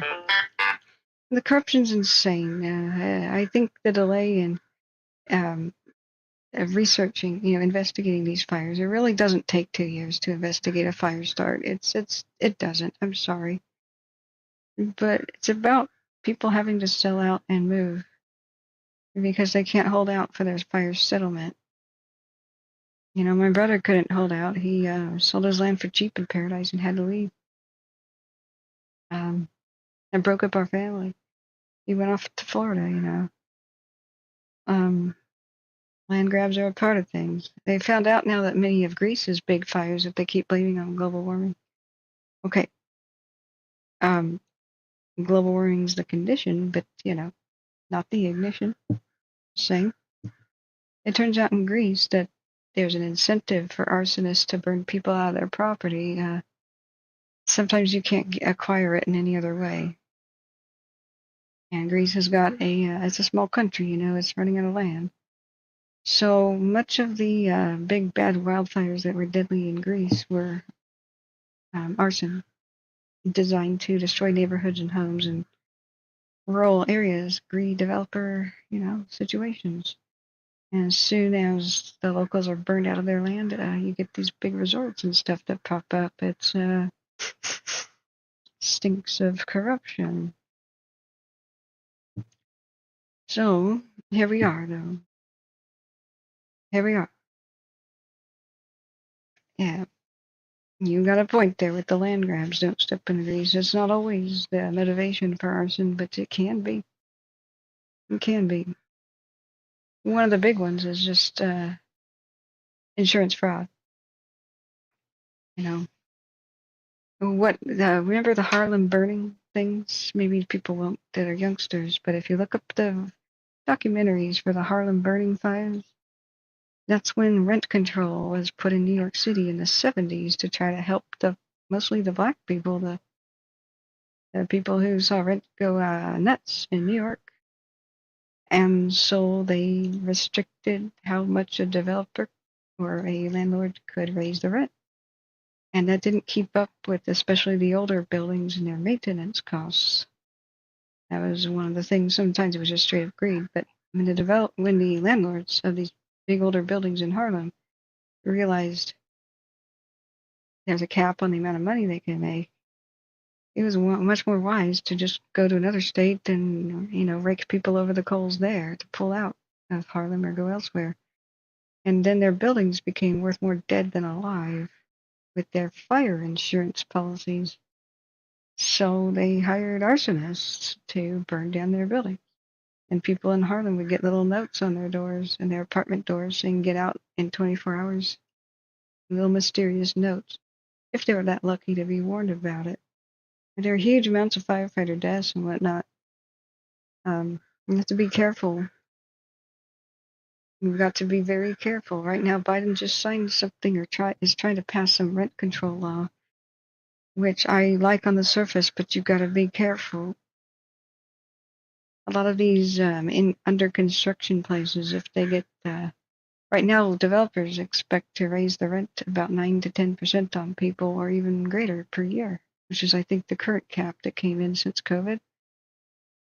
But if the feds limit that, right now they're building housing units and things expecting to rake in that amount of money over the years. If that gets capped, we just may see a whole bunch of housing units going up in smoke before they're completed, and I wonder why that will be. It's a stench of corruption, and sometimes the road to hell is paved with good intentions, but that's the biggest problem with the whole rent cap idea. What would be better is to understand that America doesn't actually have a housing crisis at all, period. It just doesn't. It's fake.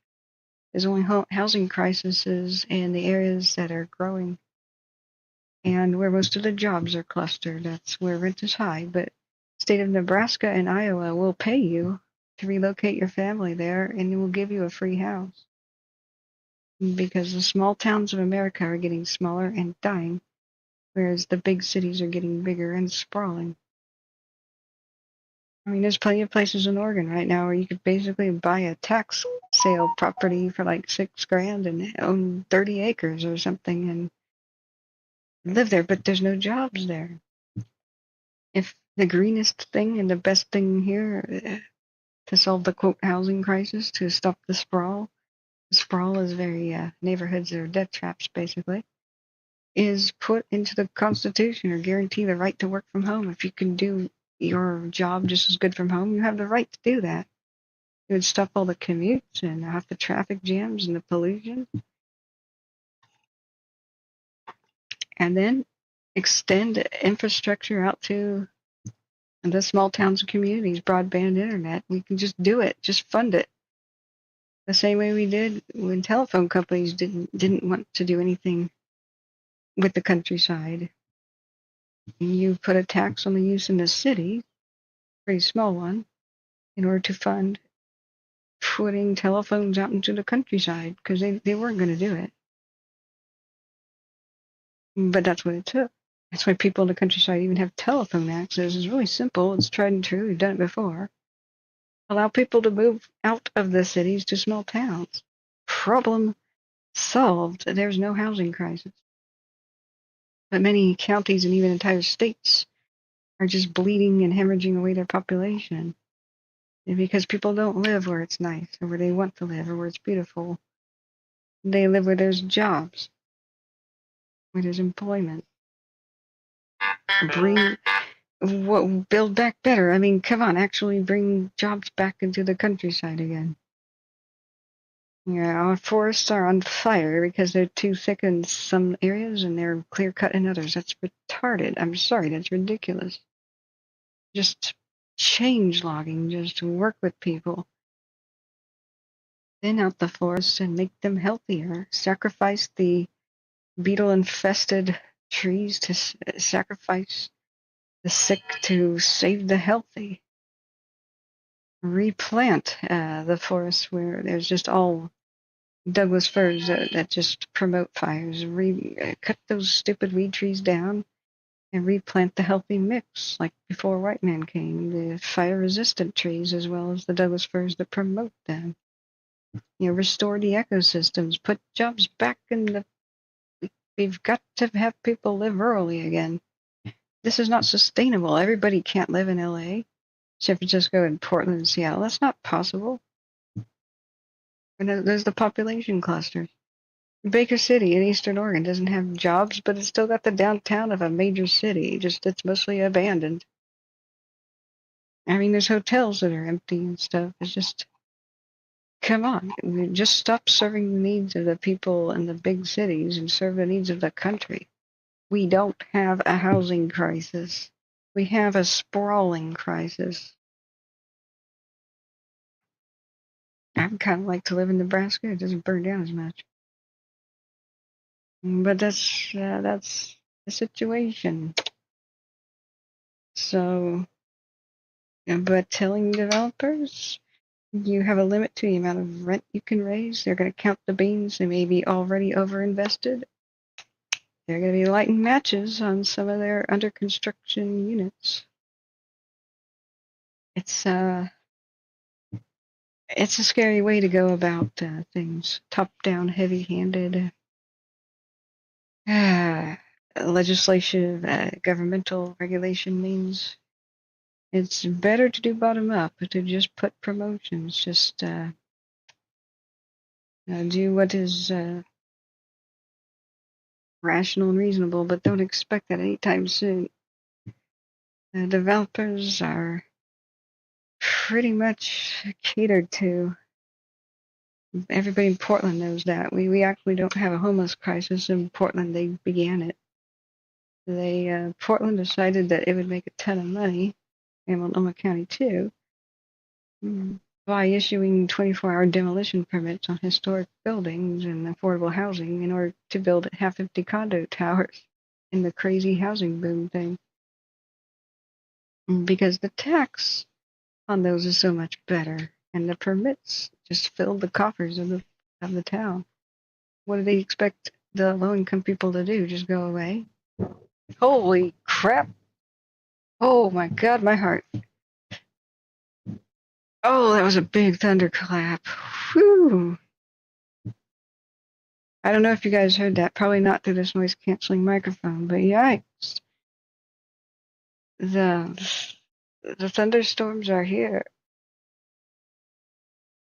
Ah. But yeah, Portland also they're just farming the homeless as a source of revenue. And it's really sad, but they introduced a homeless tax on the businesses and people nearby. And in order to solve the problem, right? Well, they've sat on more than $10 million for the last couple of years. Meanwhile, we had people dying of the cold in our blizzards because they had this stupid ordinance. As soon warming shelters have to close during blizzards. As soon as the temperature exceeds 27 degrees Fahrenheit, that's still below freezing. They dumped people out on the street. They made it illegal for the warming shelters to be still open. And then people froze to death. That's just the way it works here. It's the stench of the corruption. They created the crisis, and they're absolutely benefiting from it. But what can you do? You can vote, thank God. You can vote no matter where you are. The right to work from home. Put communications infrastructure out in rural places so people can work from home there. Most jobs can be done from home. It's not like America has a lot of manufacturing anymore.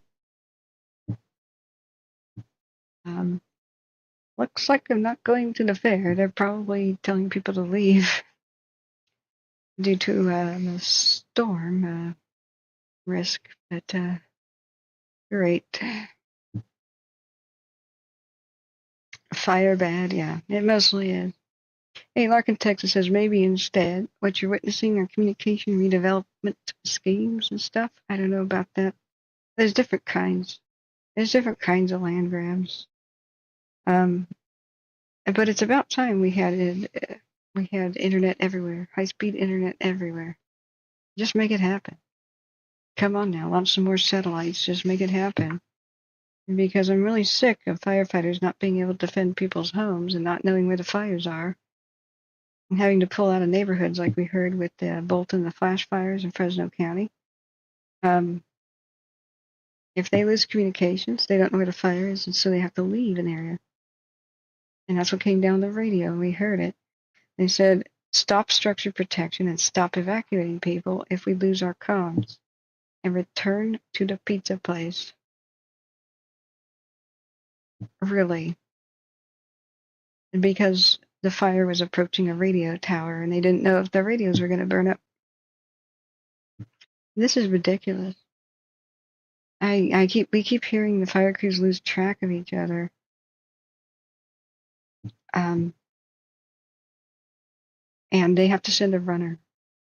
And we lost a bunch of homes near Estacada because firefighters go up to a burning house, and they said the power lines are on the roof and in the yard. It fell on the house. Thanks a lot, power company. And they said, but get the power people here to turn it off so we could, not be electrocuted while we put water on this fire. So the power company got lost, and they kept on the radio saying, when are they going to get here? They arrived an hour and 20 minutes later because they didn't have cell phone reception, and they couldn't use Waze or Google Maps or anything to find the location. And then by the time they got there, that house was burned to the ground. This is just ridiculous. A lot of these fires are getting worse just because they can't talk to each other. Their radios are crap, utter crap. Some fire crews in the same area was, they had to send a runner, a person in a pickup truck, to go and hand deliver a message to them because they had one radio and they kept switching channels for the entire fire crew. One radio. They had to listen to instant command on such channel, and they had to listen to fire lookouts on the other channel. So they switched it every 15 minutes, and nobody could hail them. So they sent a runner. Like we hear too many times on the radio. We're right near the fire. Can you show us where the satellite map says it's at, or the airplane?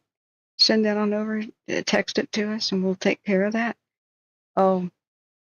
No, we don't have cell phone coverage out here.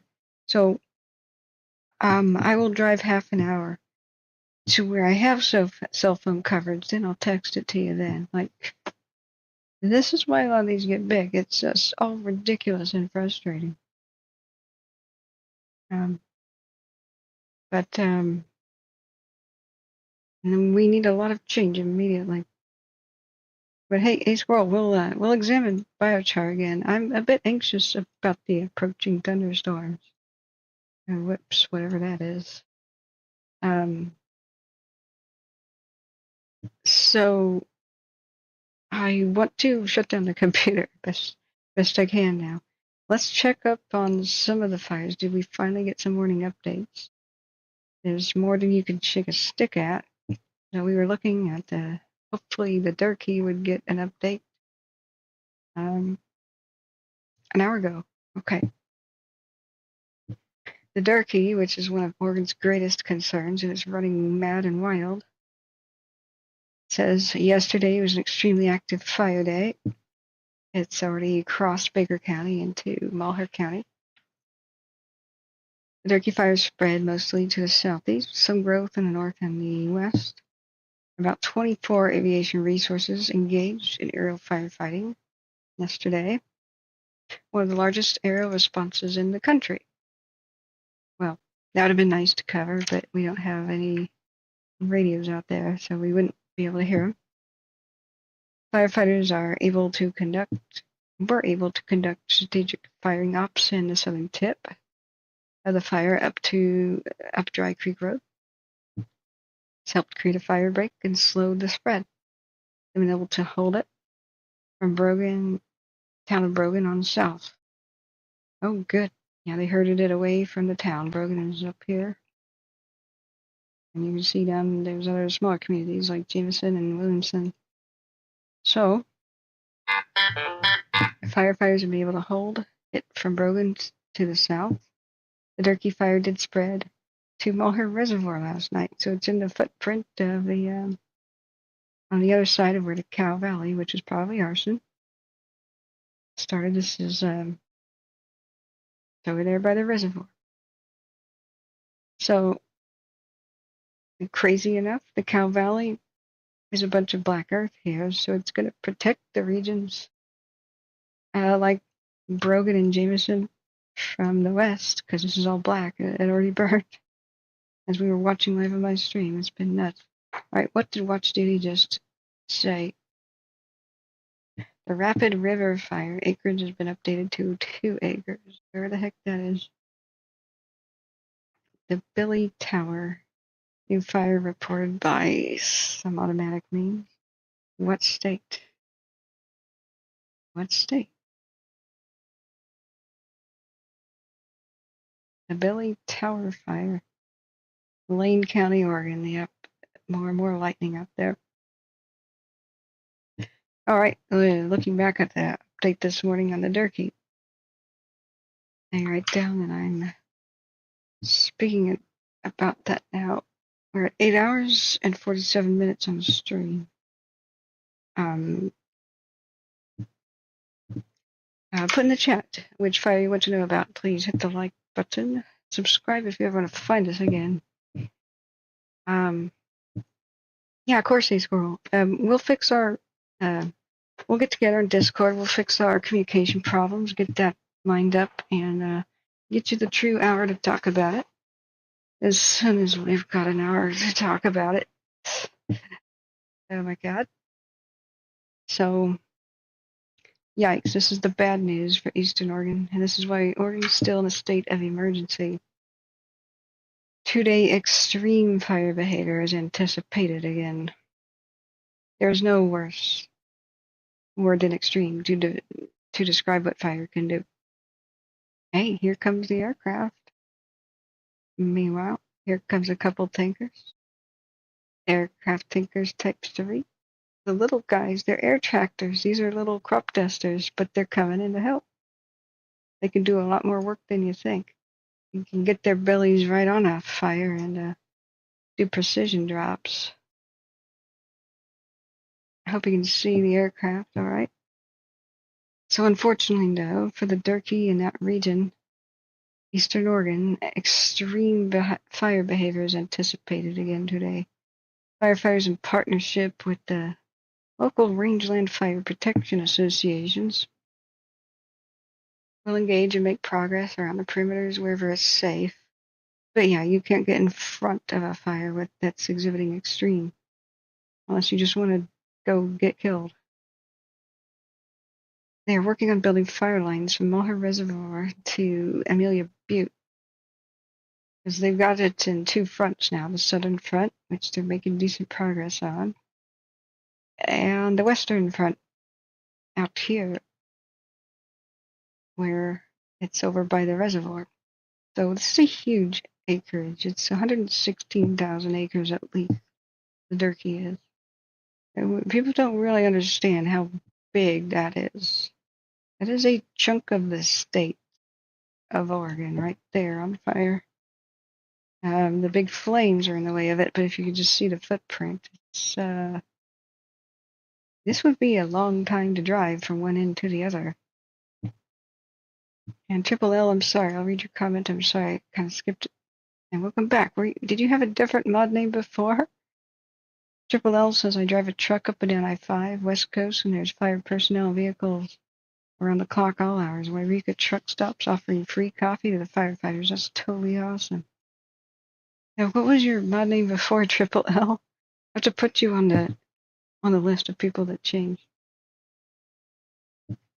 So there's just bad news for Oregon in general. They are already strapped for resources with all the new lightning strikes. They can't be everywhere at once. Some things will slip and become bigger. So that might lead to the Cascades of the Coast Range having a big fire. All right, we have an update on the Ridge fire that was in Clear Lake Oaks. 1 VLAT, a very large aerial tanker, and 4 Type 1s and 2 Type 3 tankers have been requested to start working the northern side of the fire down there at Clear Lake. We finally got an update on that one. So Firefighters are also working with the Durkee fire to slow the fire spread where it crossed the Burnt River, ironically named Burnt River. But a weather shift is expected today. There's a red flag warning for lightning today. Thunder's expected outside the fire area to the south, meaning Baker County and Malheur County. Basically Idaho almost. The thunderstorms will bring outflow winds tonight and cause gusts up to 60 miles an hour originating from any direction. For current information on smoke, visit airfire.org. AIR. So check on the Malheur County Sheriff's Office Facebook page for all the evacuation info regarding the Durkee. Check, this is why we have to check it for people. People may not have Facebook. And so when I tried to share information on Facebook from Malheur County Sheriff's Office about evacuations and the fact that they're looking for an arsonist, and they have a tip line now because the Cow Valley was not normal and neither was the Bonita Road. I shared that on Facebook, and then Facebook decided to give me a warning and say I might be banned for spamming. And we already had to deal with that earlier on the stream. I just hit the share button, and it said that I was trying to be deceptive. And so we dug into it, and it was a bot making these decisions. I didn't make my own post, but it says we feel like you may be trying to cheat the system to get views or fake news.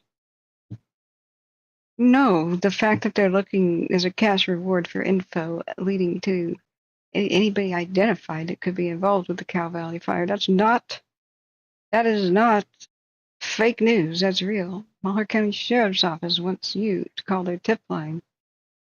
And so I did the process live on the stream, cursing up a storm. Sorry, friends. About how it's preventing me from sharing stuff on Facebook right now. When people do innocent little things, we found out it was a bot gone haywire. It's also a bot that's going to examine my appeal to see if I'm truly a scam artist or not.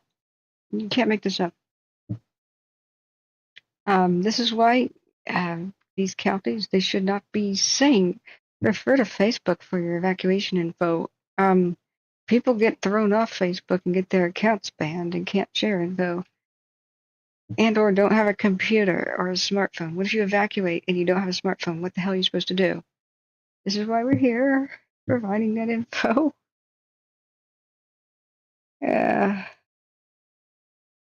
Because a lot of people don't have access to it. I've been getting information that it's chaos in Eastern Oregon. Nobody knows where the fires are, what to do, or where to go. Because there's not a whole lot of decent internet out there. There's not a lot of compelling reasons to own a computer or even have internet service or a smartphone. Most of the people out here are over the age of 65. They're supposed to just learn that real quick to stay safe. But here's why. If people ask, at least everybody has YouTube on a smartphone. If you share the stream, we're here to help and provide this info. But I really resent this. This is bad. The Baker County Sheriff's Office has issued evacuations for the area for the Durkee fire. Visit the Baker County Sheriff's Office Facebook page for more info. D-. Durkee fire. D- is my rating for communication to the public. Because you just locked away life-saving info behind log in and make an account and own a smartphone. So this is WTF. All right, we got another watch duty update. Tell me about the fires you want to know about, friends. We'll get you the info any way we can.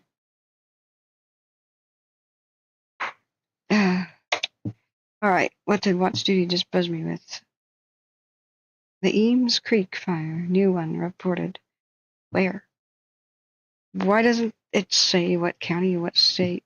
Lane County. New lightning strike fire. Here we go. There's thunder in East Portland. Yeah, I've been hearing it. What email didn't work? Hey, Andres Camaro, sorry. Seeing cross-eyed now. Now I'm wanted by the sheriff. Yeah, I'm probably wanted dead or alive now. Thanks to Facebook. J. Cat says there's a new start in the I-5 median, Skagit County, Washington, updated 3 minutes ago. Yep, because the lightning's that way. So a squirrel, look out. You could be having stuff headed your way. But the fact that today we'll have thunderstorms in eastern Oregon too, there's no good news for Oregon. It's dear God. But I'll have to rest my voice, and I want to turn the computer off because of the lightning and the thunder happening nearby. So let's do a quick roundup as best we can.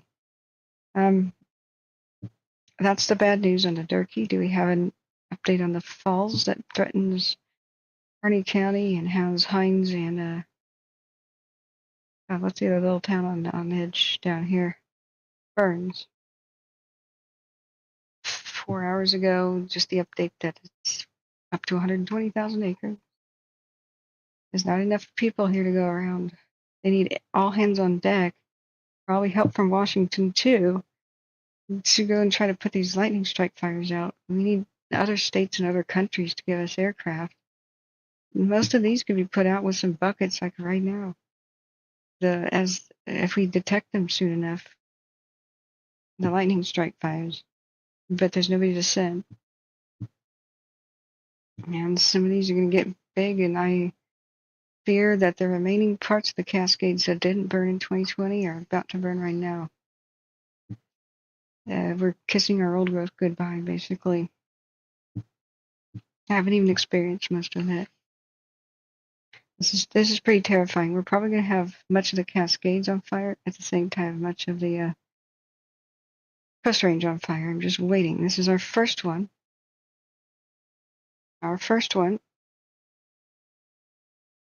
This is our first reported lightning strike fire in the Coast Range, the Green Peak. And we don't have a lot of cams out here to look at them. But with the crazy amount of lightning going on, this is a very bad day for Oregon, a very bad week. We may have historic amounts of fires here.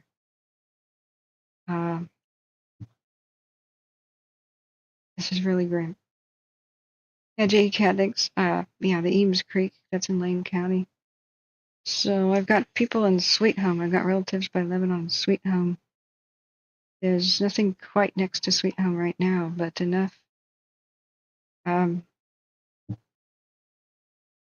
in Lane County to start making people sweat. All of the different highways are in mountain passes. And the Cascades are no joke. They're pretty tall. They're no joke. They can be like 6,000 feet in their points, you know. These mountain passes can be crazy wind tunnels, and they take aim at the smaller communities like Sweet Home in Lebanon and Malheur and places like that. Places like Silverton, you can see the 2020 fires all there in gray and how much they were able to consume. When you have the winds from the east, the hot, dry desert winds blowing like crazy from the east, hold on to your butts. But this one from lightning already got big. This is the one next to Oregon's big affair last year, the Lookout. I was supposed to go there after fire season ended last year to finally go to a hot spring and release the tension. I just haven't done that yet. I hope all that stuff survives. But this is quite grim. Where the gray is already burned to a cinder, like devastating, only dead trees, basically. If lightning strikes these dead trees and gets into those burn scars. We can have just mega Holocaust kind of fires. It just depends on how much of the brush has grown back. Because to get the big standing dead trees on fire really good, you gotta have some brush at the base, but then the trunks go up and so let's look back at the looking back. Oh, my email link didn't work. Which link? Is it like a typo in the chat? A typo in the description of the video? This is how you can get to somebody's channel. Like if you go to mine, you would click on the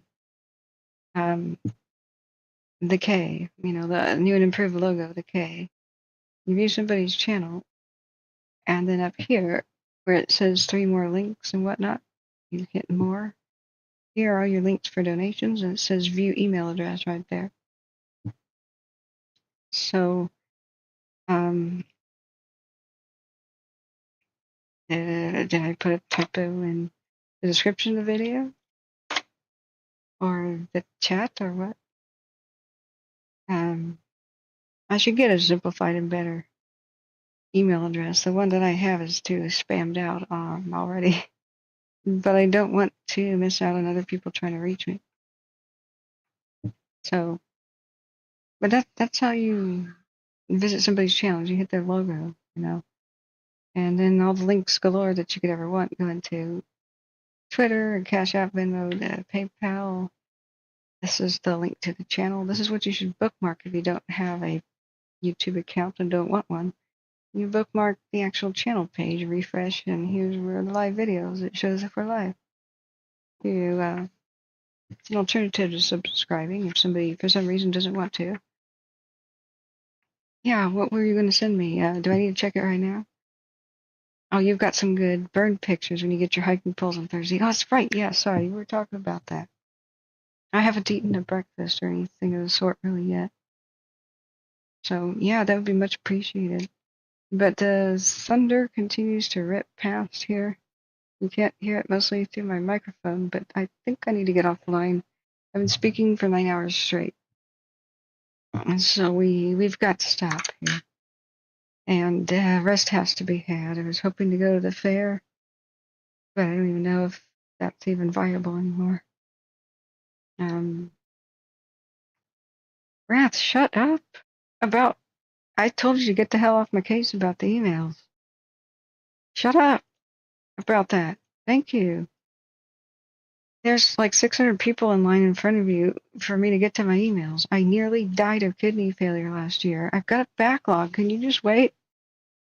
And stop whining about it, please. You're right here in chat. You have something to say to me. Tell me right now.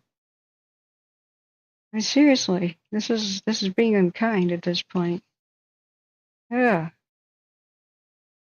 I mean, I'm glad you want to interact with me, but like when people are sending me pictures of fires and stuff,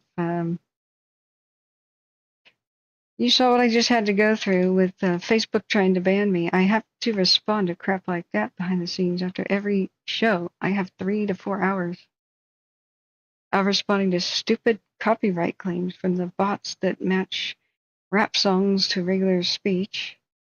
And I have to say, that's not a rap song. That's actually Scanner Radio. That's actually Firefighters talking. So get your ads off my video, thank you. They take down my videos if I show a video about like, Cal Fire. I have to go and hand edit out the musical parts. But seriously, man, the harassment is what this is at this point. So you're on warning. Sorry. Just quit complaining, please.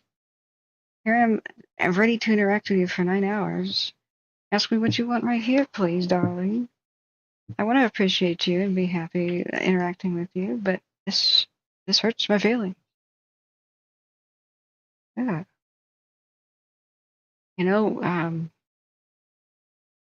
It's just not right. All right.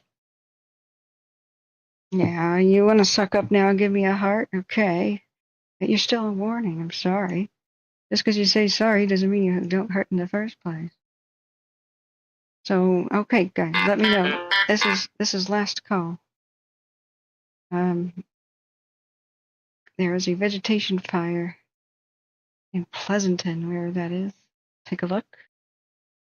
It doesn't say Alameda County. Units are on scene of a smoking vegetation fire on the roadside. The units on the scene can handle per incident command. Cal Fire resources are also assisting California with traffic control. Okay.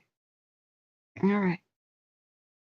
Let's see what other big fires we have some updates on. The Shelley, meanwhile, is still there. Let's see. An hour ago, we finally did get an update.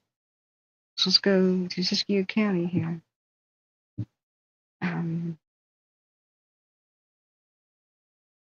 Let's go to Siskiyou County. I just want to do some roundups because we haven't had a lot of information all night on anything. That's why I've thrown out the stream to this level. But I'm wary of the thunderstorms outside. It's weird. We get blanketed darkness, lightning and thunder, and it's sunny again, and it repeats. So let's look at the Shelley right now. They actually did give us a map. Okay. I was hoping for a morning update. Oh, we did get a morning update. I just didn't get it on my phone. Here it is. Okay, let's watch this. Whoops. We should watch it on Facebook. Okay, that's fine. All right. 53 seconds, guys. Good morning. My name is Alex Geary. I'm the Fire Behavior Analyst trainee for the Shelley incident, and this is your daily operational update.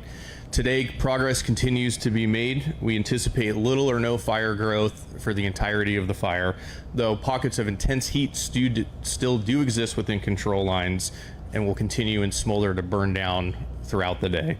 Heavier concentrations may produce visible smoke. From our overnight drone intel flights, we've identified Division Alpha and Division Foxtrot to have the heaviest concentrations, though they are not expected to challenge any established control lines. Thank you. Yay! See, California condors are lucky for the state of California. I told you so. I told you so.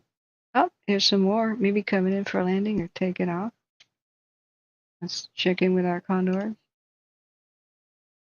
Some of them have gone probably to find something to eat, but there's a bunch still roosting there. What was that? Was that a vulture? Last call, friends. Hey, I don't know what that was. It's got yellowy feet. Just a turkey buzzard or a condor? It's kind of brown looking.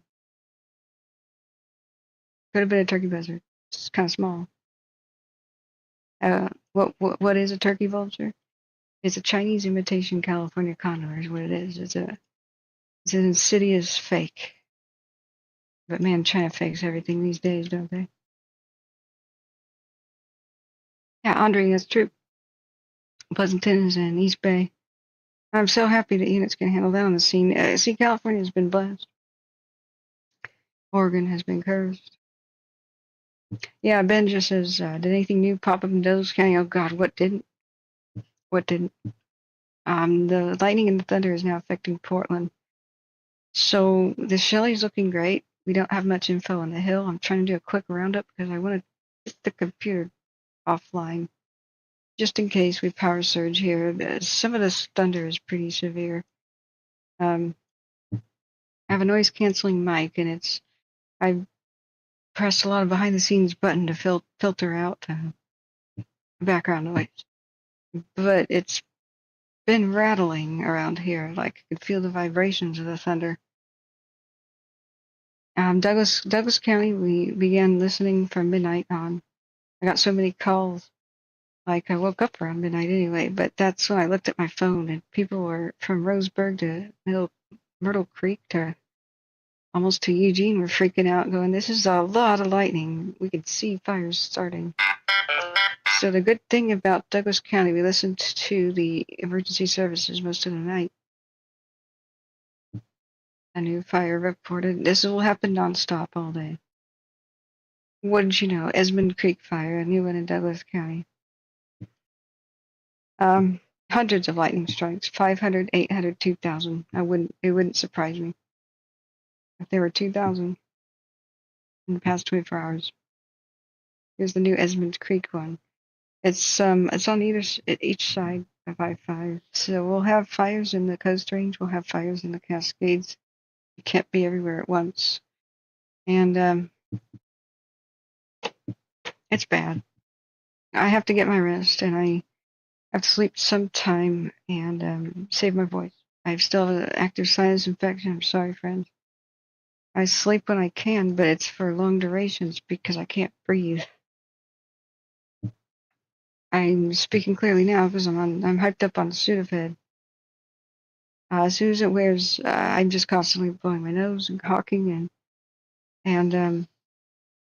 but I can't really sleep because Sudafed's a stimulant, so it's kind of a catch-22.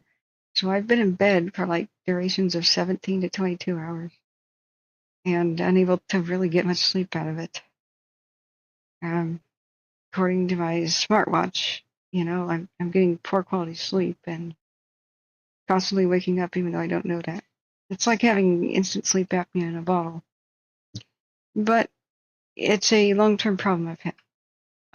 They did an x-ray of my head and a CAT scan. They wanted to schedule me for June nasal passage surgery. I have extreme deviated septum and screwed up sinuses. So they're prone to infection with having like no rain here and all the dust stirred up from wildfire smoke and the pollen. It happened. And my ears aren't like popping right now. And they hurt. Like both ears hurt. My throat hurts. Everything hurts. But I just can't go on speaking for more than 9 hours at a time. We've been live for 9 hours and 13 minutes.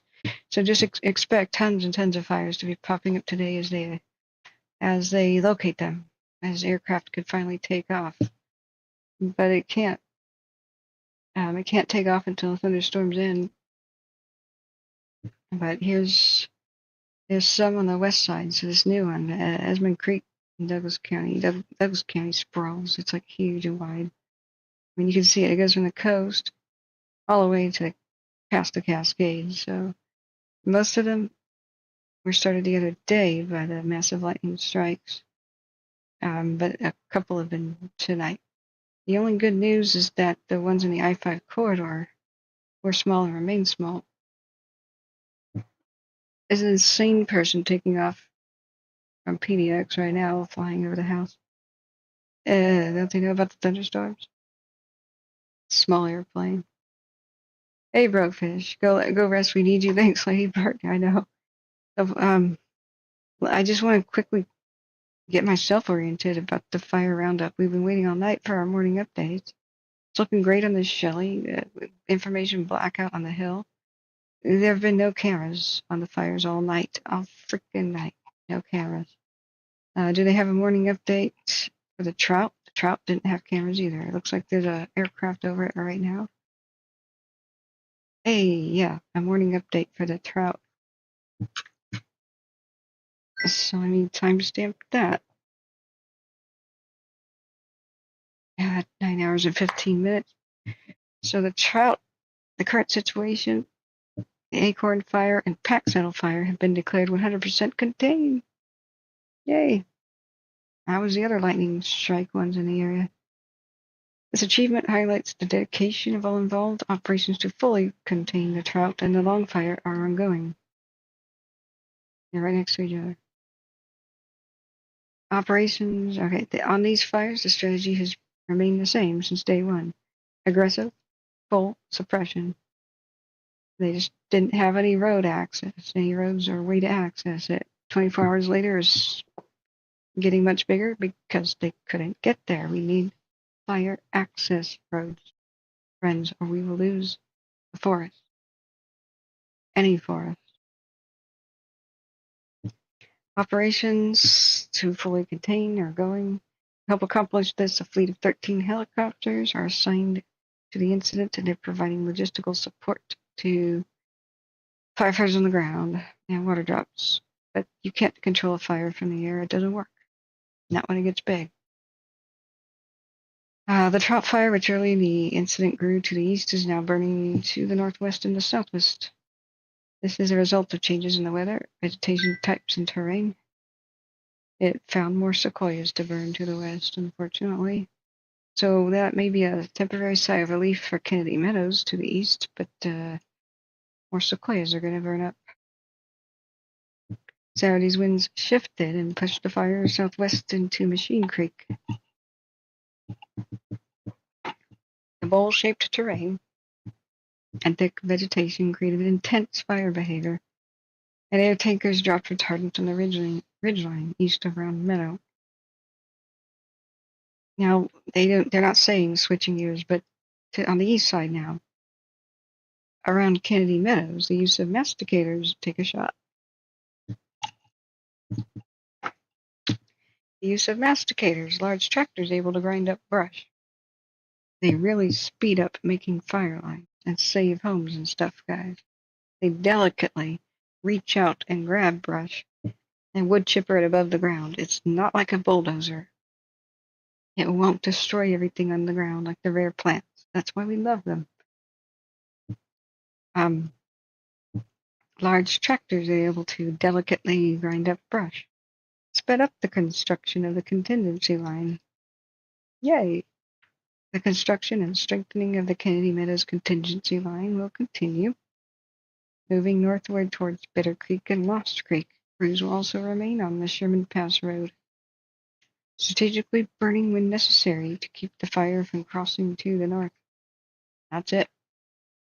I've been super frustrated by the cameras looking away from it. This has been really making us angry. How are we supposed to know if the porta potty's going to survive? I mean, the fire gets closer and closer to the cameras every day, and it ain't looking at it. What's wrong with you camera operators? The fire's over there to the right. Go look at it. We need to track it at night. We need to see where it's changing, which direction the wind is blowing it. And these people are on strike. The cameras are on strike. They need to hire more people. This may be because bots are in charge these days. I know they're trying to train bots to detect fires and smoke plumes. That's okay, but don't put bots in charge of where the cameras look. They're stupid. So we've been unable to look at the fire all night, except for the panoramic view. But we can't time lapse that. We can't tell which direction is going. We can't tell where the fire's headed. We just have to wait all night for information. This is really making me angry. Let's continue with the fire roundup. What do I want to know about? Put in the chat whatever you want to know about. This is last call. Yeah, Trident 1, I should definitely take a break. I should finally sleep. I'm supposed to be at the fair, but at the amount of lightning around Portland, I don't think that's going to be possible. I would like to have a day off every once in a while and not have every summer event something I miss because I stay home for, but I need to get outside at least once a day, but that's not happening. I don't even open the front door once a day. Hey, Brokefish Day.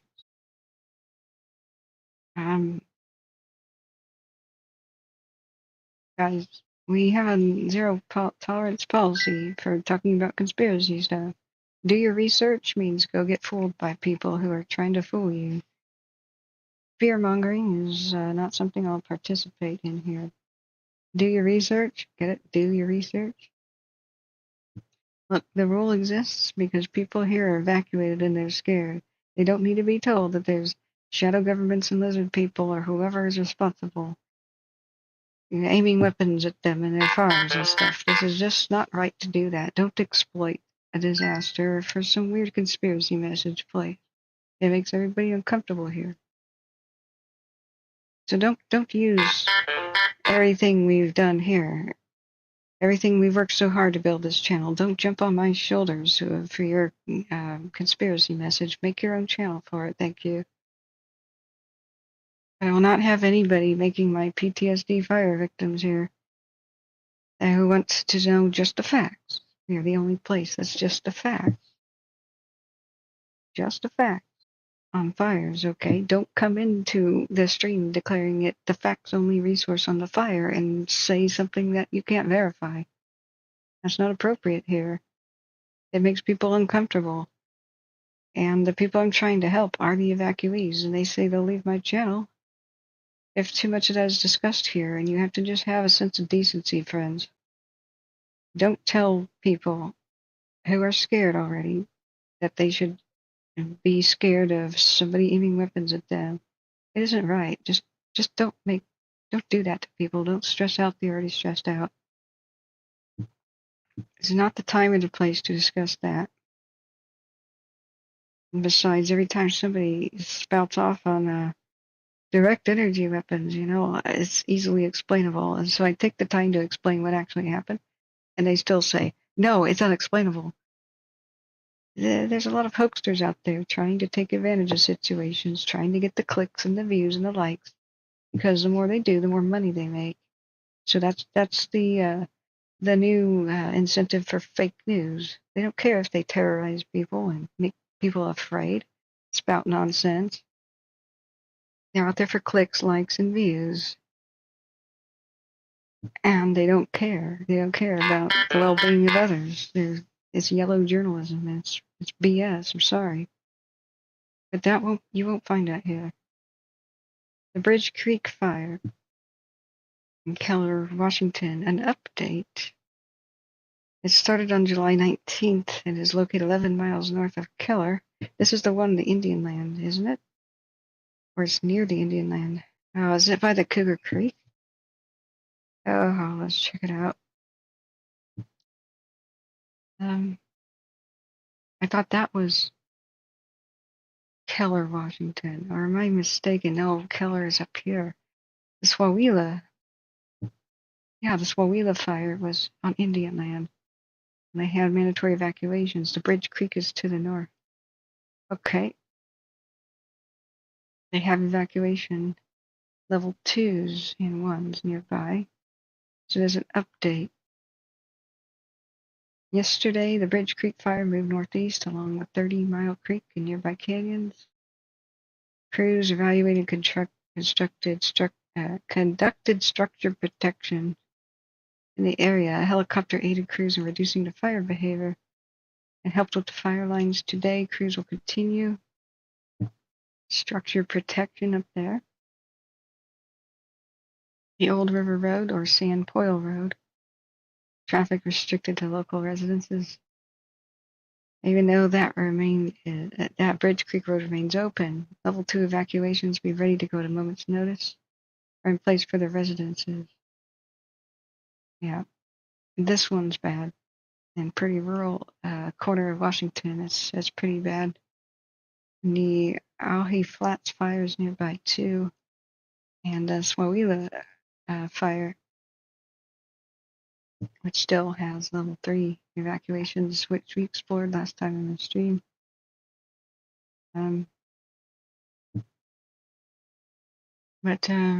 Yikes. All right. Last call for info. Need to take a break. I know. I need to satisfy my own curiosity too. The Pioneer is still raging in Washington. There was a new update on it today. 3 hours ago, it was just an acreage update to almost 30,000. And it's a new fire starting near it. All these are really problematic for one of Washington's biggest headaches here, the Pioneer fire.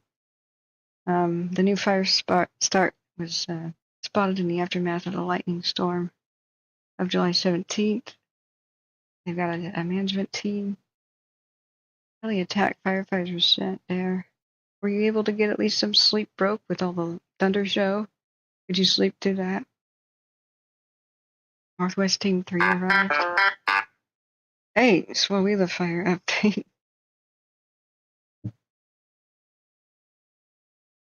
Yeah, it was also caused by lightning on the Indian Land. It progressed north and east, burning towards Micah Peak. Crews were able to hold it along Swawila Basin Road, but it progressed further north. Maybe it'll merge with that Keller Bridge fire. They'll evaluate structures in Swawila Basin, conducting additional protection measures. Yeah, go direct when safe to do so. Keller Ferry will remain closed. That's up there by the damn Spyman laptop. Oh my gosh, Spyman, thank you. Could you please use PayPal though? They're taking 30% of everything you're doing.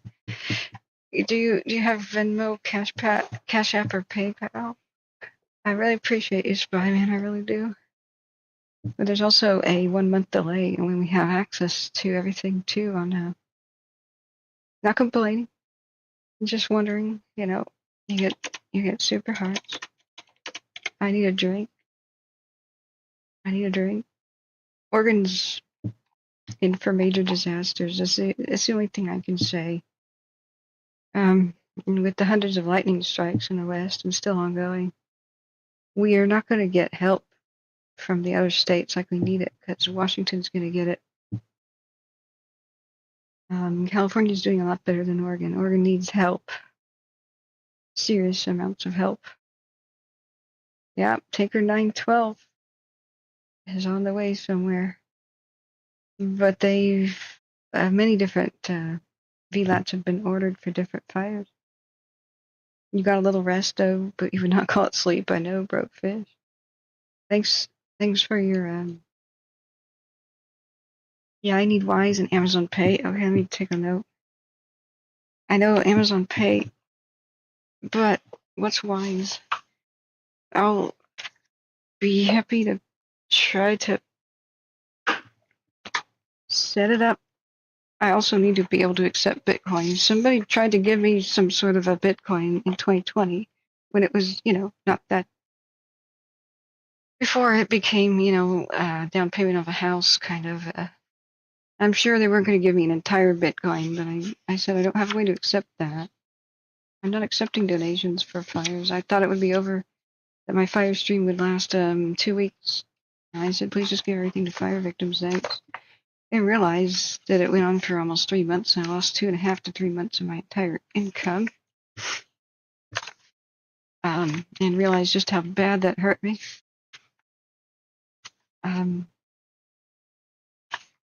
Okay, where's my to-do list for fundraising? Okay, Wise. The Wise app.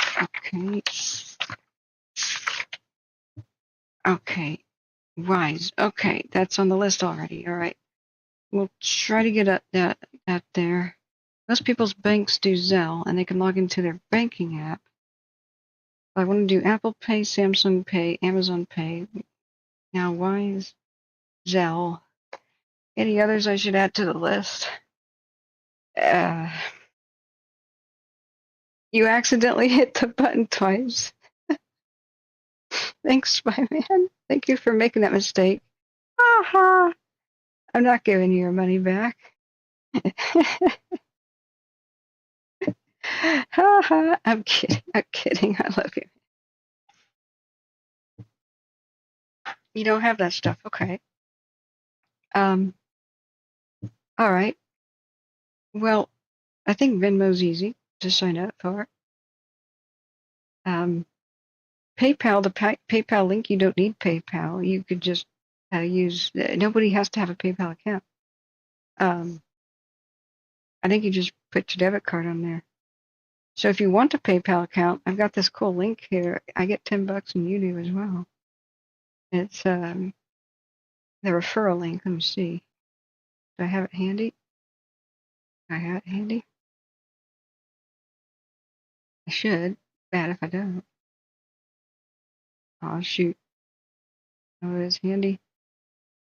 But if anybody did want to get PayPal, email me and I'll email you the link. I'm not supposed to put it on streams. Yeah, personal PayPal refer a friend. The rules say I can't put it on the stream. But if you want to give me a little email, like right now. I'm still thinking about it, so it doesn't join the 609 unread emails. Then you get $10 for free, and I get $10 for referring you. So give me an email, Chicky baby. I'll hook you up. What watch duty? The North Fork of the Owens Fire, Ukiah, Oregon. Okay, we have to know about this. Okay, we're still doing fire roundups, but I keep saying last call, but there's no set schedule when you get fire updates. What did I just call it? Shoot. The North Fork Owens Fire, right, in Ukiah. Ukiah is on evacuation level 2. Get ready to go at a moment's notice. So that's the other one in Eastern Oregon that's massive and horrible. Where did it go? The Monkey Creek, the Lone Rock, threatening spray, the Boneyard, Monkey Creek Snake, North Fork Owens Fire. This, we have no cameras. We have to rely on these updates in the morning. Okay. Let me write down that this was the next one we're looking at. We did look at this Wawila in Washington. Third page, my notes, or fourth. Okay, the North Fork Owens by Ukiah, Oregon. There's a Ukiah, California, but this is not it.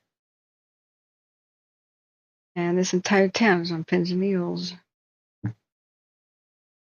Okay, hot off the press. Umatilla County, which is under siege, fire siege.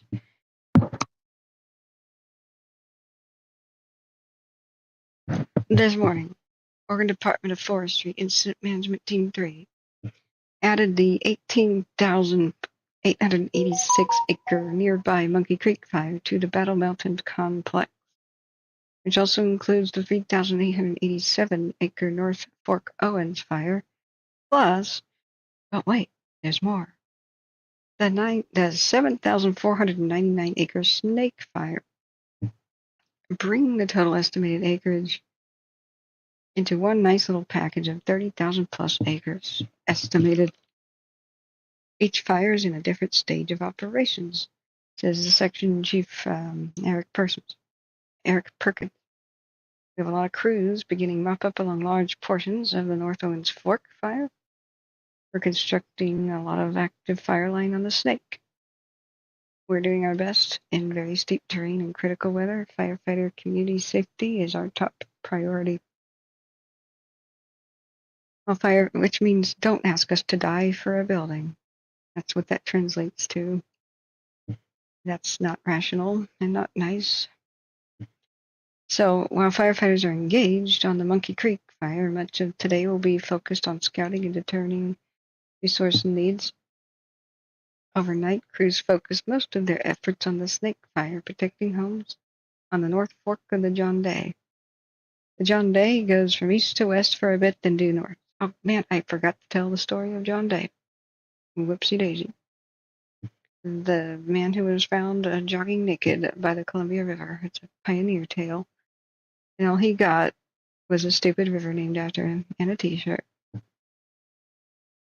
So overnight, firefighters were able to hold the North Fork Owens fire within the current perimeter. Yay. Breath of fresh air, relief for Ukiah. All our heroes need is time. They can surround a fire and contain it. They just need time before a next big wind event. Crews patrolled the lines and hand crews began cold trailing portions of the fire. Firefighters will continue mop-up. Residents can expect to see smoke from the interior. Today, crews will continue to focus on constructing and improving as much enemy of dozer and hand line where they can on all three of these fires. Firefighters continue to face challenges of limited resources and difficult terrain and the red flag warnings with a chance of lightning this evening. Also, near Baker County / Malheur County, they said 65-mile-an-hour wind gusts and lightning possible. So hold onto your butts. Okay, we just got another update for the Monkey Creek and the Strawberry something fire. We'll figure that out in a minute. 395 remains closed between milepost 50 and 90. Beginning 35 miles south of Pilot Rock. So we've got a little video, but that was 13 hours ago. So anybody who wants to watch that video can watch that on Watch Duty. The Monkey Creek just had an update a second ago.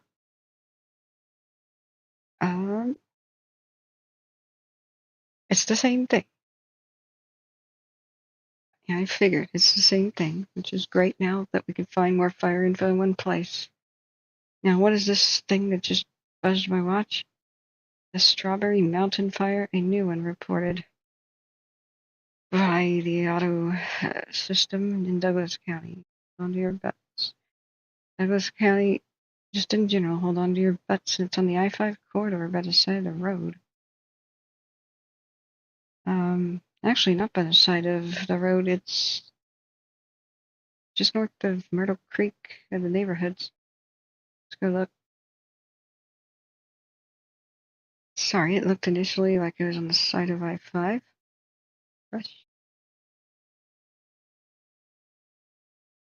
The Strawberry Mountain. Now I'm looking at the Dole Road. Sorry, that one is by Myrtle Creek right up here. It's that one. Yeah, resources have it 100% trailed. They're beginning mop up. Thank God. Okay, what's the new one? The Strawberry Mountain Fire. East of Roseburg and Dixonville.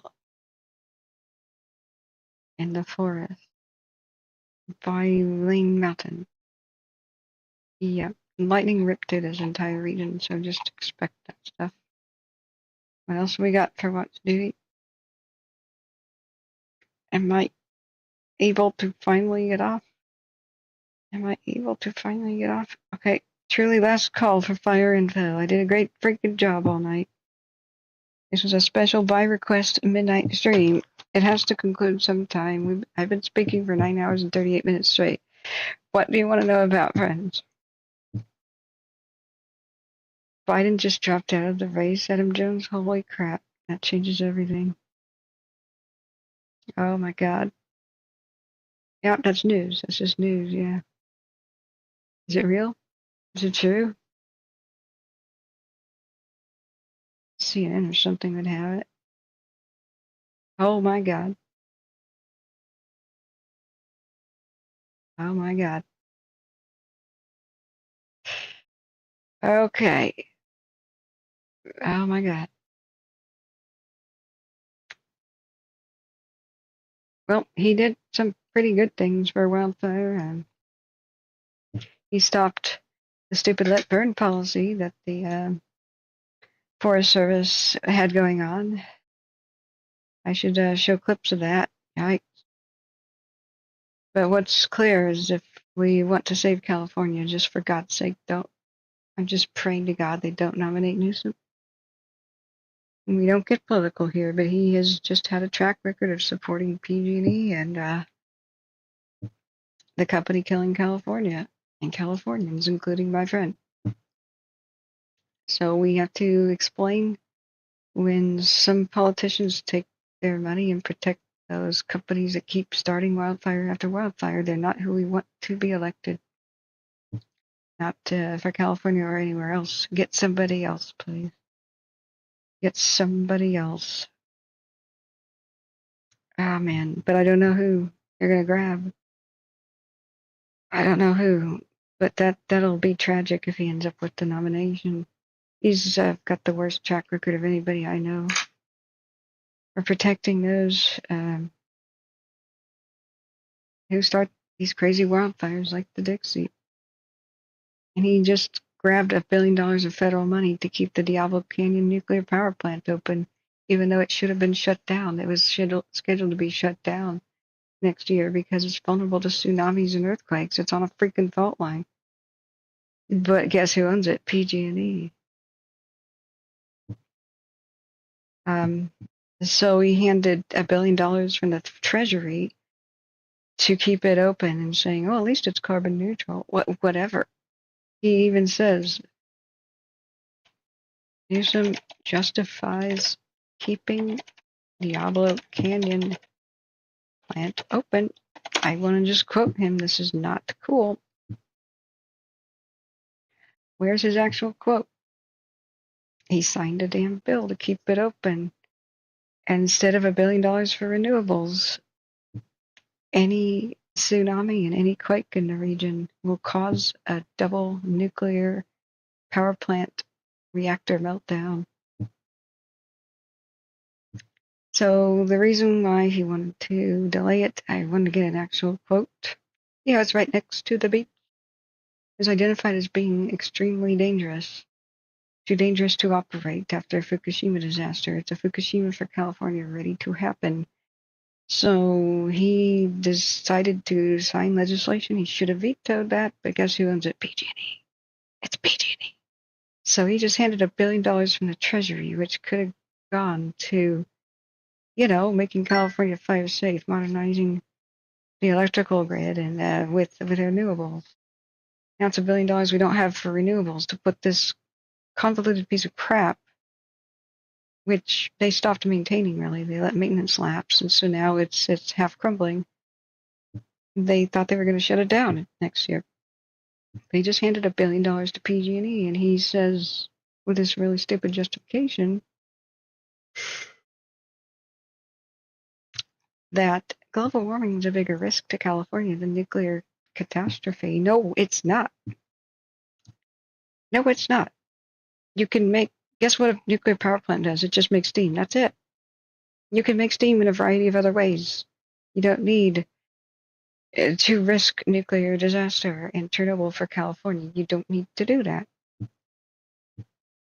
It just makes steam. It's not any sort of fancy technology.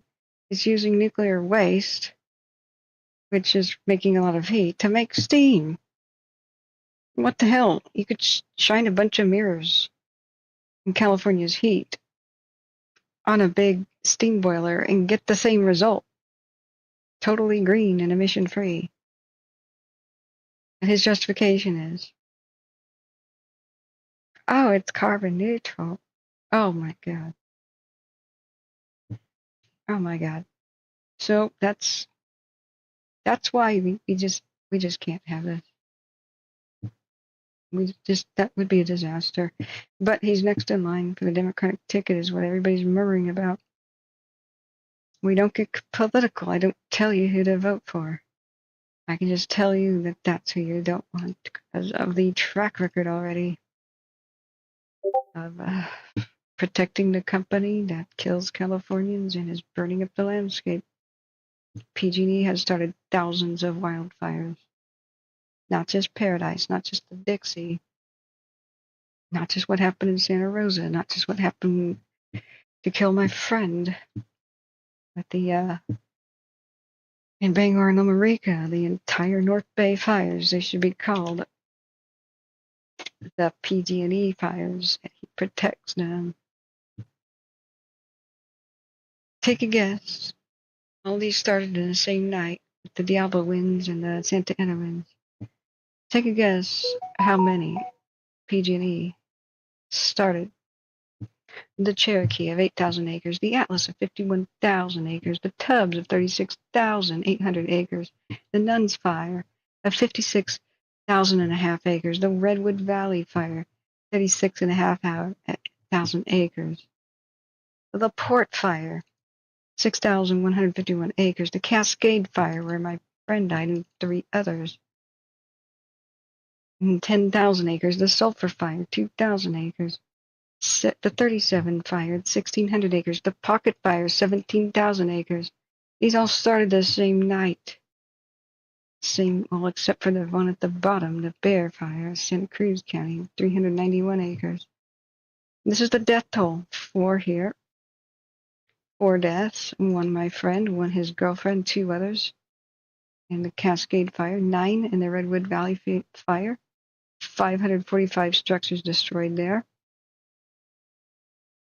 143 residential, 123 outbuildings destroyed there in the Cascade Fire. 22 deaths with the Tubbs Fire in the Napa Valley area and much of Santa Rosa erased. 5,641 structures destroyed, 317 structures destroyed, 317 damaged, 1 injured, 22 dead, 6 people killed in the Atlas fire, 781 structures destroyed, enormous acreage. Guess how many of these fires were started by PG&E and basically the same night? Just take a guess. $14.5 billion in damage, 44 civilian deaths, 192 non-fatal injuries. Guess how many were started by PG&E that same night? Because they didn't turn the power off, even though they knew the lines were going down everywhere. Even though they knew they had a policy of let the lines fail, because it's cheaper than doing maintenance on them. If you guessed every single one of these fires was caused by PG&E, ding, ding, ding, ding, you were correct. The victims aged from 14 to 100 years old. This is the company that Newsom just takes money from and keeps feeding money to. This is why we don't like him. He's not a Democrat. He's a psychopath, in my personal opinion. Should put P in front of his name, not D. But that's just my personal opinion. He can't be the president. We will see a lot more of the same. This was 2017, just right before he comes in. And he signs legislation to protect PG&E again and again. He's in their pocket. There's many other politicians that take PG&E's money too. Don't elect them either.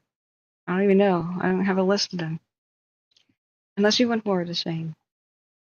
You vote for the same people who oversee these disasters, you will get more of the same. And that is just what happened in 2017. Paradise was a year later. A year later. And then the 2020 fires. Newsom helped make them all the much more worse by basically drawing down a huge amount of the firefighters. And all but canceling the firefighters inmate program where people can exchange time and good behavior for learning firefighting skills and become a firefighter. That's a huge amount of wildland firefighters as inmate crews, and he pretty much shut that down, leaving California defenseless for the 2020 disaster. And there's just stupidity constantly where entire freeways burn down because the state of California allows cities to use them as junkyards, to rent out underneath bridges as junkyards, and they had to cry to the feds and suck off the federal teat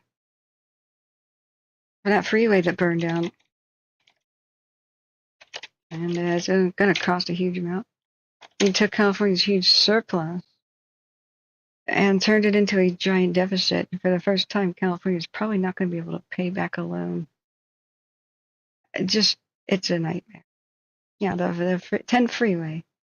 It burned up. So here he was patting the mayor or whatever on the back of LA, supporting her when they allowed a junkyard and huge amounts of wood and pallets to exist underneath the freeway and just burn it up and collapse it. It's just insane. Just California's a freaking mess. It's been run to the ground. It wasn't just him who did it. California's a paradise that is ruined by management. But just that we will get more of the same, but it will spread to the rest of the country. That is all I have to say about that. Get ready for the nuclear disaster that will occur. Not can, not might, will occur. If we are unfortunate enough to have this stupid thing still running. And he just signed legislation to keep still running. Whenever the Cascadia subduction zone quake happens, or went off of Hawaii, or went off of Chile, or anywhere in Indonesia, it's inevitable. The quakes are inevitable, but having power plants open and vulnerable to tsunamis are not. But here's what he does. This is what he does. We get nuclear waste and California perhaps turning into Chernobyl by stupid decision making like this. This is why we don't want him. He doesn't care about California. If he did, he'd do a lot different things. He would take $1 billion for renewables and shut this freaking thing down. But it's owned by PG&E. All right. Big campaign donors. Oh, yeah. So we don't get clean energy. We get nuclear waste and a potential for disaster. Ah. Yeah, technically, the spy man, the tower that fell apart, the high tension power line tower that fell apart that started the campfire that burned down Paradise and killed more than 85 people, was 96 or 97 years old, but it's over 100 years old today. But this is the company killing California, PG&E, and he's the number one person in their pocket protecting them, allowing them to kill and kill and kill and kill. Go watch the Aaron Brockovich movie. They've been killing people for a long time, poisoning wells with their chemicals, giving entire communities rare cancers and denying it, even though they knew the whole time that they were doing it. Aaron Brockovich wasn't an attorney, and she took them on and won a court case. They had to compensate the victims, but she couldn't save anybody's life. The San Bruno disaster. Don't watch the live videos of that. Entire neighborhood just absolutely incinerated because of their neglected maintenance for their, it's called Pacific Gas and Electric. They got their muddy little blood-stained paws in every kind of dirty fuel and fish-killing kind of energy production like the dams. Oh, and a lot of their equipment failed. I'm totally forgetting. A lot of their equipment failed and left high and dry, literally. They had canals fail up in, Nevada County? So the fish are dying in a bunch of those reservoirs because their canals, they let, by neglected maintenance, completely fall apart. Some people, they never found the bodies, I hear, in San Bruno because they were incinerated with crematorium temperatures. Most of the neighborhood was with the pipeline explosion. They keep killing and they keep killing and they keep killing. Yeah, it takes more than one politician to protect a corporation like this from being foreclosed on, from utter collapse. So there's people on the right that do it too. I never endorsed the Republican candidate who did the recall effort, but they've had more than one recall effort for the governor. Mostly it is the communities affected by fire, the counties affected by wildfires that want to recall him. But I was so disappointed to find out that the main candidate there was taking PG&E's money as well. So it's not a left or a right issue. It's a corruption is on all sides in California. It's thick and rife and disgusting. But just remember, whoever you decide to vote for, we will get more of the same if the same people taking PG&E's money are elected again and again. But your vote matters at least. I've been in countries where it doesn't. It's pretty terrifying to be in Putin's Russia, but I was. And let me tell you, if you're jaded about voting, don't be. You have a lot more power than you realize. There is no power for anyone outside of Putin and Putin's Russia. There, if you vote the wrong way, you get disappeared. We have a lot more power that we know. So is this is a rest area fire, this new one on my phone. Yeah, Biden just dropped out, and so the reason I'm saying this is people are pressuring Gavin to accept the Democratic nomination. The number one protector of PG&E, the greatest killer of California, the greatest big wildfire starter of California is that single corporation. We can't have that. First he ran San Francisco into the ground, and it's a wasteland. Then he ran the state into the ground, and he'll do that for the country too. Just watch. So no, we only get as politicals on the bare minimum that we need to. But since he's protecting the company that killed my friend, we allow discussion about his just the topics of his policies of protecting California, the environment, and from wildfires. It's the worst track record I've ever seen of anybody ever. So that's what we're terrified of right now. Most Californians can't stand him. He looks good on paper to the rest of the country, because he'll squawk about being the champion of women's abortions rights and things like that. But the rest of the country doesn't know. Doesn't know. Has no clue what's really going on in California. So it's in a deep deficit right now, and nobody can really afford to live there anymore or turn on their. Nobody can afford their power bills. The real reason all the insurance companies are pulling out of California is they know that he's not going to do anything to punish, and the legislation of California, the whole legislators, the whole body, won't do anything to actually prevent PG&E and the power companies from starting these billion-dollar fires. They just keep doing it, and that will put all the insurance companies out of business. That's mostly the town erasing fires are caused by the power companies. That's news to most of the country. They can't operate in that condition. So they're pulling out, and millions of people now just have no fire insurance. And when a little thing happens to their house, they lose everything. That's why we have people trying to defend their homes with a garden hose, refusing to evacuate. I will lose everything if I don't defend my home, is their rationale. It's just one big train wreck. People blame the insurance companies. You can't. You can only blame the politicians that created such an environment. Every time the power companies start a wildfire, they raise rates on the victims to pay out the victim settlements. And so this is a spiraling out of control, circling the drain, where a lot of companies just can't operate in California. Like bakers can't operate a bakery. The power bill is too high.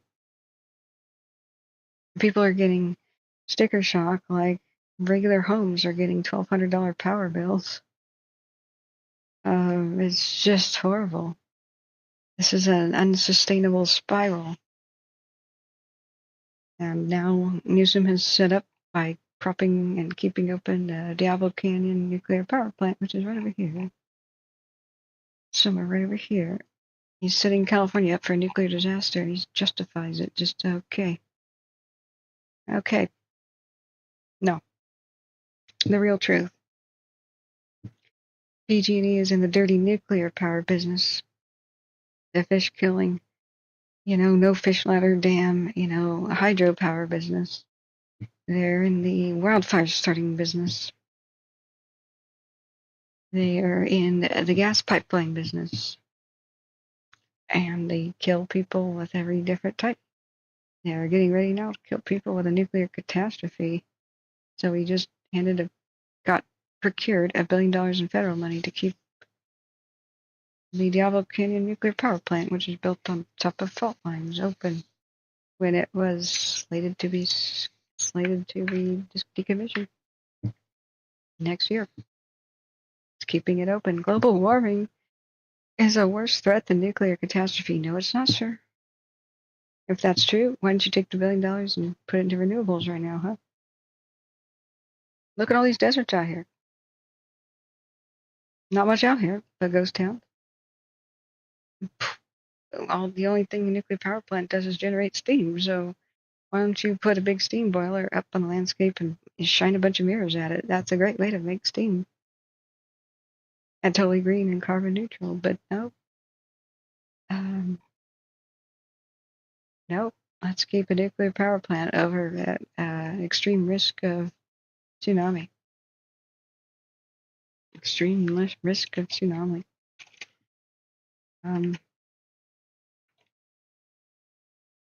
Let's just look. I just want to show people in the stream here with there's your giant hazard quietly staying open when it was supposed to be shut down. Look how close it is to the ocean. Epic stupidity to ever put it here. Oh, sitting on fault lines too, by the way. Yeah. Creating nuclear waste. Rickety and dilapidated. Never a good idea, not from its inception, not now, especially not after Fukushima. But that's the kind of decision making we gotta look forward to. If Newsom wins, I don't know what to do. If he wins the Democratic nomination, where's Bernie? Go get him or something. Shake him, wake him up. Where's Bernie? He's a lot more electability. But people are saying he's poisoned to the Democratic ticket anyway, just because he's so corrupt and detestable. But you never know. You never know what voters will do or what kind of crap they'll believe. But I'm for draining the swamp in a real way. I want new people, new candidates. I don't want the old guard. I don't want the over the age of 75 candidates anymore. I'm sorry, I don't. We need people with new ideas. We need people with new ideas who actually care. You actually really care. So friends, that has been your 10-hour stream by special request from midnight to now. So I will take a rest, and if we need to, and if I'm awake, we'll do an evening stream, but I don't know. I don't think it's good for me to be speaking in the same more than 10 hours in a row in the same 24-hour time period. So we'll see, friends. Just expect tons and tons of lightning strike fires to pop up all over Western Oregon.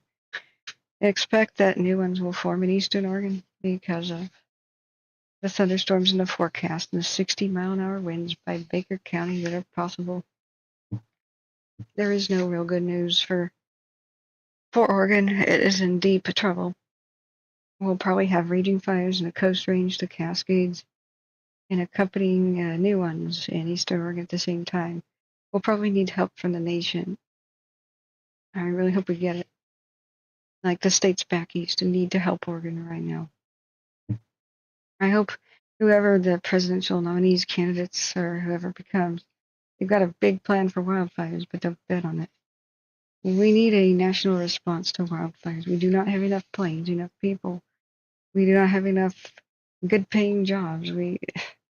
Right now, burger flipping pays more money than wildland firefighting in California, and that's just got to stop. We got to get serious. It's been super depressing that none of the presidential debates have ever mentioned wildfires even once. So we're on our own, friends. For the moment, we're in a special hell. We're in a special hell, but the good news is that it's never actually been worse. There's never actually been a worse time to fight fire in the western states here. The climate's never quite been this bad. We've never quite screwed up this bad. We stopped the Indians from taking care of the land and their control burns. We took over and thought we knew better. That was stupid. We have so many problems like the invasive weeds, which are a new phenomenon, a new climate condition at the moment. It's actually never been worse, ever, for fighting fires. That's in the West. This is why they're epically huge. Never before have all the corporations been this evil and started them. Earlier in the 20th century, we didn't have a lot of electric company power line fires because the equipment was still new. But it's now a dilapidated state. We have an artificially bad worst case scenario these last couple of years, especially in the West. But you know what that means? Everything can go up, get better from here. There's nothing worse in our current conditions with the climate and the ignition sources. Everything will get better from here as long as we push for it.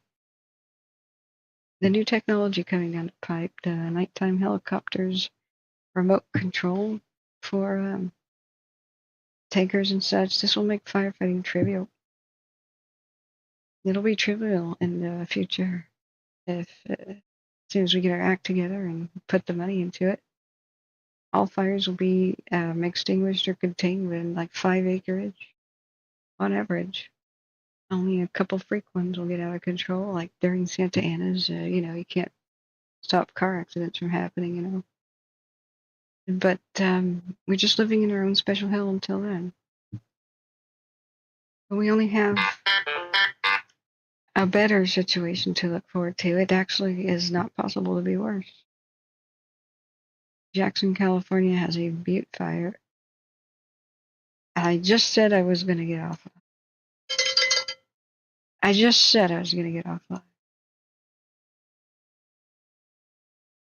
Resources are responding to a report of vegetation fire. It looks like a house fire, actually. I mean, it looks like a structure fire that may have just gone to vegetation. Look at the black smoke.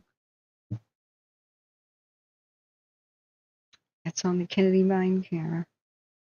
Sometimes these cameras show false fires, steam from certain generating plants, but that's pretty far away from Jackson, so it probably is a structure fire and or a vegetation fire eating our structure. It's hard to say.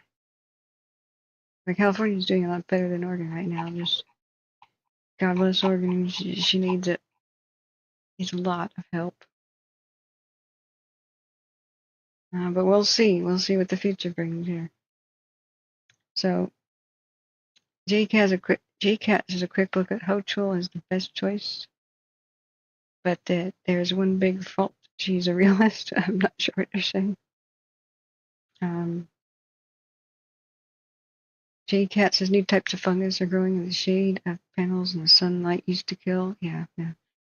Yeah, when you talked about how the fungus makes all the trees weak and open to the beetle kill. So, yeah, that's right. The nuclear power plant, still open. The last one of California.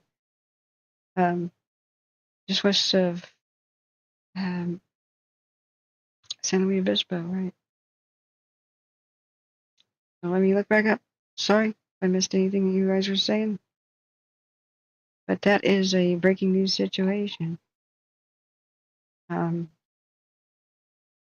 Biden drops out, and unfortunately, many people are trying to push Newsom to go for the Democratic ticket and all. Man, the country's doomed if that happens. Totally doomed, just like California. I mean, he first was the mayor of San Francisco or whatever, then the governor, ran both into the ground. Yeah, economically and otherwise. So that's a distressing development. Yeah.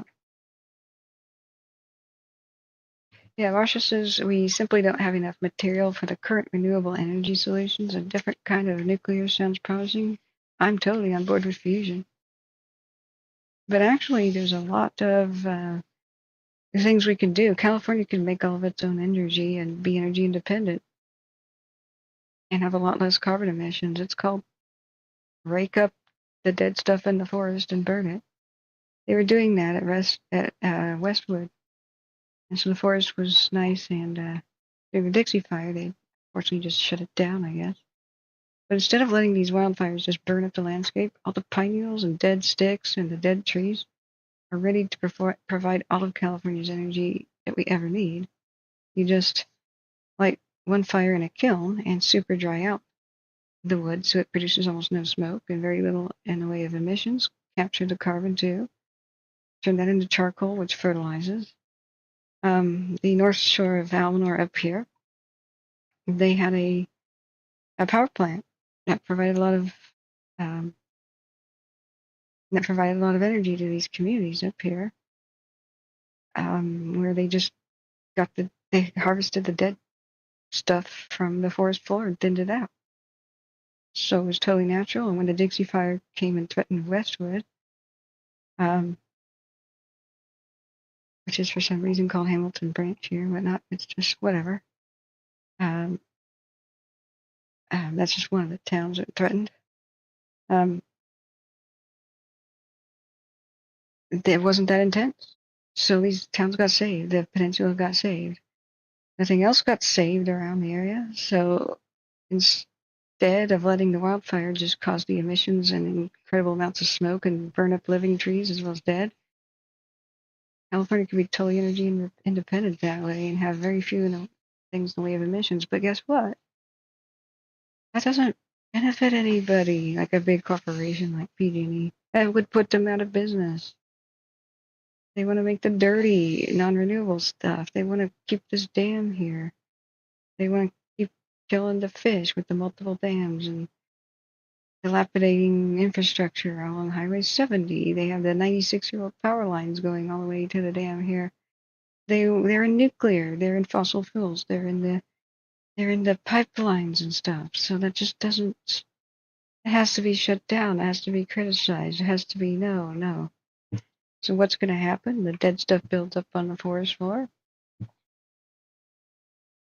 And you get mega fires, which produce double the amount of CO2 because we're still dependent on the fossil fuels and all the dirty fuels and all the nuclear and all this crap.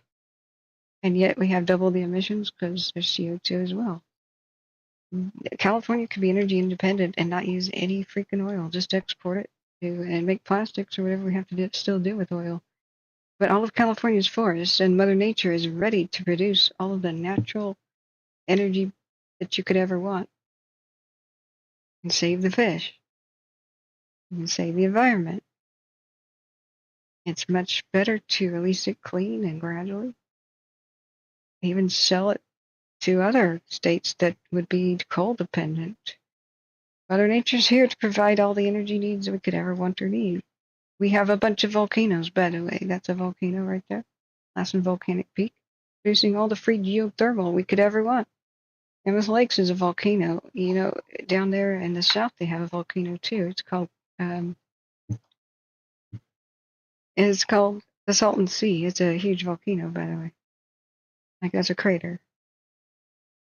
And there's all the free energy you could ever want. It's the politics. It's the tap dance. It's the fake green stuff. You know, we have to chop up birds with wind energy and stuff. No, you don't. You don't have to have any of this stuff happen. But what's been weaponized is CO2 emissions. Anything that produces CO2 is bad. Yeah, right. Whatever. It's not like you can stop it. You can't stop the forest from eventually burning if you just leave it be. It eventually will. California, with these wildfires, has made more in CO2 emissions than entire nations do. It's just fake. It's fake green. It's about corporations and getting them their money. The push for solar on the roofs is just to benefit PG&E, it turns out.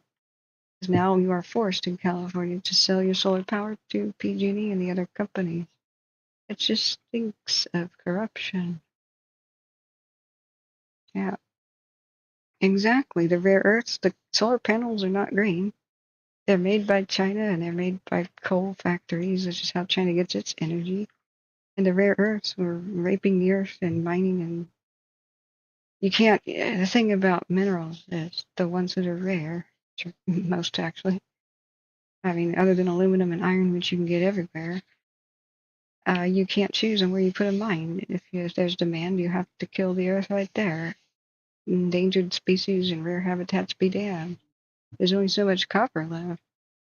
And they're just stringing copper all over the world to high-tension power lines,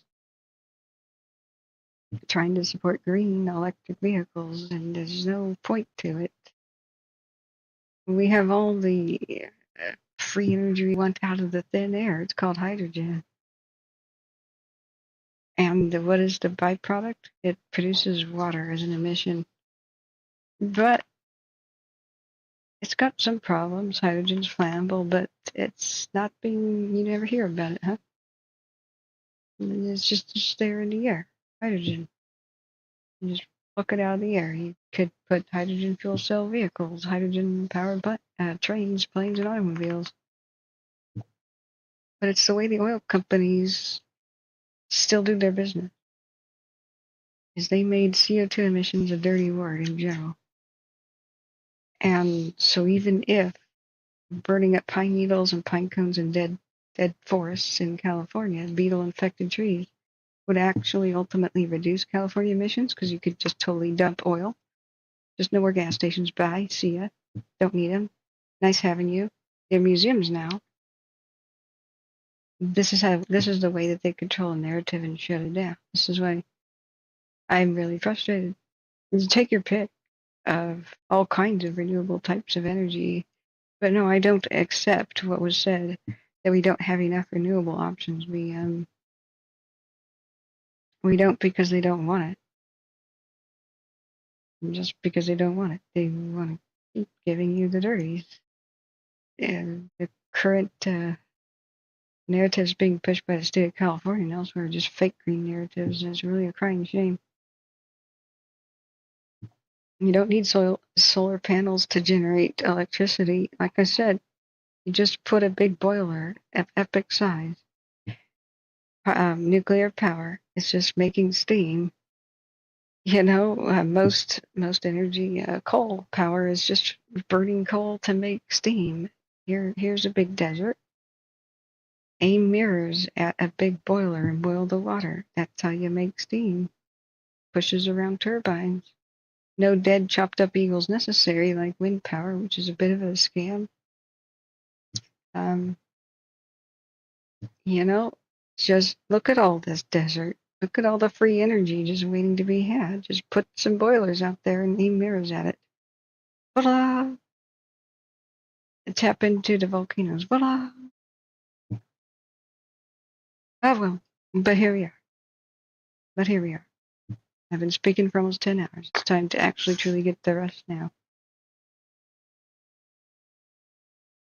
Yeah, I know, broke. There's going to be tons of new ones. But you're right, Marcia, explaining that the rare earth minerals that are required for some of the quote renewable. No, rare earth minerals are not renewable, and China owns most of them. You're right on. You're very right on that. But just open your eyes, guys. Just look at all the deserts here. Ready, infinite power. Infinite power. All the Cascadia volcanoes. Starting with Lassen, you got Three Sisters, you got all these up here, Mount Hood, Mount St. Helens, you got everything. Well, maybe not Mount St. Helens, you probably don't want a geothermal plant there because it's very unstable, but you don't have to have a geothermal plant right next to a volcano. Just to go, this is where the Pacific Plate's diving under the North American, so dig anywhere you want and you'll hit heat eventually and make steam. That's what geothermal is, it's all steam. Take your pick on how you want to make it without emissions. Okay, so the Butte fire, which we just looked at, supposedly just a vegetation fire, even though it had black smoke. One east of Jackson, California. It's about 3, maybe 5 acres in grass. Moderate rate of spread, no immediate structure threat. So hopefully that goes okay. Yeah, we know that there will be a heck of a lot more fires that'll show up in the next couple of days. Because we just had hundreds of lightning strikes. Just pray for Oregon, that's all I gotta say. Alright friends, thank you for being here. Remember to hit the like button and subscribe to find us. You'll never find us again, if you haven't. Or it is an alternative. You can go to my channel page, just click on the Special K logo and bookmark it. If you don't really want to make a YouTube account or can't for some reason. But thank you guys who have donated. We're getting closer to the laptop goal. I've been speaking for more than 10 hours. Hold on to your butts. It's going to be a bumpy ride. And I believe there's still some thunderstorms headed towards Portland. Yeah, it's still in the area. So I'm going to shut down the computer now. We may not have an evening stream. It will depend on when I'm able to sleep. We'll check in tomorrow for sure. Thank you, friends. Thank you, everybody, for being here. And good luck, especially to Oregon, because there's a lot more fires than even on this map right now. Many of which are undiscovered, but they're here. What really could happen is raging infernos, multiple large fires in the Cascades and in the Coast Range until rain. until rain. God knows when that'll be because it's not in the forecast. It's all red flag. Hold on to your butts. Strap in. Thank you guys. Remember, I love you and stay safe.